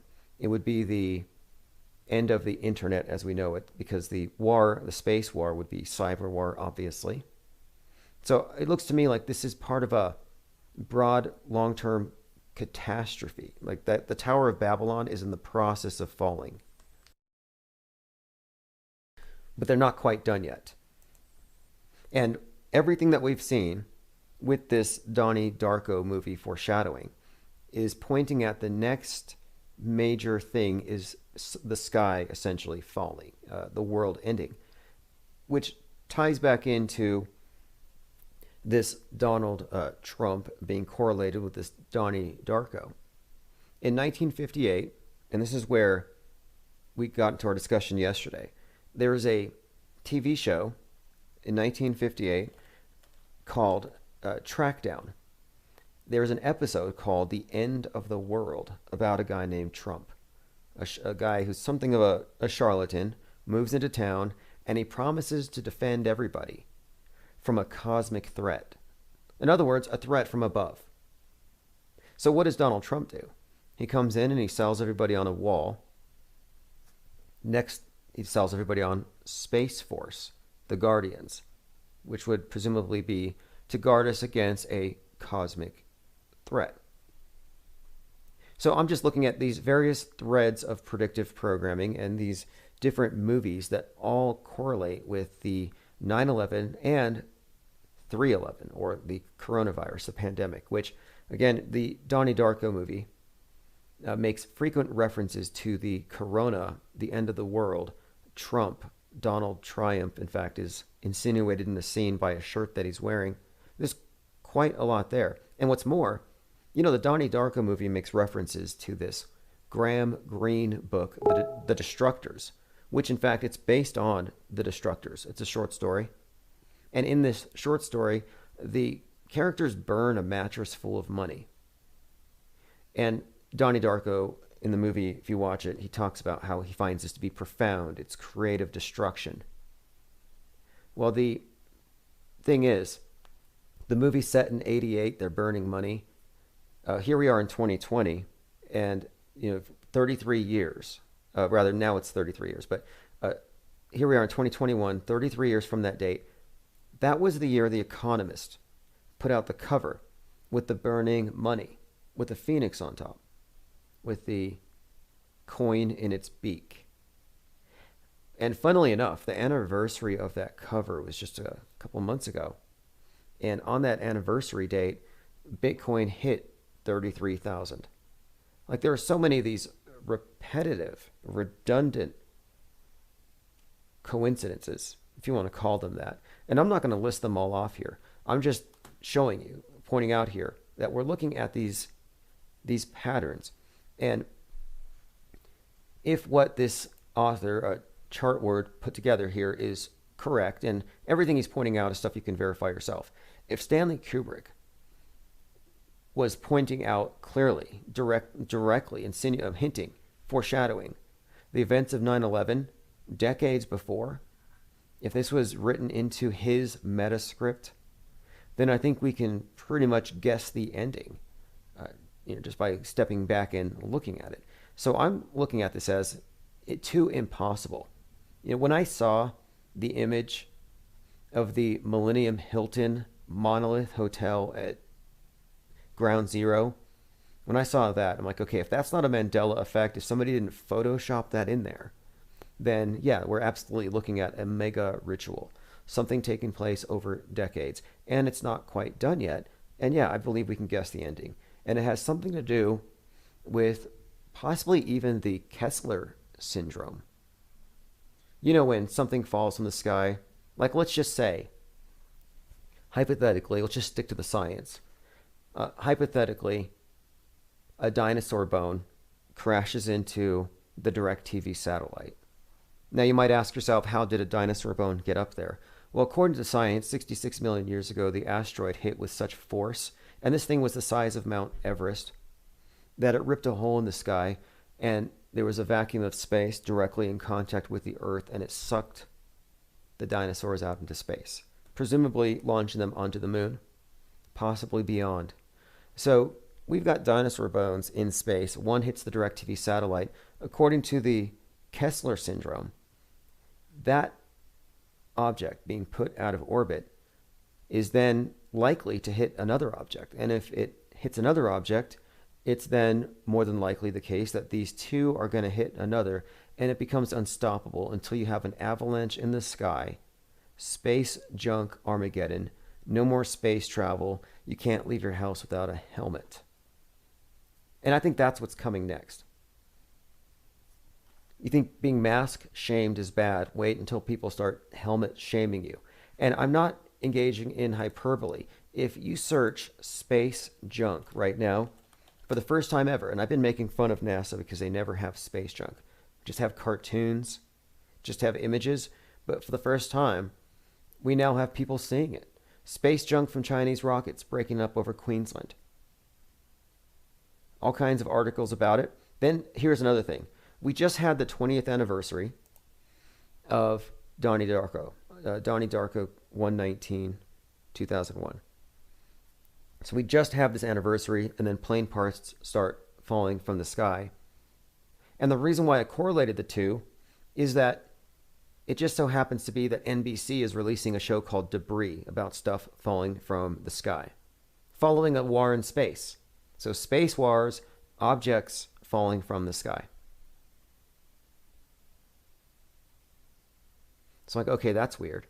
And then you have Leonardo DiCaprio with a movie called Don't Look Up. And Don't Look Up is about asteroids. So again, just as we pointed out with this article, how prior to 9/11, you were inundated with movies about falling buildings. Just before COVID, you were inundated with movies about pandemics and the salvation by vaccine. Well, lately, we've been inundated, not just in the movies, but I mean, in the news now, with stories of planes falling into homes, stuff falling from the sky. And this is all meant to convince the sheep. And you know how easy it is to convince the sheep. And when I mean sheep, I mean just, and bless their hearts. Sheep are just very pure and naive, and they believe what they see on the screen. It's just the fact that they're convinced by bad special effects. It's B movie, Mystery Science Theater 3000. It's meant to induce cognitive dissonance and torture us. We're not supposed to believe it. You should be refuting the stuff you know to be false and fake. There's too many coincidences connecting all of these movies to write it off as just a coincidence.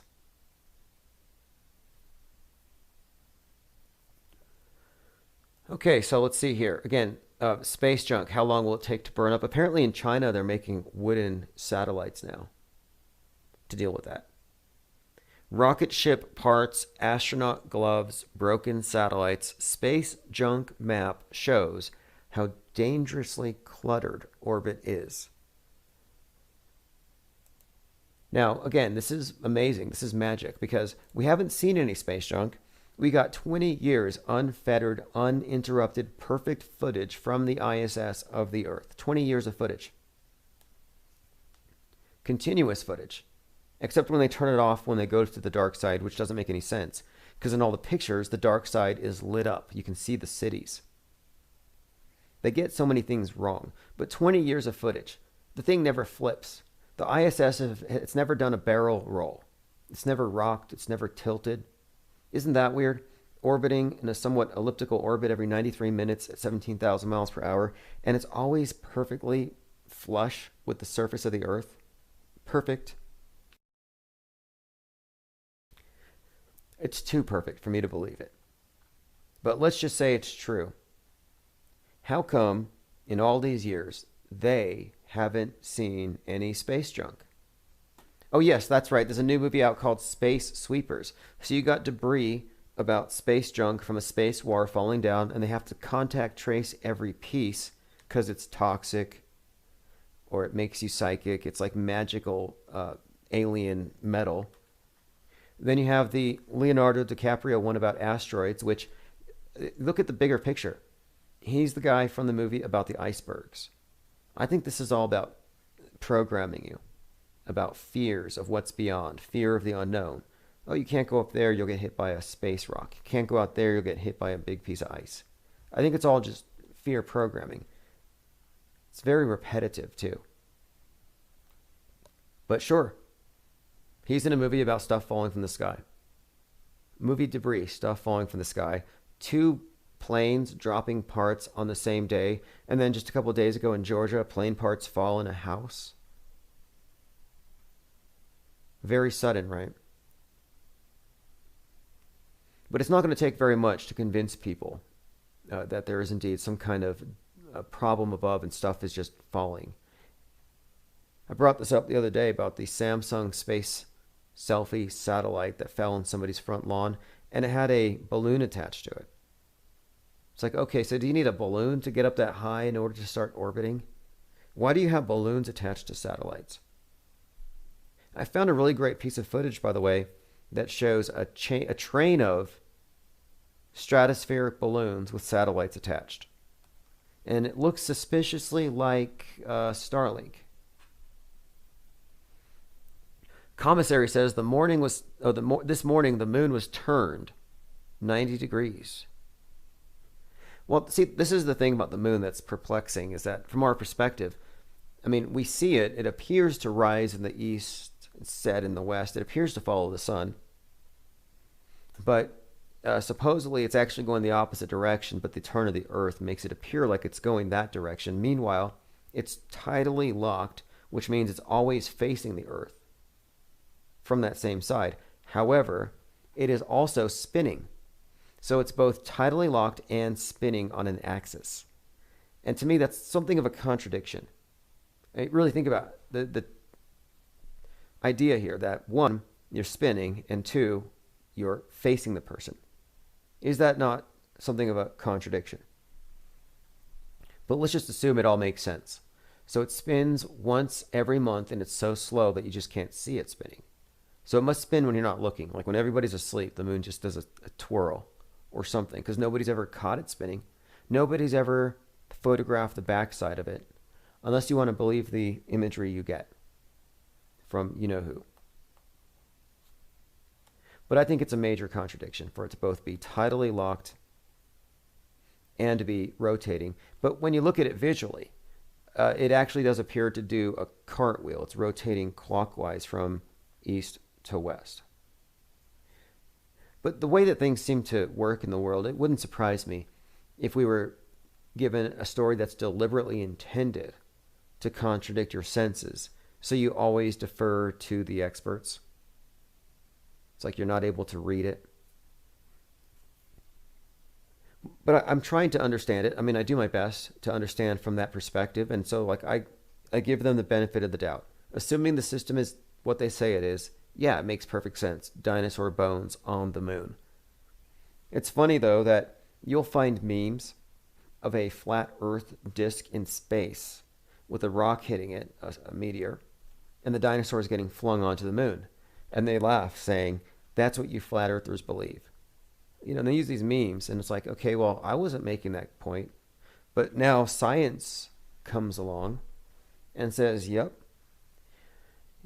this asteroid caused the dinosaurs and their bones to be flung up into space. All the space magazines, all the online space publications have gone from asteroid warnings to space junk warnings. Listen to this. This is just in the last week. Imaging space debris in high resolution. Space is getting messy. This company aims to fix it. Apollo-era space junk visiting Earth again on Groundhog's Day. Space is too crowded. Deorbiting satellites could help. Netflix Space Sweepers. A silly but profound space opera. Space junk, a threat in the dark. Suspected space junk lights up the night sky. And that was in Queensland. Now, I understand if it's burning up, you should see it. But you really got to think about the shadow of the Earth. If you're going to believe you're on an Earth ball, you have to know that it does have a shadow. And if it's after sunset, if anything is past the terminator line in low Earth orbit, it's going to have a hard time reflecting the sun if it's in the dark. If there's stars behind something, it shouldn't be reflecting the sun. Unless it's very close to the terminator line. But as you'll see, if you look at footage of what purported to be satellites, Starlink satellites, it's just unlikely. And I also want to point out that it is fakeable. One of my favorite words now, and I think this is something that we should add to lexicon here. Is it fakeable? I'm not asserting it's fake necessarily, but is it even possible to fake something? And if it's not, you can rule it out. But if it is, you have to consider the possibility and then rule it out. But getting somebody to admit something could be faked is the first step to getting an objective look at something. People don't want to admit they've been fooled. Here's an example. Before Sputnik went into orbit, and this is from 1955, the U.S. Air Force had a program called Needle in the Sky, where they were already simulating satellites with airplanes and flashlights. Take a listen. At high altitude, they simply took a common household flashlight lamp and attached it to the suction end of the familiar household tool known as the plumber's helper. $2 worth of parts you can purchase at any hardware store. When this strange and unglamorous device, endearingly called the bug, is towed through the night skies behind a civil air patrol plane, it appears almost exactly like a real Earth satellite hundreds of miles above the Earth. All across the country, the volunteer Civil Air Patrol crews began flying training missions for their fellow volunteers of Operation Moonwatch. Okay, now here's the thing again. They're able to simulate low Earth orbit very simply. This could be done with a drone or a plane.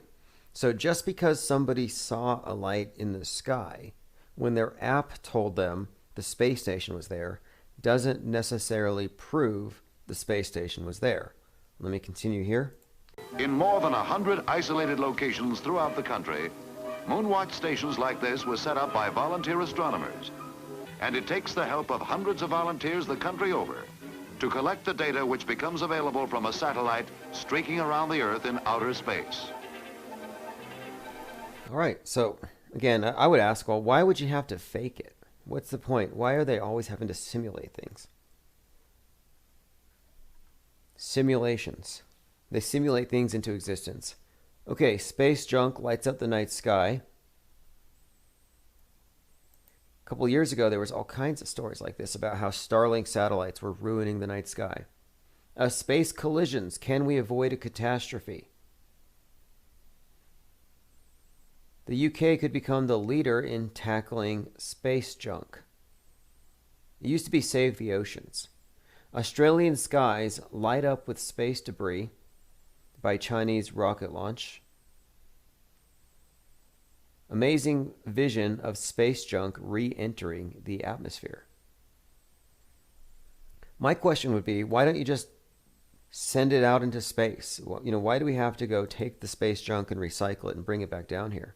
I would say just blast the space junk off into space. Just consider it to be a bottomless trash can. I don't know what the problem is with that. All right, let me look at the chats here. It looks like Flat Fact says the tides are approximately every 6 hours, regardless of the phase or location of the moon. Robot Plague says, how long have you been live?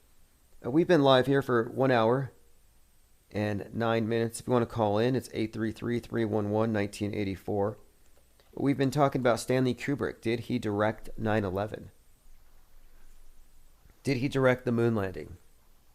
What else has this guy directed? Did he direct the JFK assassination?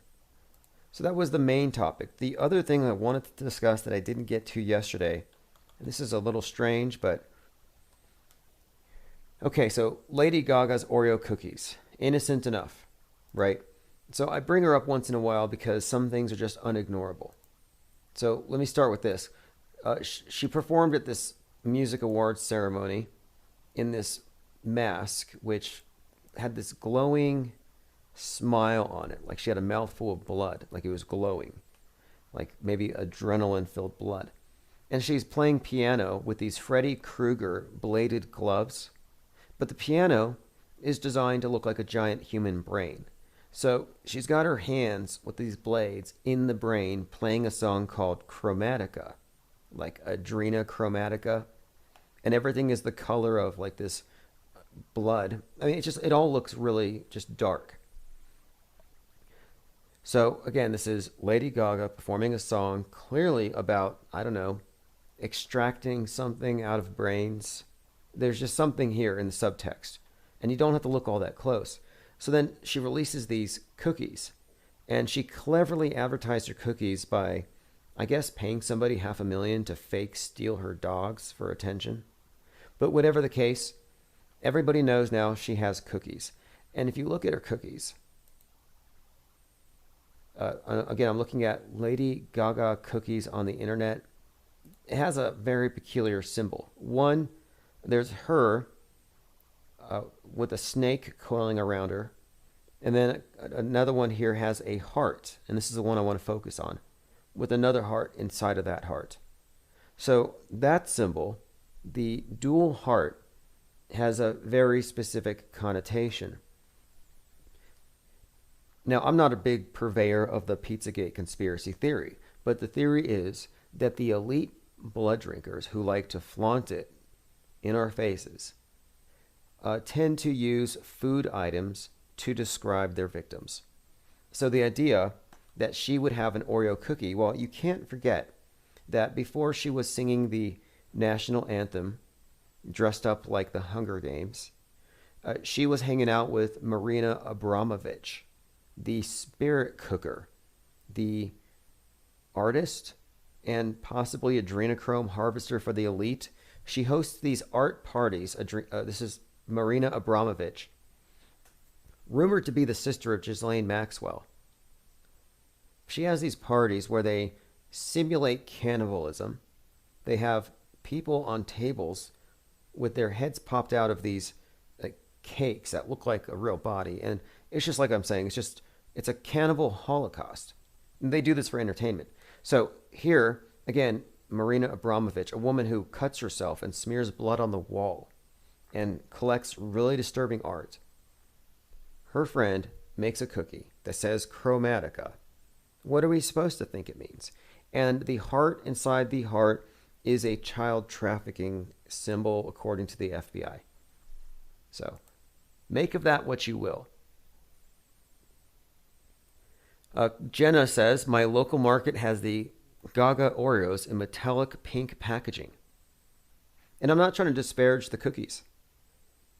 I'm just saying it's kind of peculiar that, knowing you have a reputation for being a baby eater among a large swath of the population, why would you want to put such symbolism on your cookies?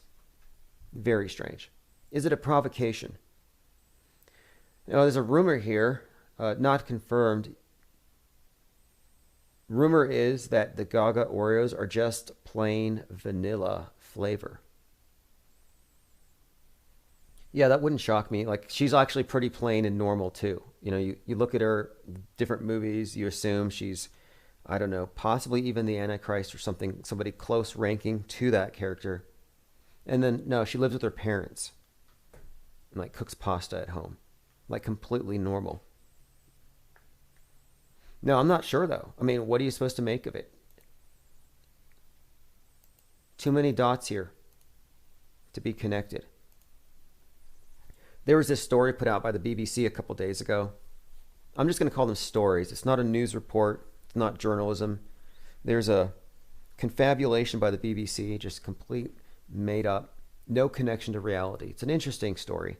And they said that people who are into yoga have a conspiratorial mindset because you believe that everything is connected.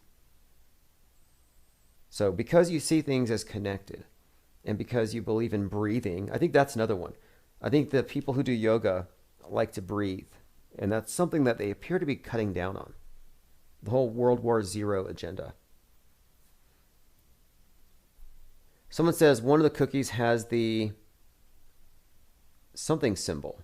If you could call in about that. One of the symbols, I think it's a symbol of brimstone, actually. It's like a double cross on a circle. Anyway, for me, it's enough. It's enough that it has a symbol associated with child trafficking, given her previous associations. And speaking of the QAnon crew, so they're waiting for Trump to take over again on March 4th. Well, they were waiting for it. But if you watch CPAC today, It's more like Trump 2024. And this has me asking the question, what about the children? See, it was the QAnon conspiracy theorists who originally started the rumor that Lady Gaga was a blood drinker. Now, she just helps reinforce that rumor with all of her art and all of her performances. But they're the ones who really started that. And so they said, we have to save the children from these evil Democrats. So these children are supposedly being trafficked somewhere, underground or something. So let's say that's true. They want to save the children. It's 2015. And how old are these children? Let's just say they're 10. Well, we just had 4 years. And then now we're looking at 2024. So are they still going to be children by the time you rescue them? Because again, if Trump is not taking over next week, then clearly the QAnon thing is not happening. The storm, I don't know. I mean, it looks to me like it didn't happen. Unless that was it. Unless the events of 1/6, which it's so schizophrenic when you watch the mainstream news, when they actually talk about the events of 1/6. They call it a bombing. They call it an attack, an atrocity. And they all act like they're horrified by it. Like they're just aghast that a police officer was being squeezed in a door. It's like the guy had body armor on. Obvious crisis actor. They said another cop got hit in the head with the fire extinguisher. That turned out to be a false story. And they had to pull that story from NBC and ABC, CBS. It's like they lied and they got caught. Besides, since when do they care about the police? But that event is being described as a major 9/11 scale event, and it was just a big nothing burger.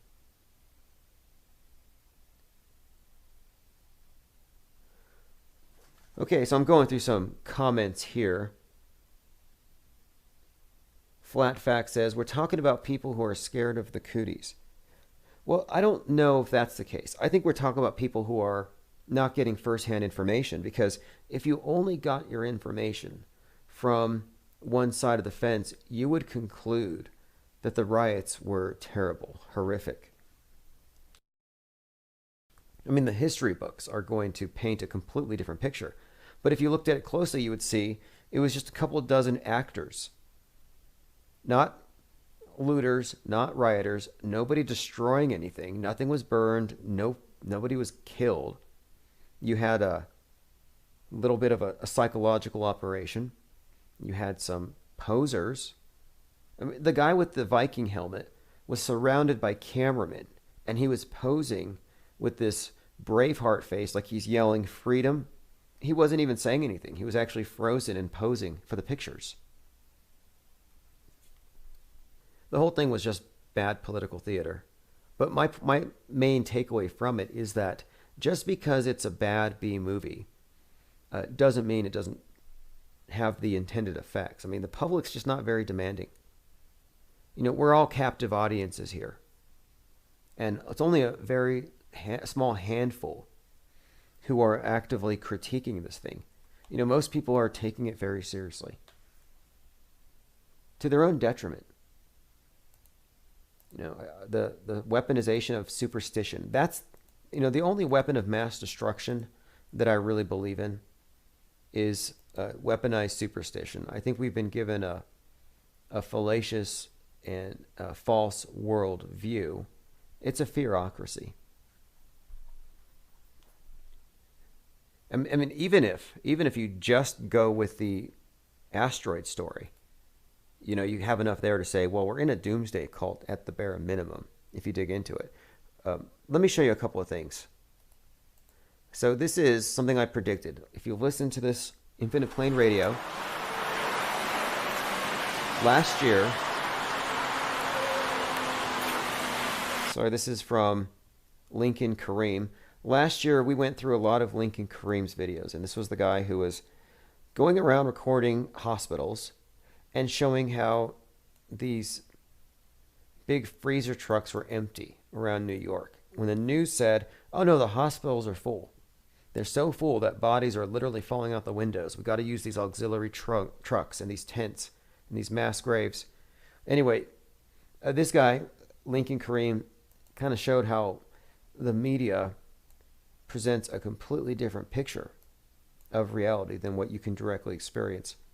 And these days, he's going around recording Morons in Masks. That's the title of his series. And so there are people walking around parks in dust masks with goggles and face shields, which is, it's just dumb for a few reasons if you really want to get into it.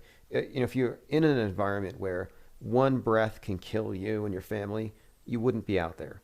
So these individuals who dress up in spacesuits are either just really brave or they don't really believe it. And I think it's a valid question. Do they really believe it? So last year, I was suggesting that the true believers are going to adopt a Tyvek burqa, that this is a religious paradigm, that virus is a scientific version of sin that even the atheists will kowtow before, and that we will see people in spacesuits because our bodies, I mean, obviously we must be aliens or something. Our bodies aren't suited for these environments. So yes, spacesuits. And as you can see on the screen, spacesuits at Target. Hey, what's up, caller? Have you seen anybody in spacesuits yet? All right, we have an audio issue here. Give him just a moment. So if you're looking at the screen, you're seeing an individual in Target ringing up her goods, and she's literally in a full body protective suit with a face shield. Okay, phones are open, 833-311-1984. Let's see if we got sound this time. Hey, can you hear me? Okay, just hang on the line just a moment. I'll see if there's something that needs to be changed on my end. Okay, and I believe now. Okay, caller, try again. Nothing? Okay, we're having audio issues for some reason with the phones. Okay, let me go through comments. Ready or Not says, I sit in awe and scratch my head when I talk to people who voted for this administration. Oh, gun-loving Americans. Well, it's the gun-loving Americans versus the vax-loving Americans. Okay, so it looks like we may have some audio issues here. I don't know if it's on the part of the caller. If somebody else wants to call, 833-311-1984. We're not getting any sound. So we'll terminate that call. Anybody else wants to call? The caller, if you just want to go ahead and wait, and we'll see if it's on your end or not. Or send me a text. Same difference. Oh, by the way, it's 1:26 a.m. where I am. Infinite Plane Radio. Hey, what's up, caller? Can you hear me? Yeah, I can hear you just fine. Although it sounds like you're wearing 3 masks. You're only required to wear 2. Yeah, it should be better now. Okay, there you go. Hey, have you been listening? Yeah. Have you been listening to this channel long enough to hear me say that there were going to be spacesuits in 2021? Yeah, I have. And also, if you got any ideas, I was actually just calling in to, help you out with the phone, see if it was on your end at all. But I'm down to talk. I'm game. Yeah, I've been listening long enough to hear you mention that. I also think you might have been one of the first people I've heard say that soon they're going to make it so like eye contact is tantamount to manslaughter. Yeah, exactly. Well, hey, I appreciate you calling in and testing the phones. And hey, one more thing. Do you agree that Stanley Kubrick directed 9/11? I mean, man, I gotta say, I don't think that, but I also have to be, self-aware enough to think that, to recognize the fact that it's such a knee-jerk emotional reaction. Like the evidence that you lay out is, it's undeniable. Like it's undeniably worth looking into. Like you can't see that stuff and think that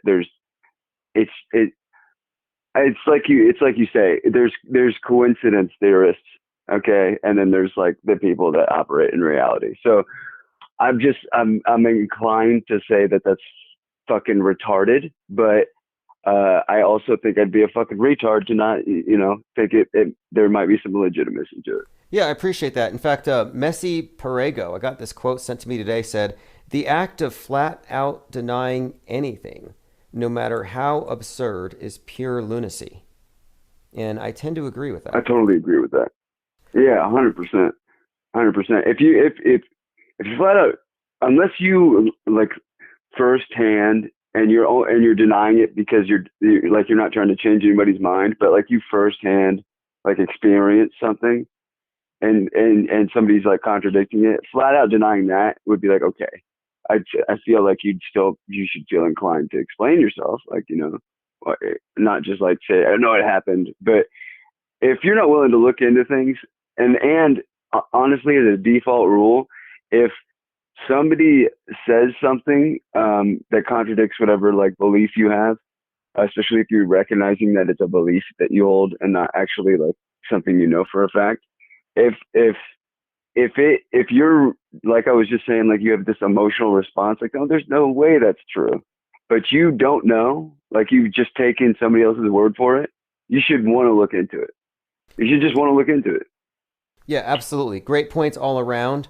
Again, but you do have one point. When something is the accepted status quo, the rules of logic say, hey, if you're going to challenge it, even if you know the secrets, you still have to provide a burden of proof. So neither of us have enough information now, but these are some interesting bits of information, and it is an interesting story. Yeah, I also think we shouldn't shy away from the fact that like we get kind of inundated from a young age that like, oh, we're Americans and like the Constitution and our founding fathers, and like because in a criminal court they have to prove beyond a reasonable doubt, right? I think we need to recognize just how much legitimacy there is in a preponderance of evidence, and that if you're able to present a preponderance of evidence that is above that 51%, that it is more likely than not, then these are things worth taking into account.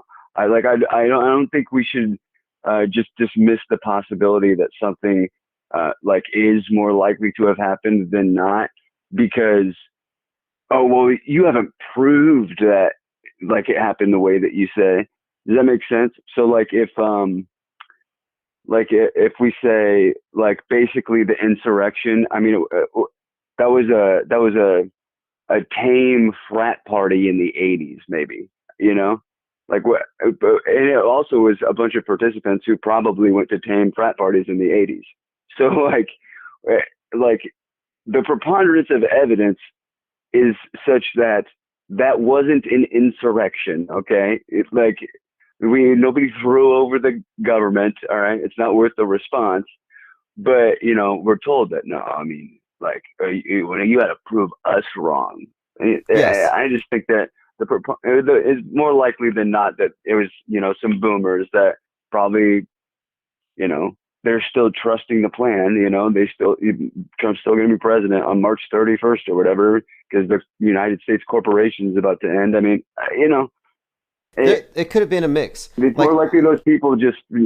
I think there was agent provocateurs for sure. Yeah, absolutely. There's absolutely. definitely such things. I mean, but I'll let you take that and go into the next call and all that. I just wanted to help out with the phones, but I'll be listening in the chat, man. You have a good night. All right. Appreciate you calling in. Everyone here appreciates you calling in and testing out the phones. And yeah, I agree with his points here.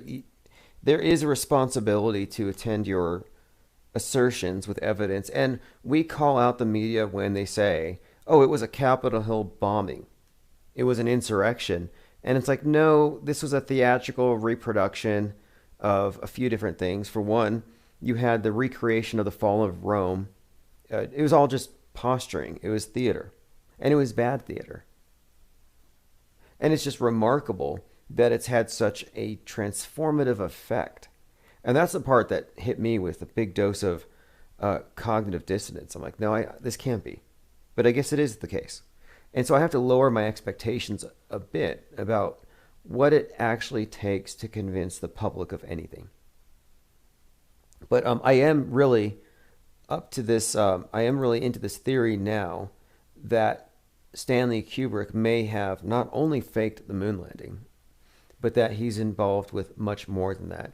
I don't know about the JFK thing. This is the first I've heard of it. But I'm not unfamiliar with the theory that JFK's death was merely another theatrical production, a farce.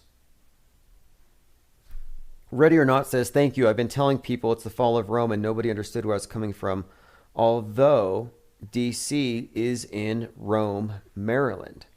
Yeah, absolutely. Great point. Yeah, look up Fall of Rome and Capitol riots. I think enough people have made this connection that you should find that picture right off the bat. Where, so you have the image of the Viking with his horns and then his friend with the podium, and you can find in this, just in your search, the image of Vandals, the fall of Rome, and you have the same image, the Vikings with the horns and the podium being taken out. And you remember the guy taking the podium, he ran out the door and he put it on eBay, supposedly, which is ridiculous. If you have an eBay store, you know you can't just list stuff like that. But he was posing for a picture and waving, and yeah, it looks exactly like these very familiar depictions of the fall of Rome and these barbarians stealing stuff. And again, there were photographers everywhere. And this isn't the only example of good writing. I mean, it's bad performance, but it's actually good writing. For example, one of the individuals carrying a flag that said, "Don't tread on me," got trampled on to death. That's good writing. You had a woman named Babbitt, literally wrapped in an American flag, which is clearly a reference to Lewis Sinclair's Babbitt, about uber conformists wrapped in the American flag, worried about communists. Same thing. And the podium scene too. I mean, the whole thing was very farcical. And when you watch them go into the chamber, the security guards were very respectful. Everybody was social distancing. It was super tame. And then, of course, you have these liars, people actually claiming that they nearly died, that they thought they were going to get killed, and they weren't even there. You know, various bad actors, you know, who it doesn't take long to deconstruct it. So it's just a matter of, do you want to believe what they tell you, or do you want to believe what the facts actually reveal? And, you know, many people are, in fact, fact averse. The media is always narrative trumps facts, and never let an inconvenient fact get in the way of a good narrative. Ready or Not says, scripted since 1776. Well, this theory, this notion of a meta script, the idea here is that none of these events are random, and they're going to be guided in a certain way. And it just seems like even if it doesn't seem like it's realistic, it's just going to go that way. And predictive programming, this idea of hints, predictive hints in the media, this is beyond dispute. This is not a conspiracy theory. It's a fact. For example, here's Captain America, you know, big budget movie production, and here's a very famous scene. And when you look at the scene on a freeze frame, there are a number of things that are undeniably connected. So one, there's a sign in the back that has a Corona bottle. On the right, it has a COVID-looking virus. On the bottom right, it has a mask. Directly in front of Captain America is a sign with a doctor that looks like Bill Gates. And it looks like he's jabbing a needle right in the arm of Captain America. So Bill Gates, and this is just scratching the surface. Corona bottle, coronavirus, the mask. This stuff is everywhere. The entertainment is there for your conditioning, is to soften you up for what's going to happen in the news. Entertainment is merely a side effect, and more people are picking up on this. Here's another example of predictive programming. It's not just bad art. It has a purpose. Madonna was at Eurovision in 2019 So this is, again, pre-COVID. And all of the dancers are wearing masks. And it looks like the plague, like they're reenacting the Black Plague. And she's singing, "Not everyone can come to the future," while everyone around her is dying. The lyrics, they're so naive, not everyone's coming to the future. So it's just a celebration of exterminating, well, I guess, most of the population. And this, again, was richly enacted on the stage in 2019. Around this time, she put out a video, a number of unwatchable videos, but the symbolism is all over everything that she does, including her music albums. And on the back of the album, she's got gloved hands, and she's on a typewriter that says Corona. You know, she and Tom Hanks both use Corona typewriters in very conspicuous ways. All of this suggesting foreknowledge, just like the 2012 London Olympics opening ceremony had a big scene with death and dancing nurses, hospital beds, and a big Corona-like projection. We lived through so many bad movies and bad novels last year. All of it, again, falling in this category of predictive programming. Tonight specifically, though, we were talking about Donnie Darko and the works of Stanley Kubrick, which all fit the same pattern. Okay, let me go through comments. Phones are open, 833-311-1984. I think Tim Truth was trying to call in. If you can't call in, we'll try again here soon. It's going to be a very interesting month. If you haven't subscribed, please do. If you want to get live stream notifications, go to the link I'm putting in the chat below.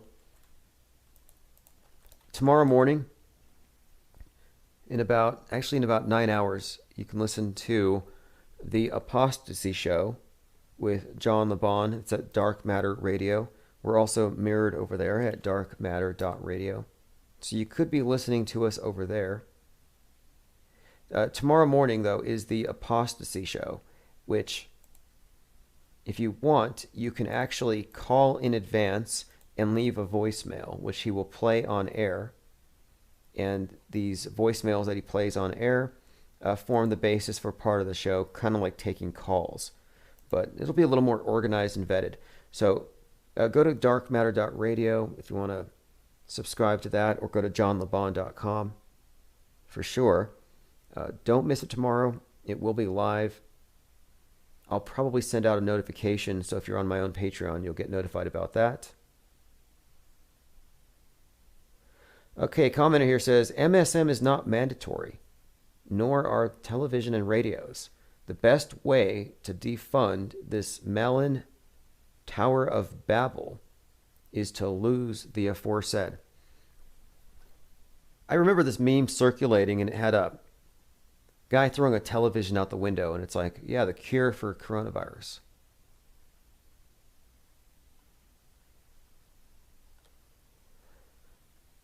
Commenter here says, yo, Tim, I just called to check your phones.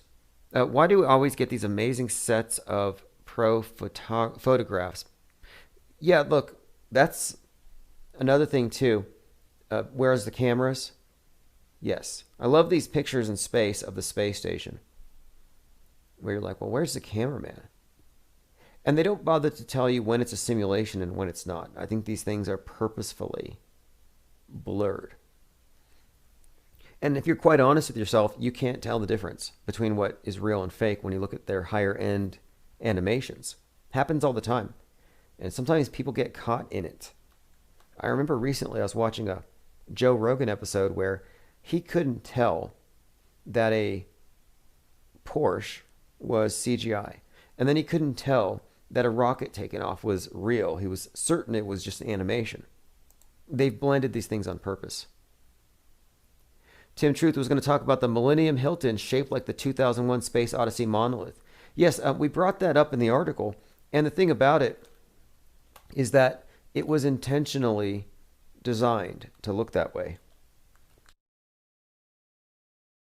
So, there you have more or less an undeniable connection here. Again, we went through this article here with chartword.com, and I'll put a link where many of his movies, actually all of his famous movies, alluded to this event. And my contention is, just extrapolating from this, is that it's alluding to a future 9/11 scale event involving outer space. And so I was drawing people's attention to the Twin Wheels space station, with the approaching spacecraft being very predictive of the Twin Towers. Also, Millennium Hilton, well, think Millennium Falcon. So the Millennium Falcon, Star Wars, it has a very cupola-like seat, with the front view. Looks much like the ISS. On purpose, they stylize it to look like the space station. But Millennium Falcon is interesting because the New Agers believe we're moving into the age of the Falcon, Horus, the falcon-headed god, who's actually the deity of Mars in the Egyptian system. So it's kind of interesting. You've got the Falcon 9 rockets going to Mars. It's the age of Horus, according to these occultists. And again, the age of Horus, the Millennium Falcon. And the Star Wars movies are absolutely replete with the same types of symbolism. One quick example, and this is just completely undeniable, is watch carefully the scene where Luke has his hand chopped off and he ends up hanging from a cross in Cloud City before his hand is reattached. The severing of the sword hand of a guy named Luke Skywalker and his father, Darth Vader, Dark Father, it's clearly a reference to the ritual dismemberment of the sun god, who's, in all the different stories, has his member chopped off, obviously symbolized by the sword hand, hangs from a cross before he's put back together. Of course, Luke Skywalker is an obvious allusion to the sun, and it makes perfect sense, this little interchange, Luke, I'm your father, given that Darth Vader represents the sun god in death, who then reincarnates as himself. So it's a story, it's a personification of the cycle of day and night. And Darth Vader is clearly the Saturnian deity. Even the Darth Vader, with his base, the Death Star. If you look at the Death Star, it looks exactly like one of Saturn's moons, Mimas. And the creators of this movie obviously know this stuff. It's a very well integrated system and subtext. It's not just connecting dots on our part. It's actually just the structure of their stories is based on an older story. But the public's never really told about it. They're not meant to know, if you ask me. Robot Plague says, most of Kubrick's movies are so layered there's multiple meanings. We'll probably never know the full depth. Right, well, the new thing too that connects all these things, this is the thing that made me focus on this tonight. The new piece to the puzzle here is that Kubrick's movies may all be interconnected. And the connecting thread here is that they all allude to a major transformative event in 2001.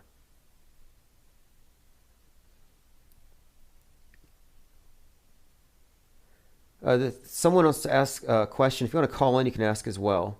He says, can you explain the absurdity of the notion of angular speed to manipulate our minds with mathematics into believing someone at the equator is traveling at the same speed as someone at the North Pole? Well, when you say the Earth is spinning, people will say, well, it's spinning 1,000 miles per hour. And you'll see memes where it's like, well, I don't feel it moving. And you'll have a picture of a person on a roller coaster or something, as though you should expect the world to be moving like a fast-paced amusement park ride or something. But that's not really the case, because it's moving 1,000 miles per hour. It's rotating every 24 hours, but relative to the size of the Earth, we're not able to experience that movement. Or the idea of it traveling at 66,000 miles per hour. These things sound extreme, but when you think about the scale, it's really not. But the absurdity, yes, it's definitely absurd, I think. There's so many absurdities and contradictions. And I'm constantly running across this one here where they say, okay, well, the Earth is oblate, but it's pretty much a sphere. I mean, it's spherical, but it's oblate, so it's an oblate spheroid. It's fatter in the middle because it's spinning. And so it makes perfect sense. But then how come all of the images we have of all of the planets are perfect spheres? No oblasity, especially when it comes to the larger planets, much more massive ones, where you would expect it to be more pronounced. Where's the planets that are fatter in the middle? Then there are so many other issues here too. I think it's all highly entertaining. I think it's entertaining that you can call yourself a scientist and talk about dinosaur bones on the moon. So it's like, okay, so then I guess I'm a paleontologist, an astropaleontologist. I can take my telescope and look for dinosaur bones in space. The science of space, if you want to call it that, it's all been hijacked for ideology, and it's being used primarily to condition people to accept the inevitable destruction of the Earth by falling space rocks, climate catastrophe, any number of things. You can look at NASA's training videos, and you can see how much time they actually spend underwater. And then you can look into the bubbles and space phenomenon, and you can choose to ignore it. You know, to me, it's not even ignorable at this point. These bubbles in space, or the obvious green screen glitches. Kind of like with the Capitol riot, you can choose to believe it was a riot and a major terror attack, or you can just know what it really was and recognize that the mass media is lying. And right now, I'm just not really trusting any of these storytellers in high places. And hey, take a look at this. The Great Reset. This is from Time. Again, this is from last year, 2020. This Great Reset thing. It's been, I think, pretty much a prophecy that played out in front of our eyes. And I think it's pretty much come true. All these magazines, Time, The Economist, and others, foreshadowing this stuff. I wanted to point out something, though. We just had the conjunction in December of Saturn and Jupiter. And this conjunction was discussed pretty widely because of its rarity, and it was described as a Star of Bethlehem. They said, we haven't had one of these since then. So I'm like, well, what a perfect way of describing a reset, a starting over. And ever since then, we've had this just incessant talk about a reset and everything starting over. Building back better. So, and within this whole Metascript concept, much of what we've talked about tonight relates to this theory that this storyline is talking about this engineered end of the world as we know it to bring about the new age. And that's where the consistent theme lies, connecting all of these movies, all of these different directors foreshadowing these events. These are major transformative events for the world. A comment here says, Event 201, a space opera man socially re-engineers himself. An epic misuse of force, a catastrophic disaster. If you're talking about Event 201, that's the one that predicted not predicted, but it was like a rehearsal, not only for COVID-19, but for dealing with, quote, conspiracy theorists who don't believe in it. Now, right before 9/11, there was a similar simulation that was called Dark Winter, simulating a bioterror attack. And it's not all that comforting that they can prepare for something 20 years ago and they still haven't figured it out. So when it happens, they're still not going to be ready. It's like, oh, you prepared for the worst 20 years ago and that's still your best plan, is just assume it's all going to crash first. But again, this Dark Winter, Tom Clancy wrote the book that we're living through. We're living through the Hunger Games, Dark Winter, and Tom Clancy, again, Sum of All Fears, credited with writing 9/11. So let me bring this up really quick. If we can talk about an author who has multiple books referencing major transformative events of our lives, Dean Koontz predicting coronavirus, I mean, the list goes on, then is it really that much of a stretch to see something with Stanley Kubrick?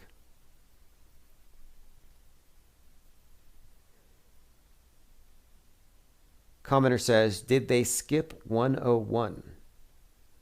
Well, when you get into the numerology and stuff, that number shows up quite a lot in Donnie Darko.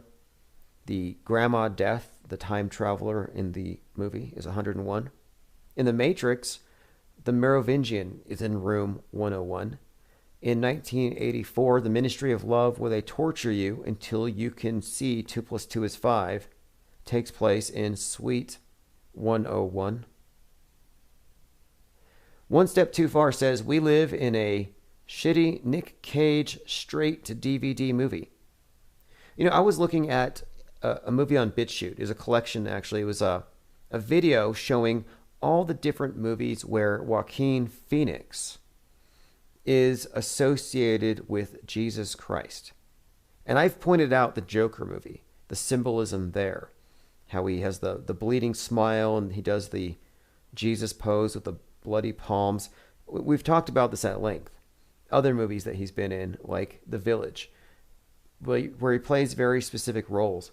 Well, anyway, one of the movies he analyzed was a really terrible Nick Cage movie called 8mm. I don't recommend it. I don't recommend any of these old horrible movies. But, you know, it's just quite revealing to look back at many of the movies that we just paid to watch for entertainment. It's amazing to look back and realize, wow, look how much garbage, look how much programming I just imbibed. Now, Joaquin Phoenix is a very interesting character on and off the world stage for a few reasons. His brother, of course, River Phoenix, part of the Children of God cult, a cult that also involved Rose McGowan. There's so many strange things about this whole group. But Joaquin Phoenix in particular, last year, well, right before in 2019, was doing this activism. He was doing Fire Drill Fridays with Jane Fonda, where he got arrested. And he, you know, behind him there's this poster that says, "Change will come." It's got a burning globe. But even then, he was acting as a Marxist agent provocateur. And then comes the Joker movie, where he plays this in a more mythical way. But it's the same thing. At the end of the movie, you have the uprising, kill the rich, and they're all wearing clown masks. Well, we're living through a communist revolution, and we're all wearing clown masks. And another thing, too, is that Joker is an archetype. He's an archetype of Mercury. And when you get into the different symbols or the different planetary deities that are personified in the movies, you can kind of see in the foreshadowing that, yeah, there is indeed, I think, a meta script here. And looking at the Joker movie, you could have predicted 2020. We more or less did. By the way, Jared Kushner got a hold of the producers for The Purge, and he got their publicist to work for Trump for the Keep America Great campaign. So again, 2020, if it looked like The Purge, well, that might have been Trump's re-election campaign. Robot Plague says, I was a Kubrick fanboy for years. I have no doubt he was a genius, but I wonder if he was given film god credibility, but really just had an intelligence agency feeding him material. Interesting point. All in all, though, it's a very fascinating topic. I'm going to go ahead and post a link here. It's chartword.com. The title of the article, if you just want to look it up directly, Stanley Kubrick's Faked Death and the 9/11 Hoax. I'll put a link in the chat. We'll continue this discussion, build on this metascript analysis as we go on. Someone just tweeted something at me. I have to share it. I brought up Marina Abramovich, the lady who likes to smear blood on the walls, Lady Gaga's friend, you know, the singer for the national anthem. Here she is hanging out with Mr. Rothschild, posing in front of a picture of Satan from the opening scene of Paradise Lost. You know, the scene where he's summoning all the demons? Anyway, interesting painting. Not surprising or shocking to see the two of them together. What are they trying to tell us? All right, I hope everybody had fun. We'll see you all tomorrow. Subscribe. Join us tomorrow if you can. darkmatter.radio, and I'll mirror it here for sure. But it's going to be the Apostasy Show will be next, and that's in the morning. Away from Earth into the black void.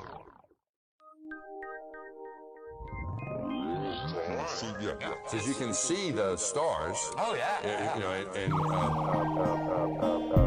we were never able to see stars from the lunar surface or on the daylight side of the moon. It's not a black void. I mean, it's black, but there's all kinds of polka dots. Space is fake AF. Space is fake AF. There's more than stars. You can see planets. You can see moons. you see the gas. Puppet jumping, said the sky was not the limit. He'd fly to the moon in a nanosecond. But we haven't been back since 1972. Destroyed all the papers and blew up the Challenger crew. Except for the twinsies. Space is fake AF. Space is fake AF. Look out into deep space away from the sun. It's the darkest light you can imagine.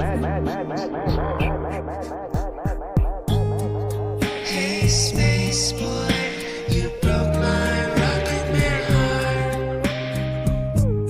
Where are the stars? Is it bright or is it dark? The vacuum of space, oh, the tomfoolery.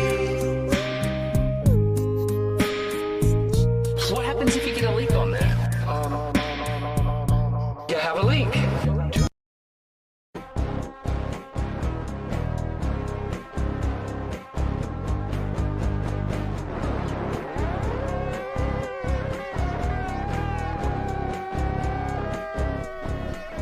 All right, that is Mask of the Beast by Chief Crow and the Flat Earth Worms. By the way, you can catch him live at the Solar Return Festival in March, and I'll be keeping you posted on that. Thank you for joining. This is Infinite Plane Radio for February the 27th, 2021. Yes, AJ says, everyone has gone totally R-word. Yes, that would be the motto for 2021. It's pretty bad. You see, the band geeks are now confined to solitary tents, so they can't exchange any air with anybody else. I mean, that's what it's about. They don't want us breathing the same air, which is conspiring if you get into the etymology. Conspire, breathe together. Not allowed to be a conspiracy theorist. No speaking among one another, no passing notes. Every bit of information must come directly from your CIA-controlled media.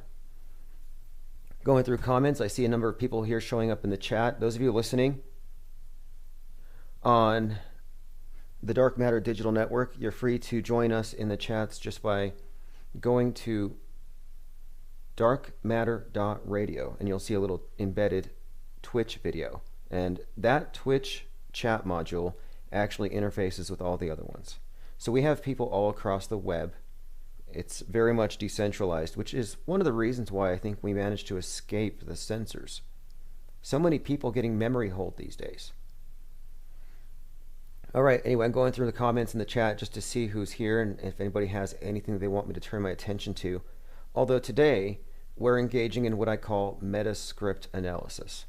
The big picture, reading the zeitgeist. Is the sky falling? And that's the main theme, is the sky falling?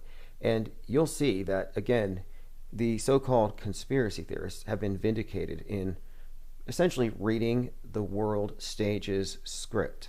Again, that's what I call it, the metascript. Commenter says, Devon Island, Baffin Bay, Canada. Commenter, oh, that's nice. Okay. A lot of people are speculating that Mars might actually be somewhere here on Earth.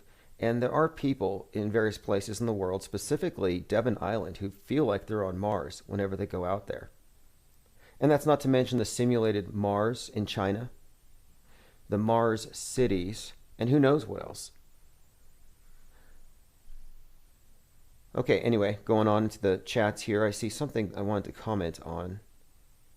Okay, Highly Suspect says, what can we say about the obelisk in St. Peter's Square, surrounded by all those men on the roof, as it was placed inside of the... Interesting. I know what you're saying. I think everybody knows the history of that particular symbol, but I think many people overlook the significance of it. Like, what does it mean? And personally, I just call it the cult of the obelisk. I think it's far too simplistic to say that the world is in the thrall of a satanic cult. Any of these conspiracy theorist cliches. I think they're all off the mark. But what we can do is we can look at symbolism, patterns, and maybe discern a bit of what might be going on behind the curtain. And that's one of the things I wanted to talk about right now. Polecat78 says, Infinite Plane Society gives me hope. Cognitive dissonance is not fake. It's actually not. If you look into cognitive dissonance, gaslighting, that is, it's just a fancy way of saying lying, but having the power to enforce your lies. That has a psychological effect on the lied to, especially if they're aware of it. So many people choose not to be aware of the self-deception because it induces the opposite of harmony and happiness, which they call cognitive dissonance.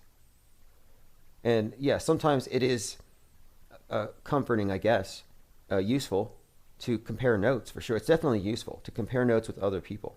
What are you seeing? Did any of this look real to you? Do you trust that particular narrative? And these are just questions. And I'm surprised they haven't removed question marks as hate symbols from our keyboards. I mean, don't think they can't. Remember AOK? And I remember the AOK symbol from, I think it was Neil Armstrong would do that. I didn't know it was a white power thing. It didn't become that until recently. It became the devil's hand sign, the 666, after it was AOK. And then about 2017, it became white power. I think that was when Milo Yiannopoulos started using it. And the ADL has actually listed the AOK hand sign along with the bowl cut as hate symbols. So now you look at Q and QAnon, and don't tell me that they won't come up with an excuse to remove the Q from your keyboard. And it's not to stop you from researching QAnon. It's to stop you from asking questions, which is basically what they call you. If you ask a question, oh, you're one of them QAnon conspiracy theorists. And people who look at this material, this research, whatever you want to call it, the alternative media, most people have pretty much figured out that anonymous sources are just not trustworthy. So who really trusts a person named Q Anonymous? Most of the people who followed along with it did so or do so out of the hope that there's some value in this intel. But I like to point out that the mainstream media is essentially an anonymous source. You don't know who wrote what's on the teleprompter being repeated mindlessly. And we've done this a bit. We've done a lot. Before the Twitter bots, we were already fact-checking the media. About 3 years ago, we actually had this whole idea that we should just start calling the different news agencies and asking them basic questions. Same with the dinosaur museums, just basically making phone calls, interviewing people. And it was a lot of fun because you could just kind of just see how possible it really is to get one over on the multitudes just by how compartmentalized everything really is. Case in point, right after the Parkland production, one of the witnesses said that she was with the alleged shooter, and they both heard the shot at the same time. They heard the shooting going down, and it wasn't him. And supposedly, she said, I mean, this is according to an eyewitness, supposedly she said to him, "I'm surprised it wasn't you, Nick Cruz, shooting up the school." And she laughed. So she even made a joke about this guy during the school shooting, which is kind of funny in itself. I think she was improvising, and she looked like she was auditioning. Anyway, this nameless, I don't even know if this is a real person or an actress, but supposedly, again, she was essentially an alibi for Nick Cruz. So I started calling around, and this wasn't the only example. If you look at that event, there's actually a number of accounts by eyewitnesses that are completely at variance with what the news actually published that day. There was a gym teacher who was charged with herding a certain number of kids into a closet who had a completely different account. I don't want to revisit that particular event. You know, it wasn't one of their best productions. It had some of their best lines, though, and props, like the tiny books that blocked bullets. I mean, there's really so much to unpack. But anyway, the very basic thing is this. We had an alibi for the shooter. So presumably, whoever shot 17 kids is still running around. And now he knows who saw him and who can dox him because, well, they're on TV talking about it. Like, eyewitnesses to a massacre should not be putting their faces out there if they're, I guess, if the attempted murderer is still at large. Well, anyway, I called around various news agencies and I said, "Aren't you guys concerned that the killer might still be on the loose?" And they were pretty much like, "No, we're just basically publishing whatever's handed to us." Like, no, we don't care about that. That's a fact. Narrative. Remember, it's narrative-driven media. The news has nothing to do with the facts.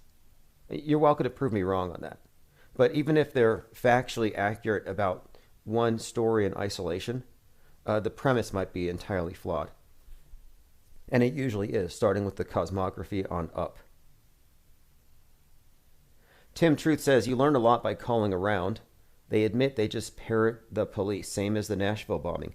Oh, the Nashville bombing had another miraculous, passport. Like, this passport survives the blast. I mean, that bombing was very fishy, if you ask me. First of all, the character's name.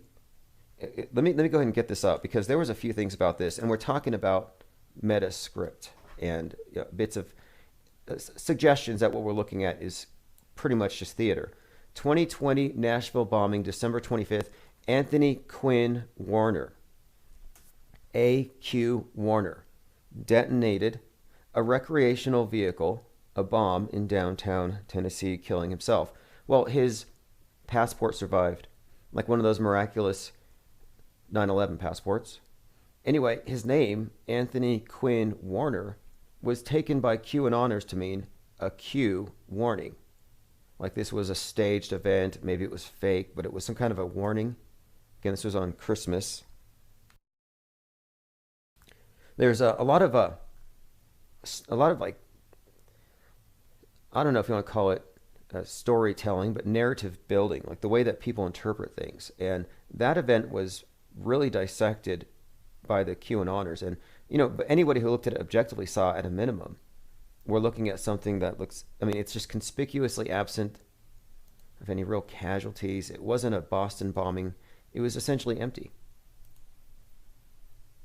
And the thing was giving a warning off in advance. There wasn't any clear motive. But they did go back to the guy's house, and it kind of reminded me of, you remember the Unabomber? The idea that the FBI takes possession of a guy's cabin, they see what's in his head, and then they report to you. They did a breakdown of this character, and to me, these are just archetypes they put out there. DNA tests show that Anthony Warner blew himself up on Christmas morning, and the narrative always trumps facts. I have a great example of that, in fact. So, a few days ago, Lady Gaga, who's going to be discussed for a couple of reasons today, but her dog walker was mugged, shot, and 2 of her 3 dogs were stolen. She put a $500,000 reward up and she got her dogs back.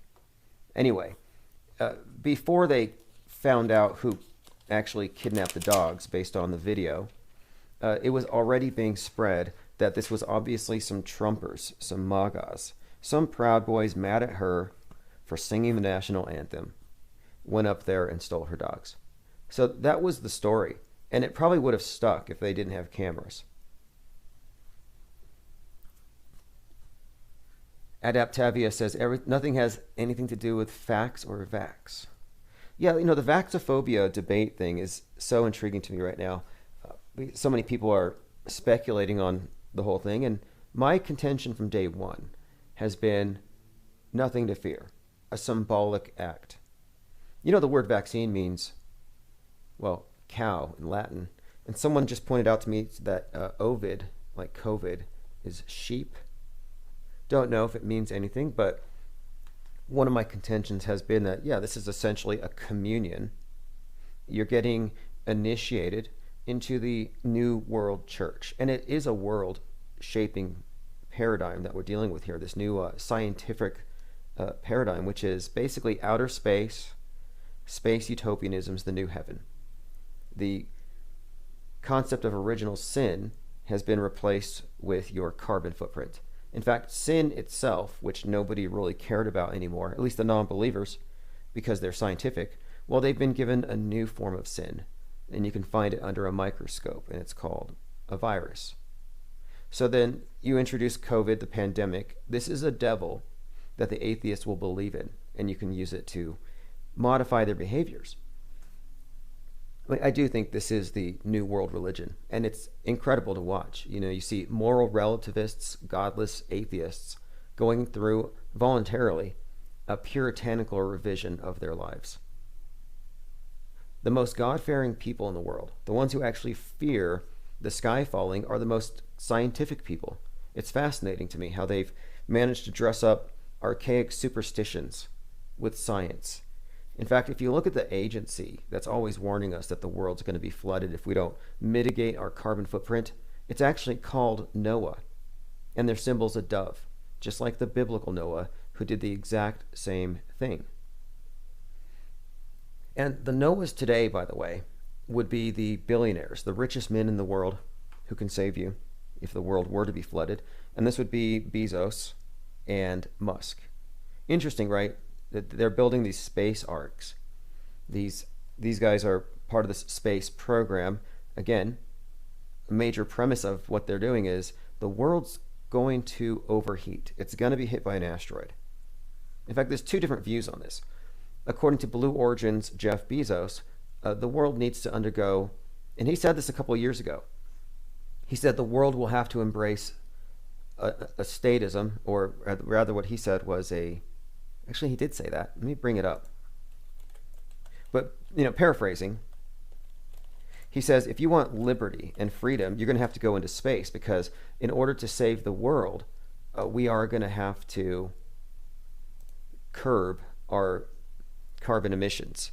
So one of his points was that, you're not going to have freedom here on Earth much longer, that your choice is clear. In fact, I guess you could say freedom's not sustainable. So the idea was that even though they're going to go live like, serfs on Mars or whatever, we have to undergo the same transition here on Earth.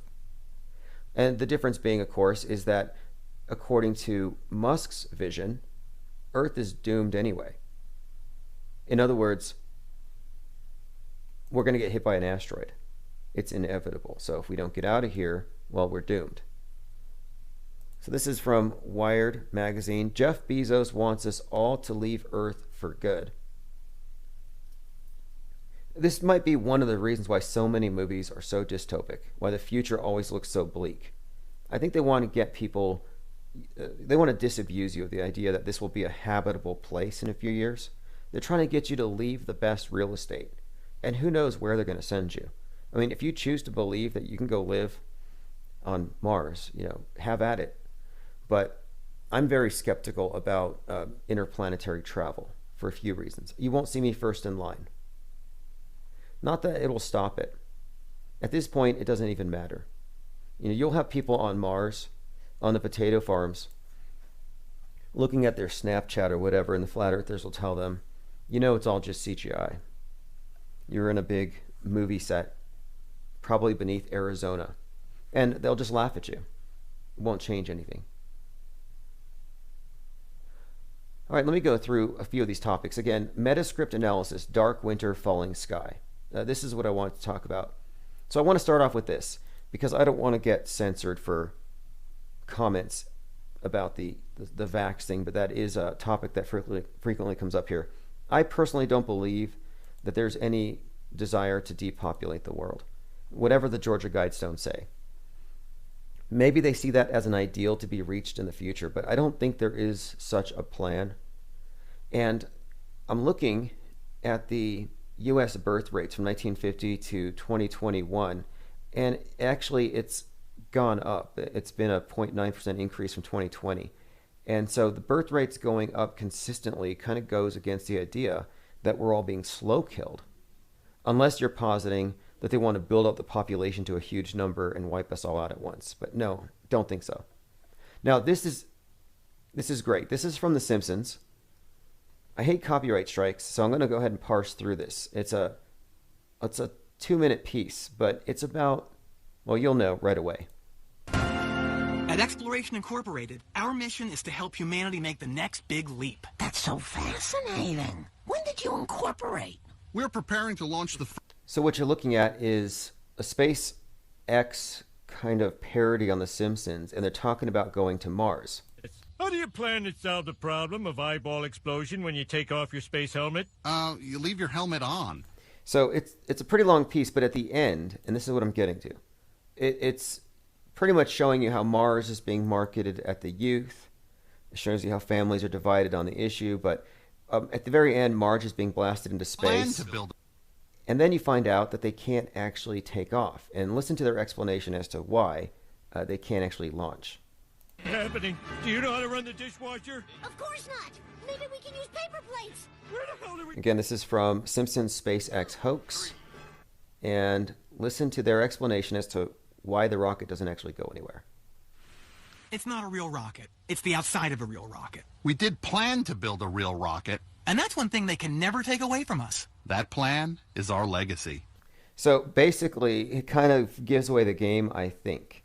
I mean, I don't know. Some people have suggested that these private space agencies get so far and then they find out, well, maybe you can't actually do what they claim to be doing.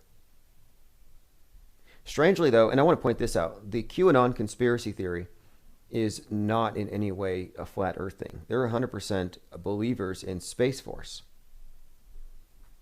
Thought I'd bring that up. And one more thing, before we go any further, since we brought up SpaceX, I got this excellent video montage of Starlink satellites. And I used to talk about this a lot, mainly because in many of the videos, when they first released this thing, you would see Starlinks passing over people's homes at 11 o'clock at night. And my problem with that is that the shadow of the Earth would preclude it reflecting. You wouldn't be able to see it. The column of darkness extending 870,000 miles into the outer space would not allow you to actually see something from, well, 184 miles above your head. So anyway, I was looking at this montage, and what someone did here was they put together a montage of Starlink satellites, and they compared it to Satelloons being launched. It looks like it's, who knows, Antarctica. But they have these Satelloon trains that are linked, I believe it's some kind of a cable. So it's a train of what appear to be, well, just like Starlink satellites. They could be routers on balloons. So looking at something like this, my question is, just from, Occam's razor, I guess, take that out once in a while. What's more likely? That your router is a Satelloon, or that it's flying around the globe at 17,000 miles per hour? And Again, it's up to you which you choose to believe. But then, too, does the evidence support that? We have more images of satelloons being launched than satellites in orbit. And the footage that we are given from outer space, footage, usually it's artistic renderings. And that's what usually surprises people when they ask you, why would you even ask questions about, are there orbiting satellites? Like, I'm not saying satellites are a hoax. I'm saying orbiting satellites are questionable. In fact, there is a few things about satellites I find interesting in the function they serve. Because it's all artwork now. I call it religious art. You have these, they look like angels. And, a minute ago I was talking about how this is the new world religion, and they came up with a heaven that all of the competing denominations and religions can agree on. The Muslims, the Christians, the Jews, the atheists, they all love the outer space heaven. That's why this is the official heaven of your new world order. Well, if you look at the beautiful art of these satellites, they all look like angels. They have these wings that reflect God, which is their God, the sun. So they're basically worshiping the sun all day, doing his business, staying in their due place, in their circuit, day in, day out. You can't see them, but they can see you. The angels are the ones that warn the priests. Hey, by the way, you sinners are causing things to heat up down here, and God's going to flood if you don't mitigate this. So the warning system from above is it's this group of orbiting angelic overseers, or protectors, like guardian angels. In fact, the Space Force is now called, the soldiers in Space Force, they're called guardians, like guardians of the galaxy. But another thing too, so angels are invisible, but they can see you. So they're kind of like God's snitches. And so why would you want to not confess your sins, knowing that he's got the ultimate spy system and he's going to know anyway? And I think in a very similar way, you have the same kind of pervasive paranoia, knowing that, Big Brother's watching and he can read your iPhone over your shoulder from outer space at any time. And he can report you to, the agencies, the centralized authority, the God of this system. So I think angels and satellites are kind of components of this complete world view. That again includes a wrathful God. I mean, what do you think recycling actually is? You're separating the products you consume, knowing that consuming is damaging to the earth. So you're separating things that can be recycled to mitigate the damage that you've done. So you're acknowledging that you're a polluter. You see, the sinner is a thing of the past. The super spreader and the polluter are the terms of the day used by the priesthood of the day who dress up as scientists. Same system. So when you're engaged in recycling, you're actually separating your actions, the choices that you made, and you're condemning some. And some are okay. And the fact that you're making this conscious decision, and then you're putting it in the approved container with the little recycling symbol. You can look at the symbol. The dumpster, the green dumpster. This is the original green god, Osiris. This is the earth god that you're paying homage to. So he doesn't get mad, obviously. And if you look closely at the three circling, or the triangle of arrows on the recycling symbol, their god is the god of death and resurrection. Death, regeneration, resurrection. The god of recycling. And within it, you actually see in the negative space a pretty clear hexagram, which is another symbol associated with the Saturnian earth god, the god of death and rebirth. So I'm just suggesting that the modern paradigm, complete with the eschatology of global warming, climate change, is in fact a religion for the masses, and it has been accepted across the board. And in that context, the vaccine is nothing more than the Holy Communion wafer. Because if everybody agrees that COVID is the devil, then everybody agrees that sin exists. You've sold the modern mind on a very archaic mind control system. That's my theory on the purpose of this pandemic and its management. Okay, let's move on. I haven't followed up on it. Elijah Schaefer, he's a live streamer, reporter. He said, I'm not sure what's happening at this mall. everyone started running. Alarms are going off, and the stores are shutting all their gates. Employees are rushing everyone inside and pushing them out the emergency exits faster than I've ever seen. This was at 5:40 p.m. I didn't dig deeper into the story, but I asked them, did somebody without a mask sneeze? Because that's kind of where we're at. People have been rendered into hypochondriacs, and the state has Munchausen syndrome by proxy, and you're the patient it parasitically feeds off of for power, money, sympathy, and everything else. We talk a lot about conspiracy, but once in a while I want to look at things from the other perspective, just to get some perspective. So here's one for you. Maybe it's a prospiracy. All the vaxophobes, anybody here who is scared of Bill Gates, maybe they're secretly injecting us with life-extending, intelligence-boosting happiness chips that will make us better in every way. And then they give everyone a universal income so people can do inward journeys as the world transitions into an age of peace, prosperity, and renaissance. I don't see anybody arguing for the best possible outcome. It's always, they're going to kill us all. Okay, let's get to the Donnie Darko topic. We started this a few days ago, and as I imagined it would on the forum, it's gone deeper. So if you haven't seen Donnie Darko, here's how it came into our frame of reference. This is a movie that was released 1/19/2001. Actually, that was, if you look at the release date, but it actually didn't go into the theaters till after September the 11th. It had some delays. One of the reasons for the delay and for the poor advertising is that it's based on a plane crash, or rather plane parts falling from the sky, and a few other things which I'll get into.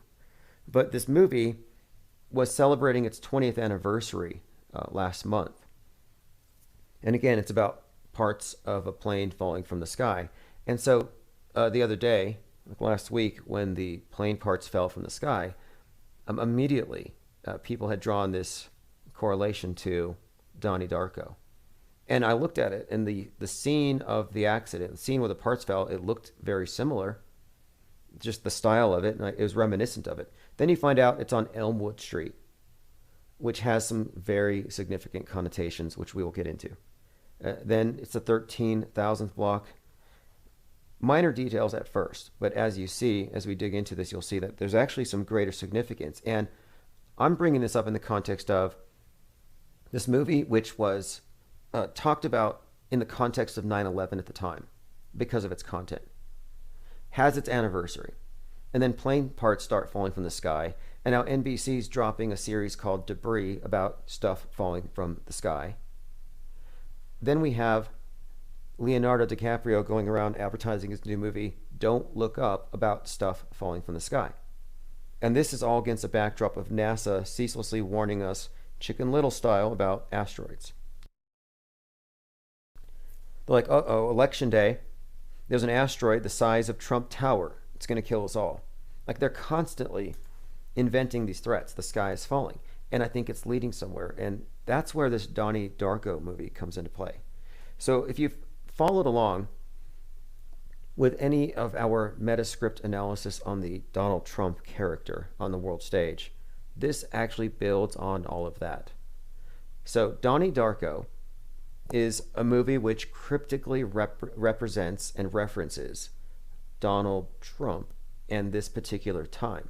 And that's what's so interesting about this movie's relationship to the events of September the 11th, as the release date and a few other things also correlate with the corona. And that's what we're going to get into. I'm going through your comments. Salty Siren, I can't believe 2000 was 21 years ago. That's when I graduated. Right. 2000, that was 21 years ago. But so even though the September 11th just had its 19th anniversary, the Donnie Darko movie just had its 20th anniversary because it was released at the beginning of 2001. Just pointing that out, and you'll see why, because these dates are important. And something else, the movie set in 1988. Very key point there. But let me start with this. we have to talk about the Donald Trump 58 Matrix first. So there was a TV episode in 1958, and I bring this up because this is the earliest reference to Trump on the world stage that we can find as far as these references in the entertainment. And this again doesn't have this isn't even bringing up the whole Baron Trump books, but I should reference those really quick because those books came out much earlier, and they referenced a disputed election on November the 3rd. The name Don, the name Trump. Time travel is one of the themes here, though. So if you've looked into these interesting references to Trump throughout the various movies and films well, not him, but this archetype has been placed into, clearly referencing him, as you'll see. As you look into these, you'll see how he's been, hardwired into the world stage. And that's my first point. And you'll see how they did it. But one of the reoccurring themes, though, is time travel. And this is speculated by many to be related to Nikola Tesla and Donald Trump's brother, or uncle, rather. Don't want to get into that, but I want to focus on just what we can point at and prove. So we'll start with this. Lean Dion says, Trump was on Oprah teasing a presidential run on 1988. Right. Yeah, these dates are going to figure prominently. And remember this too, a lot of these characters are admitted. Like, this character, the Biff Tannen from the time travel series Back to the Future, was based on Donald Trump. It's not just that they look the same and they act the same. No, the writers will tell you. Okay, so The End of the World aired on May 9th, 1958. And this is the first clue for the night. The first term I want to focus on is the end of the world. So this was a TV show called Trackdown. So again, May 9th, 1958, if you were watching Trackdown, the episode was called End of the World, and it's about a guy named Trump who promises to save the population from a cosmic threat that only he could protect them from. And he turns out to be a snake oil salesman, and they kick him out of town. Well, what did Trump sell you on? A wall. Not just from the illegal aliens, but Space Force. A wall against aliens, space aliens. And again, this is End of the World, May the 9th. So May the 10th, 1958, the very next day, happens to be the date of an episode of Quantum Leap. So if you've watched Quantum Leap, it's another time travel show. So you just follow the dates here. May 10th, 1958. Now, it's a new show, newer, but of course, the time travel show. So, episode that was set May 10th, 1958 was called It's a Wonderful Leap.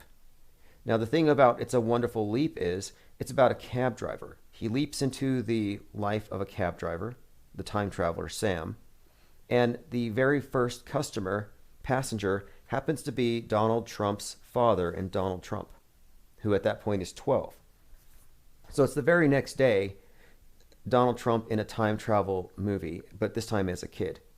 So there's a little bit of a synchronicity here. Now the date's 1958, and that's where the 58 matrix comes into it.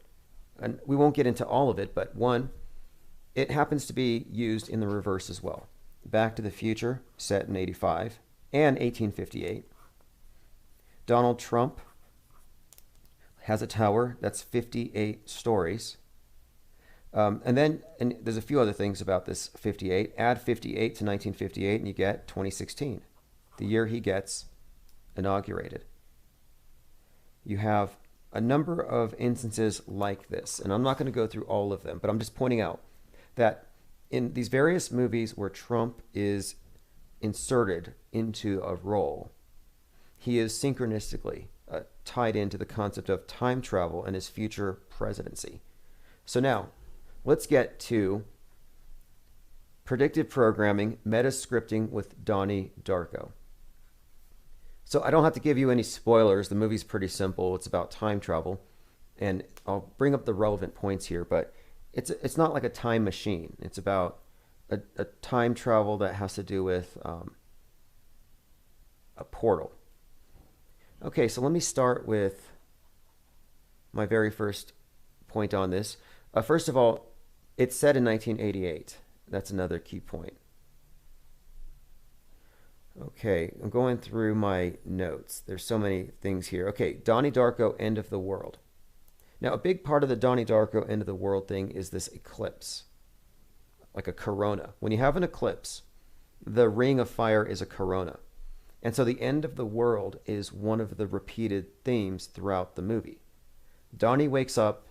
He's a sleepwalker, a lucid dreamer. He wakes up after having a vision of meeting this rabbit with a skull face that tells him that the world's going to end. So he's told in advance the world's going to end. The movie's about the end of the world. Again, the Donald Trump thing, end of the world. And the constant repetition of corona, which obviously now makes sense.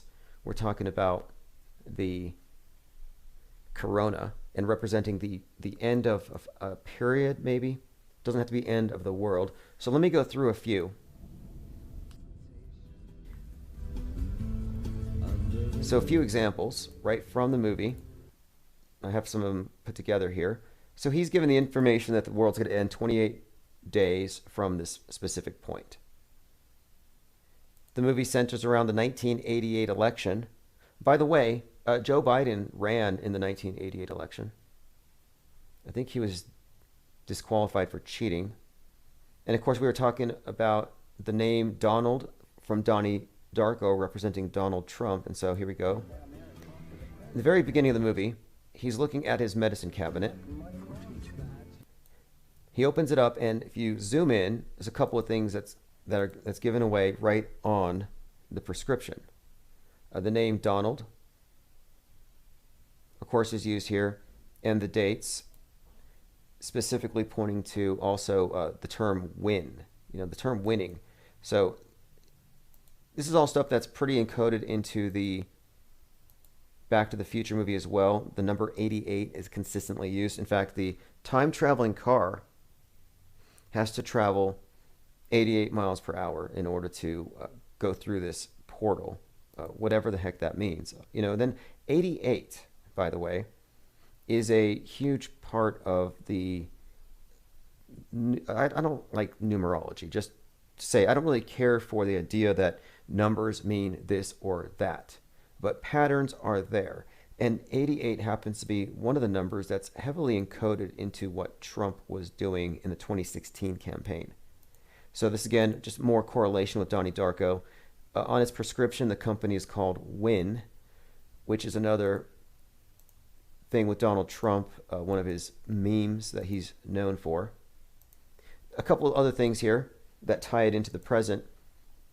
So he's a sleepwalker. Donnie Darko dreams lucidly, and he's chasing a rabbit that tells him he's running out of time. Obviously, this is a reference to Alice in Wonderland. Follow the white rabbit down the rabbit hole, and what he is doing is essentially the same thing. It's Dreamland, Wonderland. So Alice in Wonderland has some correlations to the story, and then there's another one, which is when the plane parts fell, the name of the street, and this was in Colorado. Again, this is like right after the 20th anniversary of this movie. They fell on 13th Avenue and Elmwood Street.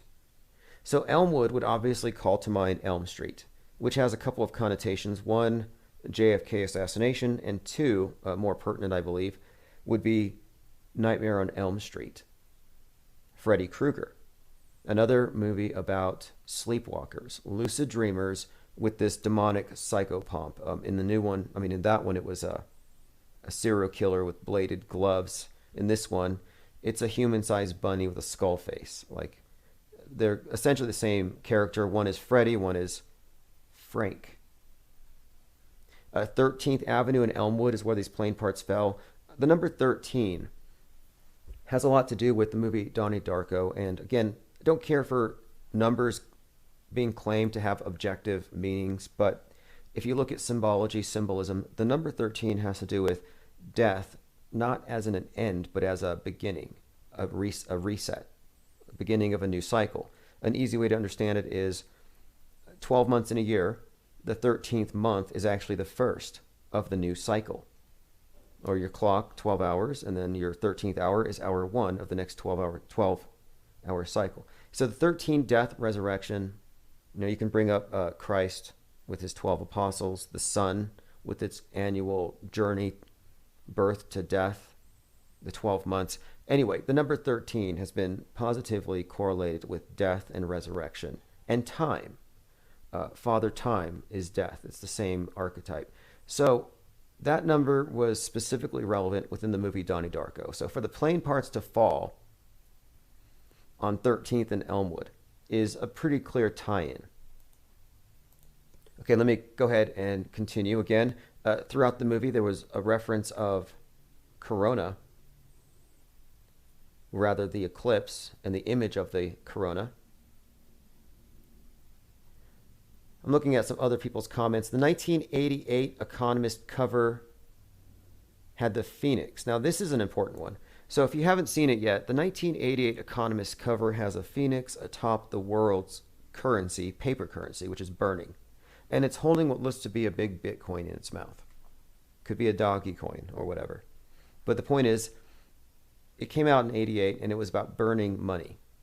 And then, of course, replacing it with the digital. So in the Donnie Darko movie set in 88, one of the opening scenes, he's in school and they're studying a book by Graham Greene called The Destructors.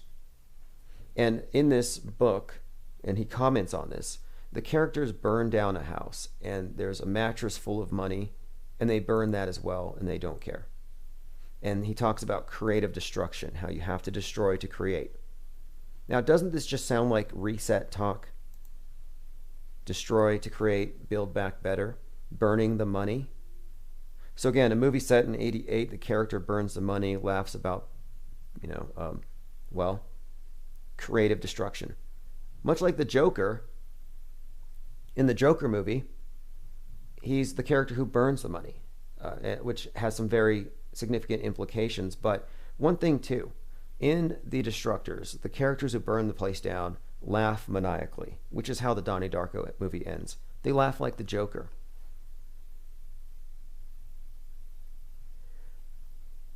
Okay, a few other things about it. The movie's actual release date. So if you go look at the IMDb, let's look at the Wikipedia.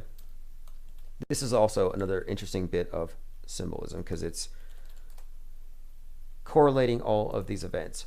Donnie Darko, 2001 American science fiction psychological drama, set in October of 88. Its release date was January 19th, 2001. So January 19th, 119, it's a reverse, a mirror of 9/11, 1.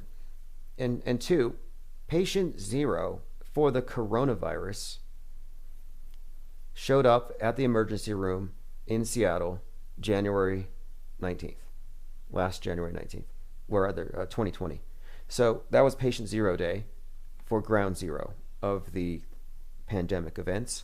And the movie was 113 minutes long. 113, that number.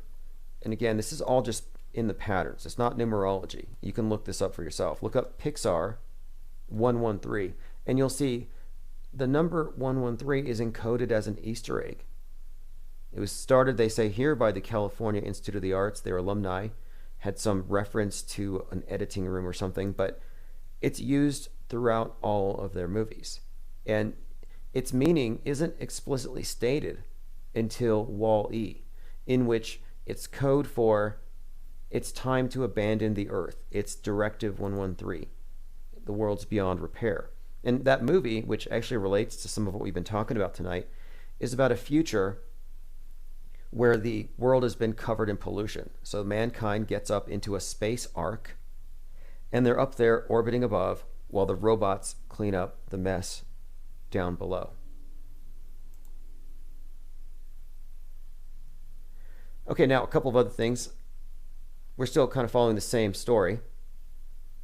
Yes, this is the 33rd year after 1988, says Brogetta. So, hey, when that Economist that I spoke of, the Economist cover from 1988,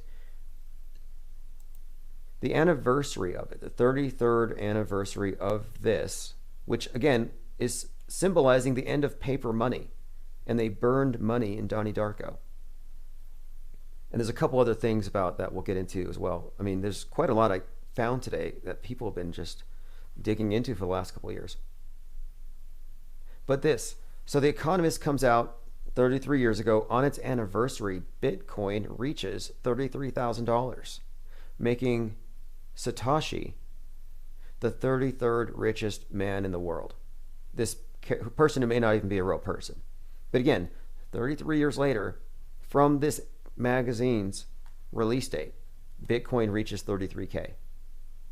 And again, the guy Satoshi, when he was introduced to the world stage, was 33. As was the original whistleblower from Wuhan who told us about the coronavirus. We lying? Yep, he was 33.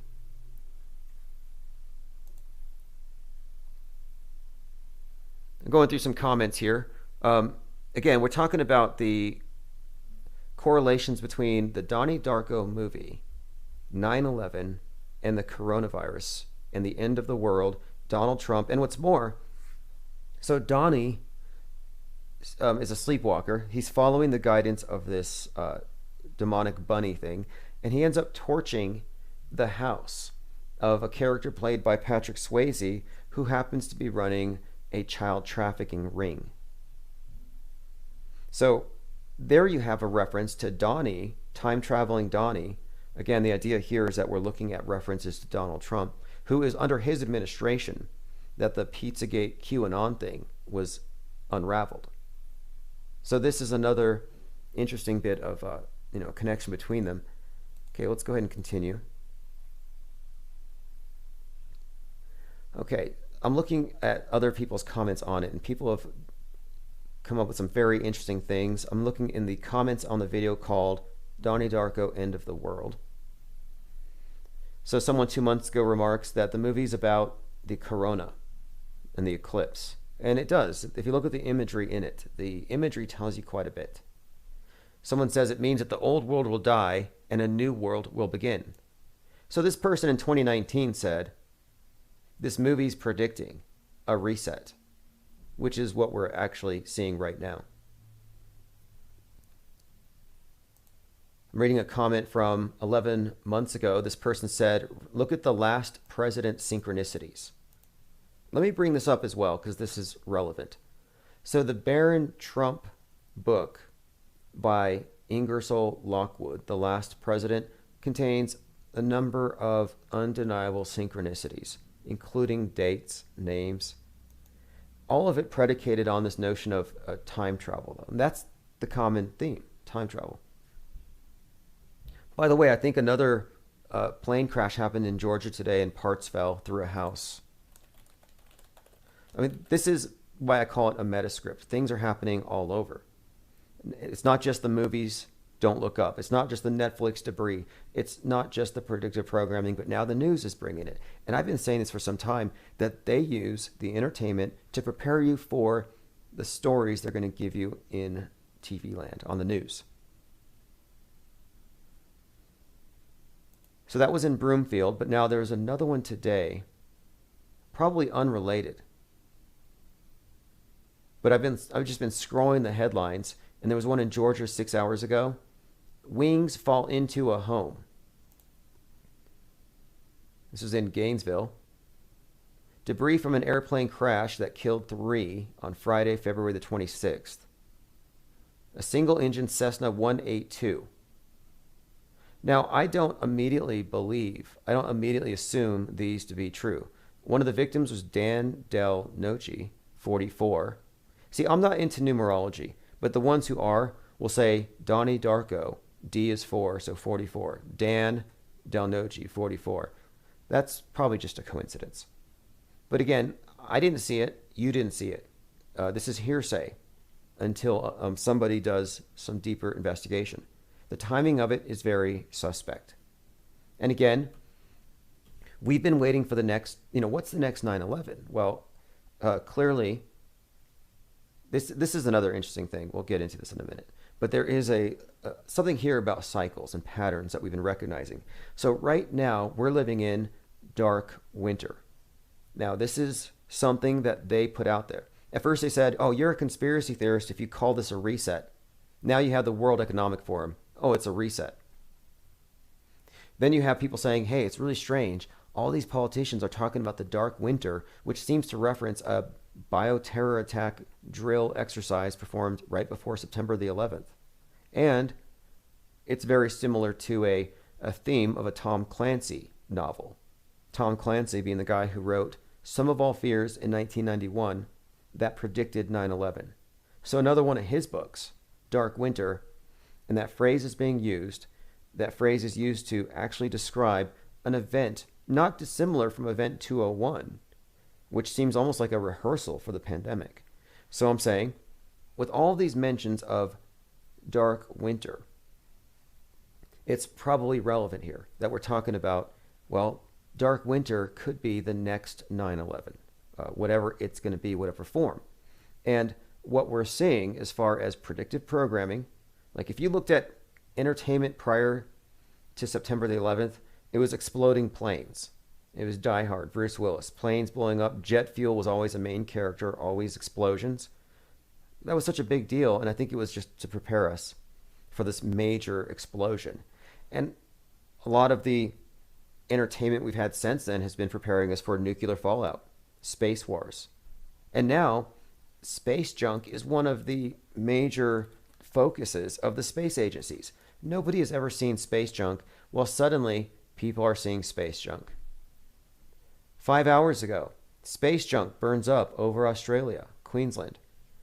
Here's a chart so you can calculate how long will it take space junk to burn up, so you can decide if you want to wear a helmet or not.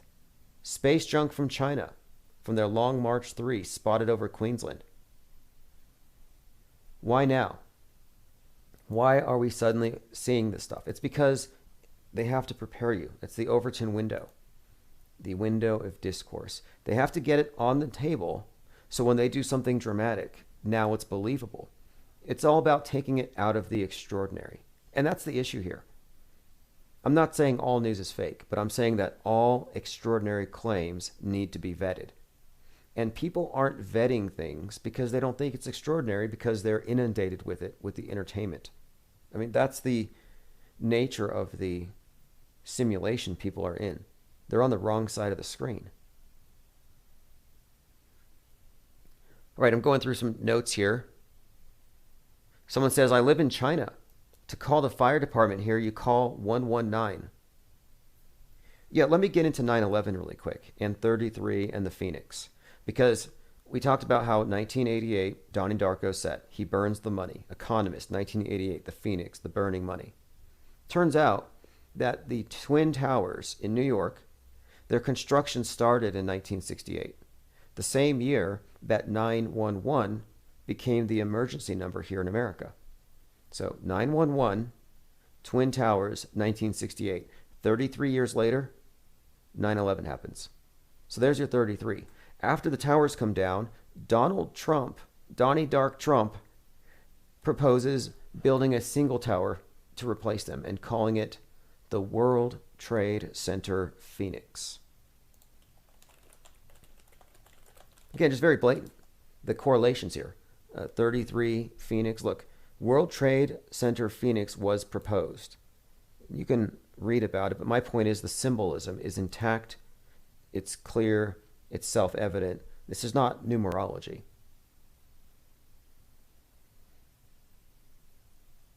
Okay, so let's move on. So this is all, again, very probably convoluted to people who haven't heard this stuff before. So I'm only pointing out things that you cannot deny. And again, we're talking about coincidences that cannot possibly be coincidences. Like, I find it very curious that after the coronavirus pandemic was declared in America, that Monday we had a Black Monday. That's what they called it. Big market crash. 33 years prior, in 1988, we had a Black Monday market crash. And again, these things are happening spaced 33 years apart. In 1986 and in 2019, both of those years, we had a burning man, as in an individual walking to the White House and setting himself on fire. Happened 2019 and 1986. 33-year-old sets himself on fire in front of the White House. I mean, that's obviously scripted. And in between 1986 and 2019, there were 33 consecutive Burning Man festivals. None of these things are disconnected. And if you have any doubts as to whether or not the world is under the grip of a cult, you have to look up Catharsis on the Mall. Sounds like a friendly event, like a family-friendly event, right? Catharsis at the Mall. Sure, if your idea of family entertainment is gathering around the obelisk in D.C. and burning an effigy of a man, while a nude statue of Isis looks on. Like, this stuff's pretty much in your face. And if you want to know what the symbolism is, we've pretty much decoded most of it. But the patterns are clear. The Phoenix is always correlated with 33 and the Burning Man. So the Burning Man in front of the White House, who was 33 years old, who did it 33 years after the last guy, it's a reference to a phoenix. It rises from its own ashes. Tim Truth says, didn't Joe Biden use a Tom Clancy pseudonym, Peter Henderson, when texting Hunter? Now, that wouldn't surprise me. It's probably true. And what's with his sons' names? Hunter and Bo? Sergeant Peterson says the whole world is a stage. Yeah. I don't think it's always been this way. Maybe it has to some degree, but it's more so now than ever. And the way they affected it was, first they put the stage up there on the screen, and then they blurred that screen with these other screens that were supposedly just reporting on reality. And then the whole thing became so muddied that they realized, well, we have to be more entertaining with the news. And then the movies, we were like, well, we have to be more socially aware in our entertainment. So now there's no meaningful distinction to be made between the two. Entertainment is just a little more entertaining, but its primary purpose is world view reinforcement. It's propaganda with the side effect of entertainment. It's just really tasty poison, more or less. Polecat says many artists are under MK Ultra. Mind Control Ultra. Well, it wouldn't surprise me. It wouldn't surprise me. There's different forms of mind control. You know, whether it's manipulation or completely insulating somebody. Like, the world is in a doomsday cult. Like, quite literally. The world believes the sky is falling. And that's what I'm suggesting here. The sky is falling is one of these old fears. I think it's an innate fear. You know, like the sky gets cloudy and your dog starts shaking because it's afraid of thunder. I think we have instinctual fears that are being played on. And I happen to think that things falling from the sky is one. And the story goes like this. Chicken gets hit on the head by an acorn that falls from a tree. And then she tells everybody the sky is falling. She gets a lot of support for it. And the fox comes along. And he says, yeah, the sky's falling, but don't worry, I have a cave. And he sends them all into the cave to protect them. And then he secures himself, meals for the next month. And that's kind of what I see here. Now, somebody is harvesting all of this fear and hysteria. Really quick, I want to play a clip of Bill Gates. This is the clearest example of duper's delight I think I've ever seen. I don't know when. The risk per year, 2%, 3%. Let me start that over, because actually Anderson Cooper asks him a question. He says, when's the next pandemic? And Bill Gates starts giggling. Say the next pandemic. There will be another pandemic. Absolutely. We don't know when. The risk per year, 2%, 3%.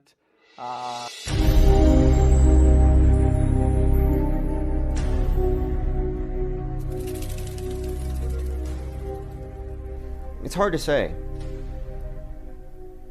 Are we looking at characters that are designed to intimidate some parts of the population?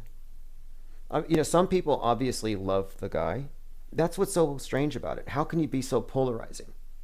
Half the country thinks, not half the country, but we'll say, if we take the fringes, whatever percentage of the mass that is, So the fringe anti-vaxxers are like, well, Bill Gates wants to kill us all. And the other side says, no, he wants to save us all. It's like, which is it? Are you a savior or a destroyer? How can you be both? And things like that are just so entirely partisan are hard for me to take as real. It can't be real. Adaptivia says, Sweater Man. Have you all heard that rumor about Bill Gates' sweaters? I hate to spread rumors, but it's been said that he's a closet vax junkie covering up the track marks with those hideous sweaters. I find that believable. So listen to this. Richard Smith says, what is the state car of Trump? And this is talking about the Trump's presidential limousine or whatever. Because Obama had the Beast. So they're calling Trump's the second beast. They say this means that Obama is the Antichrist and Trump is the false prophet. Not sure about that. I do find a lot of that, though. I do find a lot of people attaching it to this idea of there being this slick salesman for the devil or whatever. I don't think it's Bill Gates. He's like the opposite of a good salesman. Could be Trump. Could be Trump. By the way, your QAnon update. We'll see, Trump, this is what's so strange to me. So he's supposedly speaking at CPAC tomorrow. And I don't think he's going to talk about taking over. And that's what many of the hopeful QAnoners have been saying, that he's going to take over on March 4th and start a new American republic to replace the American corporation. That he'd be the 19th president. And it would be just throwing everything back to 1871. That's been the story here for some time. And I'm like, well, if that doesn't happen, I have to wonder about the basic premise of QAnon and saving the children. Like, if you're fighting this war, as in you're fighting the deep state because they're trafficking children, and you started this, let's say, I guess they started this in 2015. So the children you're saving, let's say they're all 5-year-olds. Well, he gets elected. They didn't quite arrest Hillary Clinton. They didn't quite drain the swamp. Then it's 2020. So now you have a bunch of 9-year-old children under the control of the reptoids. Well, now you lose the election because they stole it or whatever. So now you're looking at, okay, well, 2024, trust the plan. Okay, so then what is the plan? You're going to be rescuing teenagers? I'm curious. Like, I'm genuinely curious. If it's true, if these stories are true, or at least if the QAnoners believe it's true, are they going to just drop the ball for the next 4 years? I don't find that to be acceptable. I mean, what kind of military operation is it that puts itself on hold? And it makes me wonder, well, maybe there weren't any children to be rescued. Maybe that's just another form of, I don't know. It's just another form of making it about good versus evil, which is pretty blatant as you can get it. Commenter says, I heard that Bill Gates' sweaters are made from baby hair. I've heard a lot of things. I've heard that nobody has seen Kevin Kline since, 2015, is it? And they also say that Bill Gates and Melinda Gates have died and they've been replaced. I've seen some strange things. Someone just sent me this. Apparently in Austin, the area code is 512. So for those of you who are wondering about yesterday's caller who accused me of being a basement dweller when they locked me in the attic. No, but this guy calls from 512 and he sounds like Alex Jones. And someone's like, that's Alex Jones. I'm like, well, let's see what the area code is. And yeah, it matches up. A couple of other things. Someone sent me this tip via Facebook. I never really looked too closely at Fred Trump. But once you've examined hyper-realistic masks, silicone masks, deep fake technology before it went digital, once you go there, you'll see why this has been a state secret until like 2015. The director of disguise over there at the CIA of 27 years, Jonah Mendez, talked about how they had foolproof, hyper-realistic masks back in the 80s. And this was just a deep secret until recently. And the only reason it's been declassed is probably because they can do it all digitally now. So it doesn't matter. But looking back at Donald Trump's father, I can see why people think it looks like a mask. Like maybe Donald's making appearances as his father. There's a big distinct line at the bottom of the jaw, and it goes around the ear, and it doesn't quite fit on right. And it reminds me of a couple different interviews where Joe Biden, his head appeared to be a rubber, basically like a rubber head mask, like the whole headpiece. So here's what the tip said. I want to show this picture of Fred Trump. You've probably seen it. Fred Christ Trump. I can tell you, obviously, why I'm sending it to you. It says here, Facebook doesn't let me post these, so I have to send it to you through your private message. Yeah, Facebook's not all that great when it comes to sharing information. Who knows? You never know if you're shadow banned. Polecat says he looks so weird, the ear cover. Yeah, he's got Fred Christ Trump and then his wife, Mary. So you got Christ and Mary. Cubstar says that's a crude face cutout. That's my impression. So many clones, so many body doubles. We've seen Kamala Harris as a body double. Who hasn't seen that one? We've seen Melania as a body double.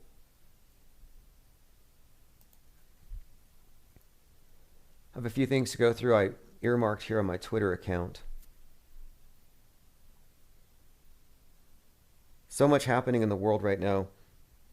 There's so much being revealed. There's so much that's just been made plainly obvious that I think it's like people are just so inundated that the truth doesn't matter at this point. It's almost a form of, I brought up Mystery Science Theater 3000, where you're talking about a group of robots that are imprisoned by some malevolent alien, and they're forced to watch bad B movies. So they make the best of it by kind of mocking what they see and laughing at the screen. And that's sort of what we have been into this whole time, I think. We don't really have a choice but to exist on the world stage. It's beyond just turning off your TV. Anybody who says you can just turn off your TV doesn't understand how this thing works. It's immersive, and it's reflected through every single person. Like there is no escape. I hate to say it. Okay, anyway, that's why we talk about this stuff anyway. It's all about mitigating cognitive dissonance. Okay, I'm going to play a clip here from The Onion, and this perfectly describes what the news sounds like after a couple of years of critical analysis. Desperate attempt to fill 24 hours of programming. Here's some bullshit that happened somewhere today. We've got some footage here of the bullshit, which began just after 3 o'clock this afternoon, when residents in this neighborhood were shocked to see this fairly common thing happening. An attractive witness described the event in breathless terms. I went to my window and I was like, whoa, there's some bullshit happening. That happened right over there. I'm an older man, so you can trust what I say. Authorities in special uniforms rushed to the scene to stand around while our cameras filmed them. You get the gist of it. This is from The Onion, aptly describing reality. I'm surprised it got away with it. I'm surprised that hadn't been somehow censored. One final thing. I get into these Facebook debates, nothing serious, but sometimes I entertain them. And I have these individuals arguing with me. And I'm not a member, but I go to the Flat Earth Society Facebook page because it's entertaining. I'm not a member of their club, but it's mostly people who are just trying to start arguments. And one guy's talking about how he spent all day by the beach with his camera trying to photograph across the lake, across the ocean, across the small little island across the way. And he said that the curve of the Earth was creating a bulge that prevented him from seeing it. And we're talking about a distance of like 2 miles. So again, I just think that people have this idea based on cartoons and CGI and video games that you are big enough to perceive the ball, or that your camera is big enough to perceive the ball. And so people run around saying, well, boats go over the horizon. And the distances that they're talking about. So how far away is this boat from you when it's going over the horizon? 10 miles, 20 miles, 30 miles. Because if you really describe the curve that you're suggesting is there, the thing would actually be going down over, and there would be a obvious it's tilting forward. But anyway, we're talking about a distance of, well, within your range of sight.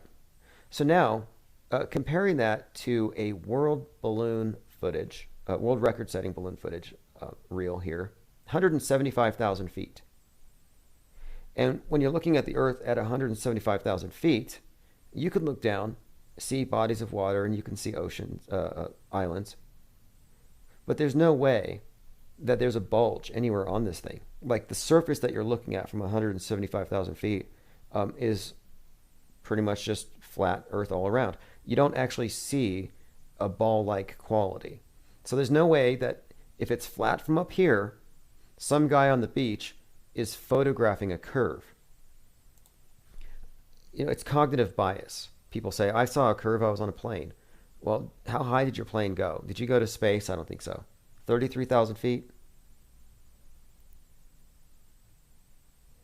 Dumb commenter here says, Trump is already dominating CPAC. Has he spoken yet? I think it's tomorrow.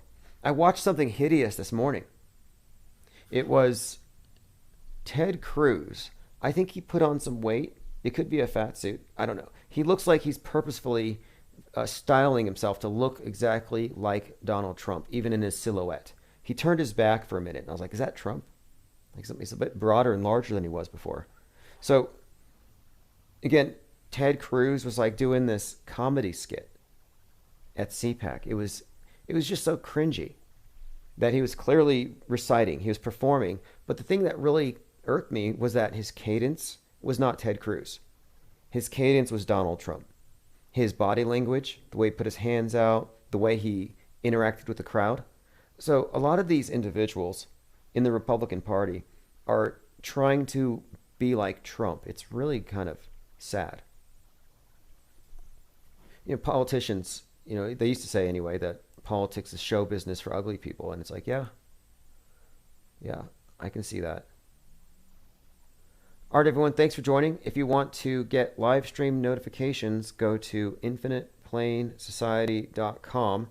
We'll have a few updates posted in the Discord server there throughout the night. I'm following a few different topics right now very, very closely. And if you want to add on to any of these things, what I started doing is I started posting everything in the public forum. Not everybody is into Discord. And Discord is nice.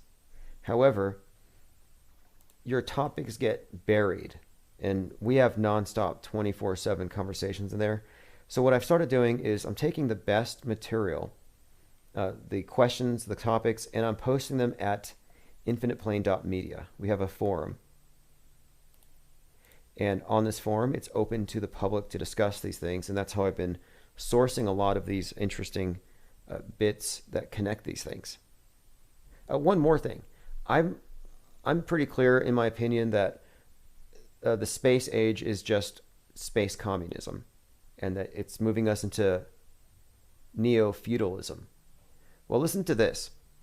Exploration testing for the moon on the International Space Station. It's called the SURF Project. Now, it stands for Spacesuit, Evaporation, Rejection, Flight, Experimental, but SURF Project? I've been saying for some time that the space program is pretty much just that. Let me go ahead and see. Someone asked if I'm taking calls. Let me see if I have any voicemails. I had a voicemail the other day, referenced it a few minutes ago. Many believed it to be Alex Jones. Others thought it was Bill Hicks. Pretty divided. Okay, cool. And we're probably going to be doing another podcast with Crater Earth. So if any of you found that topic interesting or perplexing or whatever, and you have any questions you want me to ask of the Crater Earth proponents, I will be happy to ask those. We may even do it Skype, and you can call in and ask yourself. If you don't know what Crater Earth is, it's a, how would you describe it? You got hollow Earth, ball Earth.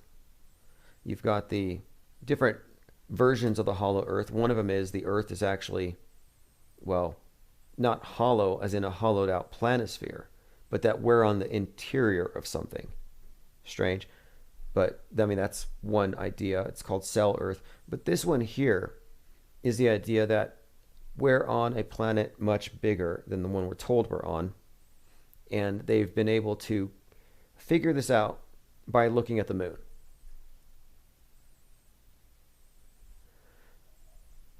All right, we may be open for phones this evening. So let me go ahead and put my number on the screen. You can also leave voicemails, and I will respond to all of those. 833-311-1984. And if you want to get on the live stream notification list, again, just go to infiniteplainsociety.com. We also have a few other options for viewing. Like I said, some people don't like DLive. They took away my lemons. We're on the X tagged. I've been X tagged. And I don't know why. We watch our language here. You know, what exactly is it that got me the X tag?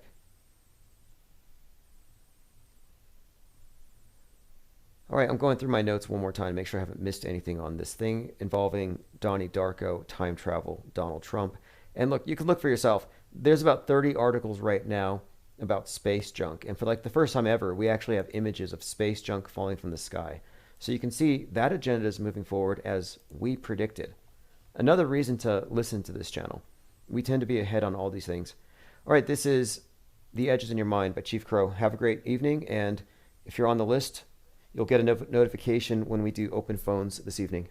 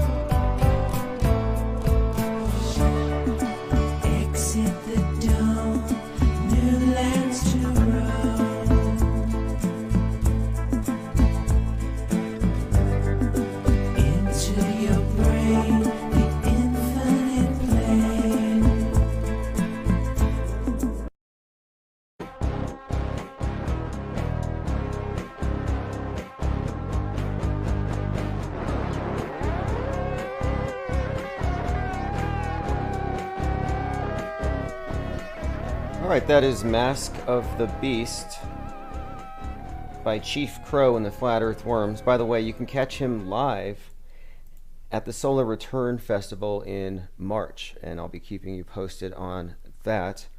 Thank you for joining. This is Infinite Plane Radio for February the 27th, 2021.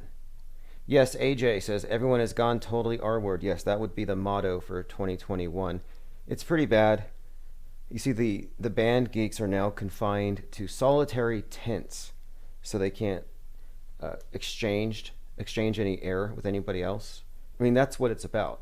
They don't want us breathing the same air, which is conspiring if you get into the etymology. Conspire, breathe together. Not allowed to be a conspiracy theorist. No speaking among one another, no passing notes. Every bit of information must come directly from your CIA-controlled media. Going through comments, I see a number of people here showing up in the chat. Those of you listening on the Dark Matter Digital Network, you're free to join us in the chats just by going to darkmatter.radio, and you'll see a little embedded Twitch video. And that Twitch chat module actually interfaces with all the other ones. So we have people all across the web. It's very much decentralized, which is one of the reasons why I think we managed to escape the censors. So many people getting memory hold these days. All right. Anyway, I'm going through the comments in the chat just to see who's here and if anybody has anything they want me to turn my attention to. Although today we're engaging in what I call meta-script analysis. The big picture, reading the zeitgeist. Is the sky falling? And that's the main theme. Is the sky falling?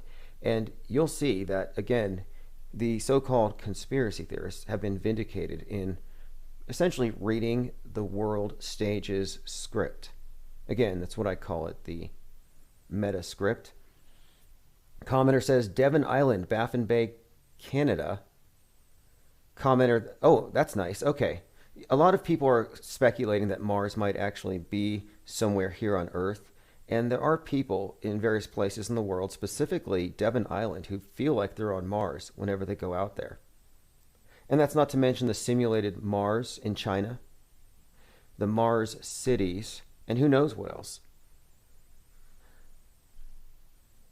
Okay, anyway, going on into the chats here, I see something I wanted to comment on. Okay, Highly Suspect says, what can we say about the obelisk in St. Peter's Square, surrounded by all those men on the roof, as it was placed inside of the... Interesting. I know what you're saying. I think everybody knows the history of that particular symbol, but I think many people overlook the significance of it. Like, what does it mean? And personally, I just call it the cult of the obelisk. I think it's far too simplistic to say that the world is in the thrall of a satanic cult. Any of these conspiracy theorist cliches. I think they're all off the mark. But what we can do is we can look at symbolism, patterns, and maybe discern a bit of what might be going on behind the curtain. And that's one of the things I wanted to talk about right now. Polecat78 says, Infinite Plane Society gives me hope. Cognitive dissonance is not fake. It's actually not. If you look into cognitive dissonance, gaslighting, that is, it's just a fancy way of saying lying, but having the power to enforce your lies. That has a psychological effect on the lied to, especially if they're aware of it. So many people choose not to be aware of the self-deception because it induces the opposite of harmony and happiness, which they call cognitive dissonance. And yeah, sometimes it is comforting, I guess, useful to compare notes, for sure. It's definitely useful to compare notes with other people. What are you seeing? Did any of this look real to you? Do you trust that particular narrative? And these are just questions. And I'm surprised they haven't removed question marks as hate symbols from our keyboards. I mean, don't think they can't. Remember AOK? And I remember the AOK symbol from, I think it was Neil Armstrong would do that. I didn't know it was a white power thing. It didn't become that till recently. It became the devil's hand sign, the 666, after it was AOK. And then about 2017, it became white power. I think that was when Milo Yiannopoulos started using it. And the ADL has actually listed the AOK hand sign along with the bowl cut as hate symbols. So now you look at Q and QAnon, and don't tell me that they won't come up with an excuse to remove the Q from your keyboard. And it's not to stop you from researching QAnon. It's to stop you from asking questions, which is basically what they call you. If you ask a question, oh, you're one of them QAnon conspiracy theorists. And people who look at this material, this research, whatever you want to call it, the alternative media, most people have pretty much figured out that anonymous sources are just not trustworthy. So who really trusts a person named Q Anonymous? Most of the people who followed along with it did so or do so out of the hope that there's some value in this intel. But I like to point out that the mainstream media is essentially an anonymous source. You don't know who wrote what's on the teleprompter being repeated mindlessly. And we've done this a bit. We've done a lot. Before the Twitter bots, we were already fact-checking the media. About 3 years ago, we actually had this whole idea that we should just start calling the different news agencies and asking them basic questions. Same with the dinosaur museums, just basically making phone calls, interviewing people. And it was a lot of fun because you could just kind of just see how possible it really is to get one over on the multitudes just by how compartmentalized everything really is. Case in point, right after the Parkland production, one of the witnesses said that she was with the alleged shooter, and they both heard the shots at the same time. They heard the shooting going down, and it wasn't him. And supposedly, she said, I mean, this is according to an eyewitness, supposedly she said to him, "I'm surprised it wasn't you, Nick Cruz, shooting up the school." And she laughed. So she even made a joke about this guy during a school shooting, which is kind of funny in itself. I think she was improvising, and she looked like she was auditioning. Anyway, this nameless, I don't even know if this is a real person or an actress, but supposedly, again, she was essentially an alibi for Nick Cruz. So I started calling around, and this wasn't the only example. If you look at that event, there's actually a number of accounts by eyewitnesses that are completely at variance with what the news actually published that day. There was a gym teacher who was charged with herding a certain number of kids into a closet who had a completely different account. I don't want to revisit that particular event. You know, it wasn't one of their best productions. It had some of their best lines, though, and props, like the tiny books that blocked bullets. I mean, there's really so much to unpack. But anyway, the very basic thing is this. We had an alibi for the shooter. So presumably, whoever shot 17 kids is still running around. And now, he knows who saw him and who can dox him. Because, well, they're on TV talking about it. Like, eyewitnesses to a massacre should not be putting their faces out there if they're, I guess, if the attempted murderer is still at large. Well, anyway, I called around various news agencies and I said, "Aren't you guys concerned that the killer might still be on the loose?" And they were pretty much like, "No, we're just basically publishing whatever's handed to us." Like, no, we don't care about that. That's a fact. Narrative. Remember, it's narrative-driven media. The news has nothing to do with the facts. You're welcome to prove me wrong on that. But even if they're factually accurate about one story in isolation, the premise might be entirely flawed. And it usually is, starting with the cosmography on up. Tim Truth says, "You learn a lot by calling around. They admit they just parrot the police, same as the Nashville bombing." Oh, the Nashville bombing had another miraculous, passport. Like, this passport survives the blast. I mean, that bombing was very fishy, if you ask me. First of all, the character's name. Let me go ahead and get this up, because there was a few things about this, and we're talking about meta script and bits of suggestions that what we're looking at is pretty much just theater. 2020 Nashville bombing, December 25th. Anthony Quinn Warner, A.Q. Warner, detonated a recreational vehicle, a bomb in downtown Tennessee, killing himself.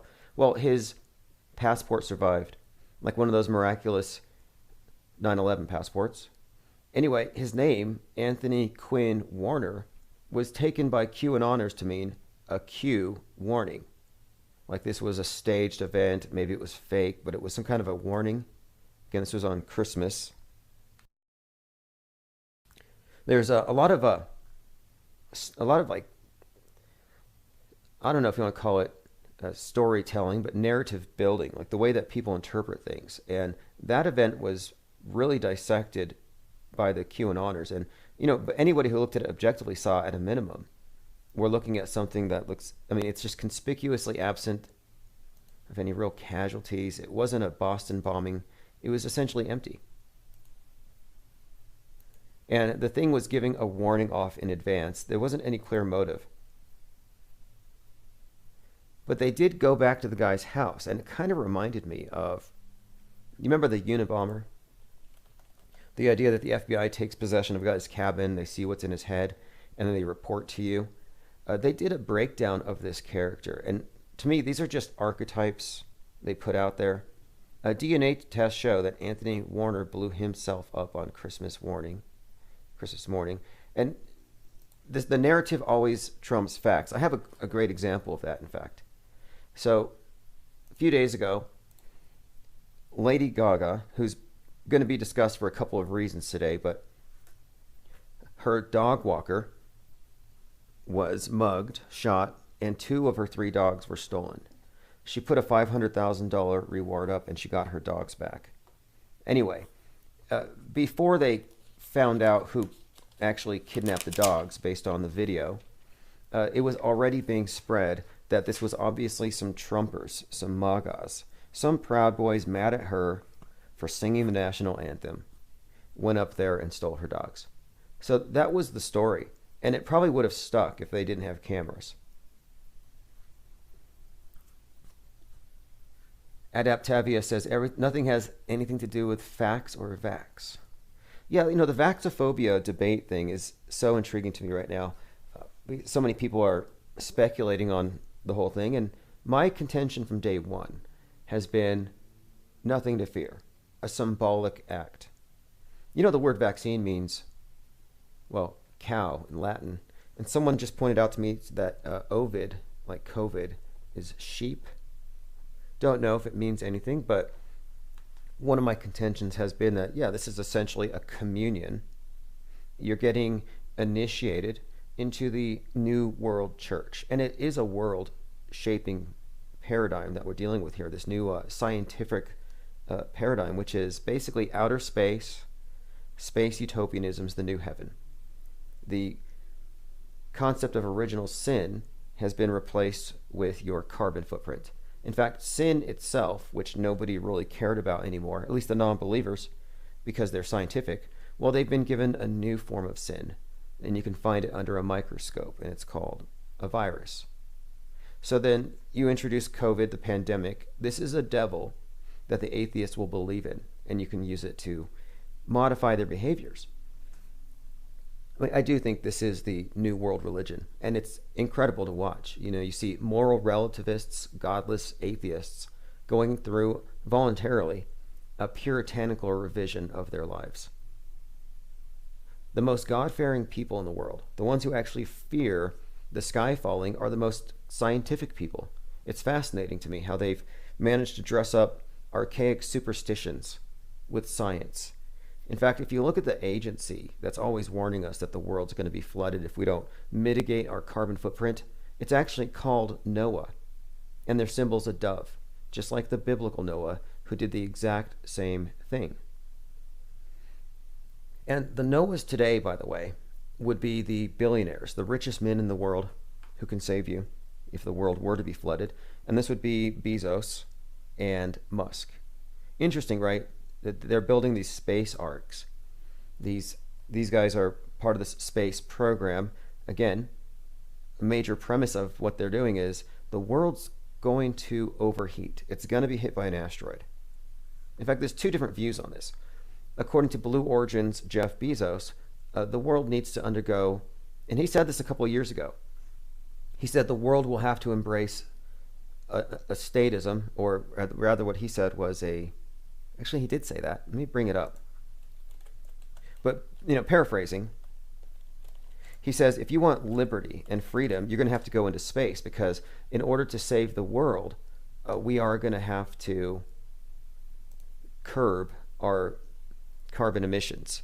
So one of his points was that, you're not going to have freedom here on Earth much longer, that your choice is clear. In fact, I guess you could say freedom's not sustainable. So the idea was that even though they're going to go live like, serfs on Mars or whatever, we have to undergo the same transition here on Earth. And the difference being, of course, is that according to Musk's vision, Earth is doomed anyway. In other words, we're going to get hit by an asteroid. It's inevitable. So if we don't get out of here, we're doomed. So this is from Wired magazine. Jeff Bezos wants us all to leave Earth for good. This might be one of the reasons why so many movies are so dystopic, why the future always looks so bleak. I think they want to get people, they want to disabuse you of the idea that this will be a habitable place in a few years. They're trying to get you to leave the best real estate. And who knows where they're going to send you. I mean, if you choose to believe that you can go live on Mars, have at it. But I'm very skeptical about interplanetary travel for a few reasons. You won't see me first in line. Not that it will stop it. At this point, it doesn't even matter. You'll have people on Mars, on the potato farms, looking at their Snapchat or whatever, and the flat earthers will tell them, it's all just CGI. You're in a big movie set, probably beneath Arizona, and they'll just laugh at you. It won't change anything. All right, let me go through a few of these topics. Again, metascript analysis, dark winter, falling sky. This is what I want to talk about. So I want to start off with this, because I don't want to get censored for comments about the vax thing, but that is a topic that frequently comes up here. I personally don't believe that there's any desire to depopulate the world, whatever the Georgia Guidestones say. Maybe they see that as an ideal to be reached in the future, but I don't think there is such a plan. And I'm looking at the U.S. birth rates from 1950 to 2021, and actually it's gone up. It's been a 0.9% increase from 2020. And so the birth rates going up consistently kind of goes against the idea that we're all being slow killed, unless you're positing that they want to build up the population to a huge number and wipe us all out at once. But no, don't think so. Now, this is great. This is from The Simpsons. I hate copyright strikes, so I'm going to go ahead and parse through this. It's a 2-minute piece, but it's about, well, you'll know right away. At Exploration Incorporated, our mission is to help humanity make the next big leap. That's so fascinating. When did you incorporate? We're preparing to launch the... So what you're looking at is a SpaceX kind of parody on The Simpsons, and they're talking about going to Mars. How do you plan to solve the problem of eyeball explosion when you take off your space helmet? You leave your helmet on. So it's a pretty long piece, but at the end, and this is what I'm getting to, it's pretty much showing you how Mars is being marketed at the youth. It shows you how families are divided on the issue, but at the very end, Mars is being blasted into space. And then you find out that they can't actually take off. And listen to their explanation as to why they can't actually launch. Happening. Do you know how to run the dishwasher? Of course not. Maybe we can use paper plates. Where the hell do we... Again, this is from Simpsons SpaceX Hoax. And listen to their explanation as to why the rocket doesn't actually go anywhere. It's not a real rocket. It's the outside of a real rocket. We did plan to build a real rocket. And that's one thing they can never take away from us. That plan is our legacy. So basically, it kind of gives away the game, I think. I mean, I don't know. Some people have suggested that these private space agencies get so far and then they find out, well, maybe you can't actually do what they claim to be doing. Strangely, though, and I want to point this out, the QAnon conspiracy theory is not in any way a flat earth thing. They're 100% believers in Space Force. Thought I'd bring that up. And one more thing, before we go any further, since we brought up SpaceX, I got this excellent video montage of Starlink satellites. And I used to talk about this a lot, mainly because in many of the videos, when they first released this thing, you would see Starlinks passing over people's homes at 11 o'clock at night. And my problem with that is that the shadow of the Earth would preclude it reflecting. You wouldn't be able to see it. The column of darkness extending 870,000 miles into the outer space would not allow you to actually see something from, well, 184 miles above your head. So anyway, I was looking at this montage, and what someone did here was they put together a montage of Starlink satellites, and they compared it to Satelloons being launched. It looks like it's, who knows, Antarctica. But they have these Satelloon trains that are linked, I believe it's some kind of a cable. So it's a train of what appear to be, well, just like Starlink satellites. They could be routers on balloons. So looking at something like this, my question is, just from, Occam's razor, I guess, take that out once in a while. What's more likely? That your router is a Satelloon, or that it's flying around the globe at 17,000 miles per hour.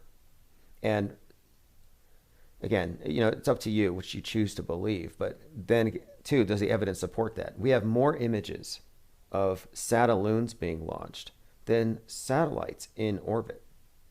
And the footage that we are given from outer space, usually it's artistic renderings. And that's what usually surprises people when they ask you, why would you even ask questions about, are there orbiting satellites? Like, I'm not saying satellites are a hoax. I'm saying orbiting satellites are questionable. In fact, there is a few things about satellites I find interesting in the function they serve. Because it's all artwork now. I call it religious art. You have these, they look like angels.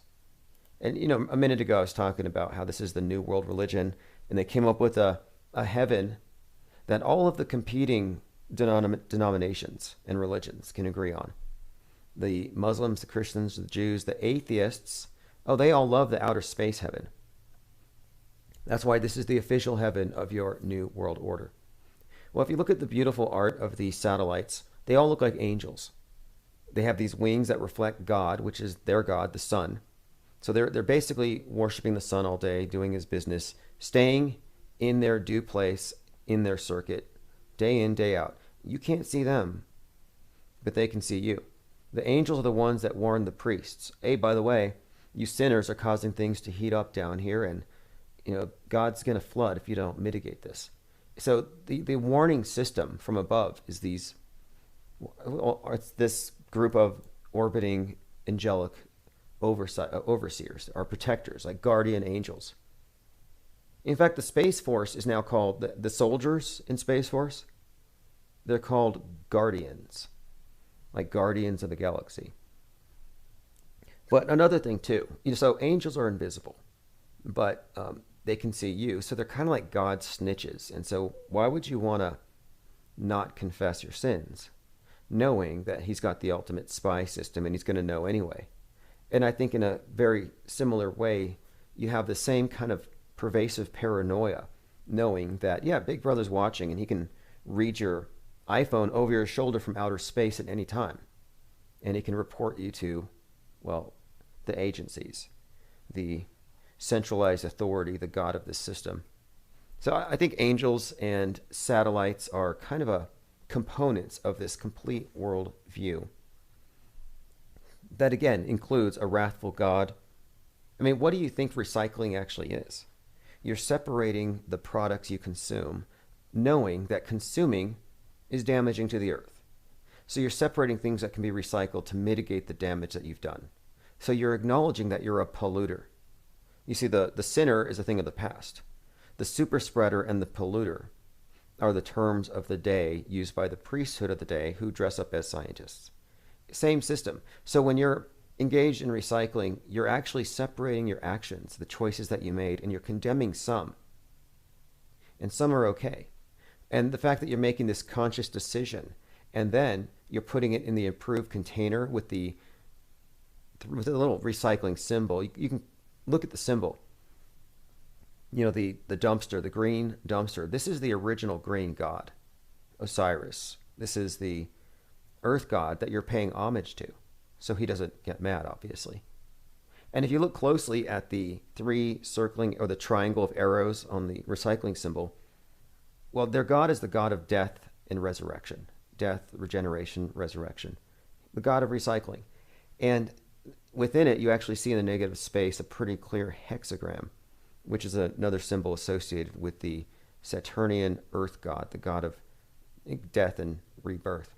So I'm just suggesting that the modern paradigm, complete with the eschatology of global warming, climate change, is in fact a religion for the masses, and it has been accepted across the board.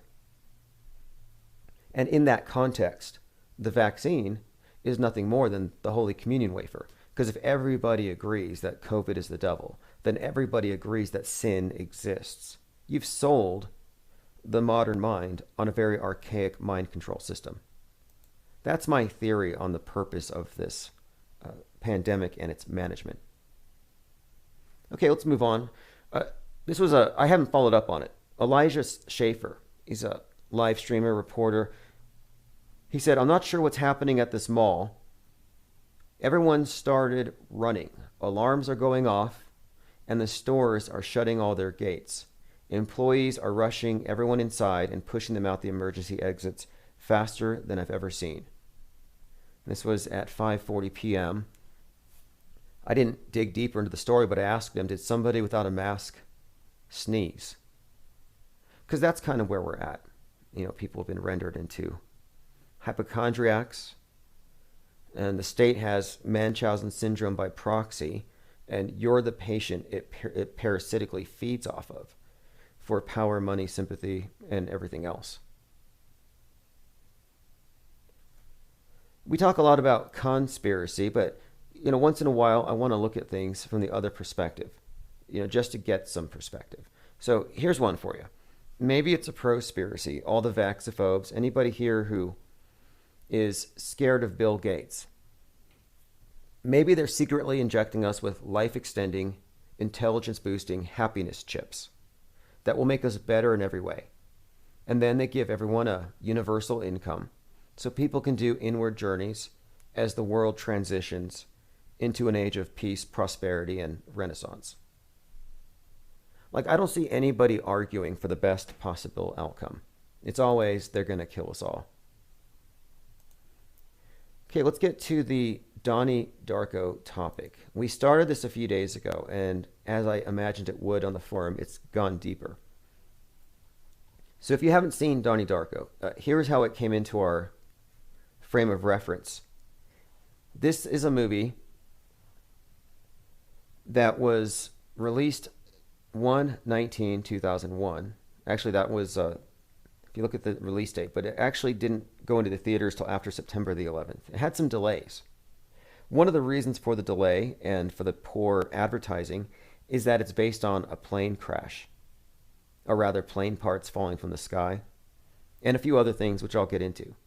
But this movie was celebrating its 20th anniversary last month. And again, it's about parts of a plane falling from the sky. And so the other day, like last week, when the plane parts fell from the sky, immediately people had drawn this correlation to Donnie Darko. And I looked at it, and the scene of the accident, the scene where the parts fell, it looked very similar. Just the style of it, and it was reminiscent of it. Then you find out it's on Elmwood Street, which has some very significant connotations, which we will get into. Then it's the 13,000th block. Minor details at first, but as you see, as we dig into this, you'll see that there's actually some greater significance. And I'm bringing this up in the context of this movie, which was talked about in the context of 9/11 at the time because of its content, has its anniversary. And then plane parts start falling from the sky. And now NBC's dropping a series called Debris about stuff falling from the sky. Then we have Leonardo DiCaprio going around advertising his new movie, Don't Look Up, about stuff falling from the sky. And this is all against a backdrop of NASA ceaselessly warning us, Chicken Little style, about asteroids. They're like, uh-oh, election day, there's an asteroid the size of Trump Tower. It's going to kill us all. Like, they're constantly inventing these threats. The sky is falling. And I think it's leading somewhere. And that's where this Donnie Darko movie comes into play. So if you've followed along with any of our Metascript analysis on the Donald Trump character on the world stage, this actually builds on all of that. So Donnie Darko is a movie which cryptically represents and references Donald Trump and this particular time. And that's what's so interesting about this movie's relationship to the events of September the 11th, as the release date and a few other things also correlate with the corona. And that's what we're going to get into. I'm going through your comments. Salty Siren, I can't believe 2000 was 21 years ago. That's when I graduated. Right. 2000, that was 21 years ago. But so even though the September 11th just had its 19th anniversary, the Donnie Darko movie just had its 20th anniversary because it was released at the beginning of 2001. Just pointing that out, and you'll see why, because these dates are important. And something else, the movie set in 1988. very key point there. But let me start with this. We have to talk about the Donald Trump 58 Matrix first. So there was a TV episode in 1958, and I bring this up because this is the earliest reference to Trump on the world stage that we can find as far as these references in the entertainment. And this again doesn't have this isn't even bringing up the whole Baron Trump books, but I should reference those really quick because those books came out much earlier, and they referenced a disputed election on November the 3rd. The name Don, the name Trump. Time travel is one of the themes here, though. So if you've looked into these interesting references to Trump throughout the various movies and films well, not him, but this archetype has been placed into, clearly referencing him, as you'll see. As you look into these, you'll see how he's been, hardwired into the world stage. And that's my first point. And you'll see how they did it. But one of the reoccurring themes, though, is time travel. And this is speculated by many to be related to Nikola Tesla and Donald Trump's brother, or uncle, rather. Don't want to get into that, but I want to focus on just what we can point at and prove. So we'll start with this. Lean Dion says, Trump was on Oprah teasing a presidential run on 1988. Right. Yeah, these dates are going to figure prominently. And remember this too, a lot of these characters are admitted. Like, this character, the Biff Tannen from the time travel series Back to the Future, was based on Donald Trump. It's not just that they look the same and they act the same. No, the writers will tell you. Okay, so The End of the World aired on May 9th, 1958. And this is the first clue for the night. The first term I want to focus on is the end of the world. So this was a TV show called Trackdown. So again, May 9th, 1958, if you were watching Trackdown, the episode was called End of the World, and it's about a guy named Trump who promises to save the population from a cosmic threat that only he could protect them from. And he turns out to be a snake oil salesman, and they kick him out of town. Well, what did Trump sell you on? A wall. Not just from the illegal aliens, but Space Force. A wall against aliens, space aliens. And again, this is End of the World, May the 9th. So May the 10th, 1958, the very next day, happens to be the date of an episode of Quantum Leap. So if you've watched Quantum Leap, it's another time travel show. So you just follow the dates here. May 10th, 1958. Now, it's a new show, newer, but of course, the time travel show. So, episode that was set May 10th, 1958 was called It's a Wonderful Leap. Now, the thing about It's a Wonderful Leap is it's about a cab driver. He leaps into the life of a cab driver, the time traveler, Sam, and the very first passenger, happens to be Donald Trump's father and Donald Trump, who at that point is 12. So it's the very next day, Donald Trump in a time travel movie, but this time as a kid. So there's a little bit of a synchronicity here. Now the date's 1958, and that's where the 58 matrix comes into it. And we won't get into all of it, but one, it happens to be used in the reverse as well. Back to the Future, set in 85, and 1858. Donald Trump has a tower that's 58 stories. And there's a few other things about this 58. Add 58 to 1958 and you get 2016, the year he gets inaugurated. You have a number of instances like this, and I'm not going to go through all of them, but I'm just pointing out that in these various movies where Trump is inserted into a role, he is synchronistically tied into the concept of time travel and his future presidency. So now, let's get to predictive programming, meta-scripting with Donnie Darko. So I don't have to give you any spoilers. The movie's pretty simple. It's about time travel. And I'll bring up the relevant points here, but it's not like a time machine. It's about a time travel that has to do with a portal. Okay, so let me start with my very first point on this. First of all, it's set in 1988. That's another key point. Okay, I'm going through my notes. There's so many things here. Okay, Donnie Darko, end of the world. Now, a big part of the Donnie Darko end of the world thing is this eclipse, like a corona. When you have an eclipse, the ring of fire is a corona. And so the end of the world is one of the repeated themes throughout the movie. Donnie wakes up. He's a sleepwalker, a lucid dreamer.